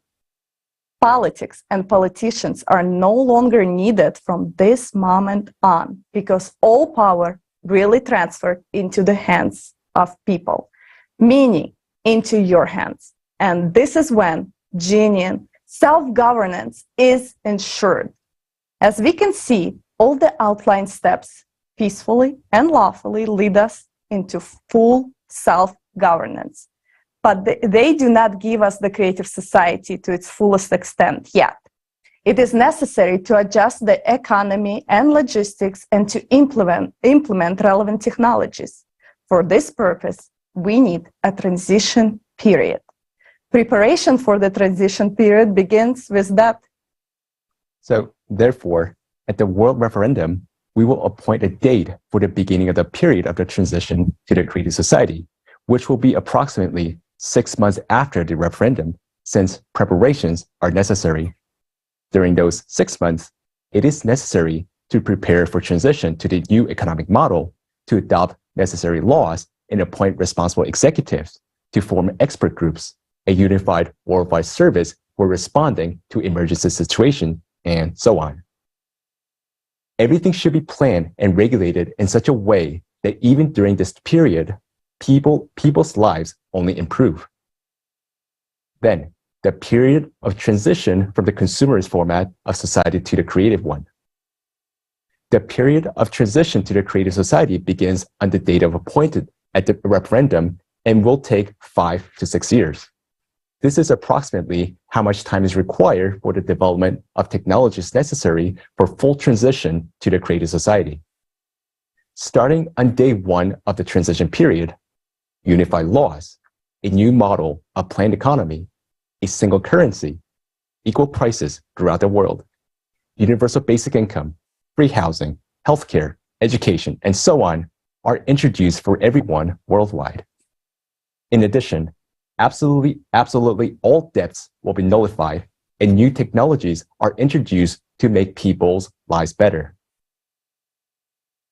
It's important to note that already at the beginning of the transition period, all people who were actively participating in the process of informing about the creative society at the information stage will receive a peace prize from $1 million to $5 million, depending on the extent of their involvement. Identifying these people is not difficult. We all know the most active ones, and this is fair. After all, it's thanks to these people that the creative society becomes possible. Moreover, it will be good infusion of funds into the economy and launch its rapid growth. Then, creative society. Once the transition period into the creative society is over, fulfilling life in the creative society begins. By this time, every person will already have all the benefits for our fulfilling and happy life, and money will no longer be needed. From this moment on, the creative society really begins. All technologies work for you. You can develop your individual abilities as a human, contribute to society's life, and receive maximum benefits. The creative society offers tremendous prospects for civilization as a whole and for every individual.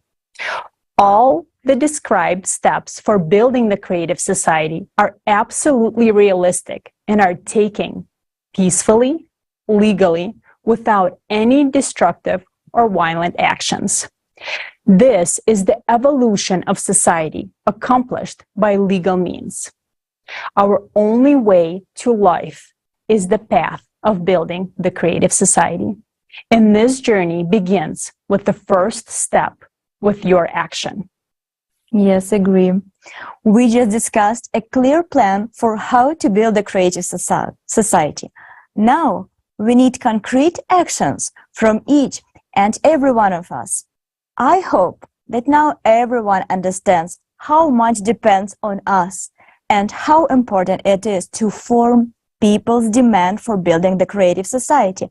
Otherwise, no matter how well thought out the plan is, it will remain just a plan. Yes, we have repeatedly emphasized that the creative society can only be built globally.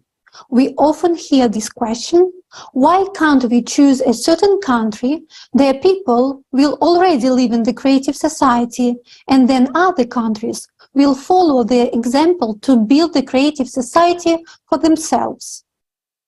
Friends, it's only possible to build the creative society on the entire globe if, and only if, all of humanity unites together.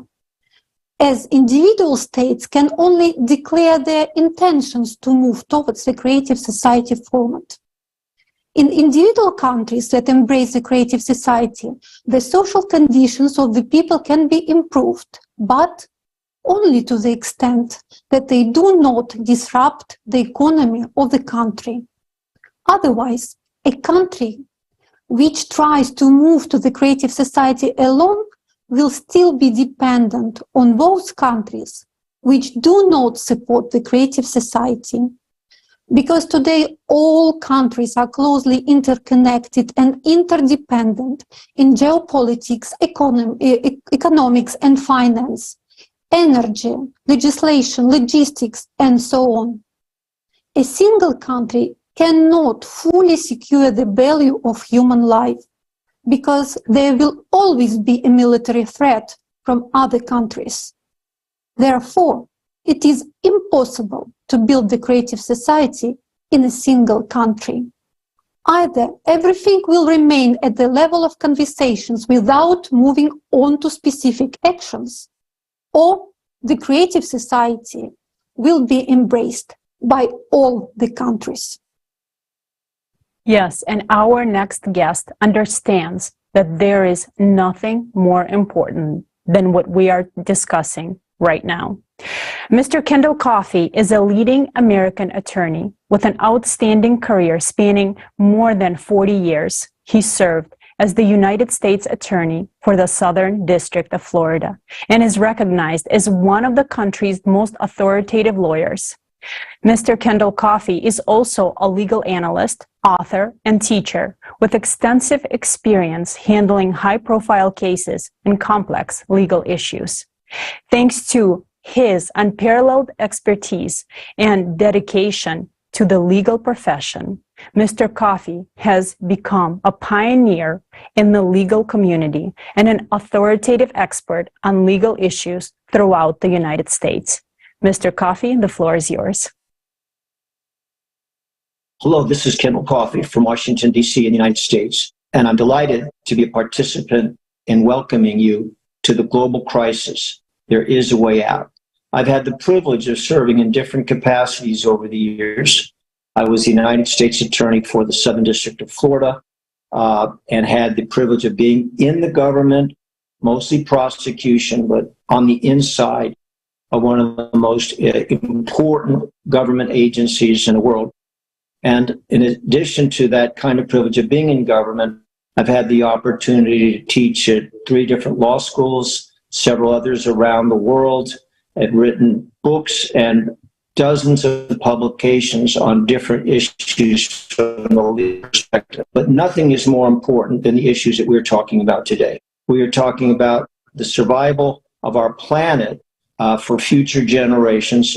And the reason that's so important is with all the anxieties we have, it's so much easier to indicate that things could be difficult. Things are challenging. What about this war? What about this hunger crisis? But this is a program that has the unique focus on different strategies for, first of all, recognizing the seriousness of our challenges, because they are very real and they could affect the survival of all of us. And certainly people like me that have grandchildren have to be very, very concerned about what their future might be. But in addition to talking about the dangers and the perils that we face, this is an organization with aspirations and goals for bringing people together around the world and developing solutions. And so it is more important than ever that we give this kind of program the serious attention that it deserves, and that we all begin to try to do more individually, as communities, as states, as nations, in order to assure that future generations, including my grandchildren, have a world that they can enjoy. If these 8 pillars can be brought into the constitutions of every nation, into the laws of every community, the world would be greatly strengthened, and future generations would have stronger and better lives to look forward to. It's always a challenge to get aspirations, goals, and ideals brought into laws. But that is not just something to think about. That is something to act upon, because we could be running out of time in terms of getting to the world society that we all want to have for our future generations. The Creative Society has demonstrated that there are mathematical certainties, that things that are bad things that could be calamities, could be in the future. And we have to assume that there is not hundreds of years of good weather, hundreds of years free from climate change, hundreds of years free from global warming. We are on a much, much shorter deadline than that. And part of what the Creative Society can do is get us working together to focus on what we have to do to meet the challenges that this world faces, more severe challenges than ever before in human history. We should not be discouraged, because it is in times of challenge and crisis where people get together and where societies become stronger, and where individuals who might have thought that all they had to do was live each day suddenly rise up and become leaders in their communities. So however the adversities must seem, they really create opportunities for each of us, every one of us, to do more, and for a number of us, those who care deeply, to become the kind of leaders that communities, that societies, that nations, and that the world needs now more than ever. Shares thinking that eventually someone else will take the steps that are needed to protect society from its many challenges. We have to remember something. That somebody may never appear, and sometimes that somebody is you. We can all think of examples throughout history where somebody, could have been anybody, but somebody decided to simply not accept things that were wrong, to not accept things that were unjust. And sometimes a single person's courage and leadership can be a spark that ignites an entire movement, an entire force of change. So I think it's important that we not just look for somebody else, because you might be that somebody else that's so much needed for the future of our world. Well, thank you very much for joining this forum today. It's one of the most important forums, programs, training sessions that you will ever see in your lives. And remember, each of you can make a difference that resonates like a giant echo chamber across the fields and the valleys and the hills and the oceans that are part of our planet. It's been a pleasure to have some time to spend with you. I wish all of you the very, very best in this forum and in your future lives, and hopefully in the good of all of us on this planet. Thank you very much, Mr. Coffey. I really like how you said that we shouldn't wait for someone to come and do something for us. That someone is you. Therefore, the most important things for every person who supports the Creative Society right now is to talk about the Creative Society with everyone. It is essential to explain to every single person, to the best of your ability, how their lives will significantly improve in the Creative Society. When people understand this, they will support the Creative Society. As a result, we will form an electoral demand in each of our countries. Only in this case will we have a chance to build the Creative Society. Fortunately, more and more people realize how important this is. Thanks to their actions, people are learning the truth despite all the difficulties that may arise. In January of this year, the video hosting site YouTube began to mass delete Creative Society channels in various languages. The reason for this was unknown to us. And just a few days ago, YouTube restored some of our channels. We sincerely thank YouTube staff who ultimately understood the situation and restored justice. We are thrilled that despite the fact that someone evidently disliked it, when the truth is heard around the world, there are good, caring people everywhere.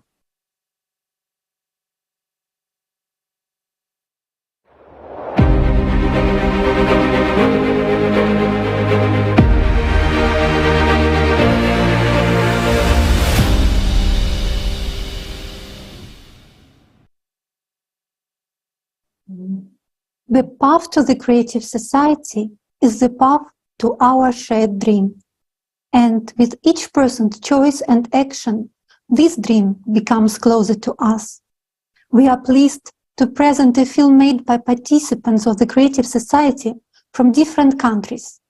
The main characters of this film live in a world familiar to each of us. And like most of us, they suffer from the conditions of the consumer format. In the consumer format, we try to survive, adapt, and come up with 10 ways to silence our inner discomfort.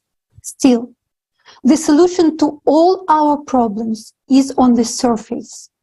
We just need to change the format of society once and for all. This is a story about heroic women who dared to do the most important thing for their families and all humanity, to build a creative society. The life shown in the film, the freedom, happiness, and realization of the boldest desires will be achieved by women in the creative society. This is a story about breathtaking prospects that will open up for every woman in the creative society.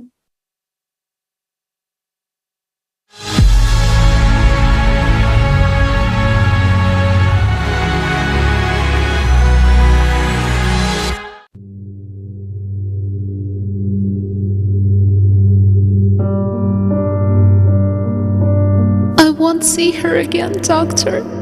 She was taken away, and we didn't even say goodbye. My daughter and I ended up on the street. No one will help us. Margaret, I'm afraid he will hit me again.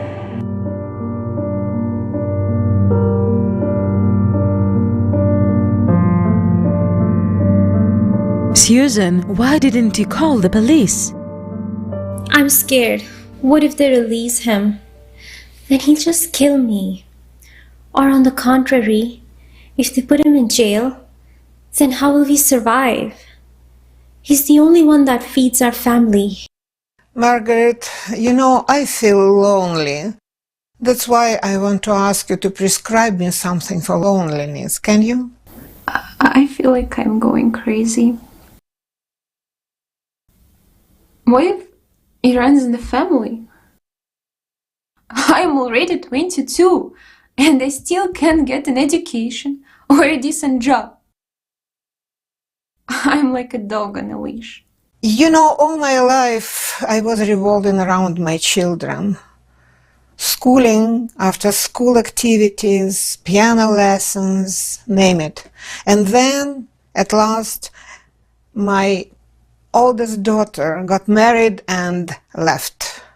Then, after some time, my youngest son headed off for college and left the house too.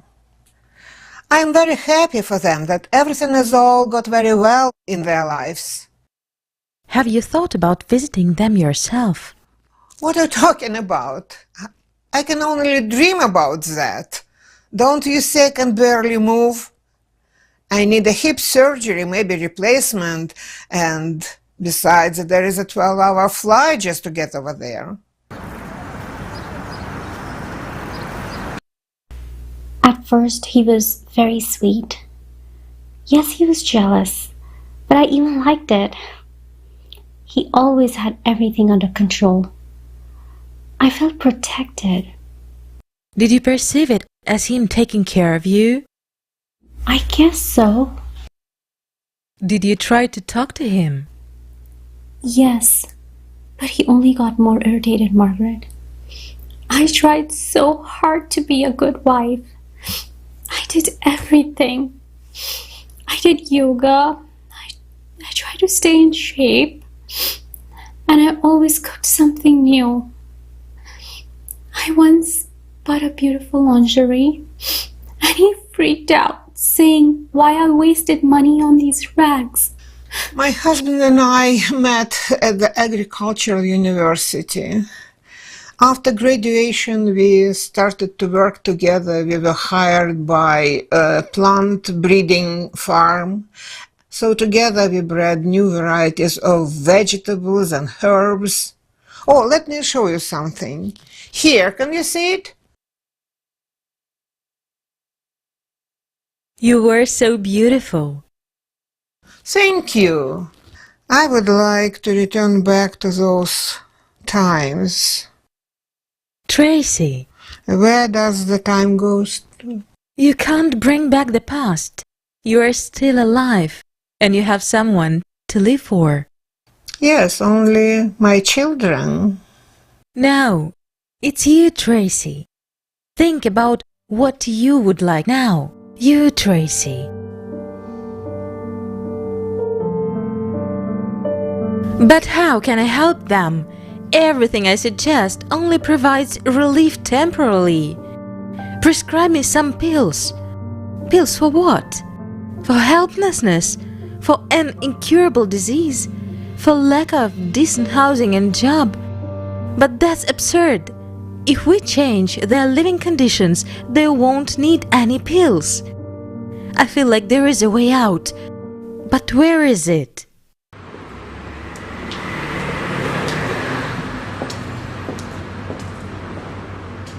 Cappuccino, please. You can't solve a problem on the same level that it was created. You have to rise above it to the next level. Albert Einstein. How long have you had this banner? Well, since the day we opened. I guess you just haven't been paying attention. Interesting quote. So, here you go. Oh, and take this card too. What is it? Everyone nowadays is unhappy with their lives, saying we need to change the rules of the game. Well, here is a solution to stop playing, finally start living. Oh yeah, getting to the next level. And to change the whole system. It's called evolution. And how many of you are there, such like-minded people? Actually, it's like everyone, but some just don't know it.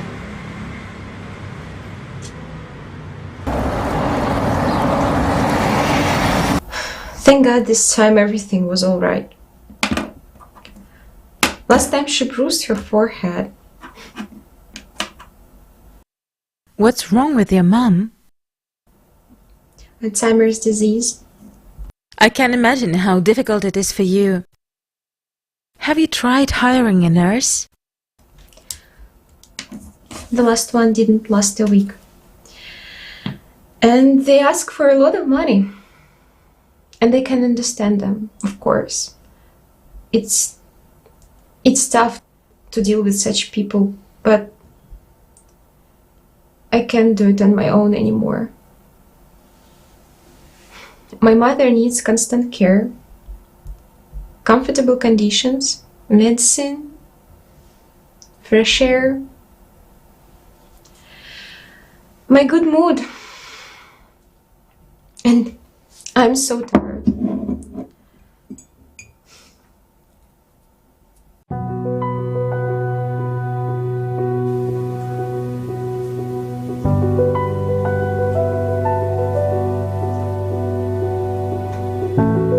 A creative society is the format in which each person's life, freedom, security, and well-being are the highest value, not on paper, but in the practice.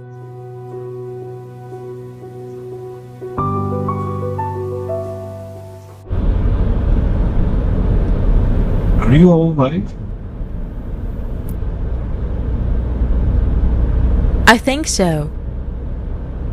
Have you heard of the Creative Society?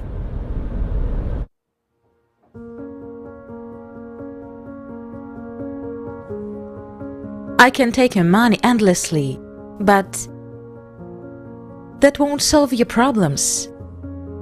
Each of you needs protection and is seeking help.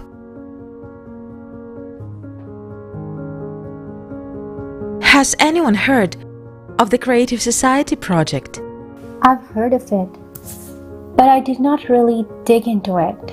Margaret, have you brought us all here just because you want to talk about some project? Yes. How can it help us? Right now, everyone is trying to cope with their problems alone. But the trouble is that we are divided. The Creative Society is what can unite us all, and together we can achieve what each of us dreams of. You're saying all these wonderful things, but I saw that there would be robots everywhere in the Creative Society. They would do the cooking and the cleaning. Margaret, I'm a housewife. There's simply no place for me over there. Yes, Susan, I understand what you mean. Billions of women do everything they can to please their husbands. They tolerate abuse just to stay in that illusion of security. Women have completely devalued themselves. But Are we worthy of this? To endure beatings, to rot from old age and diseases, to languish in hopelessness? It's normal to strive to be happy, to have the opportunity to create, to be of service to people. You know, each of us is very important and worthy of a beautiful life. Seems like I understand what you're saying. We deserve it. Margaret, what should we do? You have to understand that the key point in all of this is to tell absolutely everyone about the creative society. We need to create a trend. This is the first stage. Goodbye, consumerist society. We need to involve famous people. No, these people won't do anything. They make money from what's popular in society. They will join us only when everyone on every corner talks about the creative society. So let's take this into our own hands. We need to make a plan.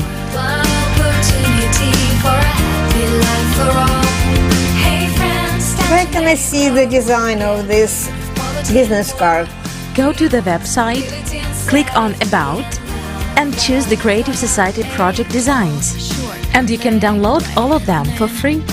Adult and child, living on a planet, we all can be kind. The time has come for us to unite. Let these people join kindness, remind us who we are. Empower and unite us by love, love, love. Creative society. Hey, where do you think you're going all dressed up like that? And what is that weird thing you have? That's creative society. Going to politicians is useless. We simply declare that we support only those who support the creative society, and they will come to us on their own. Girls, let's put stickers "I support the creative society" on our cars.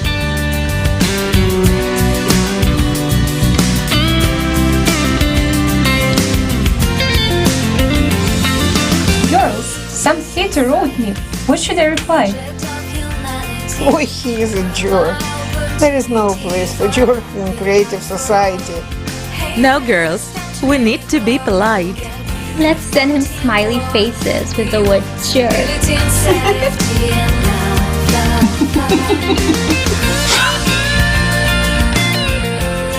Politicians won't have any other choice but to fulfill our electoral demand.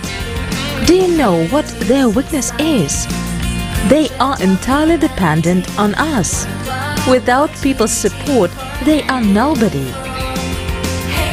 Margaret, are you sure you're telling all your patients about the creative society?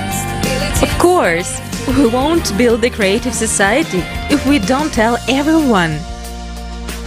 Come on, girls, let's step on it. We're almost there.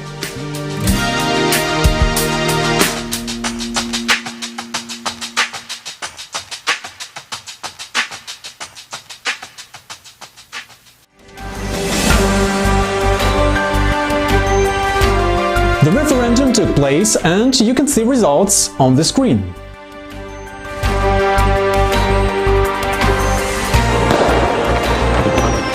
Yes, we did it!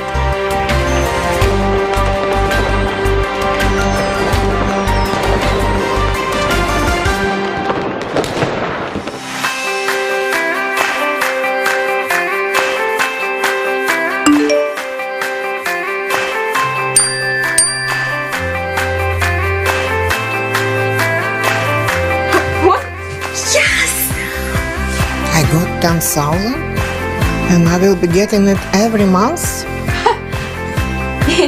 It's incredible. Oh wow, how would I spend this money? The plan to build the new residential neighborhoods was approved by the popular vote. The new homes, equipped with fuel-free generators and the latest technology, will become available next month. If you don't have housing, or if it doesn't meet the Creative Society's minimum standard of 60 square meters per person, on the electoral platform you can submit an application for free new housing for you and your family.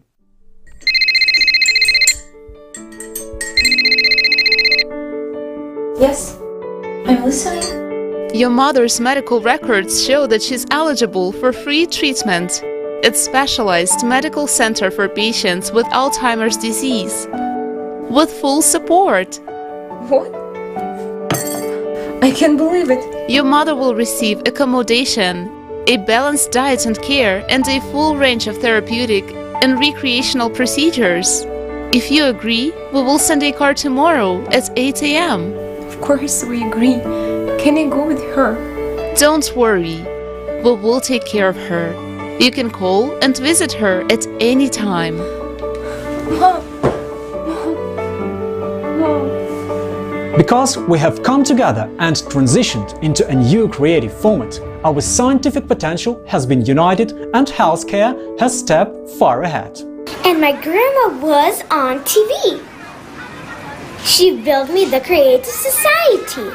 She got $1 million for it. At this moment, an award ceremony is taking place across the globe, where every individual who was actively informing people about the Creative Society is receiving a Peace Prize ranging from $1 million to $5 million, as it was promised. You are true heroes and an example for all humankind. Mom, Dad, when are we going to Grandma's? We miss her so much.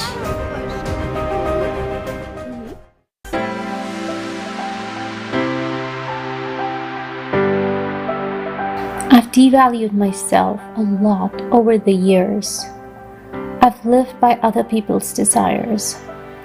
Now, I can honestly decide how I want to live my life.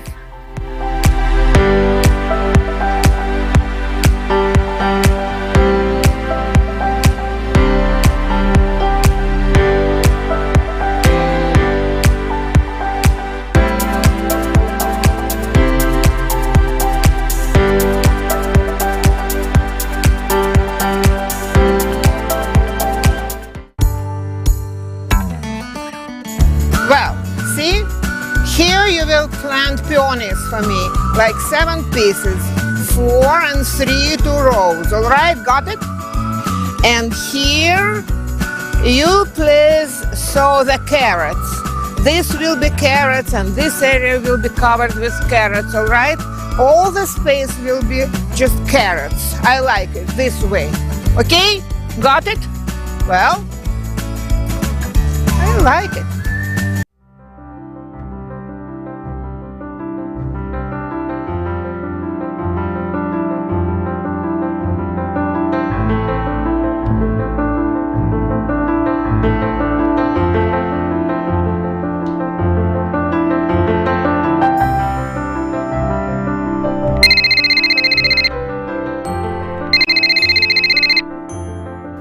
Dr. Ann, so nice to hear from you. Leah, I have a surprise for you. Mom, how are you doing? Darling, I have so much to tell you. I am so grateful to you.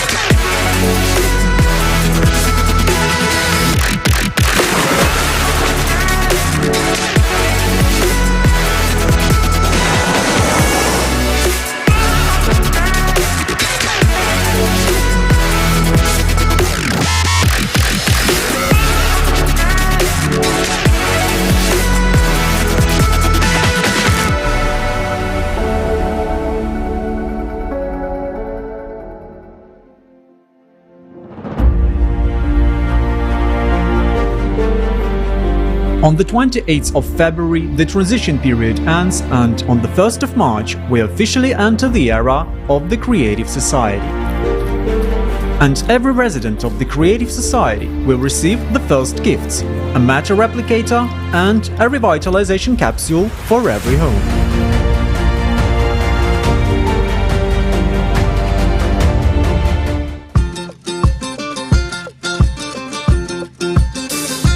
Fresh, crunchy, organic carrots, endowed with special flavors, carrots and carrot juice. I've tried it. You should try it too. The Mrs. Tracy Bloom variety, grown with love. Get it from your replicator now.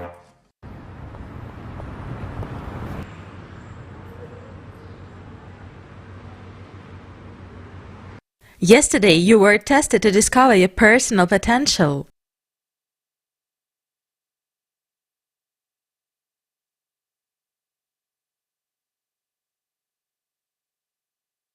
You need to develop your creativity.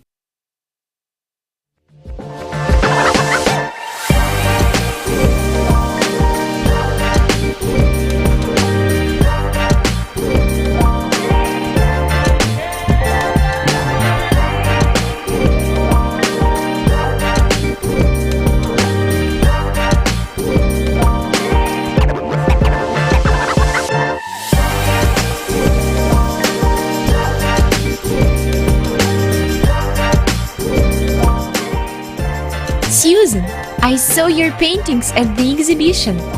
They are awesome! So where's Tracy? I think I know. Girls, it's me! Come on! OMG, is that you? Tracy! Wow! Is this all thanks to the health capsule?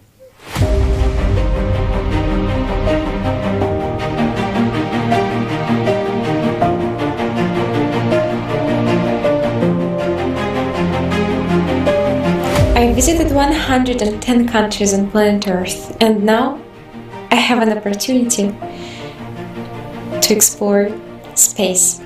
So, greetings from the Earth orbit. I'm logging from the space station, and our expedition is on a mission to clear space debris from near Earth space.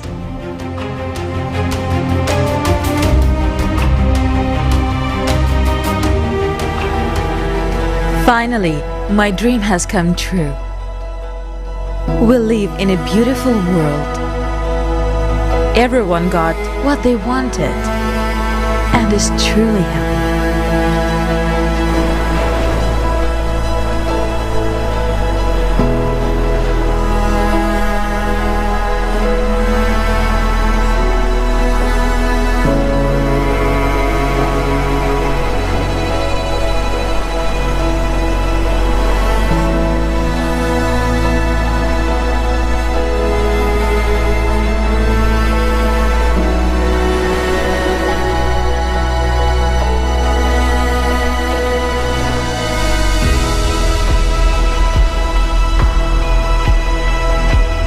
I have something to tell you. I care about you very much, Trace, and I don't want to hide anything from you. I am actually 75 years old. Is it okay that you're a little younger than me? What? You too? Yeah.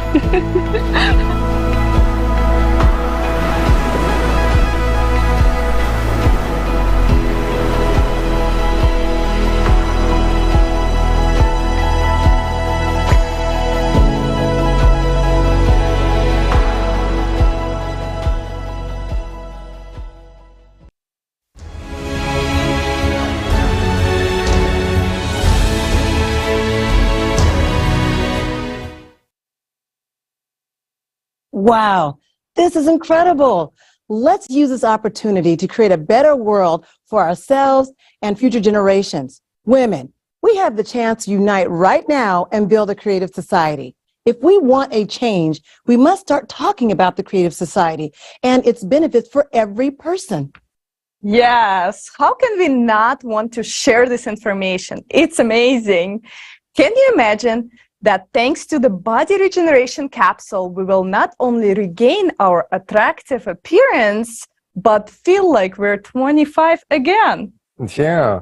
Honestly, it's a little bit scary because you can go on a date and she can turn out to be 100 years old. But you know what? Me, as any IT specialist, I'm sure looking forward for this body regeneration capsule just to get rid of the main problem of any person who works behind the desk, the back pain.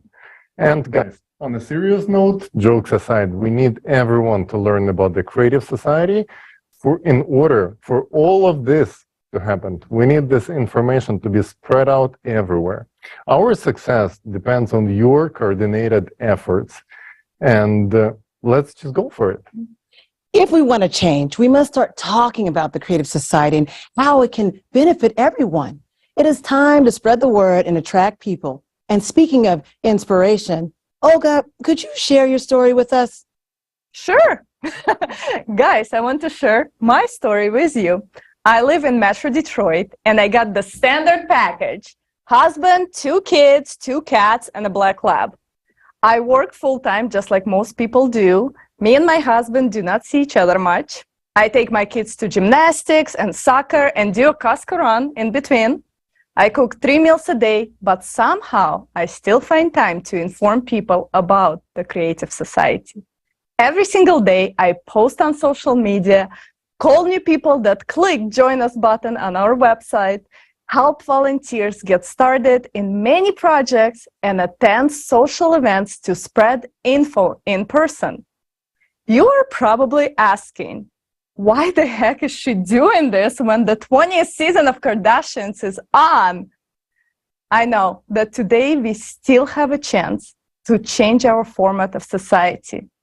Not just for me or my husband and kids, but I want to get this message about the Creative Society out for all of us. Because we as people have created the wrong rules of our existence. We have one problem that's separating us from the Creative Society: uninformed people. Billions of uninformed people. That's it. When people know about Creative Society and everyone understands the benefits of such a social format, everyone, and I repeat, everyone will have the society of our dreams built almost overnight. The superpower that we, the people, have is to inform each other in any legal way possible as fast as possible. For me, it's a daily necessity like brushing teeth. If I don't inform, I rob myself, my husband, kids, friends, family, and you of the future that we all want and deserve. Therefore, share this forum right now with everyone. Record a video, reviews on this forum, and post them on social networks with a hashtag Creative Society. Make sure that everyone knows about the Creative Society. Thank you, Olga. We all know that the world desperately needs change. We need a format that will benefit everyone, unite us all, and provide us with cutting-edge technologies and capabilities that exceed our imagination. This format is the Creative Society. But for the Creative Society to become a reality, we need to spread the word about it. Let your entire neighborhood be permeated with billboards and signage, and the news will spread like wildfire. The signage is necessary, but of course, it is not enough on its own. People begin to comprehend and understand the idea only when they are directly presented with the information. So talk to people. Tell them what the Creative Society is all about and the benefits it will bring them. Some of you may say, okay, I'm already telling everyone in my circle about the Creative Society, but what else can I do to bring life into the Creative Society like closer and even faster? For such heroes, there is an answer. One of the effective ways is to spread information as quickly as possible is to create coordination centers in your countries, your states, your cities, your districts, etc. The extent of territory you can cover depends only on your willingness and active actions. Remember that everything needs to be done with the framework of the law. Establishing a coordination center is not difficult. If there are already 2 people in your area or city who understand the importance of it, of the Creative Society, don't wait. Open a coordination center and start informing others about the Creative Society. In a week, there'll be 5 of you, and then in a month, 25. And in 2 months, everyone will know about the Creative Society. Let's take action. Make the Creative Society a reality. Watch.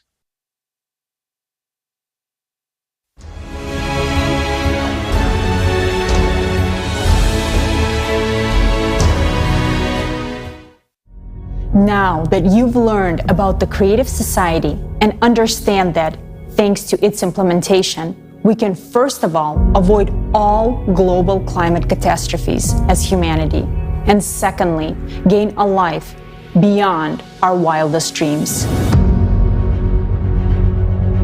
This is free housing of a pretty decent size, an unconditional basic income of $10,000 a month, plus free healthcare and new technologies that will be available to everyone. You'll be in perfect health and able to extend your life in a young, beautiful body. You'll be guaranteed safety and a peaceful life. Free education anywhere in the world, so you will have the opportunity to maximize your potential.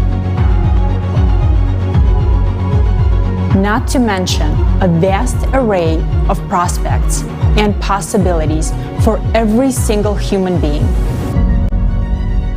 Informational support for the Creative Society format is provided by a volunteer project of the same name, which is being actively implemented by volunteers from more than 180 countries around the world. Now, it's impossible to establish the Creative Society in one single country. It can only be implemented all over the world in a legal and peaceful way. This means that, first of all people in the world must learn about the Creative Society and support it. This will lead to the creation of an electoral demand for its development. Therefore, the first and most important step in building the Creative Society is to share information with everyone about the existence of this format and the immense benefits it provides for every individual. Maximum activity and creativity from everyone are needed in this effort. Where should you start? You can tell about the Creative Society to your friends, family, and everyone around you. They, in turn, can inform everyone they know. The Creative Society should be known and discussed everywhere. If you want to learn more about the Creative Society, your primary resources will be the creativesociety.com website, especially such sections as international forums and questions and answers. In the Act Now tab, you can learn about the effective ways of informing others and start applying it in practice. Informing a single person about the Creative Society already makes you a participant. By doing this simple action, you have joined the first and most crucial stage of building the Creative Society, the informational stage. This is a step to your bright future. Yes, it's that simple. There are no fancy badges with titles, no lists of volunteers, no membership fees, and no exploitation of each other for personal gain. The Creative Society is not a commercial project. Nobody profits from it, and no one benefits at someone else's expense. People from all over the planet come together to build a society based on one simple principle. Only by improving life for the entire society can you improve it for yourself. This is the main principle of the Creative Society format, which guarantees benefits for everyone. The project's implementation relies solely on the goodwill and initiative of the people. Even one person can do a lot to build the Creative Society, and by uniting, more can be accomplished in less time. When we coordinate our actions, our abilities to inform others multiplies. Do you want to inform others about the Creative Society quickly and effectively so that it can be implemented sooner? Join forces with others around you, neighbors, friends, relatives, and co-workers to establish Creative Society coordination centers. Your coordination center will be a community of like-minded individuals who also endorse the Creative Society. It will serve as a hub for people of your building, street, neighborhood, and city who take action on a volunteer basis, taking into account local legislation. If there is no coordination center in your vicinity, that needs to be fixed. Waste no time, inform your neighbors, find like-minded people, and create your own volunteer coordination centers. What do you need to create a coordination center? Opening one is simple, and anyone can do it. First, you should inform the main coordination center about your decision through the official email on the creativesociety.com website. Then, by joint efforts with others, do everything possible within the framework of the law to inform even more people about the Creative Society. You, the people, are the center of coordination. You can gather in person or virtually. You don't even need to be in the same place as other participants. You can organize your own communication through a chat on any convenient social network. Meetings and coordination can take place online using audio and video calls. The main thing is the coordination of your actions, which means a joint agreement on how you will organize the information sharing process. If you create a coordination center, it means that you are making a platform where you can communicate, coordinate your actions to inform people about the Creative Society in your region or city, hold conference calls, plan meetings, discuss results, distribute tasks among yourselves, brainstorm, and look for new approaches. If you have any ideas, you can bring it to a general conference call or meeting and discuss it together on how to implement it. For example, together you can print car stickers, put the logo on clothing and products, arrange for advertising in public places, and much more. You can download the designs for free from the creativesociety.com website. By coordinating your efforts, you can inform and engage your immediate surroundings and even entire communities, groups, organizations, districts, cities, internet resources, and local media, telling them about the Creative Society. Don't limit yourself. If you want to, you can inform your entire country and even your neighboring countries. You can organize coordination centers based not only on where you live, but also on your sphere of interests, including various lifestyle communities, sport clubs, business networks, etc. You can also interact with other coordination centers from different cities, countries, and the entire planet, joining in a virtual format of coordination. The Creative Society is a union of all humanity, all organizations, all people, all those who want to live in the Creative Society, and all those who understand the doom of the current consumer format are welcome here. The Creative Society is beneficial to absolutely everyone. How do we know that the first informational stage of building the Creative Society is complete and we can begin the second stage, which is political stage?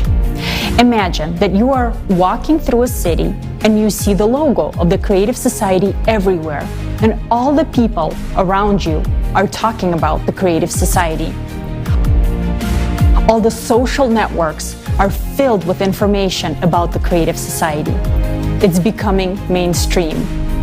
When your whole city and your entire country know and support the building of the Creative Society, it means that most of the citizens of the country have formed their electoral request to politicians for the formation of the Creative Society. In this way, we move on to the next stage, political. At this stage, we have a new responsibility and task: to vote in our country for those politicians who support the development of the Creative Society and pledge to introduce the 8 pillars into the country's constitution. In addition, we need to legitimize the electoral platform as the highest body of legislative power. The electoral platform will be how the society will be self-governed. Every person will be able to control and recall politicians and vote for or against specific laws. This resource will be publicly available, transparent, and protected by the most advanced technologies. Through the electoral platform, power is effectively returned to the people. It returns to each and every one of you. Implementing the Creative Society is an entirely new approach without any revolutions, and everything happens within the legislative framework of each country. Thanks to this, we can peacefully transition from the consumerist to the creative format through an evolutionary path. We can not only save our lives and the lives of all humanity, but also open up opportunities and perspectives that we never even dreamed of. The Creative Society is a unique format that can solve all modern problems and crises. Never before in the history of humanity has anything like this been attempted. Its implementation depends on each of us. So act now. Do not wait for someone else to make your life better. Act now if you want to live the way you always desired. Act now if you want to live in a free, secure, and prosperous creative society.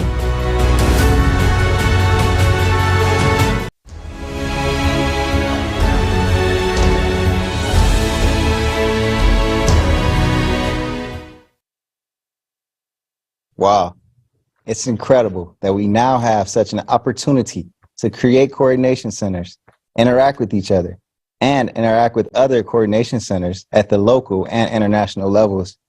We can exchange experiences and ideas. Our organized actions will allow us to achieve much greater results, much faster than if we acted alone. Absolutely agree with you, Roy. And let's not forget that thanks to the coordination centers, we will also be able to identify those who sincerely support the Creative Society and those who do not. After all, we know every active participant in the Creative Society project because of their actions, and they are very noticeable.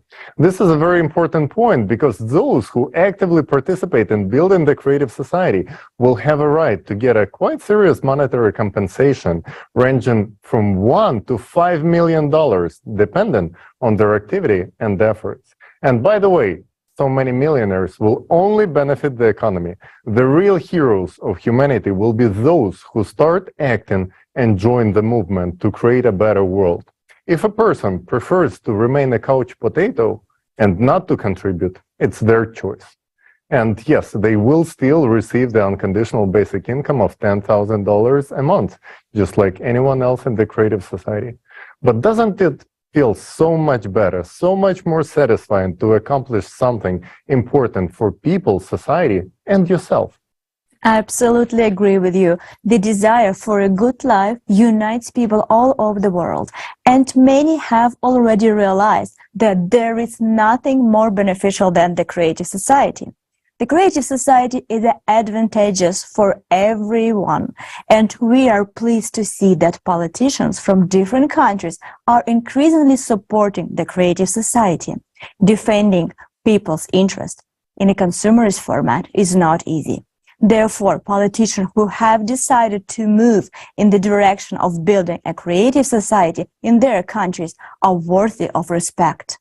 Now, we are pleased to welcome Mr. Damian Borrello, a candidate for the presidency of Argentina in 2023.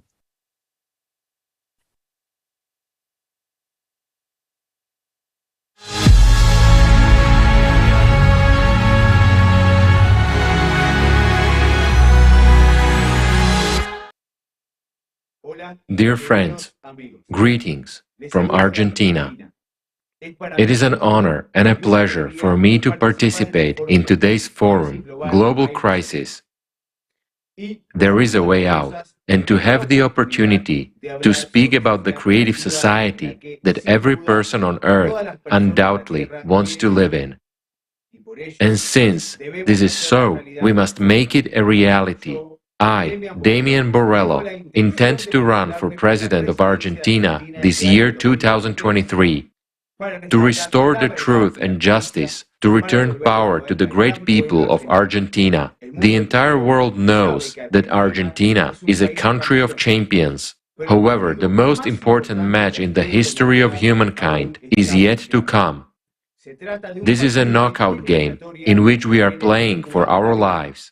We have never played against such a strong and experienced opponent before. It has been gaining experience for 6,000 years, and no one has been able to defeat it yet. Our ruthless adversary is the consumerist format of society. We can win, but it depends solely on ourselves, on our decision, our will, and our unity. You and I know better than anyone that there is no invincible opponent. To win this time, each of us, every Argentinian, must become part of the team. As a reward, instead of a trophy and medals, we will obtain a beautiful, new life for ourselves and our loved ones forever. When we, Argentinians, start scoring the first goals against the consumerist format, the entire humanity will be supporting us. And when fans from all the countries become part of the team, it will be a true World Cup, and together we will score the decisive goal, which will leave behind these dark times forever, and open the door to a beautiful future. Today, everything depends on each one of us. Why have I said so confidently that we can win? Because for the first time in 6,000 years, we have a winning tactic against this enemy. Against the consumerist format. This tactic is to build the creative society. I'll be honest with you. I had no intention of running for president until I learned about the creative society, because in the current reality, if we remain in the consumerist format, whoever comes to power will not be able to pull off a win, to clean up this mess and horror. Neither in our country nor in any other country of the world. But when I learned about the creative society, I realized we have a chance, and that it is our only chance. Because we have no time to make mistakes. There is no margin for error. Today at the forum, we have heard irrefutable facts about catastrophic climate change. In our country, we already have the most severe drought in 100 years. We all understand that water scarcity and poor harvests are causing hunger and high inflation. By the way, inflation is now also setting new records, both in our country and in the world. There's a clear sign that the current format is not working. Now imagine, in the creative society, the problem of drought is solved in 6 seconds, thanks to the technologies that will be available. Nowadays, we are told that water must have an owner, and the owner should be not people, but corporations. And I ask myself, Argentinians, are we going to wait until we are forbidden to breathe without paying for it? While in the creative society, all resources will be publicly available and will belong to the people. There will be no monopoly over them. Power will return to the people, and so everything will fall back into place. That's the way it should be in a normal society, but right now it is not so. And as long as power belongs to the few, human life is not worth anything. We are adults, and seeing the global crisis of our society, we understand that if we continue to play by the rules of the consumerist format, we will never be able to get rid of corruption, inflation, poverty, and wars. The creative society is a completely new format. It is our opportunity to peacefully and legitimately build the world that every Argentinian, every human being deserves. Already in the transition period to the creative society, we will live the lives we did not dare to dream of. We will live in freedom and safety. Everyone will be confident about the future and wake up without thinking about money and how to survive. We will always be healthy and live in prosperity. We will live in an environment which will reveal our individuality and genius. In today's world, there are plenty of technologies, ideas, and opportunities to achieve this. Have no doubt, my friends, if we build the creative society, then in 10 to 15 years, it will be easier for us to fly to space than to afford a vacation in Europe now. It will be available to anyone who wants it. And I am more than sure that in a short time after we build the creative society, we will be using completely different physics. We will no longer burn hydrocarbons. Work is already being done on this with very encouraging results. But you know what I like the most about the creative society? that everyone's life will finally be valued equally.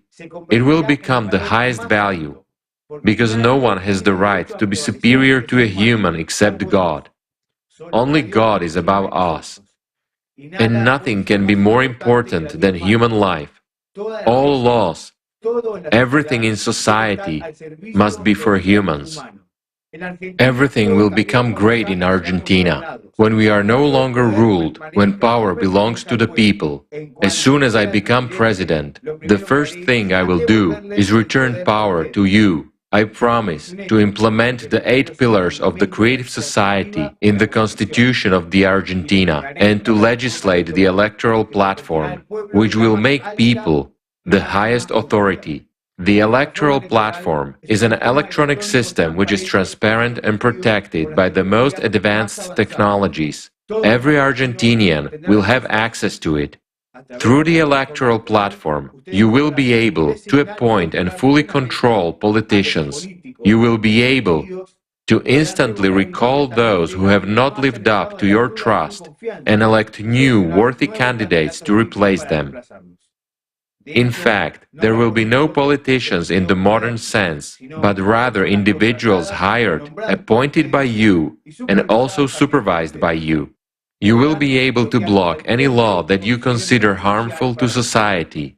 That way, when all the power is in the hands of the people of Argentina, corruption, inflation, and all the other absurdities that have been imposed on us without our consent will disappear instantly and forever. No one will be able to act against the interests of the people or against the decision of the Argentinians. The creative society is beneficial for everyone. If anyone is against the creative society, they seek power over people. They are the ones who benefit from the consumerist format, because that is how they can manipulate us. They do not realize that by maintaining the consumerist format, they will not be able to retain their power in any way. The climate will deprive everyone of the future if we do not timely change the current format of society to the creative one. What is better for you?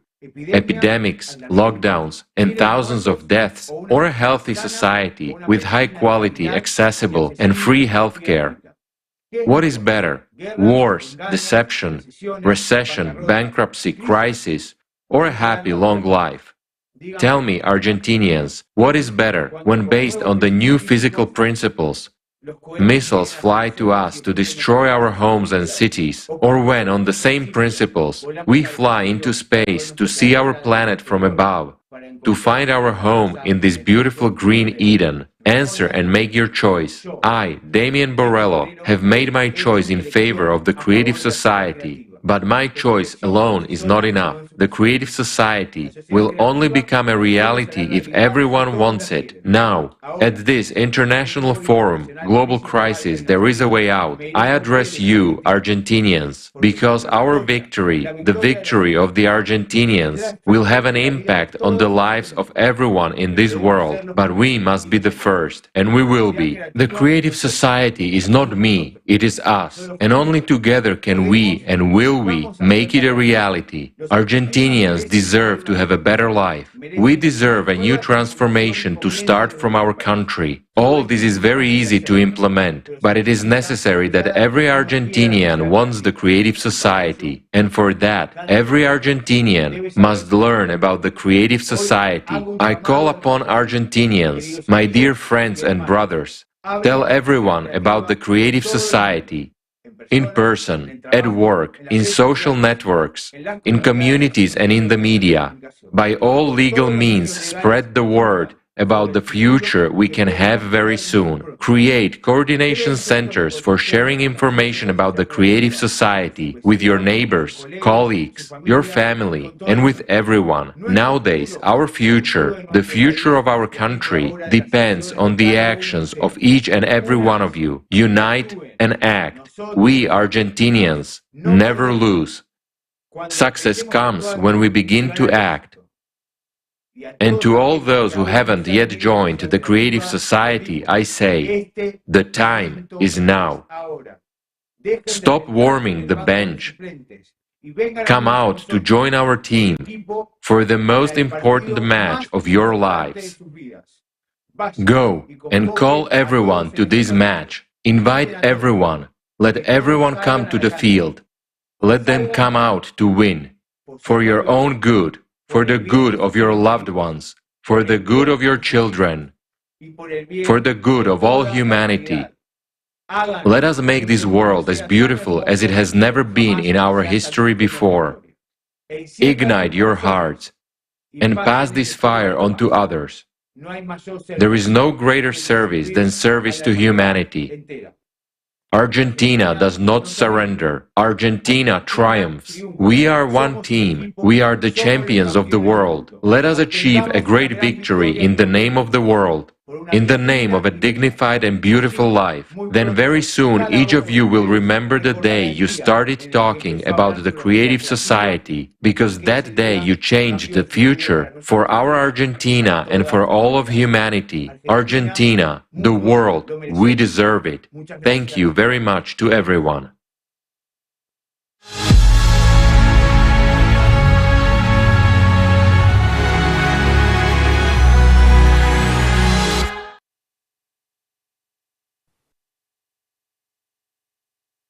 Thank you very much, Mr. Borrello. You are a true example for many in your sincere actions for the people of Argentina and every person in the world. The victory of the Argentinian people in their pursuit of the creative society will significantly impact the lives of people around the whole world. Yes, and as Mr. Borrello said, my choice alone is not enough. The creative society will only become a reality if everyone wants it. Only by working together can we achieve a society that truly benefits everyone. And how can anyone not want such a society? Only in a creative society will all the problems and crises that we face today disappear forever. For example, here in the U.S., it seems that more and more Americans realize that our current consumer-based society is leading to chaos. From unaffordable housing and homelessness to rising taxes, drug addiction, and untreatable mental illnesses, gun violence, traffic fatalities, and climate issues. People are losing hope, and the only way out of this is the creative society. It's heartening for all of us to see that even in our country, there is someone who has taken the motto of the creative society as the basis of their electoral platform. Let's welcome Mr. Robbie Wells, a candidate for President of the United States, 2024.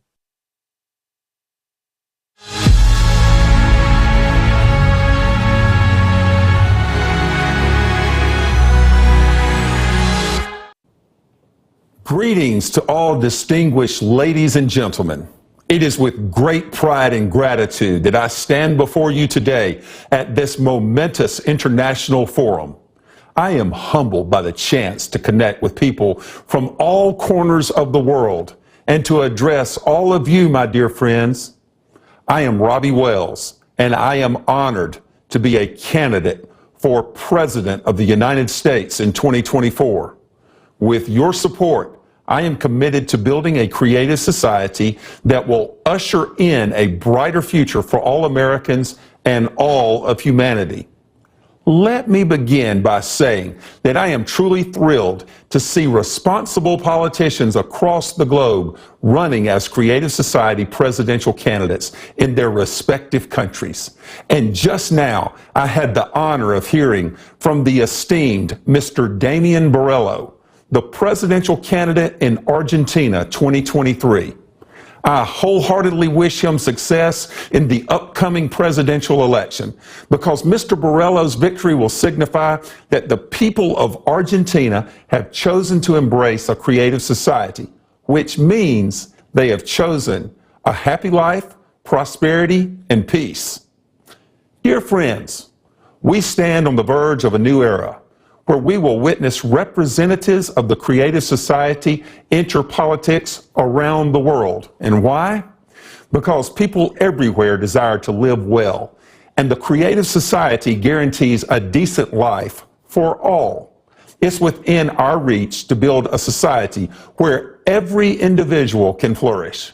But we must recognize that in today's consumer society, power doesn't truly lie in your hands. Let me ask you a question, my friends. Can you raise your wages or lower your taxes at this moment if you desire to? The answer is no, because those decisions are made for you by others without any regard for your wishes. But let me tell you this, in the creative society, you will have the power to decide how you want to live. You will have the freedom to shape your own destiny. That is the kind of society that we all deserve. And that is the kind of society that we can build together. We have grown accustomed to those in power always living better than everyone else. The same will hold true in the creative society. However, the difference is that in the creative society, you will hold the power. And that means that you will be living a better life than anyone else. Dear friends, Mr. Borrello and Robbie Wells are seeking the presidency to restore power to the people. The current system is designed so that politicians can transfer power back to the people. Why is that? It's because politics is the key instrument through which our society is managed. Presently, laws are adopted and passed by politicians. That's why Mr. Borrello and Robbie Wells are seeking the presidency to implement the 8 pillars of the creative society into the Constitution, which will ensure that your rights and benefits are restored to you, and the power that rightfully belongs to you is returned to your hands. As politicians, we will only be required during the transitional period to the creative society. But in the creative society itself, politicians will at last be liberated. My fellow world citizens, today you have seen 2 candidates, Mr. Borrello from Argentina and Robbie Wells from the United States of America. But where are the other candidates? With so many countries in the world, where are the politicians who will work towards building a creative society in their own nations? Let me tell you where they are. They are busy drafting laws that will infringe on your fundamental rights. And this will continue until you, the people, create an electoral demand for the creative society. Only then will politicians who wholeheartedly support the creative society appear in your countries, thinking about how to restore your freedom instead of infringing on your rights as they are doing now. My friends, let me remind you that the success of the creative society depends on one thing and one thing only, and that is your support. We need a collective demand for the creative society so that politicians who share your vision and values will emerge. These are the politicians who will listen to your electorate's demands and take action accordingly.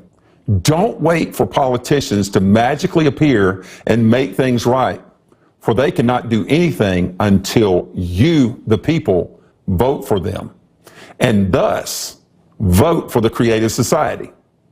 As long as there are no people who need the creative society, politicians can't do anything. Everything lies within your hands for the first time in the history of mankind. My dear friends, let me tell you, the most important thing you can do right now is to spread the word about the creative society. We have to get the word out there to everyone, no matter who they are, whether they are military personnel, civil servants, firefighters, or housewives. It does not matter. Once they understand how the creative society can improve their lives, they'll want to be a part of it and ready to vote for it. And let me tell you, even politicians will benefit from the creative society. We'll be able to stop all the bickering and arguing and finally start living like human beings and just enjoy life.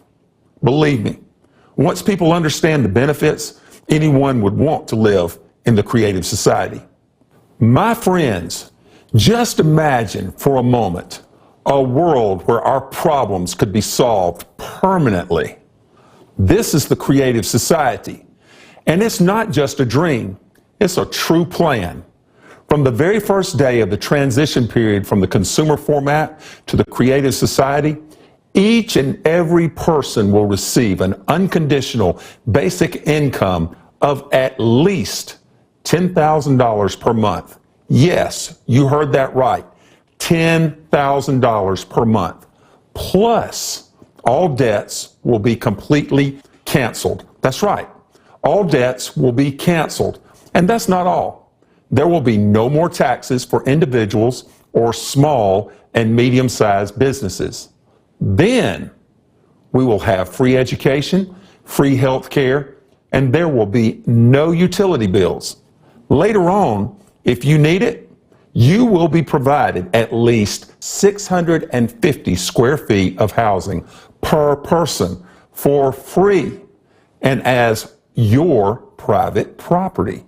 My fellow citizens, let me paint a picture for you. Imagine a world where no one goes missing without a trace, where wars and conflicts are a thing of the past, and where you can feel safe in any corner of our planet. This is what the Creative Society guarantees you. So, let me speak now to all those who are listening, to all those who support the Creative Society. Our duty is to disseminate information about it through all the legal means possible, to create an electoral demand in the shortest amount of time. What can we do to rapidly inform everyone about the Creative Society, you may ask? I urge you to come together with your friends and like-minded people in your local communities to create coordination centers that will support the Creative Society on a voluntary basis, while always respecting local laws and regulations. By working together, we can increase our opportunities to spread information and make a real difference we all aspire for.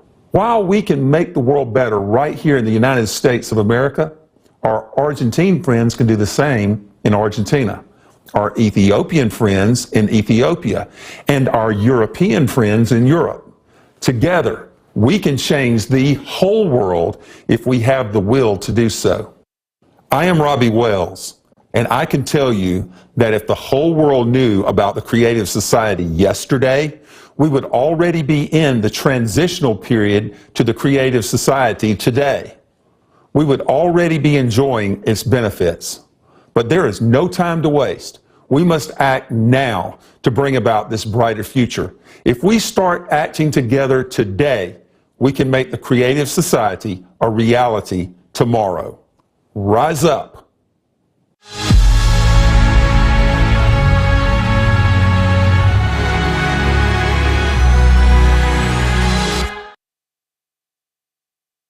Thank you, Mr. Wells. The great news is that we can build the Creative Society in less than 5 to 6 years. Mr. Wells actually brought out a good point. Where are the other candidates? With so many countries in the world, where are the politicians who will work towards building the Creative Society in their own nations? The answer is simple. They will appear when we form an electoral request. That's why we are paying so much attention today to the importance of the first stage of building a creative society, informing the people. I have some exciting news to share with you. The political party Movement of the Liberation of Peoples in Guatemala is running for Congress to implement the 8 pillars of the Creative Society and introduce the electoral platforms on the legislative level. Witnessing the beginning of a new chapter for Guatemala is truly inspiring. We are pleased to introduce Rosaria Ayu, Movement of the Liberation of Peoples deputy candidate, Alberto Cuesas, representative of deputies of the Congress, and Erwin Masbol, representative of the mayors of municipalities.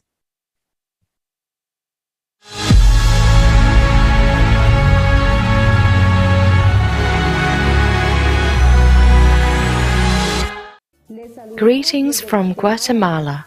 We are representatives of the Movement for the Liberation of Peoples, MLP. It is a pleasure for us to participate in the international online forum, Global Crisis, There is a Way Out.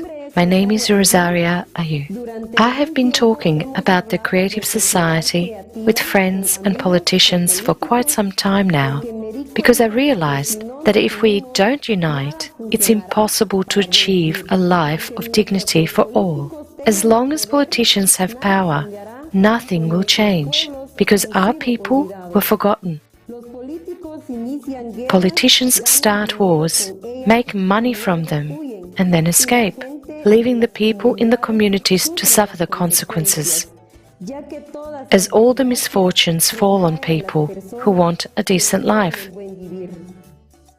The entire world is sick of that, and so are we. Unscrupulous people who get into politics feel like a god or a king who is above everything. And nothing will change until power is in the hands of the people. That is why our movement enters politics in order to give power back to people and to bring the simple truth about the creative society. Our actions as the Movement for the Liberation of Peoples, MLP, will be presented by my colleague Alberto Cuejac, a representative of the deputies team. Greetings. Our future work as lawmakers in the Congress of the Republic of Guatemala will have as its supreme value the lives of all Guatemalans, because there is nothing and no one more valuable than human life. Our project of a decent life focuses on creating a plurinational, community-based and decentralized state that recognizes the nations who have been forgotten as subjects of rights and responsibilities. Because the exercise of an individual's rights and freedoms should not violate the rights and freedoms of other people, which is exactly what we are experiencing today. The total marginalization of our peoples that Guatemala unites. Today, we have a participatory and political approach where our top representatives, such as the presidential candidate, have been denied the opportunity to participate. However, the actions of our peoples are heroic and constant. Today, we take on a serious responsibility to diversify the power of the people through our mayors and deputies, and we commit to the revocation of our mandates. If we do not comply with the principles of the Movement for the Liberation of Peoples and the foundations of the creative society, the people themselves will be able to revoke us. Thus, we recognize the fact that we want to implement a decent life with dignity, honesty, technological modernization, and all that guarantees the life and freedom of a human being. We want to introduce new technology, such as an electoral platform that allows the public to hold a referendum on legislative, judicial, and executive decisions to ensure a decent life. We firmly believe that our world must evolve towards a creative society, integrated with public self-governing. But only united as a family of all countries can we achieve this. We know that there is a way out of this global crisis, and it lies in unification. In order to do this, we must reach the farms, homesteads, villages, municipalities in all corners of our Guatemala. So I would like to introduce to you the representative of the mayor of our movement for the liberation of peoples, Mr. Erwin Ricardo Maas Ball. Greetings, friends, from around the world. We are here to bring the voice of self-governance of diverse communities that demand a more efficient municipality. Addressing human needs requires the implementation of processes that bring us to a decent life. Our goal is to implement a self-governing society where communities can join us in making decisions on projects that are considered a priority to meet basic needs. The Movement for the Liberation of Peoples, MLP, will develop the project of decent life, which implies establishing a system of healthcare, education, security, and environment with a creative ideology that promotes friendship, cultivation of ethical values, as well as spiritual and moral aspirations of human beings. Our goal is to create a system of cultivating kindness in action in every person in order to make a step towards the evolution of our civilization. And this information must reach every family in every little corner of our country to convey to people the foundations of the movement for the liberation of peoples and the pillars of the creative society means to create our future with strong confidence. We are living in the climate crisis with high levels of pollution, disorderly urban growth, wars, violence, hunger, media control, and struggle for power that have brought grief to our people. And we have had enough of it. Enough of the suffering from the consumerist format. We want to live well. We want to live the way every person in this world desires to live. That means to guarantee life and complete safety. All communities and families come to City Hall demanding justice and equality for a decent life. And we are focused on finding a way out of this crisis, which is happening at the municipal, national, and global levels. We are willing to assume the responsibility of delegating power to the people through a self-governing society where each person can participate in building a life of harmony and prosperity in the creative society. From Guatemala to the whole world, there is a way out.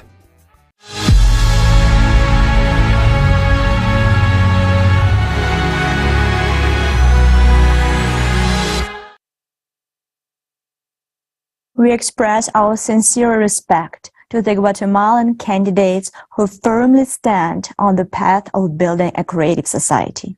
We are glad that among politicians there are people who understand the importance of the creative society. Thanks you for your choice. Did you notice that each of the represented politicians were heard from today spoke about transferring power to the people? Transferring power to the people is the primary condition for implementing the creative society.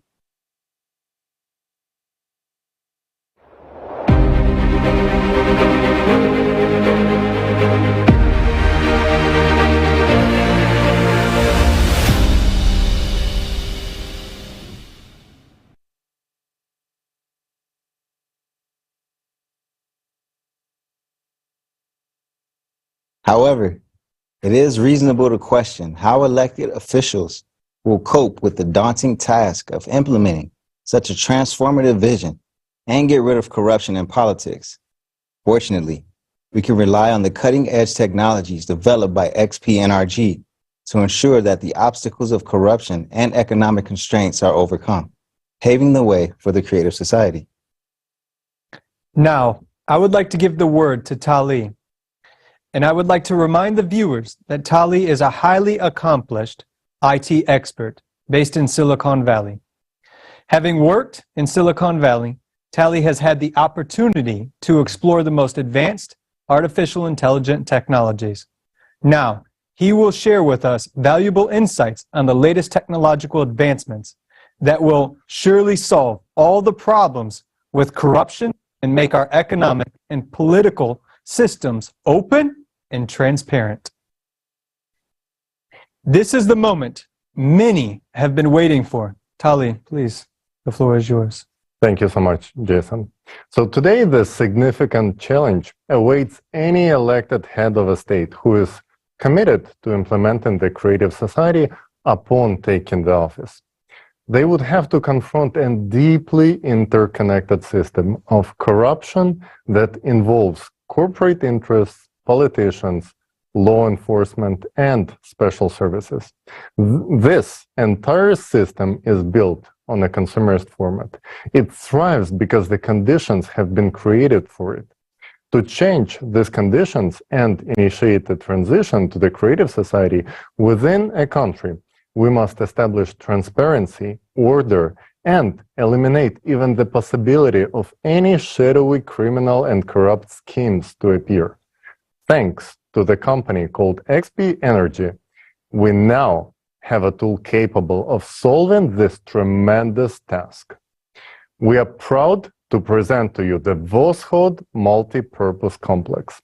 This innovative solution is based on hybrid artificial intelligence and is a tool with virtually limitless capabilities that is far ahead of its time.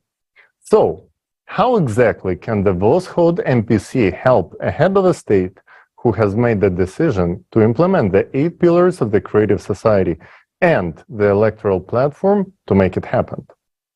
When deployed, the Voskhod Multi-Purpose Complex integrates into all digital systems of the state.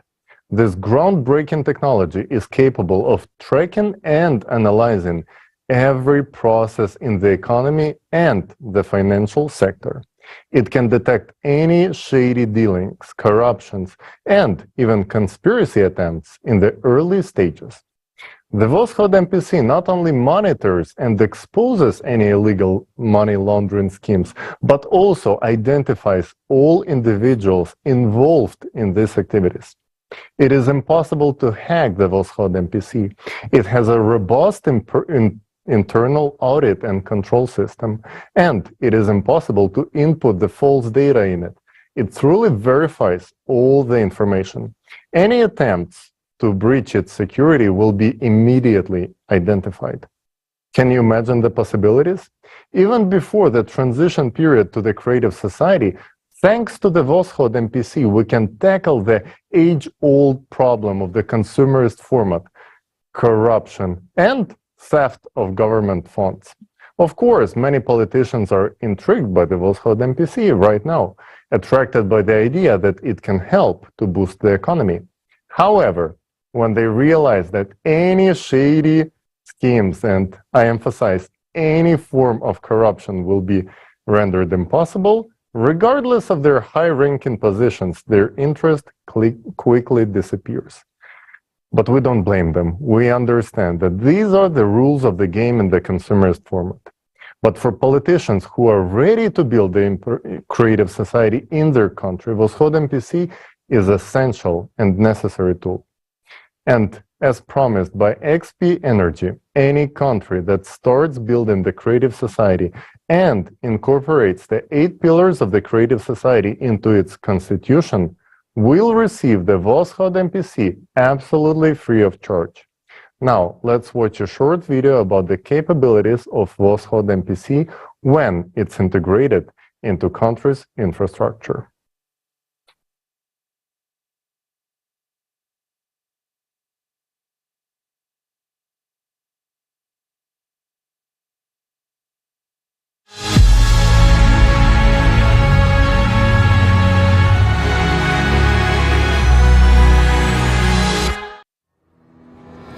Voskhod MPC in the state. Despite the fact that Voskhod MPC was created for the transition period from a consumerist to a creative format of society, it can be effectively used at the level of the state or the Commonwealth of States and in the consumer society. Of course, in the consumer format, the democratization of information is out of the question, as it would make the state vulnerable.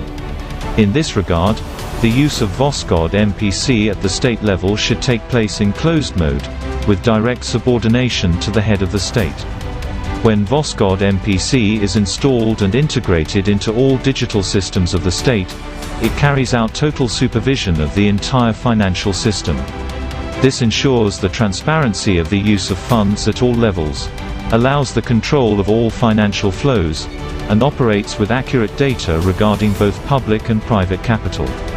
VosGod MPC solves the problems of almost all controlling services and departments much more effectively while carrying out supervision for corruption and misuse of budgetary funds. State economic benefits. In economics, the VosGod MPC makes the basing state practically out of reach of other states. The complex is capable of optimizing costs, bringing in huge profits by building accurate forecasts and financial models. It is also capable of significantly improving the economy and the well-being of the people. It will increase the level of trust for the government and strengthen the authority of the first person of the state. If we are to put into numbers the benefits of a single state from the usage of the VosGod MPC, only on the optimization of budgets, personnel, restructuring of government services, the United States can save up to $2.5 trillion of the budget funds annually. Having the initial data on all the spheres of state life, VosGod MPC predicts with maximum accuracy volatility of the economy. This enables reallocating budgetary funds between industries and companies with maximum efficiency, mitigating, reducing to zero, the negative effects of the crisis phenomena in the world economy, and using forecasts with maximum profit.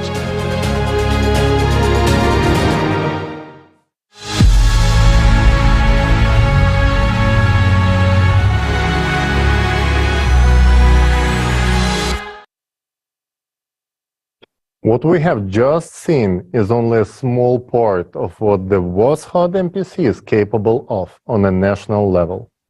It's a guarantee of transparency, honesty, economic growth, and people's well-being. As we have mentioned before, the VosGod MPC is built based on hybrid artificial intelligence, and its creation was only possible due to the development of technology. As AI continues to develop, it can become an inevitably serious ally to humanity in tackling many complex challenges that we face. This includes help in addressing the climate issue, reconstruction, changing the model of the economy into the creative format, and establishing transparent self-governance. Without the development of AI, there is simply no way to solve all these issues.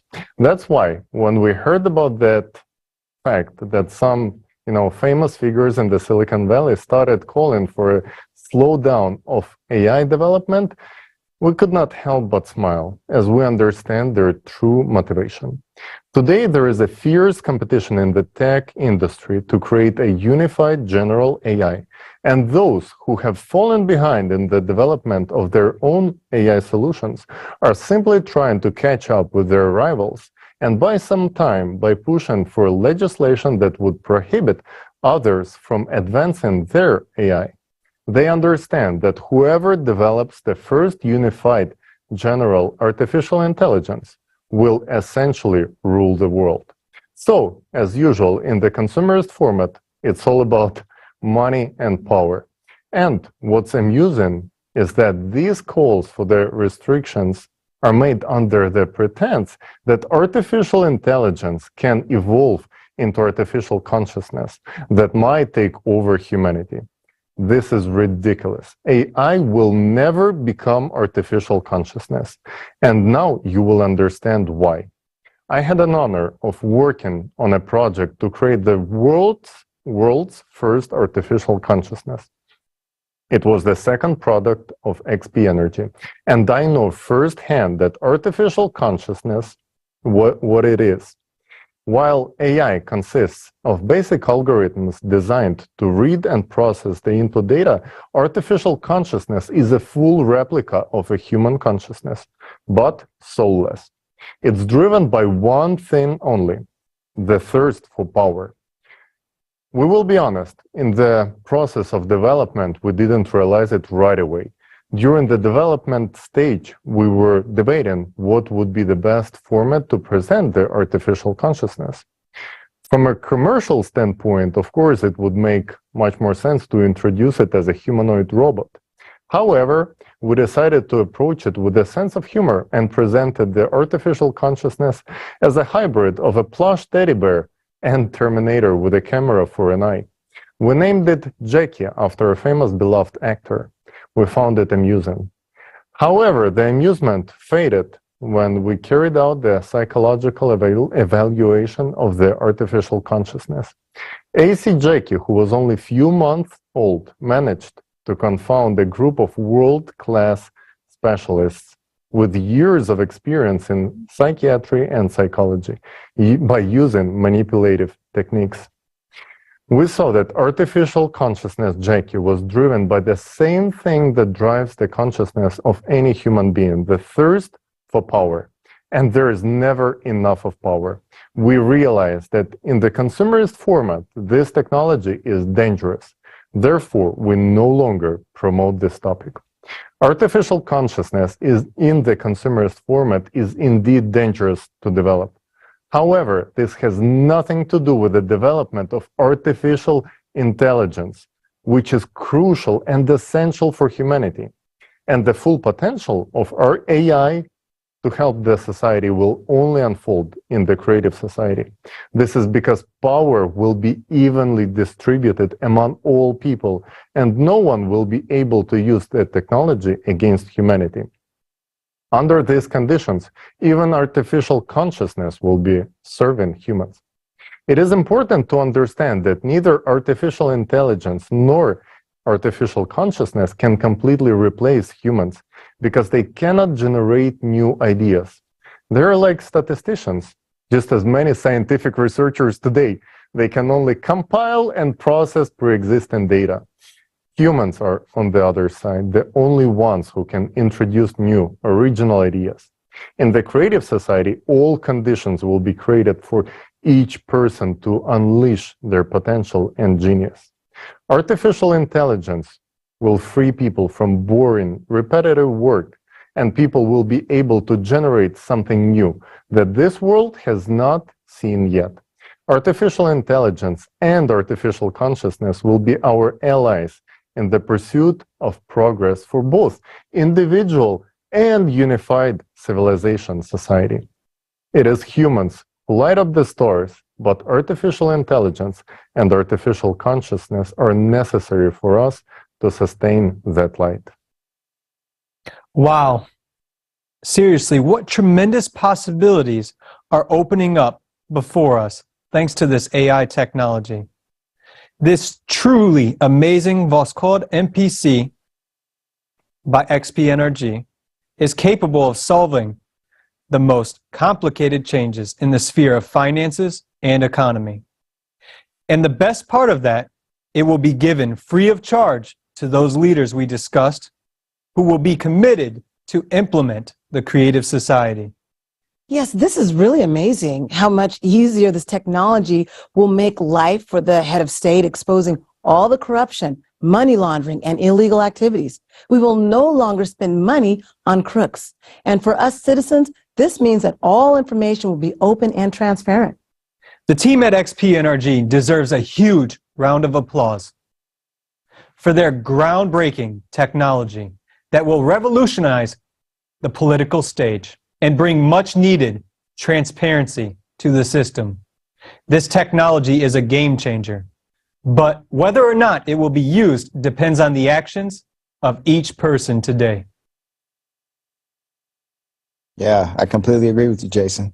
Today, a lot depends on the active participation of each individual, and it's very encouraging that more and more people who understand the essence of the creative society are taking active steps. Because every person wants to live in a beautiful, safe world. This aspiration unites all of us, all people, into one human family. So I want to have a candid conversation with you about race and one race. No label, no slogan, no party, no skin color, and no religion is more important than the human being, said American writer James Baldwin. In that 1963 comment made in The Price of a Ticket, Baldwin defined equality from the premise of being human, which we all are. Whether it be from biblical texts, the Quran, or the Torah, they all speak of one race, the human race. However, this does not discount what me and you have been through in America or in other countries due to the brown or black color of our skin, our culture. I can assure you that such experiences have been devastating for us all, crippling our creativity, triggering swaths of emotions, and stagnating the overall human bonding experience. I understand, and I've been there. Through all of it, experiencing racism and discrimination on a personal level here in the United States. And so have my parents through the civil rights movement, and my grandparents through the Jim Crow era, my great-grandparents during the Reconstruction period of the United States, and my great-great-grandparents who were enslaved in America. It is true that government institutions instilled such privileges to people based on the color of their skin, upheld laws and racial codes to separate people on such silly premises of skin color, culture, background, gender, and fear of the unknown. But in the creative society, it is a different experience because everyone in it will embrace you for who you are, as you are right now, a valued human being of this earth. The creative society is about truth, justice, and righteousness for all people, of all backgrounds, of all skin tones, united under one race, the human race. This is essential for our survival, growth, and happiness. However, it does not take away from the culture of who you are, but instead, the creative society highlights your individualism, recognizing you as the real whole person. The famous writer Toni Morrison said, "The race thing is sort of a misnomer. It's just the human race, right? That's it. The rest of it in racism is socially constructed." I'm here to tell you that you deserve heaven on earth. You deserve freedom to be who you are without judgment, without labels. We all deserve the vibrations of love, understanding, joy, happiness, and inspiration. The Creative Society focuses on the betterment of humanity as a whole. Your life and my life are priorities. Let's do this together. Let me tell you what motivated me as an investigative journalist. It's simple. It's what I do every day when I report the truth. I decided to get involved along with my husband, whose background is mathematics, because we want to lay the groundwork for the future generations, which is now. We can kickstart it for you. Now all you have to do is jump in.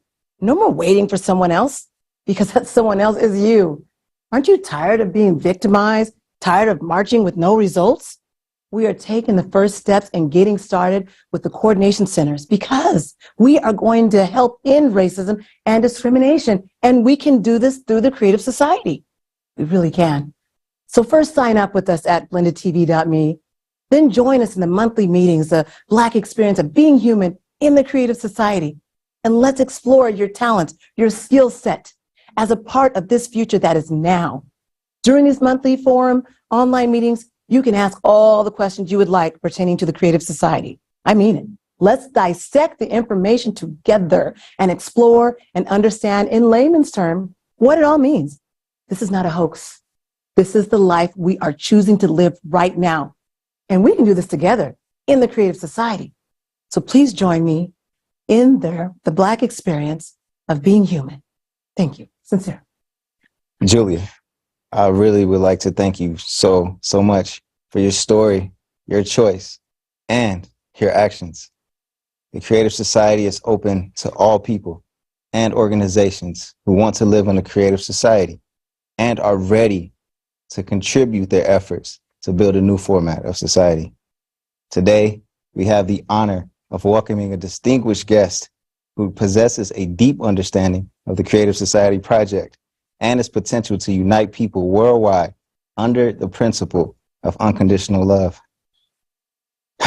This individual is none other than Sir Frederick Lee McHenry Sr., the Grand Master of the world's Masonic United Nations and a highly respected, most puissant, sovereign Grand Commander with a 33rd degree, 99th rank.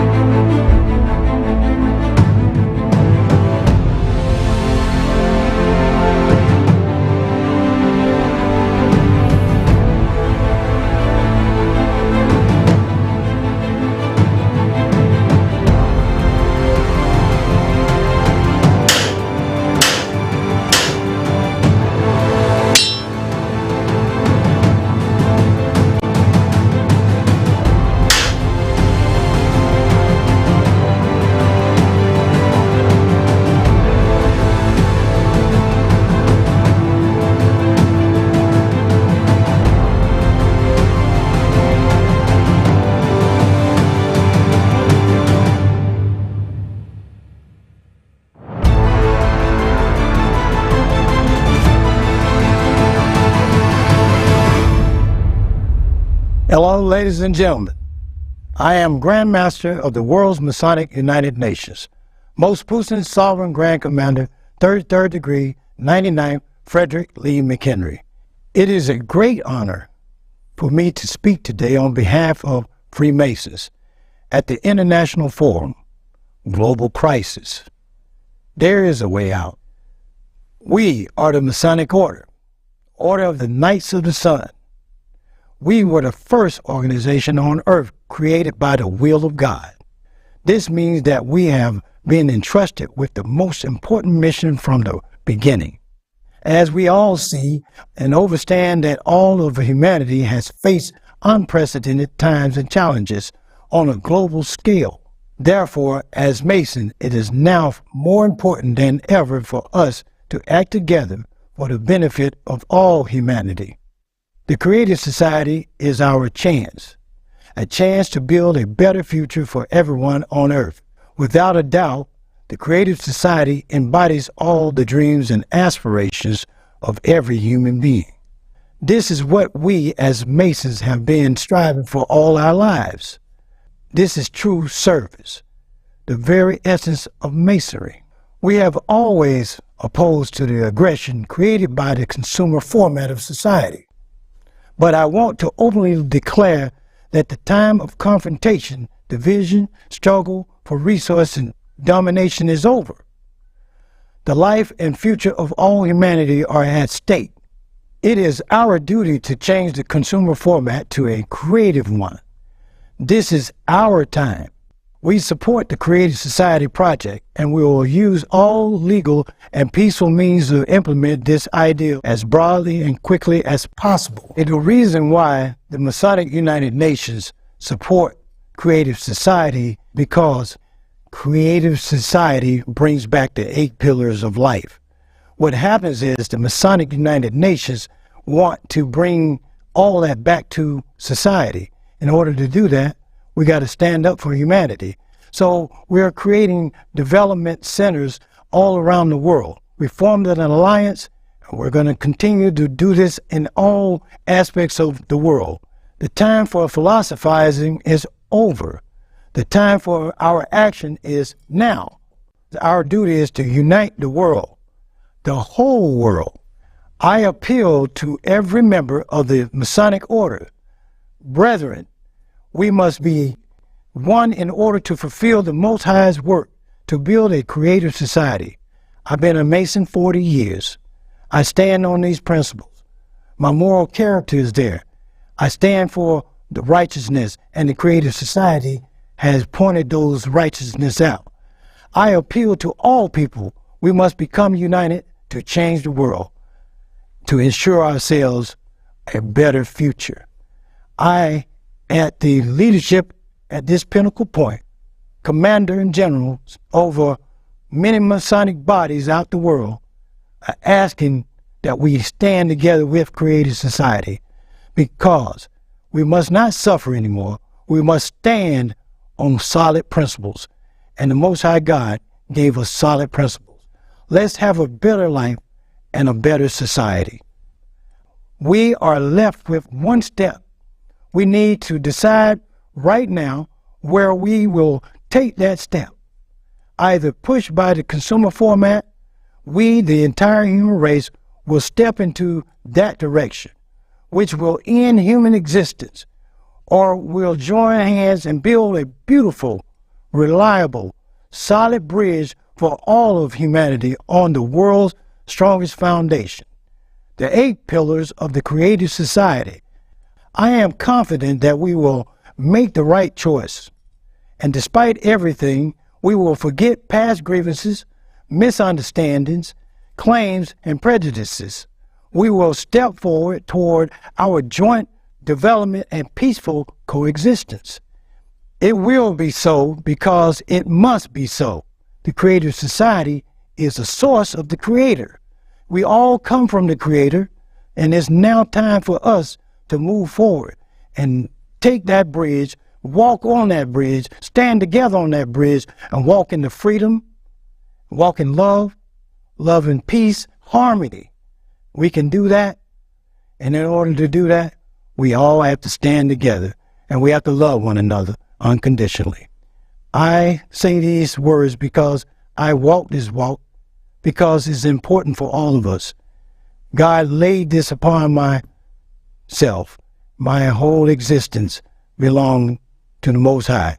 And I ask all of you, ask yourself within yourself, what do we do next? Creative Society has the answer. Creative Society has a way out.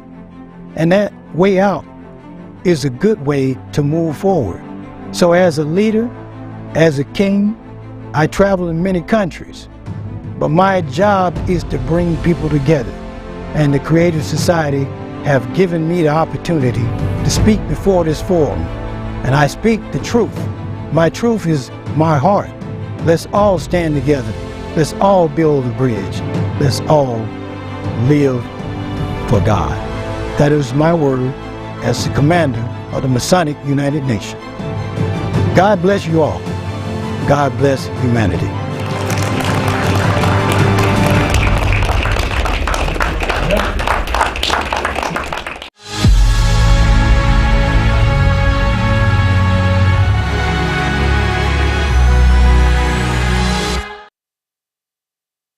Thank you very much, Sir Frederick Lee McHenry, for your wise and profound words.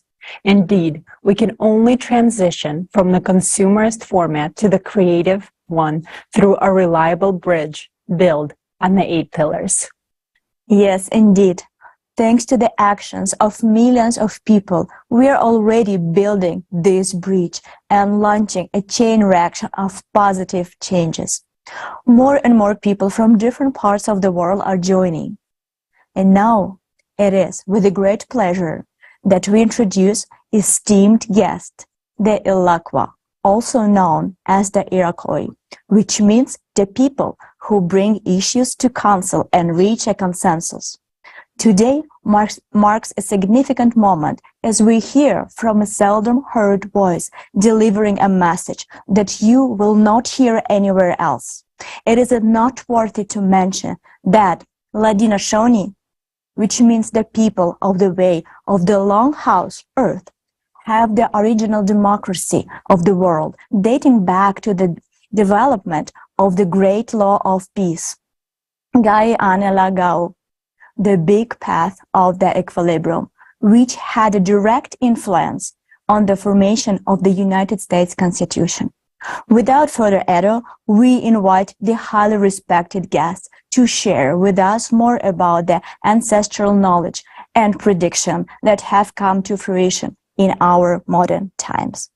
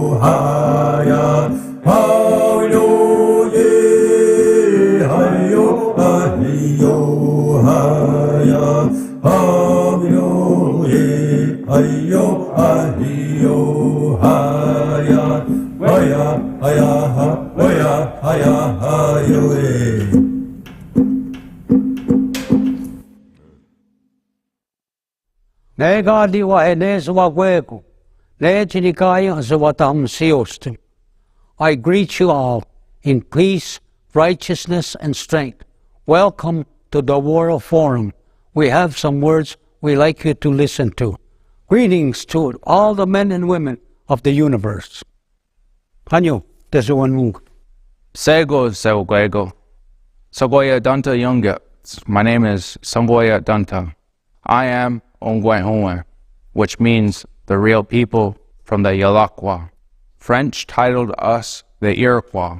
We are those who are responsible for bringing issues to council. The Great Spirit will hear everything I'm about to tell you. the destruction of all mankind may begin with our continent, because the covenants of our ancestors have been broken. The prophecy of the Ganya Gahaga states there will come a time when people will lose respect for the earth and for each other. Rivers and skies will be polluted. Bloody wars, crises, hunger, and pandemics will afflict the people of the earth. Snakes will appear and cause new destruction. Dragons with red eyes will spew their filth on the already suffering planet. The troubles that have befallen the earth will intensify and grow. The only unity and unwavering dedication of all people can withstand the beast that is destroying our lives and our planet. You and I are living in these times. This beast called the climate cerberus is now sucking the water out of our rivers, burning our lands, shaking them, and destroying our homes. My voice is seldom heard, and I do not speak much, but you are listening to me. Now for a reason. We, the Yalakwa, have lived by the teachings of our ancestors and preserved the foundations of unity since time immemorial. We knew that a time would come when we would need to act. The lives of all of us are in our hands, and we must unite our minds and our hearts in order to deter extinction. The direction of the seventh generation needs to be priority. That is why I'm here today. I speak on behalf of all of my family across the earth. I have come to show you my heart. I have come to remind you that we are all part of a single circle of life. We have only two paths: to be destroyed by a ruthless beast or to unite for the sake of our life. Our only chance to truly unite and preserve our lives is to live in a creative society. Why the creative society? Because it is the only opportunity for the people to live with dignity and in peace. We know this because the principles of the creative society is founded on the values and modernizes our message. We live in a natural world where there is no greater power than love. Do you know what made America great? It was the wisdom and principles of people who've already taken care of nature and her children, because the founding fathers of the United States borrowed democratic methods from the great law of peace, from the Iroquois people. We, the Iroquois, rightfully consider ourselves the true founders of self-government and democracy. It is said that our democracy surpassed the democracy of the Romans. Equality and self-government are the pillars of the creative society, which were also our original foundations. On these principles, our nation's unity was maintained for time immemorial. That is why we are pleased that the world is now talking about the creative society, and our foundations are returning and spreading across Mother Earth. Ladino Shoni, the people who follow the way of the real house, that we were all originally put here, which created consensus for all people to unify for Skana, or you would call peace. We all must remember that we all live in the same house, our planet, and today we all must unite to stop the beast and live long and happy lives. One of the core values of Iroquois is the seventh generation. This means caring for ourselves and each other and considering those who are not yet born. It is our duty and responsibility to leave them a better world, but the consumer society makes this impossible. We lost respect for each other. We fight. We are divided. The consumer society will take our lives one by one and leave only a lifeless desert where there will be no place for us or our children. In the consumer format, none of us have a future. If we do not change anything, the seventh generation will not come into existence. Are we going to put our heads down and accept it? Will we not fight for ourselves and those who are dear to us? The consumer society has taken enough lives, and we have endured it. Now it is ready to deprive all of humanity of its future. We can give up and lose, or we can join hands and unite and win. My duty and responsibility as Iroquois, I believe that the consumerist format needs to be eliminated. It is time to act. I call on all indigenous peoples of Turtle Island to unite as one creative family. I believe in humanity. I believe that together we will win. I am doing what I can. I came to this forum and expressed my position. All nations stand in support because the knowledge of organization stems from the Iroquois, and we all support the creative society. But this is not enough for our victory. We can survive only if everyone does everything possible to make the world aware of the creative society. Ilakwa's responsibility stands for life, unity, prosperity, and peace, which means that we stand for the creative society. Without unification, there is no other way to avoid destruction, and we all lose. The Ilakwa will once share the knowledge passed down that united vast clans, families. Still, the time has come for us to unite the nations of 6 continents. If we humans do not unite today, we will not have it tomorrow. This is precisely what our prophecy says. Today, we are creating what will be our tomorrow. Let us build the creative society today to have a future tomorrow. May this be a reminder to all that we are all one family.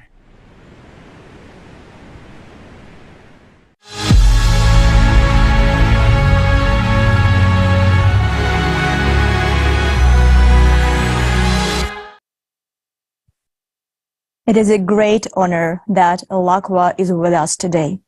Your words and the wisdom of your ancestors, which have come down to us today, have made me deeply reflect and rethink the information about the catastrophic climate problems we heard in our forum's first part. You're absolutely right when you say we can survive only if everyone does everything possible to make the world aware of the creative society. Without unification, there is no other way to avoid destruction, and we will all lose. Indeed, we will all lose if we do not build a creative society. The first part of the forum clearly showed that the threats facing humanity if we do not unite.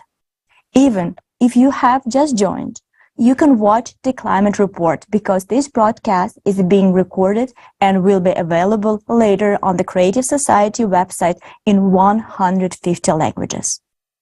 Also, we invite you to watch this broadcast on our new channel on the Rumbler platform. You can find the link to this channel and all our other social media accounts in the description below the broadcast. Today, we have shown several examples of people from different fields, organizations, and walks of life who already taken active steps towards building a creative society. Because the creative society unites everyone, it is beneficial for everyone. This is a world that surpasses even the imagination of science fiction writers. It opens up new possibilities and technologies that are beyond our current understanding. Already in the transitional period, everyone will have access to all the advanced technologies that provide unlimited possibilities and freedom to the people around the world. And when we transition to the creative society, we will have access to even greater possibilities and advancements, such as matter replicators and body regeneration capsules. If you want to learn more about the principles on which these technologies will operate, stay with us because this information will be presented for the first time at this forum today. Dear viewers, we'd like to remind you that all the changes we are talking about today are only possible with your direct involvement. Your participation in sharing this information is crucial. To find out about the most effective ways of informing other people, please visit creativesociety.com and click the Act Now tab. The page has the most comprehensive knowledge and information that you'll need to become an active participant. And once again, we are encouraging you to not stop there, but take it one step further and organize local coordination centers in your area so that you can be a part of a huge positive wave of human unification in a demand to change the vector of development of our society.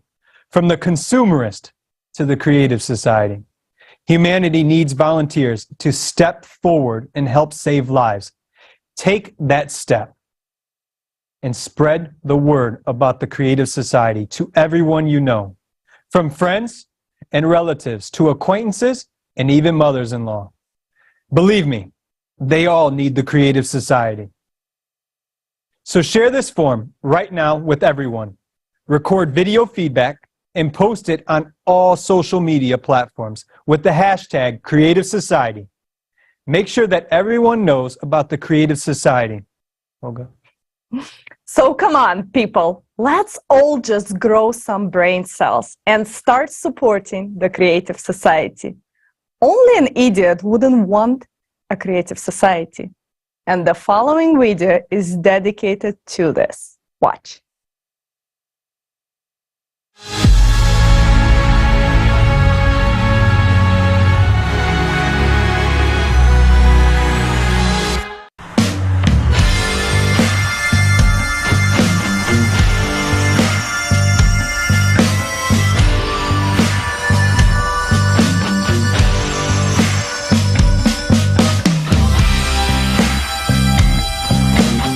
Okay, so I come in and I tell him,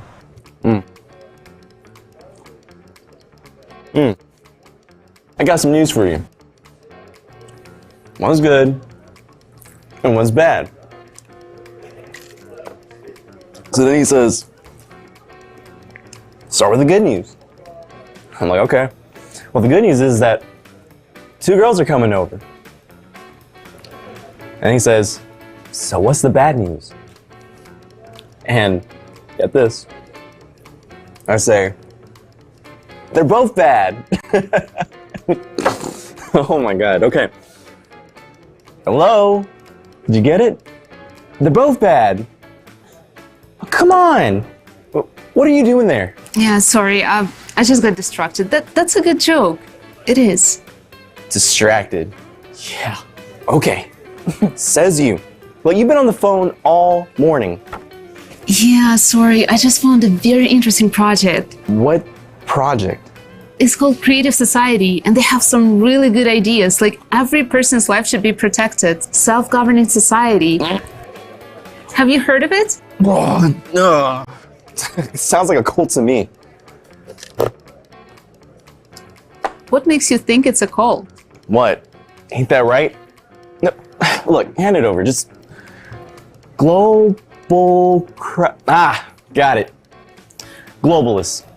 They're getting funded by Soros. It's all bullshit anyways. What's the connection? What do the globalists have to do with this if it's a volunteer project? Wait, you said volunteer? Yeah. Like, working away without getting paid?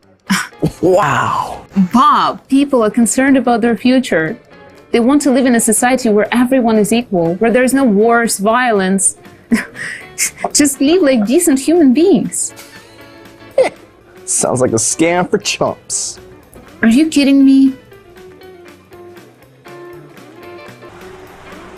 Wait, Emily, what's wrong? You didn't even bother to figure anything out. Instead, you just slapped your labels on like you always do. Whoa, what's got you all riled up? Look, if you want to save the world, go feed a homeless guy. Or adopt a cat from a shelter, or do whatever those tree huggers do. Actually, I already do that. But this isn't fixing the problem at large. The number of homeless people is not going down, and so does not the number of stray cats. Can't you see what's happening around the world? I don't give a damn about the world, Emily. Look, the world's too big to fix. You either gotta adapt, or you're gonna die.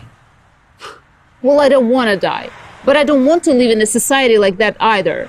Yet in the Creative Society... Let me guess. In the Creative Society, there's gonna be pink ponies and unicorns. Yeah. You're taking it too far. Anyway, look. You either gotta pick me, or your little society of creators. Really? Yeah. Well, you know what? What? In the Creative Society, I don't need an idiot like you. Yeah, well, I don't need you either. There she fucking leaves me. Hey man, you got a light? No, because I don't smoke. And neither should you. Wait, are you like some kind of Freemason or something? What do you mean? Let's see, you have a little Illuminati symbol. No, that's not Illuminati, that's a Creative Society. Don't you know who they are? Oh yeah, I do.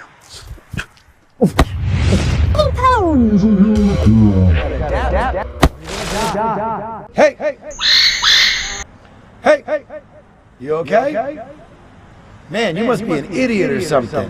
I could have really hurt you. I got great reflexes.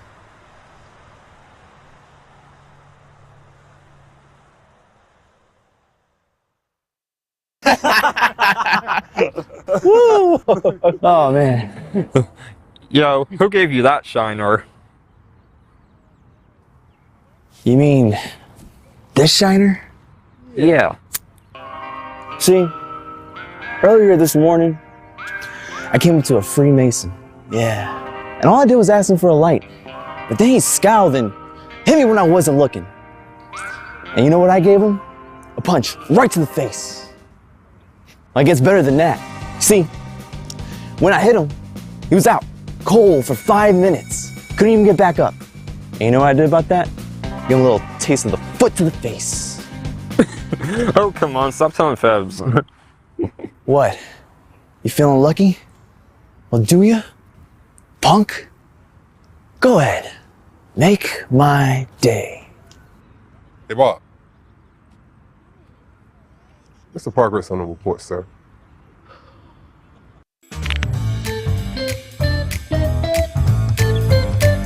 Your bunch of assholes. You all are fooling everybody. Globalness, cutlass. Their society is impossible.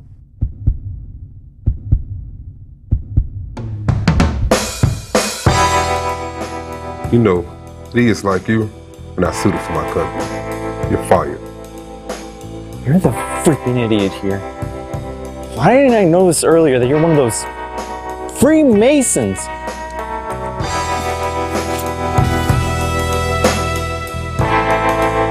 Oh, come on! It's fucking bullshit!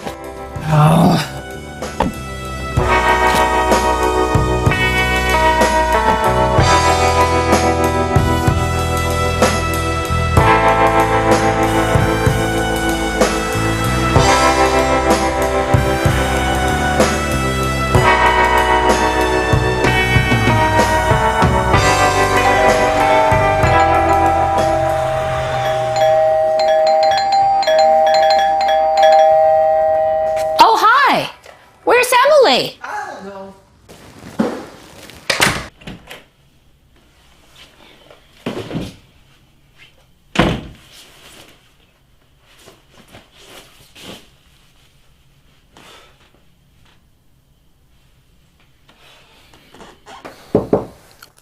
What?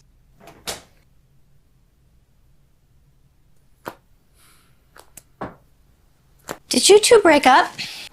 Never mind about that, Mom. Why? Because of the Creative Society. Ugh. What did the Creative Society do? Everything. Crazy chicks, brainless athletes, stupid bosses. They're messing with people's minds, you know. I see. So, me too? What is that supposed to mean? I'm a Creative Society volunteer too. What? You too?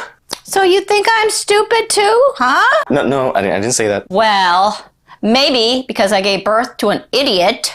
Oh, Mom, come on! Sit down.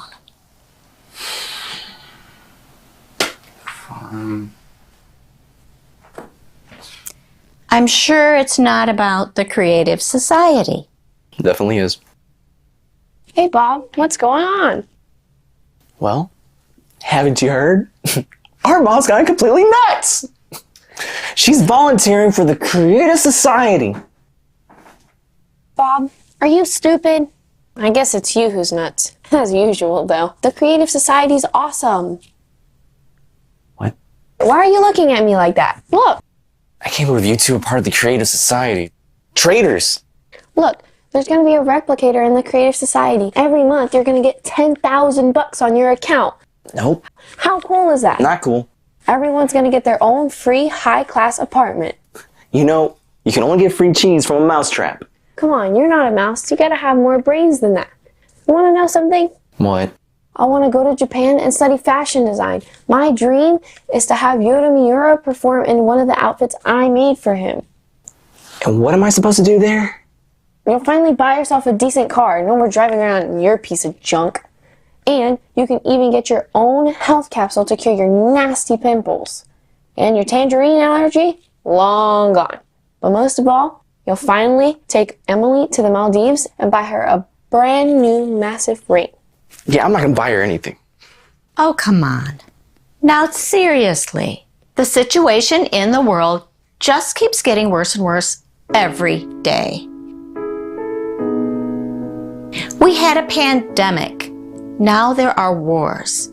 People are going crazy with hatred toward each other. And the climate? Have you seen the kind of earthquakes happening lately? Fake news. Nowhere is safe now. Bob, I'm so tired of being scared all the time. Imagine a sustainable, safe world. The world where I could send Vicky to Japan and wouldn't have to worry about her. Where all borders are open and there are no wars.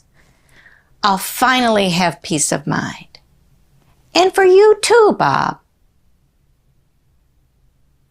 By the way, where did you get that black eye? Oh, this black eye? Well, I just happened to have a nice talk with some of those friends of yours. Bob, any sane person would want to live in a society like that. What's wrong with you? Nothing's wrong with me. Only a person who doesn't get the essence of the project would not support the Creative Society. Or a total idiot.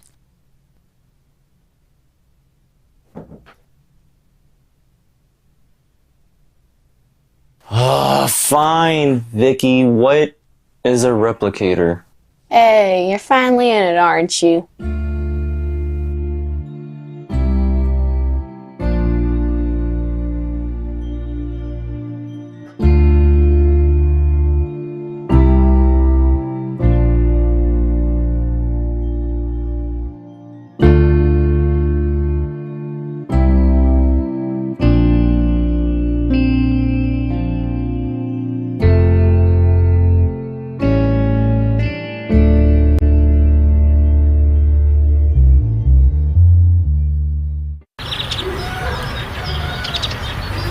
And you didn't believe it. Hey, come on. You didn't believe it either. Nice.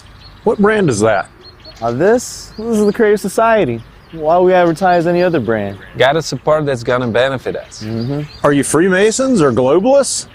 All right, pal, look. I used to be just like you myself. Let's have a talk. All right, you see, every human's life is to be protected as one's own. That is the principal idea of the Creative Society. There's gonna be a replicator too. Oh yeah! What's that? Well, see,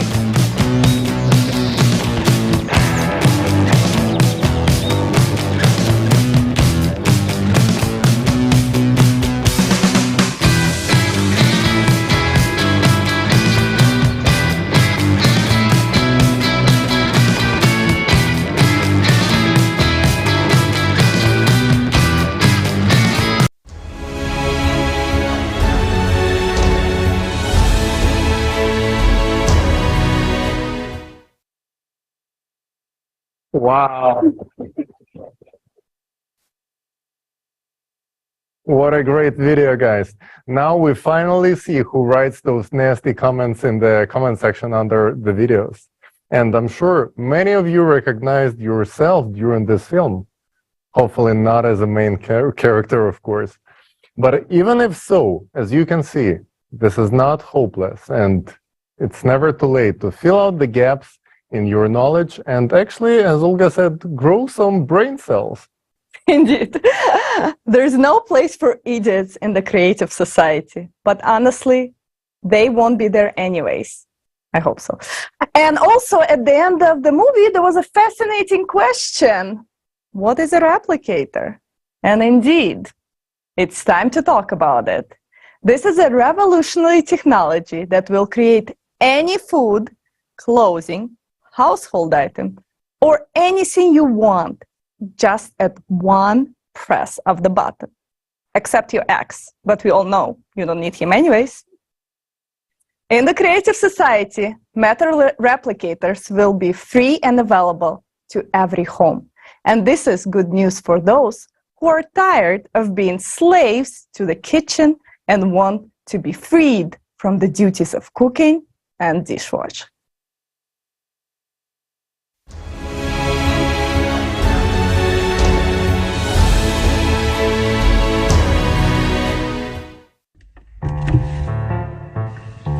Dear kitchen, I have a confession to make. I'm leaving you.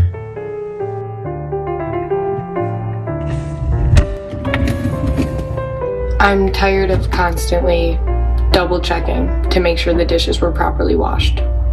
I have better things to be doing with my life. Anyways, I can't cook.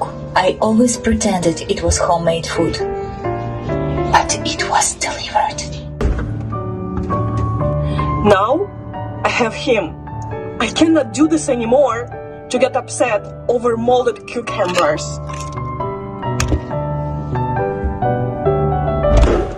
To be honest, you're already getting on my nerves. You always ruin my ice cream by turning it into soup. Enough is enough. Fortunately, tomorrow is the day I finally give you the boot. I just wanted a quick snack, a biscuit and a milk before I go to bed. But this freaking dog keep busting my fingers. I can't take this anymore. I'm out of here.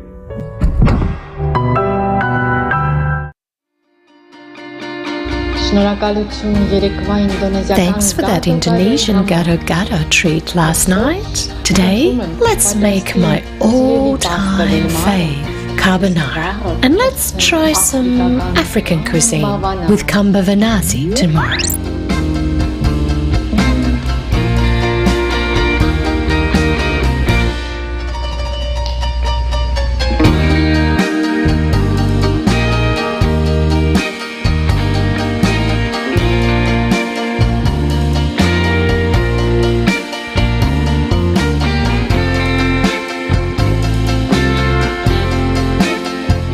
Thanks to everyone who built the Creative Society. Now we don't have to wash dishes, get our fingers pinched by cabinet doors, or suffer with failing refrigerators. We have gained the most valuable thing, freedom from kitchen violence. Tell everyone what awaits them in the Creative Society.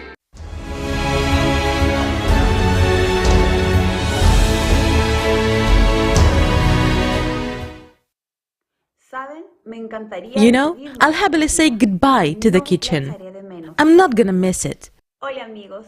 Greetings, friends. My name is Paulina Herrera, and this is my daughter Javiera. We are from Chile, and our whole family support the Creative Society. I'm glad to welcome everyone to the forum, Global Crisis, There is a Way Out. As any other sane person, I want to live in the Creative Society, and I want my children to live in the Creative Society. And together we talk about the incredible technologies that will be available to everyone. Most of all, my daughters are looking forward to the matter replicator. They already love it so much, because they can take their favorite treats and any toys out of the replicator and change their beautiful dresses every day to look like princesses. And honestly, I admit that I'm looking forward to the replicator. No more worrying about whether there is food in the house. No more grocery shopping. You will no longer need to spend time on cooking, as it will no longer be necessary thanks to the replicator, which is guaranteed to every family absolutely for free. Imagine, you just open the menu, choose any dish you want, and it's ready in a matter of a second. Matter Replicator is not just about food. It's anything you want. Any clothes, a vase of flowers for your table, a spinning tackle. It can be even a blanket tucked into a duvet cover. We will become free. We will stop worrying about material things and about where to get them. Is the way we live today normal? Today, billions of people work hard just to have food and clothing. In the creative society, all of this will be available to you at all times, absolutely for free, simply because you are a human. We will finally have time for our loved ones, for self-development, for travel, for whatever we want. It used to be only our dream, but thanks to the creative society, it may become a reality in the near future. My daughters are always asking the question, when will the replicator become available? But we understand that everything depends on each and every one of us. When you and I build the creative society, then we will have the replicator. But there is one more question that they are very concerned about. How does the replicator work? And I'm sure many of you have the same question. So, together with my family, we decided to make a film to answer this question for both adults and children. And the participants of the Creative Society project from different countries helped us to implement this idea. This gift is for all of you, my dear friends, from the bottom of our Chilean heart.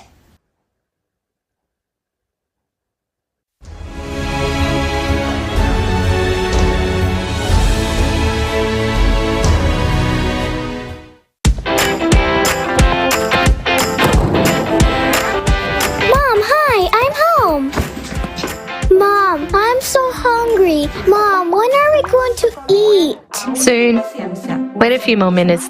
The food is warming up. Why does it take so long? Why does food have to be cooked at all? Why isn't there a microwave yet that creates hot prepared food I want instantly? What makes you think there isn't? Actually, it's almost ready. What do you mean? Well, it does exist. It's called a replicator. Well, come eat. What is a replicator? A replicator is a device that creates ready-made food right away, and you don't have to cook anything yourself. How is this possible? They haven't told us about this kind of thing at school. Well, that's understandable, because no one has a replicator yet, although modern science is already very close to discovering the method of its operation. But in the Creative Society, everyone will have a replicator. So will we have one too? Of course. So I'll be able to print a warm sandwich in it right away? Or will I have to heat it up as well? It can be cold or warm, as you wish. What about chocolate cake? Even marshmallow cake, as you want. Would it be possible to print lots and lots and lots of fresh orange juice? And right away? So I don't have to wait for the oranges to be squeezed? Yeah, right away. Instantly. Whoa, it's like a magic wand. How does a replicator get it done so quickly? Will it cook that fast by itself? Almost. Only while in order to make food, a bun for example, we mix ingredients. The replicator will mix particles and create anything from them, because everything in this world consists of the same particles. How so? Well, you're eating a bun, right? What is it made of? From flour. What is the flour made of? Wheat. And wheat? From grains. What is a grain of wheat made of? I don't know, maybe of little grains? Well done! You're almost right. A wheat grain consists of chemical elements. They consist of molecules, molecules of atoms, and atoms of even smaller particles, like seeds. So the bun is made out of these little particles, right? That's right. And not just the bun, but also this table, your blouse, and the bottle too. Everything in the world consists of them. So if everything consists of the same thing, then the replicator can print not only food but anything? Sure thing. Then why do things look different and have different tastes and colors? Because the particles are combined differently in different objects and carry different information. Okay, and where are they going to get these particles for the replicator? We'll take particles from the recycler. Just as the replicator assembles things from particles, the recycler will also break down anything into particles and transfer them to the replicator cartridge. We'll be able to recycle all unnecessary things into things we need.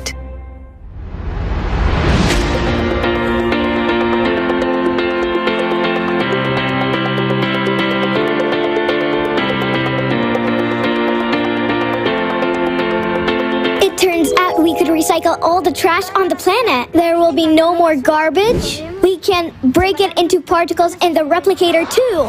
Yes, sure. Anything you don't need, garbage, waste, dust, broken things, dirty shoes, you just put into the recycler. There, they are decomposed into particles and collected in a cartridge. And that cartridge is then inserted into the replicator. Oh, wait, does that mean we're going to eat food made out of garbage? We already eat it now. For example, you ate an apple. You left the rest of the apple in the garden on the soil. Over time, the apple decomposed into elementary particles and became part of the soil. Thanks to this, the grass grew, which the cow ate.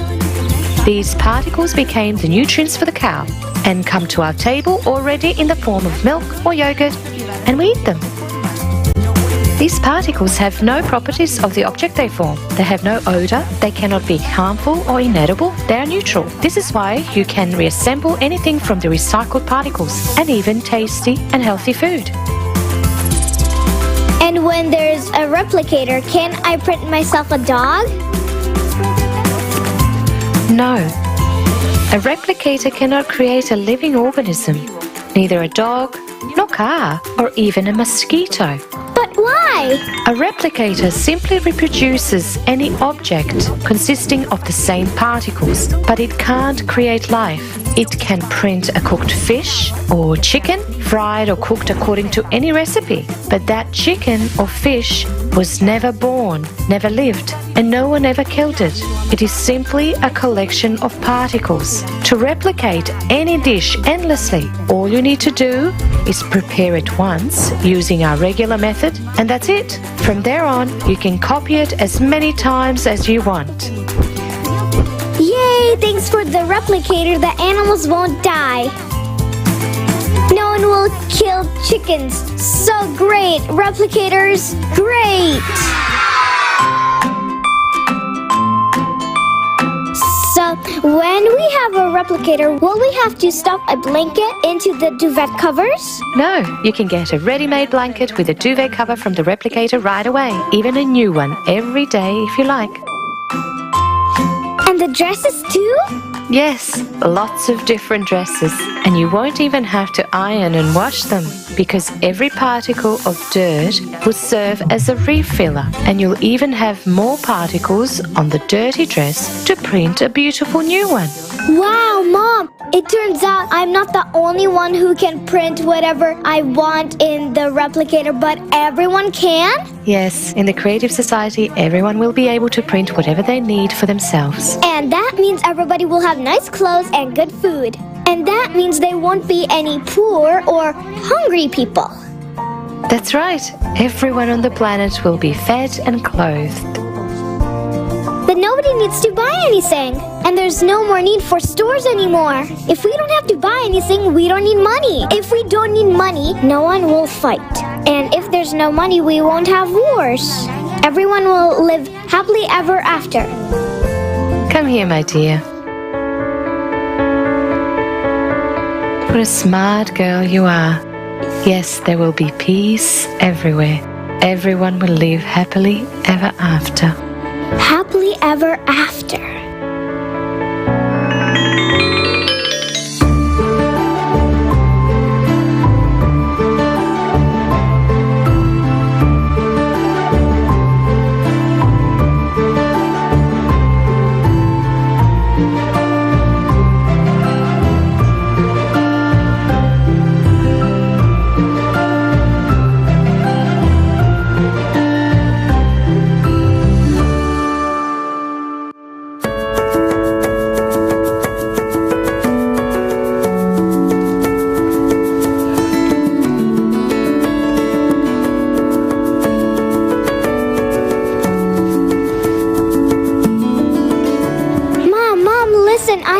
dream about such a wonderful world. Everyone had a replicator and printed delicious food on it. Everyone had beautiful clothes. There were no wars. Everyone lived peacefully. Everyone was friendly and all were beautifully dressed. And I got a huge teddy bear out of the replicator and a bunch of chocolates and a TV, and I got a dress for me and you, a princess dress.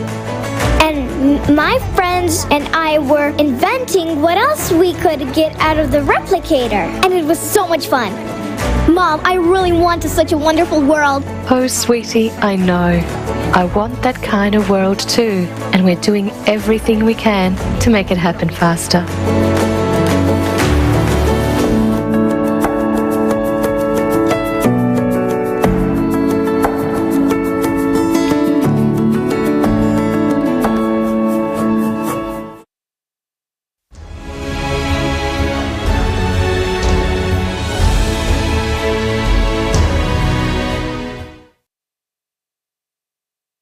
Thank you so much to our dear participants from Chile and everyone who took part in creating this video. You are truly amazing. And dear Javiera, you have melted our hearts, and we want to express our special gratitude to you.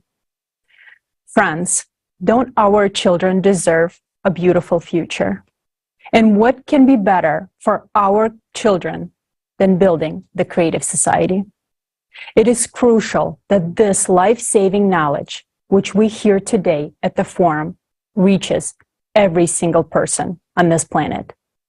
So we urge you to share this forum and spread information about the creative society. Absolutely, Olga. Thank you.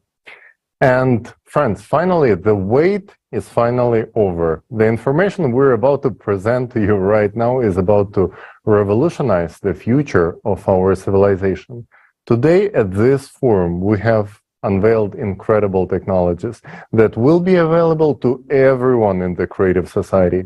These are the technologies that will certainly improve and make your life exciting and worry-free.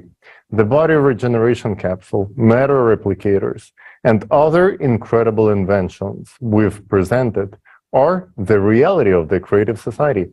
Most importantly, scientific knowledge behind all of these inventions will help us to overcome the impending climate cataclysms and will allow us to survive the climate cerberus. We will present to you this epic knowledge that is being shown for the first time in the history of humanity. Alexei, the floor is yours. Dear friends, next we want to present a scientific hypothesis. It will open your eyes to the world. This hypothesis helped us understand, in particular, how electricity works and why such breakthrough technologies as fuel-free generators are possible, since they are open systems. And, by the way, they are already functioning today, although we do not know their nature yet. The hypothesis that you are about to hear provides an insight into all of creation. What has been hidden to us will be revealed. By uniting and studying this scientific hypothesis, scientists will be able to understand how to stop the influence of outside forces on our planet. And that means saving all of humanity from an impending climatic catastrophe.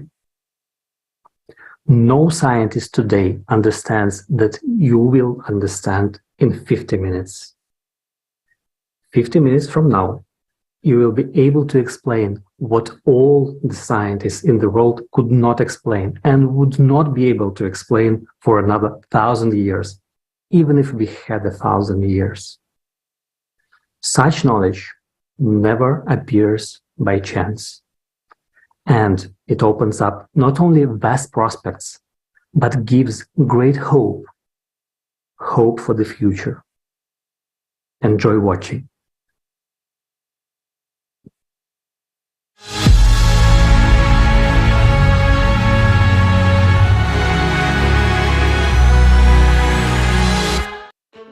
We live in a unique era where two doors are open in front of us.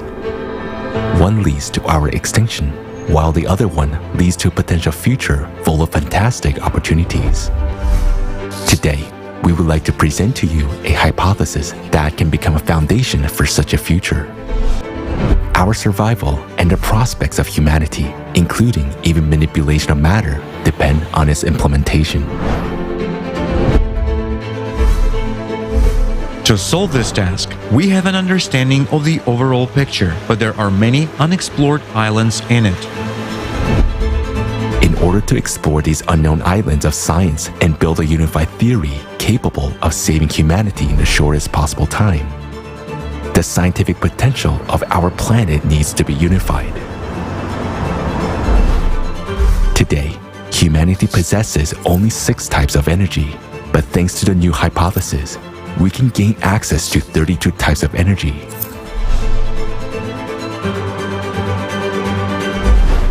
In order to simplify the understanding of the fundamental processes of the world's structure, this hypothesis is presented in the form of animation with associative examples. For intelligent people, it includes everything they need to make breakthrough scientific discoveries. Our team of volunteers received this knowledge, and we have only slightly elaborated on it and found historical evidence to support it. We understand that this knowledge carries immense value and consider it our duty to share it openly with the entire scientific community. We believe that none of us should claim the laurels of victory. After all, no individuals may be considered winners since a huge team from around the world worked on this hypothesis. Starting a new world requires honesty. Deserved recognition should be given to those scientists who will be able to explain, thanks to this hypothesis, what electricity is, how many types of it exist, what radiation is, what the electromagnetic field is, and most importantly, recognition should be given to those who will be able to find a way out of the climate crisis.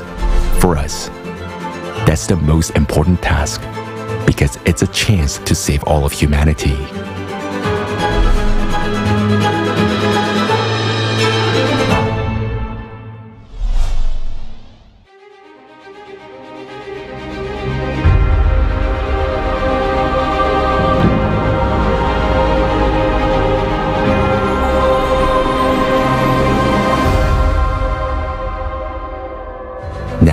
We'll present you a hypothesis which offers a totally different view of how our world is arranged.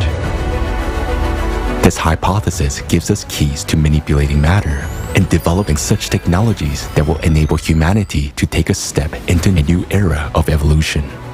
It's a future where we will have everything, even the things we haven't dreamed of. How did this hypothesis originate? Some time ago, we were given unique information about how our world is actually arranged. It was confirmed by rather interesting historical artifacts. In order to understand it more deeply, we decided to collect all existing mentions of this information throughout human history. We asked volunteers around the world to start searching, and they found a large amount of artifacts, legends, and stories, which preserve mentions about the true fabric of our world. Along with that, a lot of indications were found pointing towards the veracity of the use of such legendary technology as the Eye of God and Vajra in ancient times. And it turns out that the principle of its operation is directly related to the knowledge of how our world is arranged. We became very intrigued by this information. Since it was impossible to study it using standard methods, we were offered to conduct a number of special experiments and to build for that purpose a unique device that would have a pyramidal shape and certain characteristics. We developed a prototype of such a device in 2016. It is made of aluminum and contains 11 tori. We conducted a series of experiments with this device using certain programs. Some of them were publicly demonstrated. The purpose of those experiments was to verify the possibility of transmitting information to a large number of people, regardless of distance, by means of thoughts. The operator, an experienced person, transmitted information remotely, a symbol or a number, while being inside the pyramid. Meanwhile, participants of the experiment, who were in various countries of the world, received this information through their thoughts. They sent their answers with a symbol and a number they received to an email address that had been given before the experiment. It's important to point out that the symbol which the operator transmitted was picked randomly during the experiment. Nobody knew what exactly was going to be transmitted. All the experiments were conducted exclusively in the presence of a dedicated committee of volunteers, and the whole process was recorded. Thousands of people all around the world took part in the experiment. The result of this experiment shocked us. Why? We were struck by the fact that 70 to 80% of the answers were accurate. This means that people actually perceive the symbol transmitted by the operator. And this cannot be explained by the theory of probability, because the percentage of correct answers was too high to consider it a mere coincidence. Yet, there was another thing that struck us the most. We received a huge number of responses from the participants before the experiment had been conducted, and most of the answers sent in advance were accurate. We asked how this was possible, if at that moment of time, even the operator himself didn't know what sign they would be transmitting. In response, we received an offer to conduct another experiment. It is necessary to understand that the range of Tori settings in the pyramid is very large, and we were told the exact settings of the Tori at which a certain unique phenomenon was detected. The operator noted that literally after several minutes of being in the pyramid device, he began to see various people as well as their whereabouts. Here is how it was happening. At first, he saw numerous white dots, similar to white noise on a TV screen. As soon as he focused on any of those dots, it came closer and a person appeared in front of him. It could be someone the operator knew or someone he didn't know. At the same time, the operator had a clear understanding of where exactly this person was at that moment. This effect was observed by all operators with such settings of the pyramid. In order to study this phenomenon, we conducted another experiment. Volunteers from various parts of our planet took part in it. Some of them were intentionally driving during the experiment in order to change their geolocation.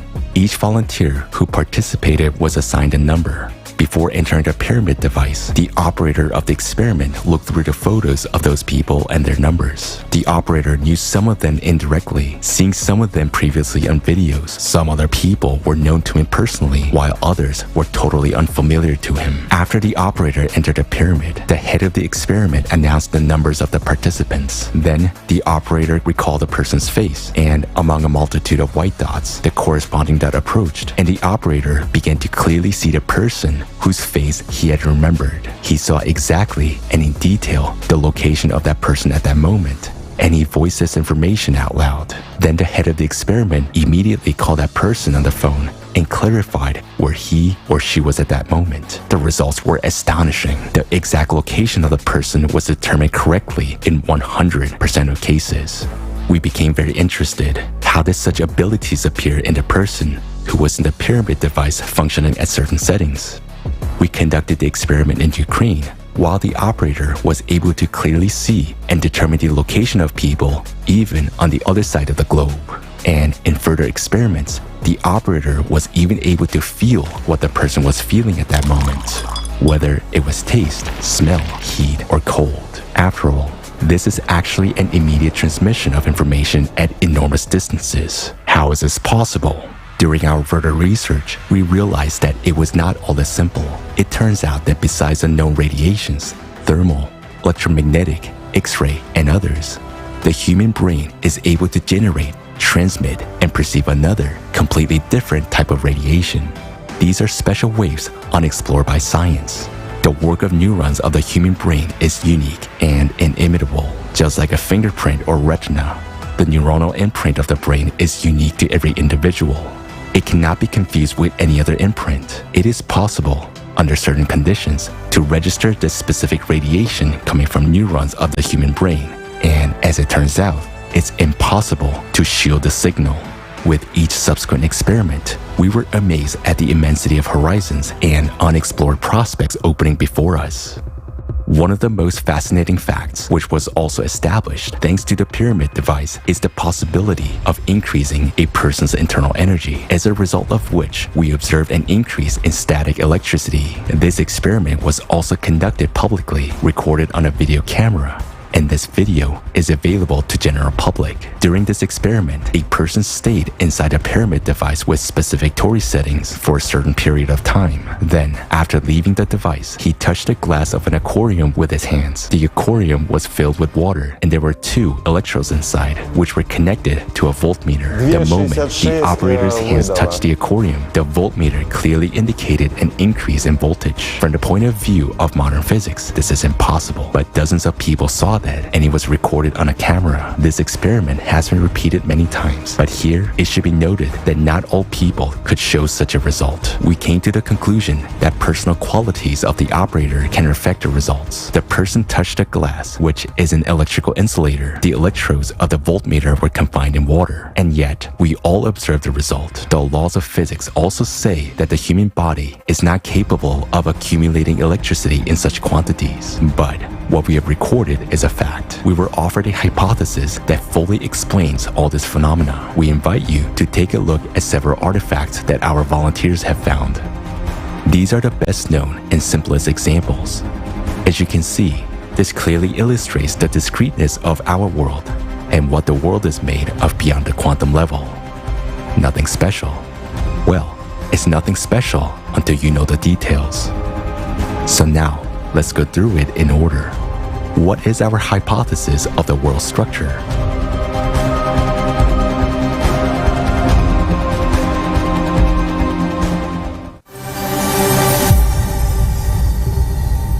Modern science knows that all substances consist of molecules and atoms. Atomic nuclei are formed from protons and neutrons, which consist of quarks. It is generally believed that quarks are the smallest particles, along with leptons, electrons, and neutrinos, and they are structureless.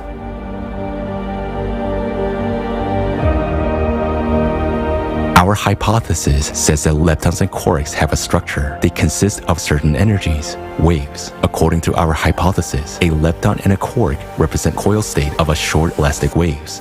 What is it? Associatively, it can be compared to a tangle of snakes intertwined with each other. Each tangle is the smallest particle, a quark or a lepton, while each snake in a tangle represents a different kind of energy.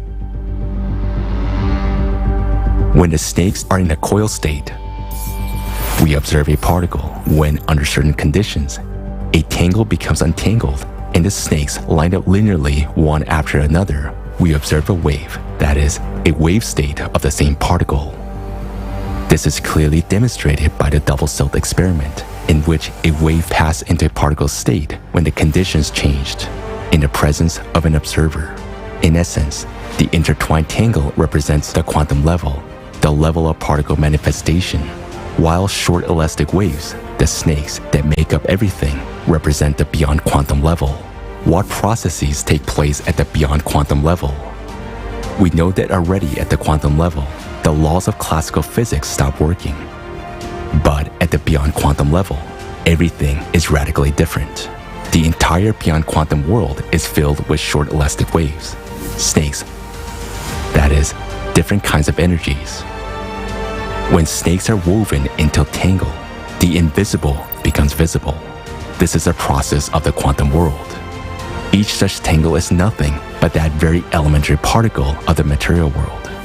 In the beyond quantum world, there are lots of kinds of energies, that is, snakes. Associatively, you can imagine that they have different patterns, colors, and thicknesses. Some are poisonous, some are not. Combinations of these energies, meaning short, elastic waves, or snakes, make up all the waves known to science today: electromagnetic, thermal, and so on.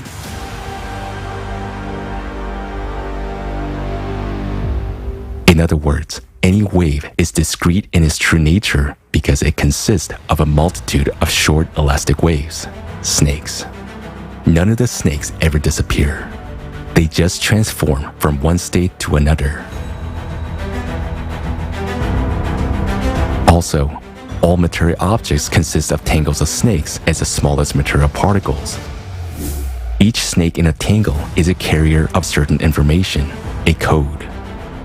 Depending on the combination of snakes in a particle, one or another matter with given properties is formed in the material world. Characteristics of a material object and all processes occurring in it are formed at the beyond quantum level. That is, the information embedded in a particle at the beyond quantum level determines what this particle creates. A soccer ball or a dog. If we decompose a snake tangle into a linear state, all the snakes will line up in a strict sequence. And this sequence is very important. Just like in DNA, every fragment is in its place. The first snake in the sequence has a specific role.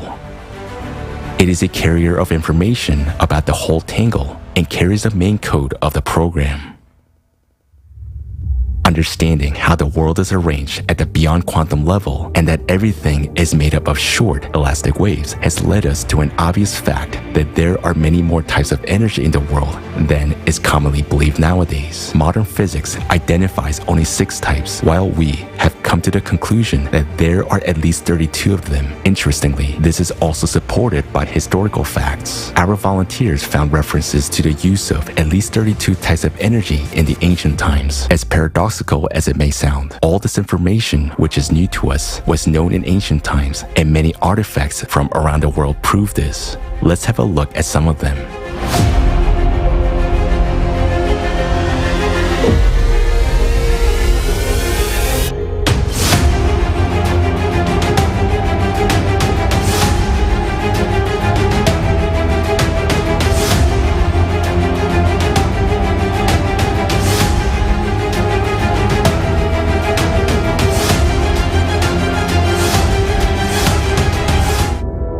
Now understand what special meaning they carry.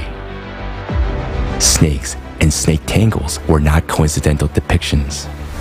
They were an associative example to explain the structure of matter at the beyond quantum level, as well as the ways to manipulate it. We will talk about that too, but a little bit later.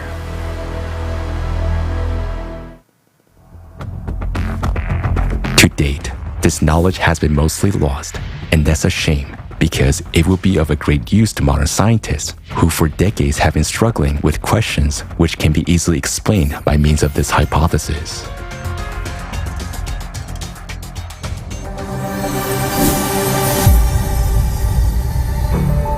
As an example, let's take the Large Hadron Collider, the most powerful particle accelerator in the world. What happens there?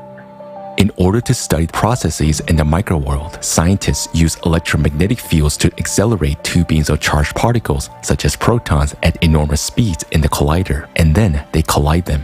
As a result, after the collision, scientists observe the formation and dispersion of much larger particles with a much greater total mass than they had before the collision.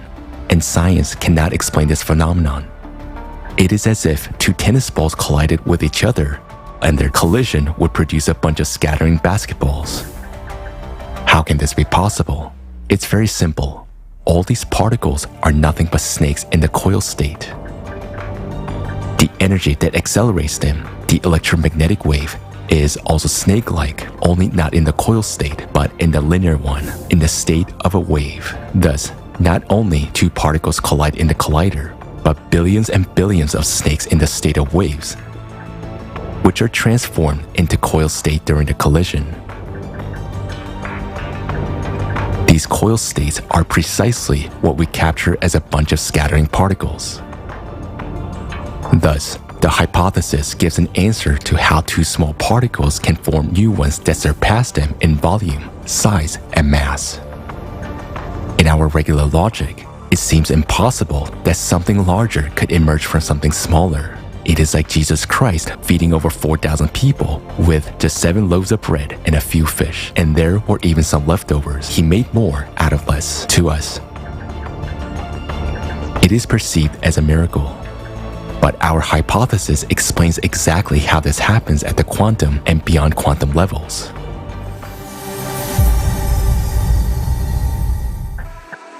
The mysterious birth of virtual particles in the physical vacuum can be explained in a similar way.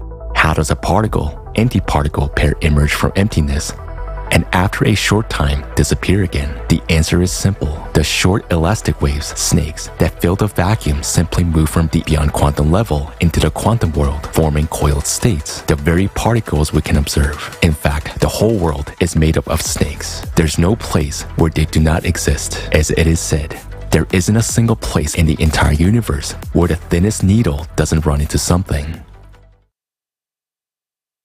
Let's take another example. In quantum physics, there is a phenomenon known as entangled particles. Two particles can be at different edges of the universe and interact with each other without loss of time. A change in the state of one particle instantly causes a change in the state of the other. How is this possible when modern physics says there is nothing faster than the speed of light? It's a question that has led modern science into a dead end. Scientists have no answer. In fact, the answer is simple. At the beyond quantum level, all these particles are located next to each other and connected by a single snake. There's no concept of distance, speed, or time in the beyond quantum world. Completely different laws work there. For example, in the material world, one of the interconnected particles can be in our hands, while the other one can be in a grain of sand on the shore of the ocean in another galaxy. Meanwhile, at the beyond quantum level, both of these particles are at a distance of a single snake, and there's no time or space between them. There can be many more than two of these entangled particles, and all of them are instantly exchanging a huge amount of information among each other. In other words, matter in the universe is constantly interacting. Another phenomenon, the nature of which our hypothesis explains, is electricity. Today, we all use electricity. We know that there is direct and alternating current, that there are electromagnetic waves and static electricity. But what electricity is in its essence, modern science cannot explain. For example, let's take static electricity. Each of us experiences it in everyday life when brushing our hair. Both hair and a comb are dielectrics. When we run a comb through our hair, we untangle some snake tangles and create new ones, thus releasing snakes. The snake tangles on the comb interlace with the ones in the hair. In this way, joint snakes are formed. This quantum manifestation is precisely electromagnetism, which attracts hair to the comb. By understanding these processes, even at such an elementary level, we can already provide answers to many riddles of modern science. For example, let's take an electrostatic machine. There is a paradox associated with it, which is an unsolvable riddle. When the disks of an electrostatic machine are rotated, a powerful spark between the two electrodes occurs only when there are metal spheres attached to their ends. If these spheres are removed, there will be no spark between the electrodes, or it will be barely noticeable. But if, for comparison, a device that works from a battery or a household outlet is connected to the electrodes of an electrostatic machine, an equally strong spark appears both with and without the spheres. This indicates that the electric current generated by the electrostatic machine is not capable of causing a powerful discharge without the spheres, and that the current from the battery is capable of causing the same discharge with and without the spheres. What is the difference between these two currents? The difference is that these are different kinds of electricity, and they differ not just in their external characteristics, they differ at the beyond quantum level. And our hypothesis gives an in-depth justification for the nature of electricity and its different kinds. Doesn't that remind you of anything? It's a good example for thinking people. Thanks to the hypothesis of a coil state of short waves, we understand that electricity is the same snakes in the coiled or linear state. There are many kinds of electricity. They're determined by the predominance of one or another type of snakes in their linear sequence. For example, when you comb your hair, static electricity is generated, which is represented by a certain predominant type of snakes. When magnets rotate, it's another type. In household outlets, alternating current is a third type of snakes. In batteries, the energy of chemical reactions is the fourth type. In an electrostatic machine, it is a fifth, and so on. And note that all types of electricity, just like the magnetic field, have the same first snake in the linear state, which carries a major part of information. We reserve the right to explain the understanding of how electricity works to those who will further investigate this issue. We have merely given an association and invite those who wish to understand the subject to investigate it on their own. Now, let's look from the perspective of the beyond quantum world at what's going on in an electrostatic machine when different kinds of electricity are used. As the disks of the electrostatic machine rotate, the brushes rub against their surfaces. As a result of the friction process, the snake tangles become untangled and form an electrostatic field. Some of the snakes start moving along the conductor, as if along a riverbed, forming a directed movement of snakes along the electrodes. As long as there is static electricity, there are no tangles, just a flow of snakes. And in order for a discharge to appear, that is, for the snakes to interact, we need to create conditions where they can gather in tangles again. Such conditions are created by the shape of a sphere. By flowing around a sphere at the ends of the electrodes, the snake coils up on themselves, which contributes to the formation of tangles. In the space around the metal spheres, the snakes and tangles begin to accumulate. The snakes from tangles on one side begin to cling to tangles on the other side, and their massive collision occurs. As a result, the tangles become untangled and the snakes are released. This is the discharge that we observe. We see a spark, waves are emitted in the optical range, and we hear a sharp click, a sound shock wave. All of these manifestations arise as a result of interaction among the snakes. They simply transition from one state into another. Accordingly, when there are no metal spheres on the electrostatic machine, the snakes flowing along the electrodes cannot form any tangles, so they simply fly by without any interaction with each other. But in batteries and household outlets, there is a different kind of electricity. There, tangles move together with snakes in a linear state, and they interact with each other instantly. The tangle state is disrupted, and we observe a discharge and the accompanying phenomena. Therefore, this type of electricity does not need metal spheres to form tangles because it actually flows in the form of tangles. Thus, we understand that the shape of a sphere creates the necessary conditions for transformation of the linear state of snakes into a coil state. That is, in fact, the shape of a sphere or a dome creates conditions for accumulating energy. Doesn't this remind you of anything? If you have noticed the similarity with the domes of religious buildings, you are not mistaken. Ancient legends say that the first dome temples were built more than 24,000 years ago by the representatives of an extraterrestrial race known as the Apexians. They also created the first religion and the first dome-shaped structures for the purpose of collecting energy from humans, which is known as vril. People gathered in those temples and prayed to the Apexians as gods. This was a process similar to what we have seen in the spheres of the electrostatic machine, where static electricity accumulated. In the temples, people's energy, vril, flowed through the building into the domes, accumulated there, transformed into a coil state, and was transmitted to the Apexians. The Apexians built structures of various forms in order to collect energy. Those could be pyramidal structures or towers with pyramidal or dome tops, ending with a pyramidal spire. Many such ancient structures are considered to be places of power. The paradox is that those were places where power was taken away, not given. It is also quite interesting that to this day, such shapes of structures are mainly used for places where mass gathering of people, decision-making, and emotional outbursts take place. If you wanted to tell the story you just heard as a comic strip, how would you draw it? We will show you an ancient artifact that depicts this process as a comic strip. We see a temple structure with a portal above it, and a flying saucer at the top indicates that it is extraterrestrial.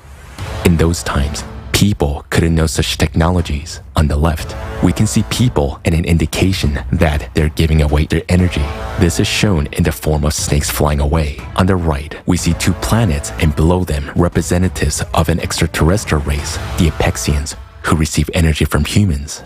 And it is clearly shown that humans fed not only the Apexians, but representatives of other extraterrestrial races as well. To this day, through our temples, we feed unknown creatures in the universe. If any of you doubts that we still worship them to this day, you shouldn't. What is unknown to us is not unknown to the priests. And this information has nothing to do with any religious feelings or emotions. This information is about the physics of processes. Thus, our hypothesis opens a new approach not only to physics, but also to the history of our humankind and reveals certain cause and effect relations of the processes taking place in society nowadays. Radiation.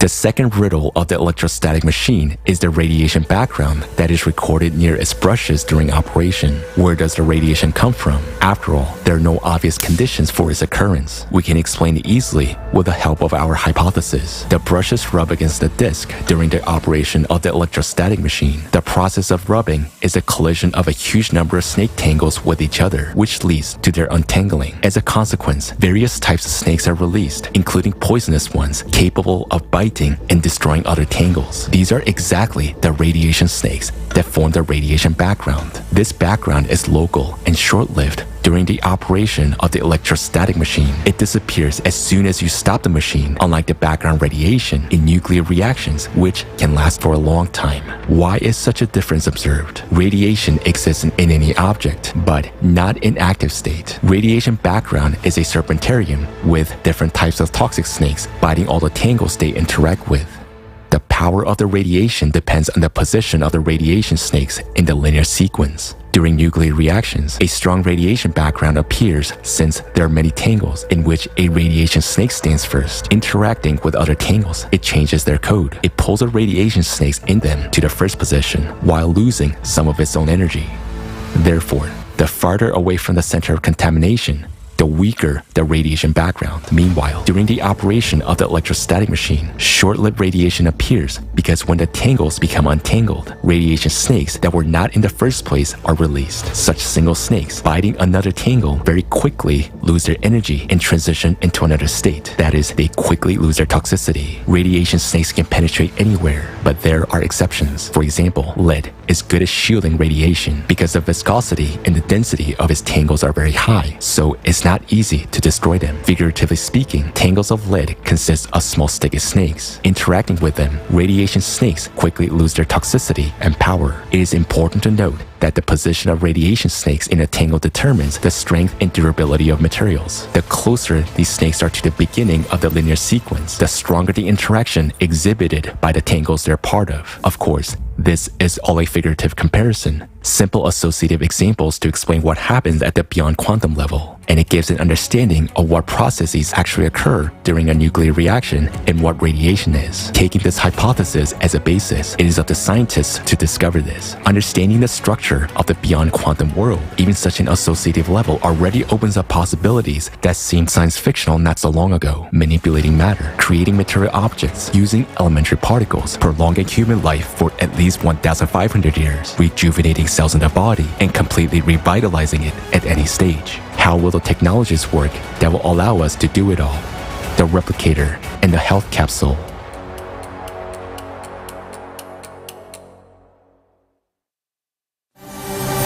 Replicator.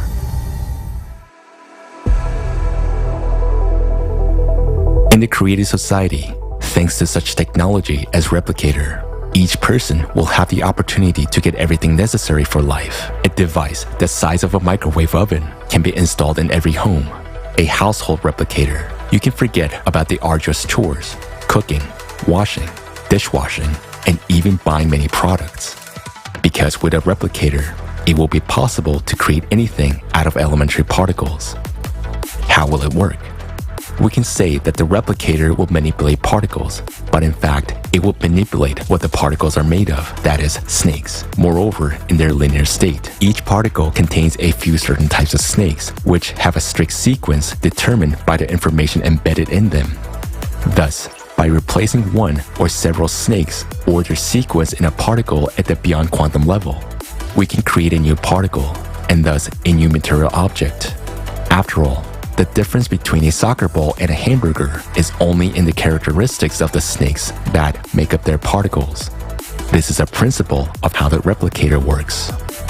In order to create something from particles, we need particles themselves. Where can we get particles from? And in quantity to ensure the creation of different kinds of food and clothing for each person throughout their lives from the particle recycler. After all, if we know how to create objects out of the tiniest particles, we will know how to disassemble those objects. That's what the recycler will do. It will disassemble your dirty clothes, for example, or dirty dishes into particles. After disassembling the unwanted matter into particles, the recycler will pack them into a nano cartridge, which will then be used in the replicator to create new objects. Naturally, in the cartridge, the particles will be stored in a coiled state of snakes in the form of leptons and quarks. Since snakes in linear state cannot be held, they're constantly in motion, whereas in the form of particles, that is, in the coiled state, under special conditions, they can be stored in the cartridge without loss of properties and power infinitely long, up to billions of years. What size should this cartridge be to store such a large number of required particles? About 1 million nano cartridges can be placed in one human hair. 1 centimeter of nano cartridge can contain about 10 to the 36 quarks. So, 1 centimeter of human hair can store as many particles as to create a great number of material objects about the volume of an entire city.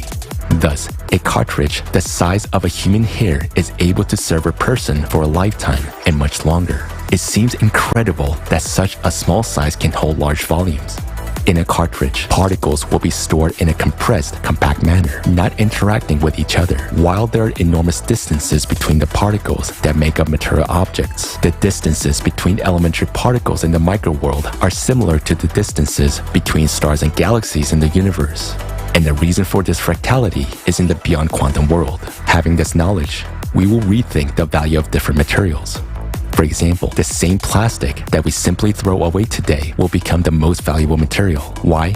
Because the tangles of hydrocarbons contain the largest number of different snakes, 33 types, from which you can create a lot of combinations, gold, hamburgers, and so on. For the same reason, cotton will also be valued because it is close in characteristics to plastic and many other particles can be created from it.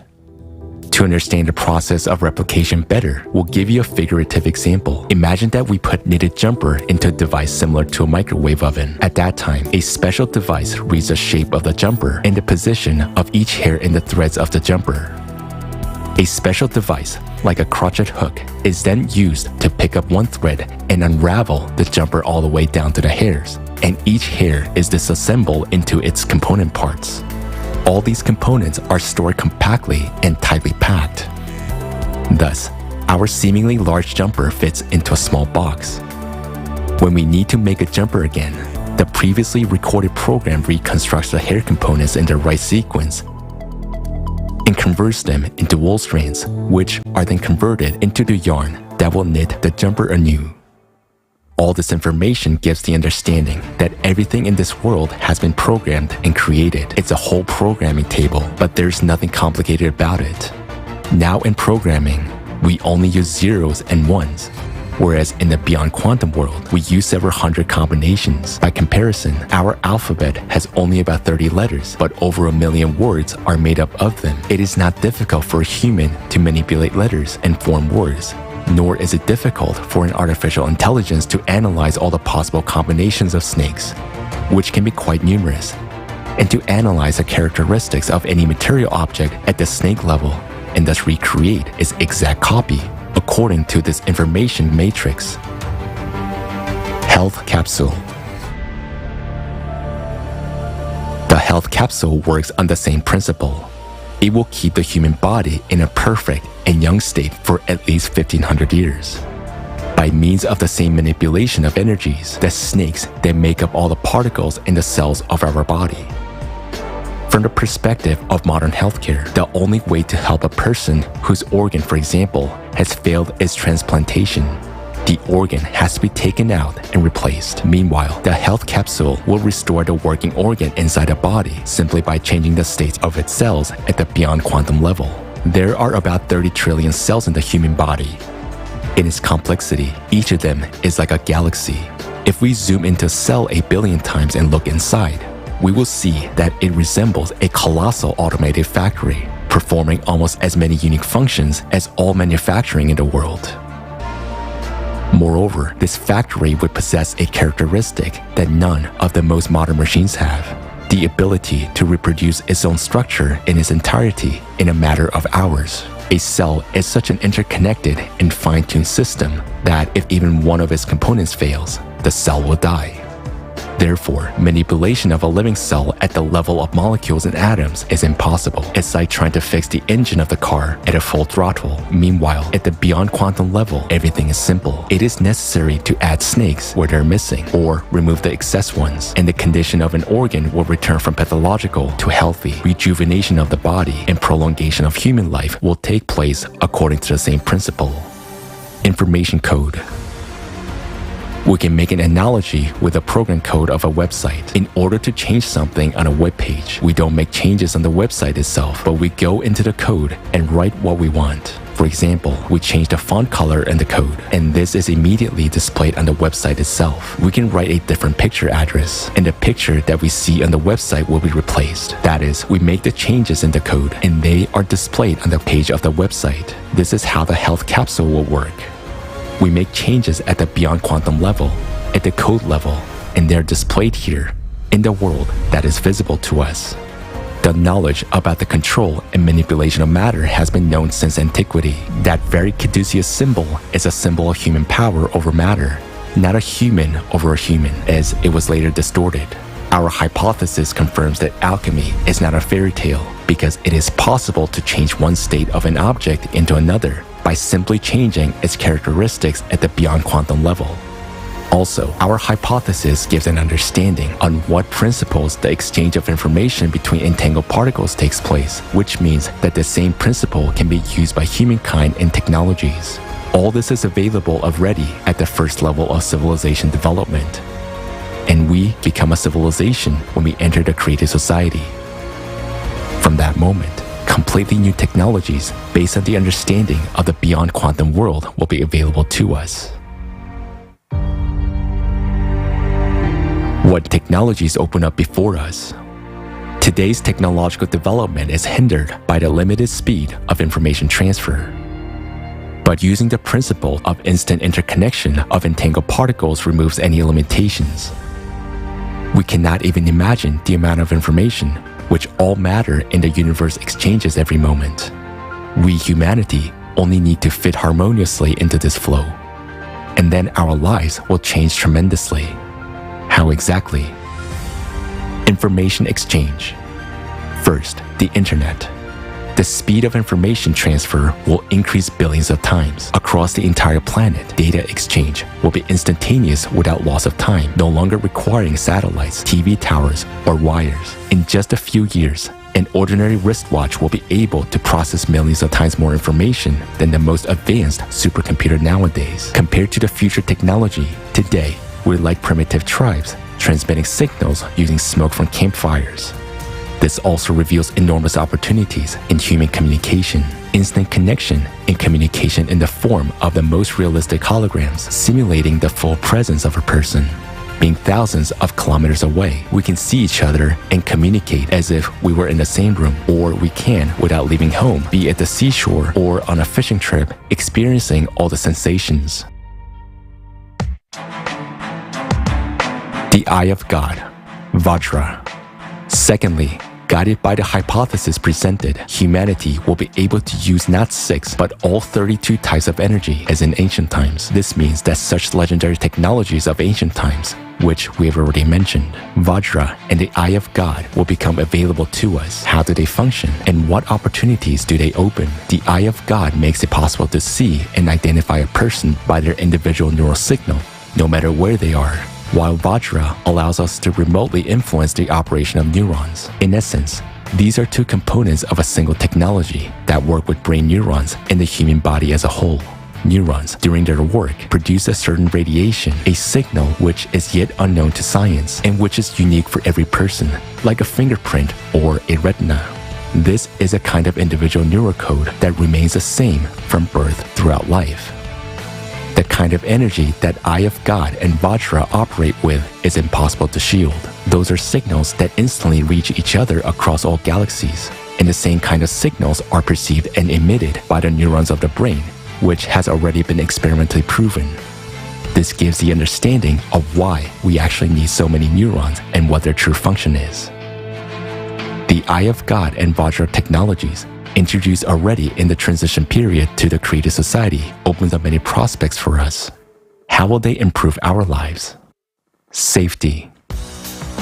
Thanks to the Eye of God technology, not a single person in the world will go missing or be kidnapped without a trace. Today, millions of children disappear without a trace every year, and the Eye of God is able to locate any person anywhere, anytime, no matter whether they're in a cave or in outer space. Moreover, thanks to the Eye of God and Vajra technologies, any crime will become impossible. A person intending to commit an unlawful act will be instantly identified and immediately held accountable.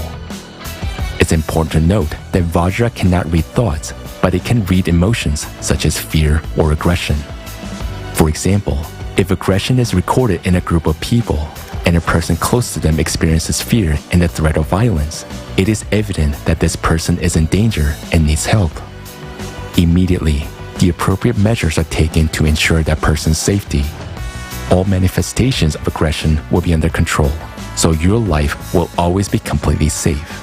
Also, in the creative society, these technologies will be synchronized with the NPC Vuskud, which will be able not only see any perpetrator, but also to identify who they're connected with, see their financial flows, and make decisions to neutralize them. The Eye of God and Vajra will also help in case of emergencies. If a person is in trouble, catastrophe, or injured, suppose there is a major earthquake and many people are trapped under rubble.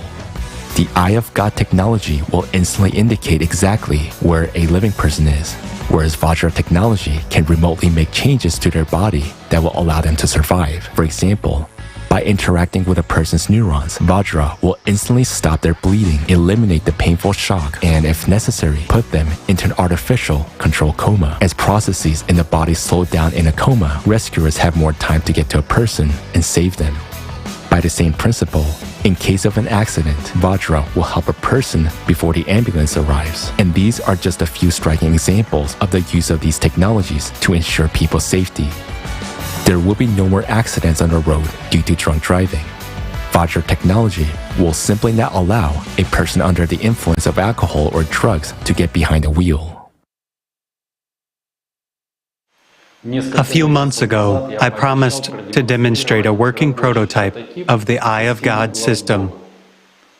I was obliged to keep my word.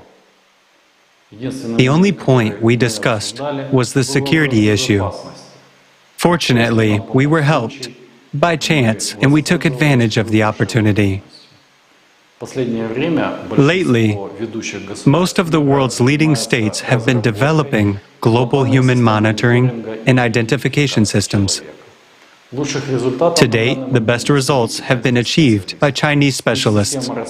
Their facial recognition system that works with video surveillance based on Beidou 3 satellites, as well as the developments of such companies as SenseTime, LC Vision Technology, and others, actually shows quite good results. Chinese experts claim that their system is even capable of identifying a person wearing a balaclava. Well, this is partly true, but there's a nuance. The thing is that their system is able to identify a person wearing a balaclava only provided this person has been identified before, meaning his data is already in the system database. It means that if the person has never been exposed to the system, it is not able to identify him. Or here's another example. We take a person, put a pot on his head, and the Chinese system will not be able to identify him. Or we put a sack on his body, and the Chinese system will not be able to identify him either. The prototype of the Eye of God system we are demonstrating is completely different from any existing system. It works on completely different physical principles. And it doesn't use human anthropometry to identify a person. It uses the signal imprint of brain neurons. And that signal is unique.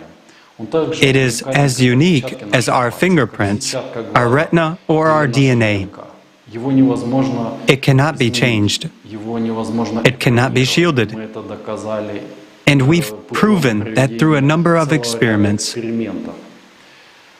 The prototype that we are demonstrating to you today actually works within a certain range. That is, horizontally, the scanning angle is 135 degrees. Vertically, it is 10 degrees. The scanning depth is 150 kilometers. These figures are confirmed experimentally. The scanning, or rather, the result of the scanning does not depend on the landscape at all. Look at the screen. The white dots you see are the people who are in the scanning cone of our prototype. Let me remind you that we are in Switzerland, and this is not the most densely populated country on the planet. Plus, we have mountains behind us. So, the population density here is quite low. So, if we were to hold this presentation somewhere, let's say in Tokyo or, for example, in Beijing, of course, the result would be completely different. Also, I think you noticed the linearity of the signal reflection, which is merely a result of the vertical fan-like operation of the prototype. What does this mean? It means that our prototype is unidirectional and unilinear. In other words, there is a constant vertical scanning. This is why there is a 0.3-second delay. Naturally, the working machine will be devoid of these, so to say, imperfections, which means that its operating range and functionality will be much more powerful and much larger. Thus, when the development is complete, the system will not only be able to identify all living people on planet Earth, but it will also be able to determine in real time the location of a person anywhere on the planet. It doesn't matter if he is on the surface, at any altitude above the surface of the planet, or he is under the ground or underwater. Nothing will limit the eye of God. Well, let's draw the parallels we already voiced. For example, we can take a person, put a pot on his head, and the eye of God will see and identify him. We can put a sack on a person, and the eye of God will see and identify him. We can even take a person, give him plastic surgery, and completely change his appearance. Or we can even, pardon me, do surgery to change his gender. Still, nothing will confuse the eye of God. It will accurately recognize the person by verifying their true identity. Talking about the work of our prototype and the fact that its functionality is somewhat narrower than the future working machine. Still, we can place it in the center of a large city. Let's say Abu Dhabi, for example. So, being in the center of Abu Dhabi, this prototype will not only be able to identify all the residents and visitors of the capital of the United Arab Emirates, but it will also control the territory within a radius of 150 kilometers.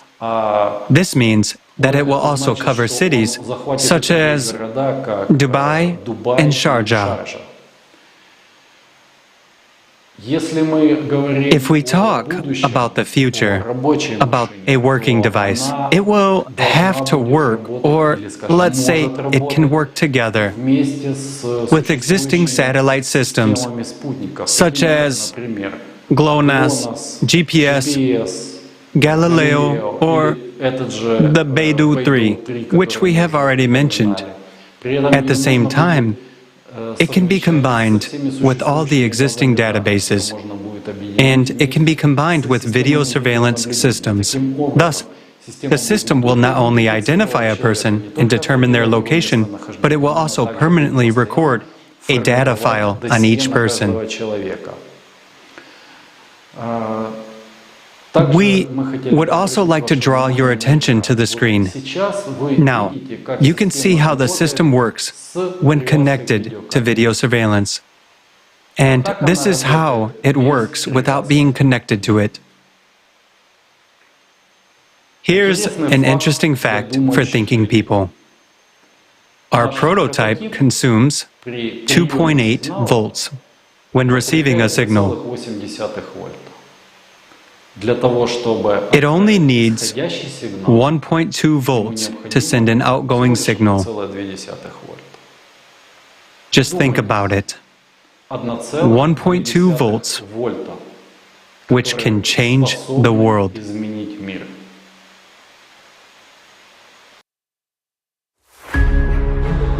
Health and Medicare.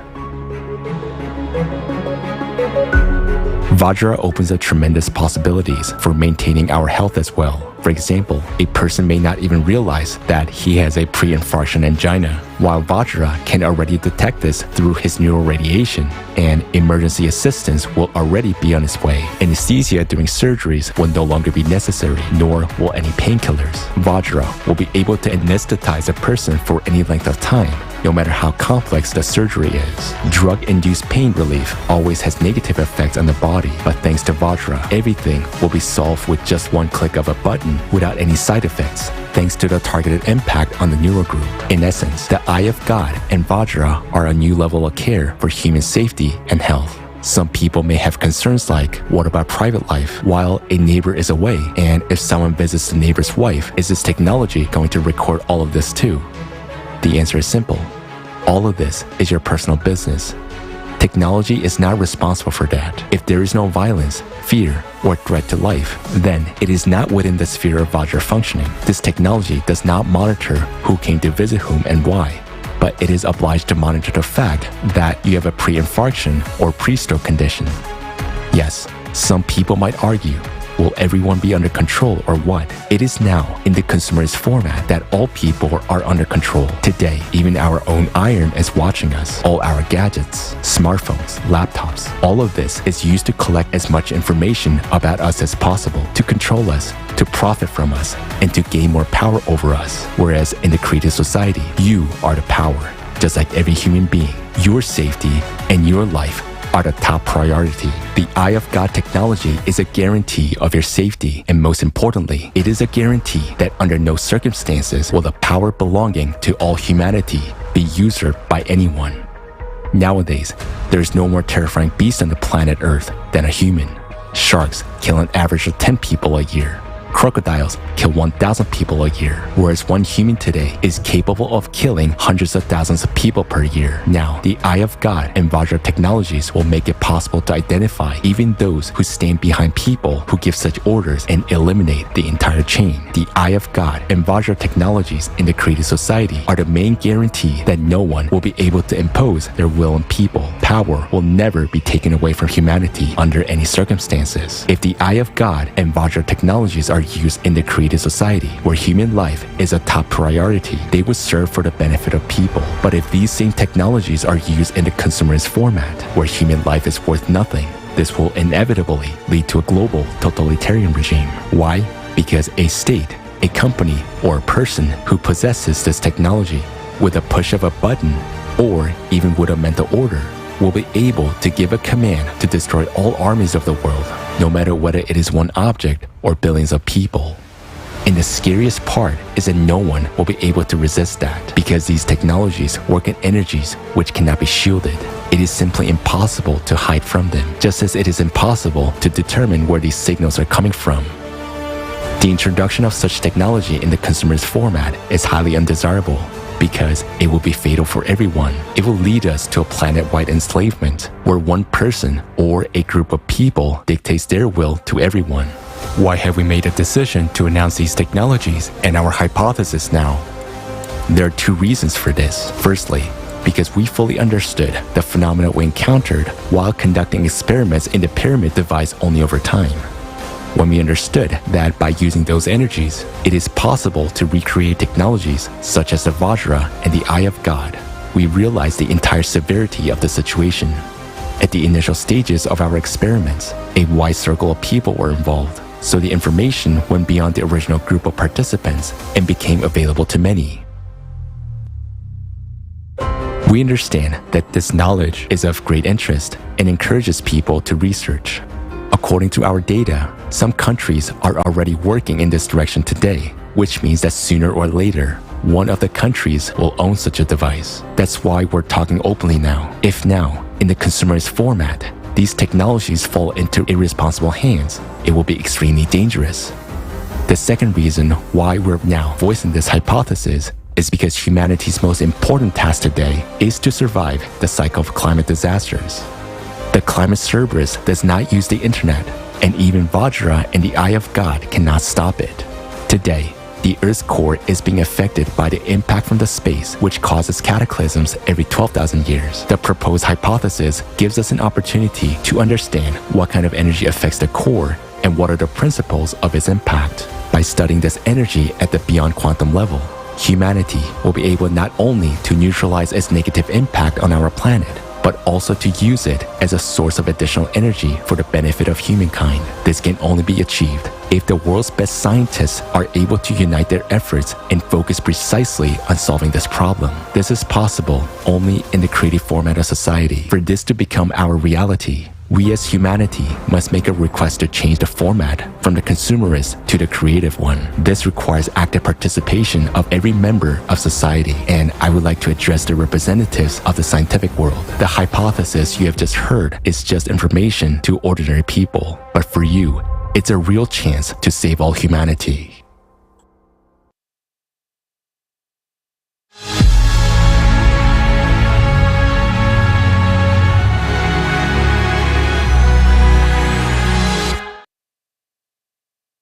Now, after watching this, you know the laws of the universe. You know how your thoughts work, what they are made of, and you understand the complexity of this world. Yes, you have understood a lot, and so have we. But we still have unexplored areas that we have yet to explore so that we can truly save the planet. Now, you know that we are exposed to cosmic rays and that we will have to confront them. In order for us to stop processes that are destructive to all humankind, we need to fill in the gaps and explore the unknown. There is not as much time for this as we think. And we are honestly saying our knowledge is not enough for this. We need the whole world. We need the collective potential to become a united civilization, and only then will we succeed. If we are divided, there is nothing we can do. And this is true. It is now a question of the survival of all humanity, and everyone must put their hands to it, their time, their efforts. Then we will survive. But if we don't make efforts, if we do not unite, if we stay divided, we won't succeed. So, dear friends, people of the world, join the creative society. Dear scientists, you have spent your entire lives studying science. Make an effort now to save all the people. There's only little that is required of you. Remember Archimedes, who once said, "Give me a fulcrum and I shall move the world." We have provided the most important thing, the fulcrum. And thanks to this, there is now a real chance to change everything. We have provided the fulcrum, and all that remains is for you to use science instead of a lever. And then you will finally be able to turn this world upside down. Dear scientists, make every effort now to save yourselves, your loved ones, and all of humanity. Believe us, people are worth it for humanity to be saved. Nothing makes sense without the perspective of humanity's existence. The climate situation is indeed severe. Now you understand that.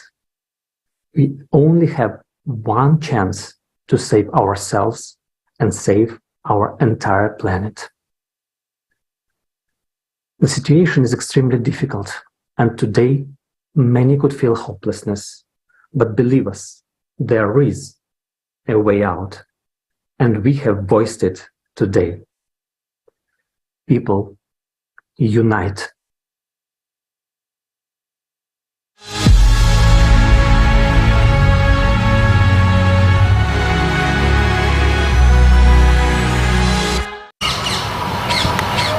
You are all sane, responsible adults who have witnessed the reality that awaits us.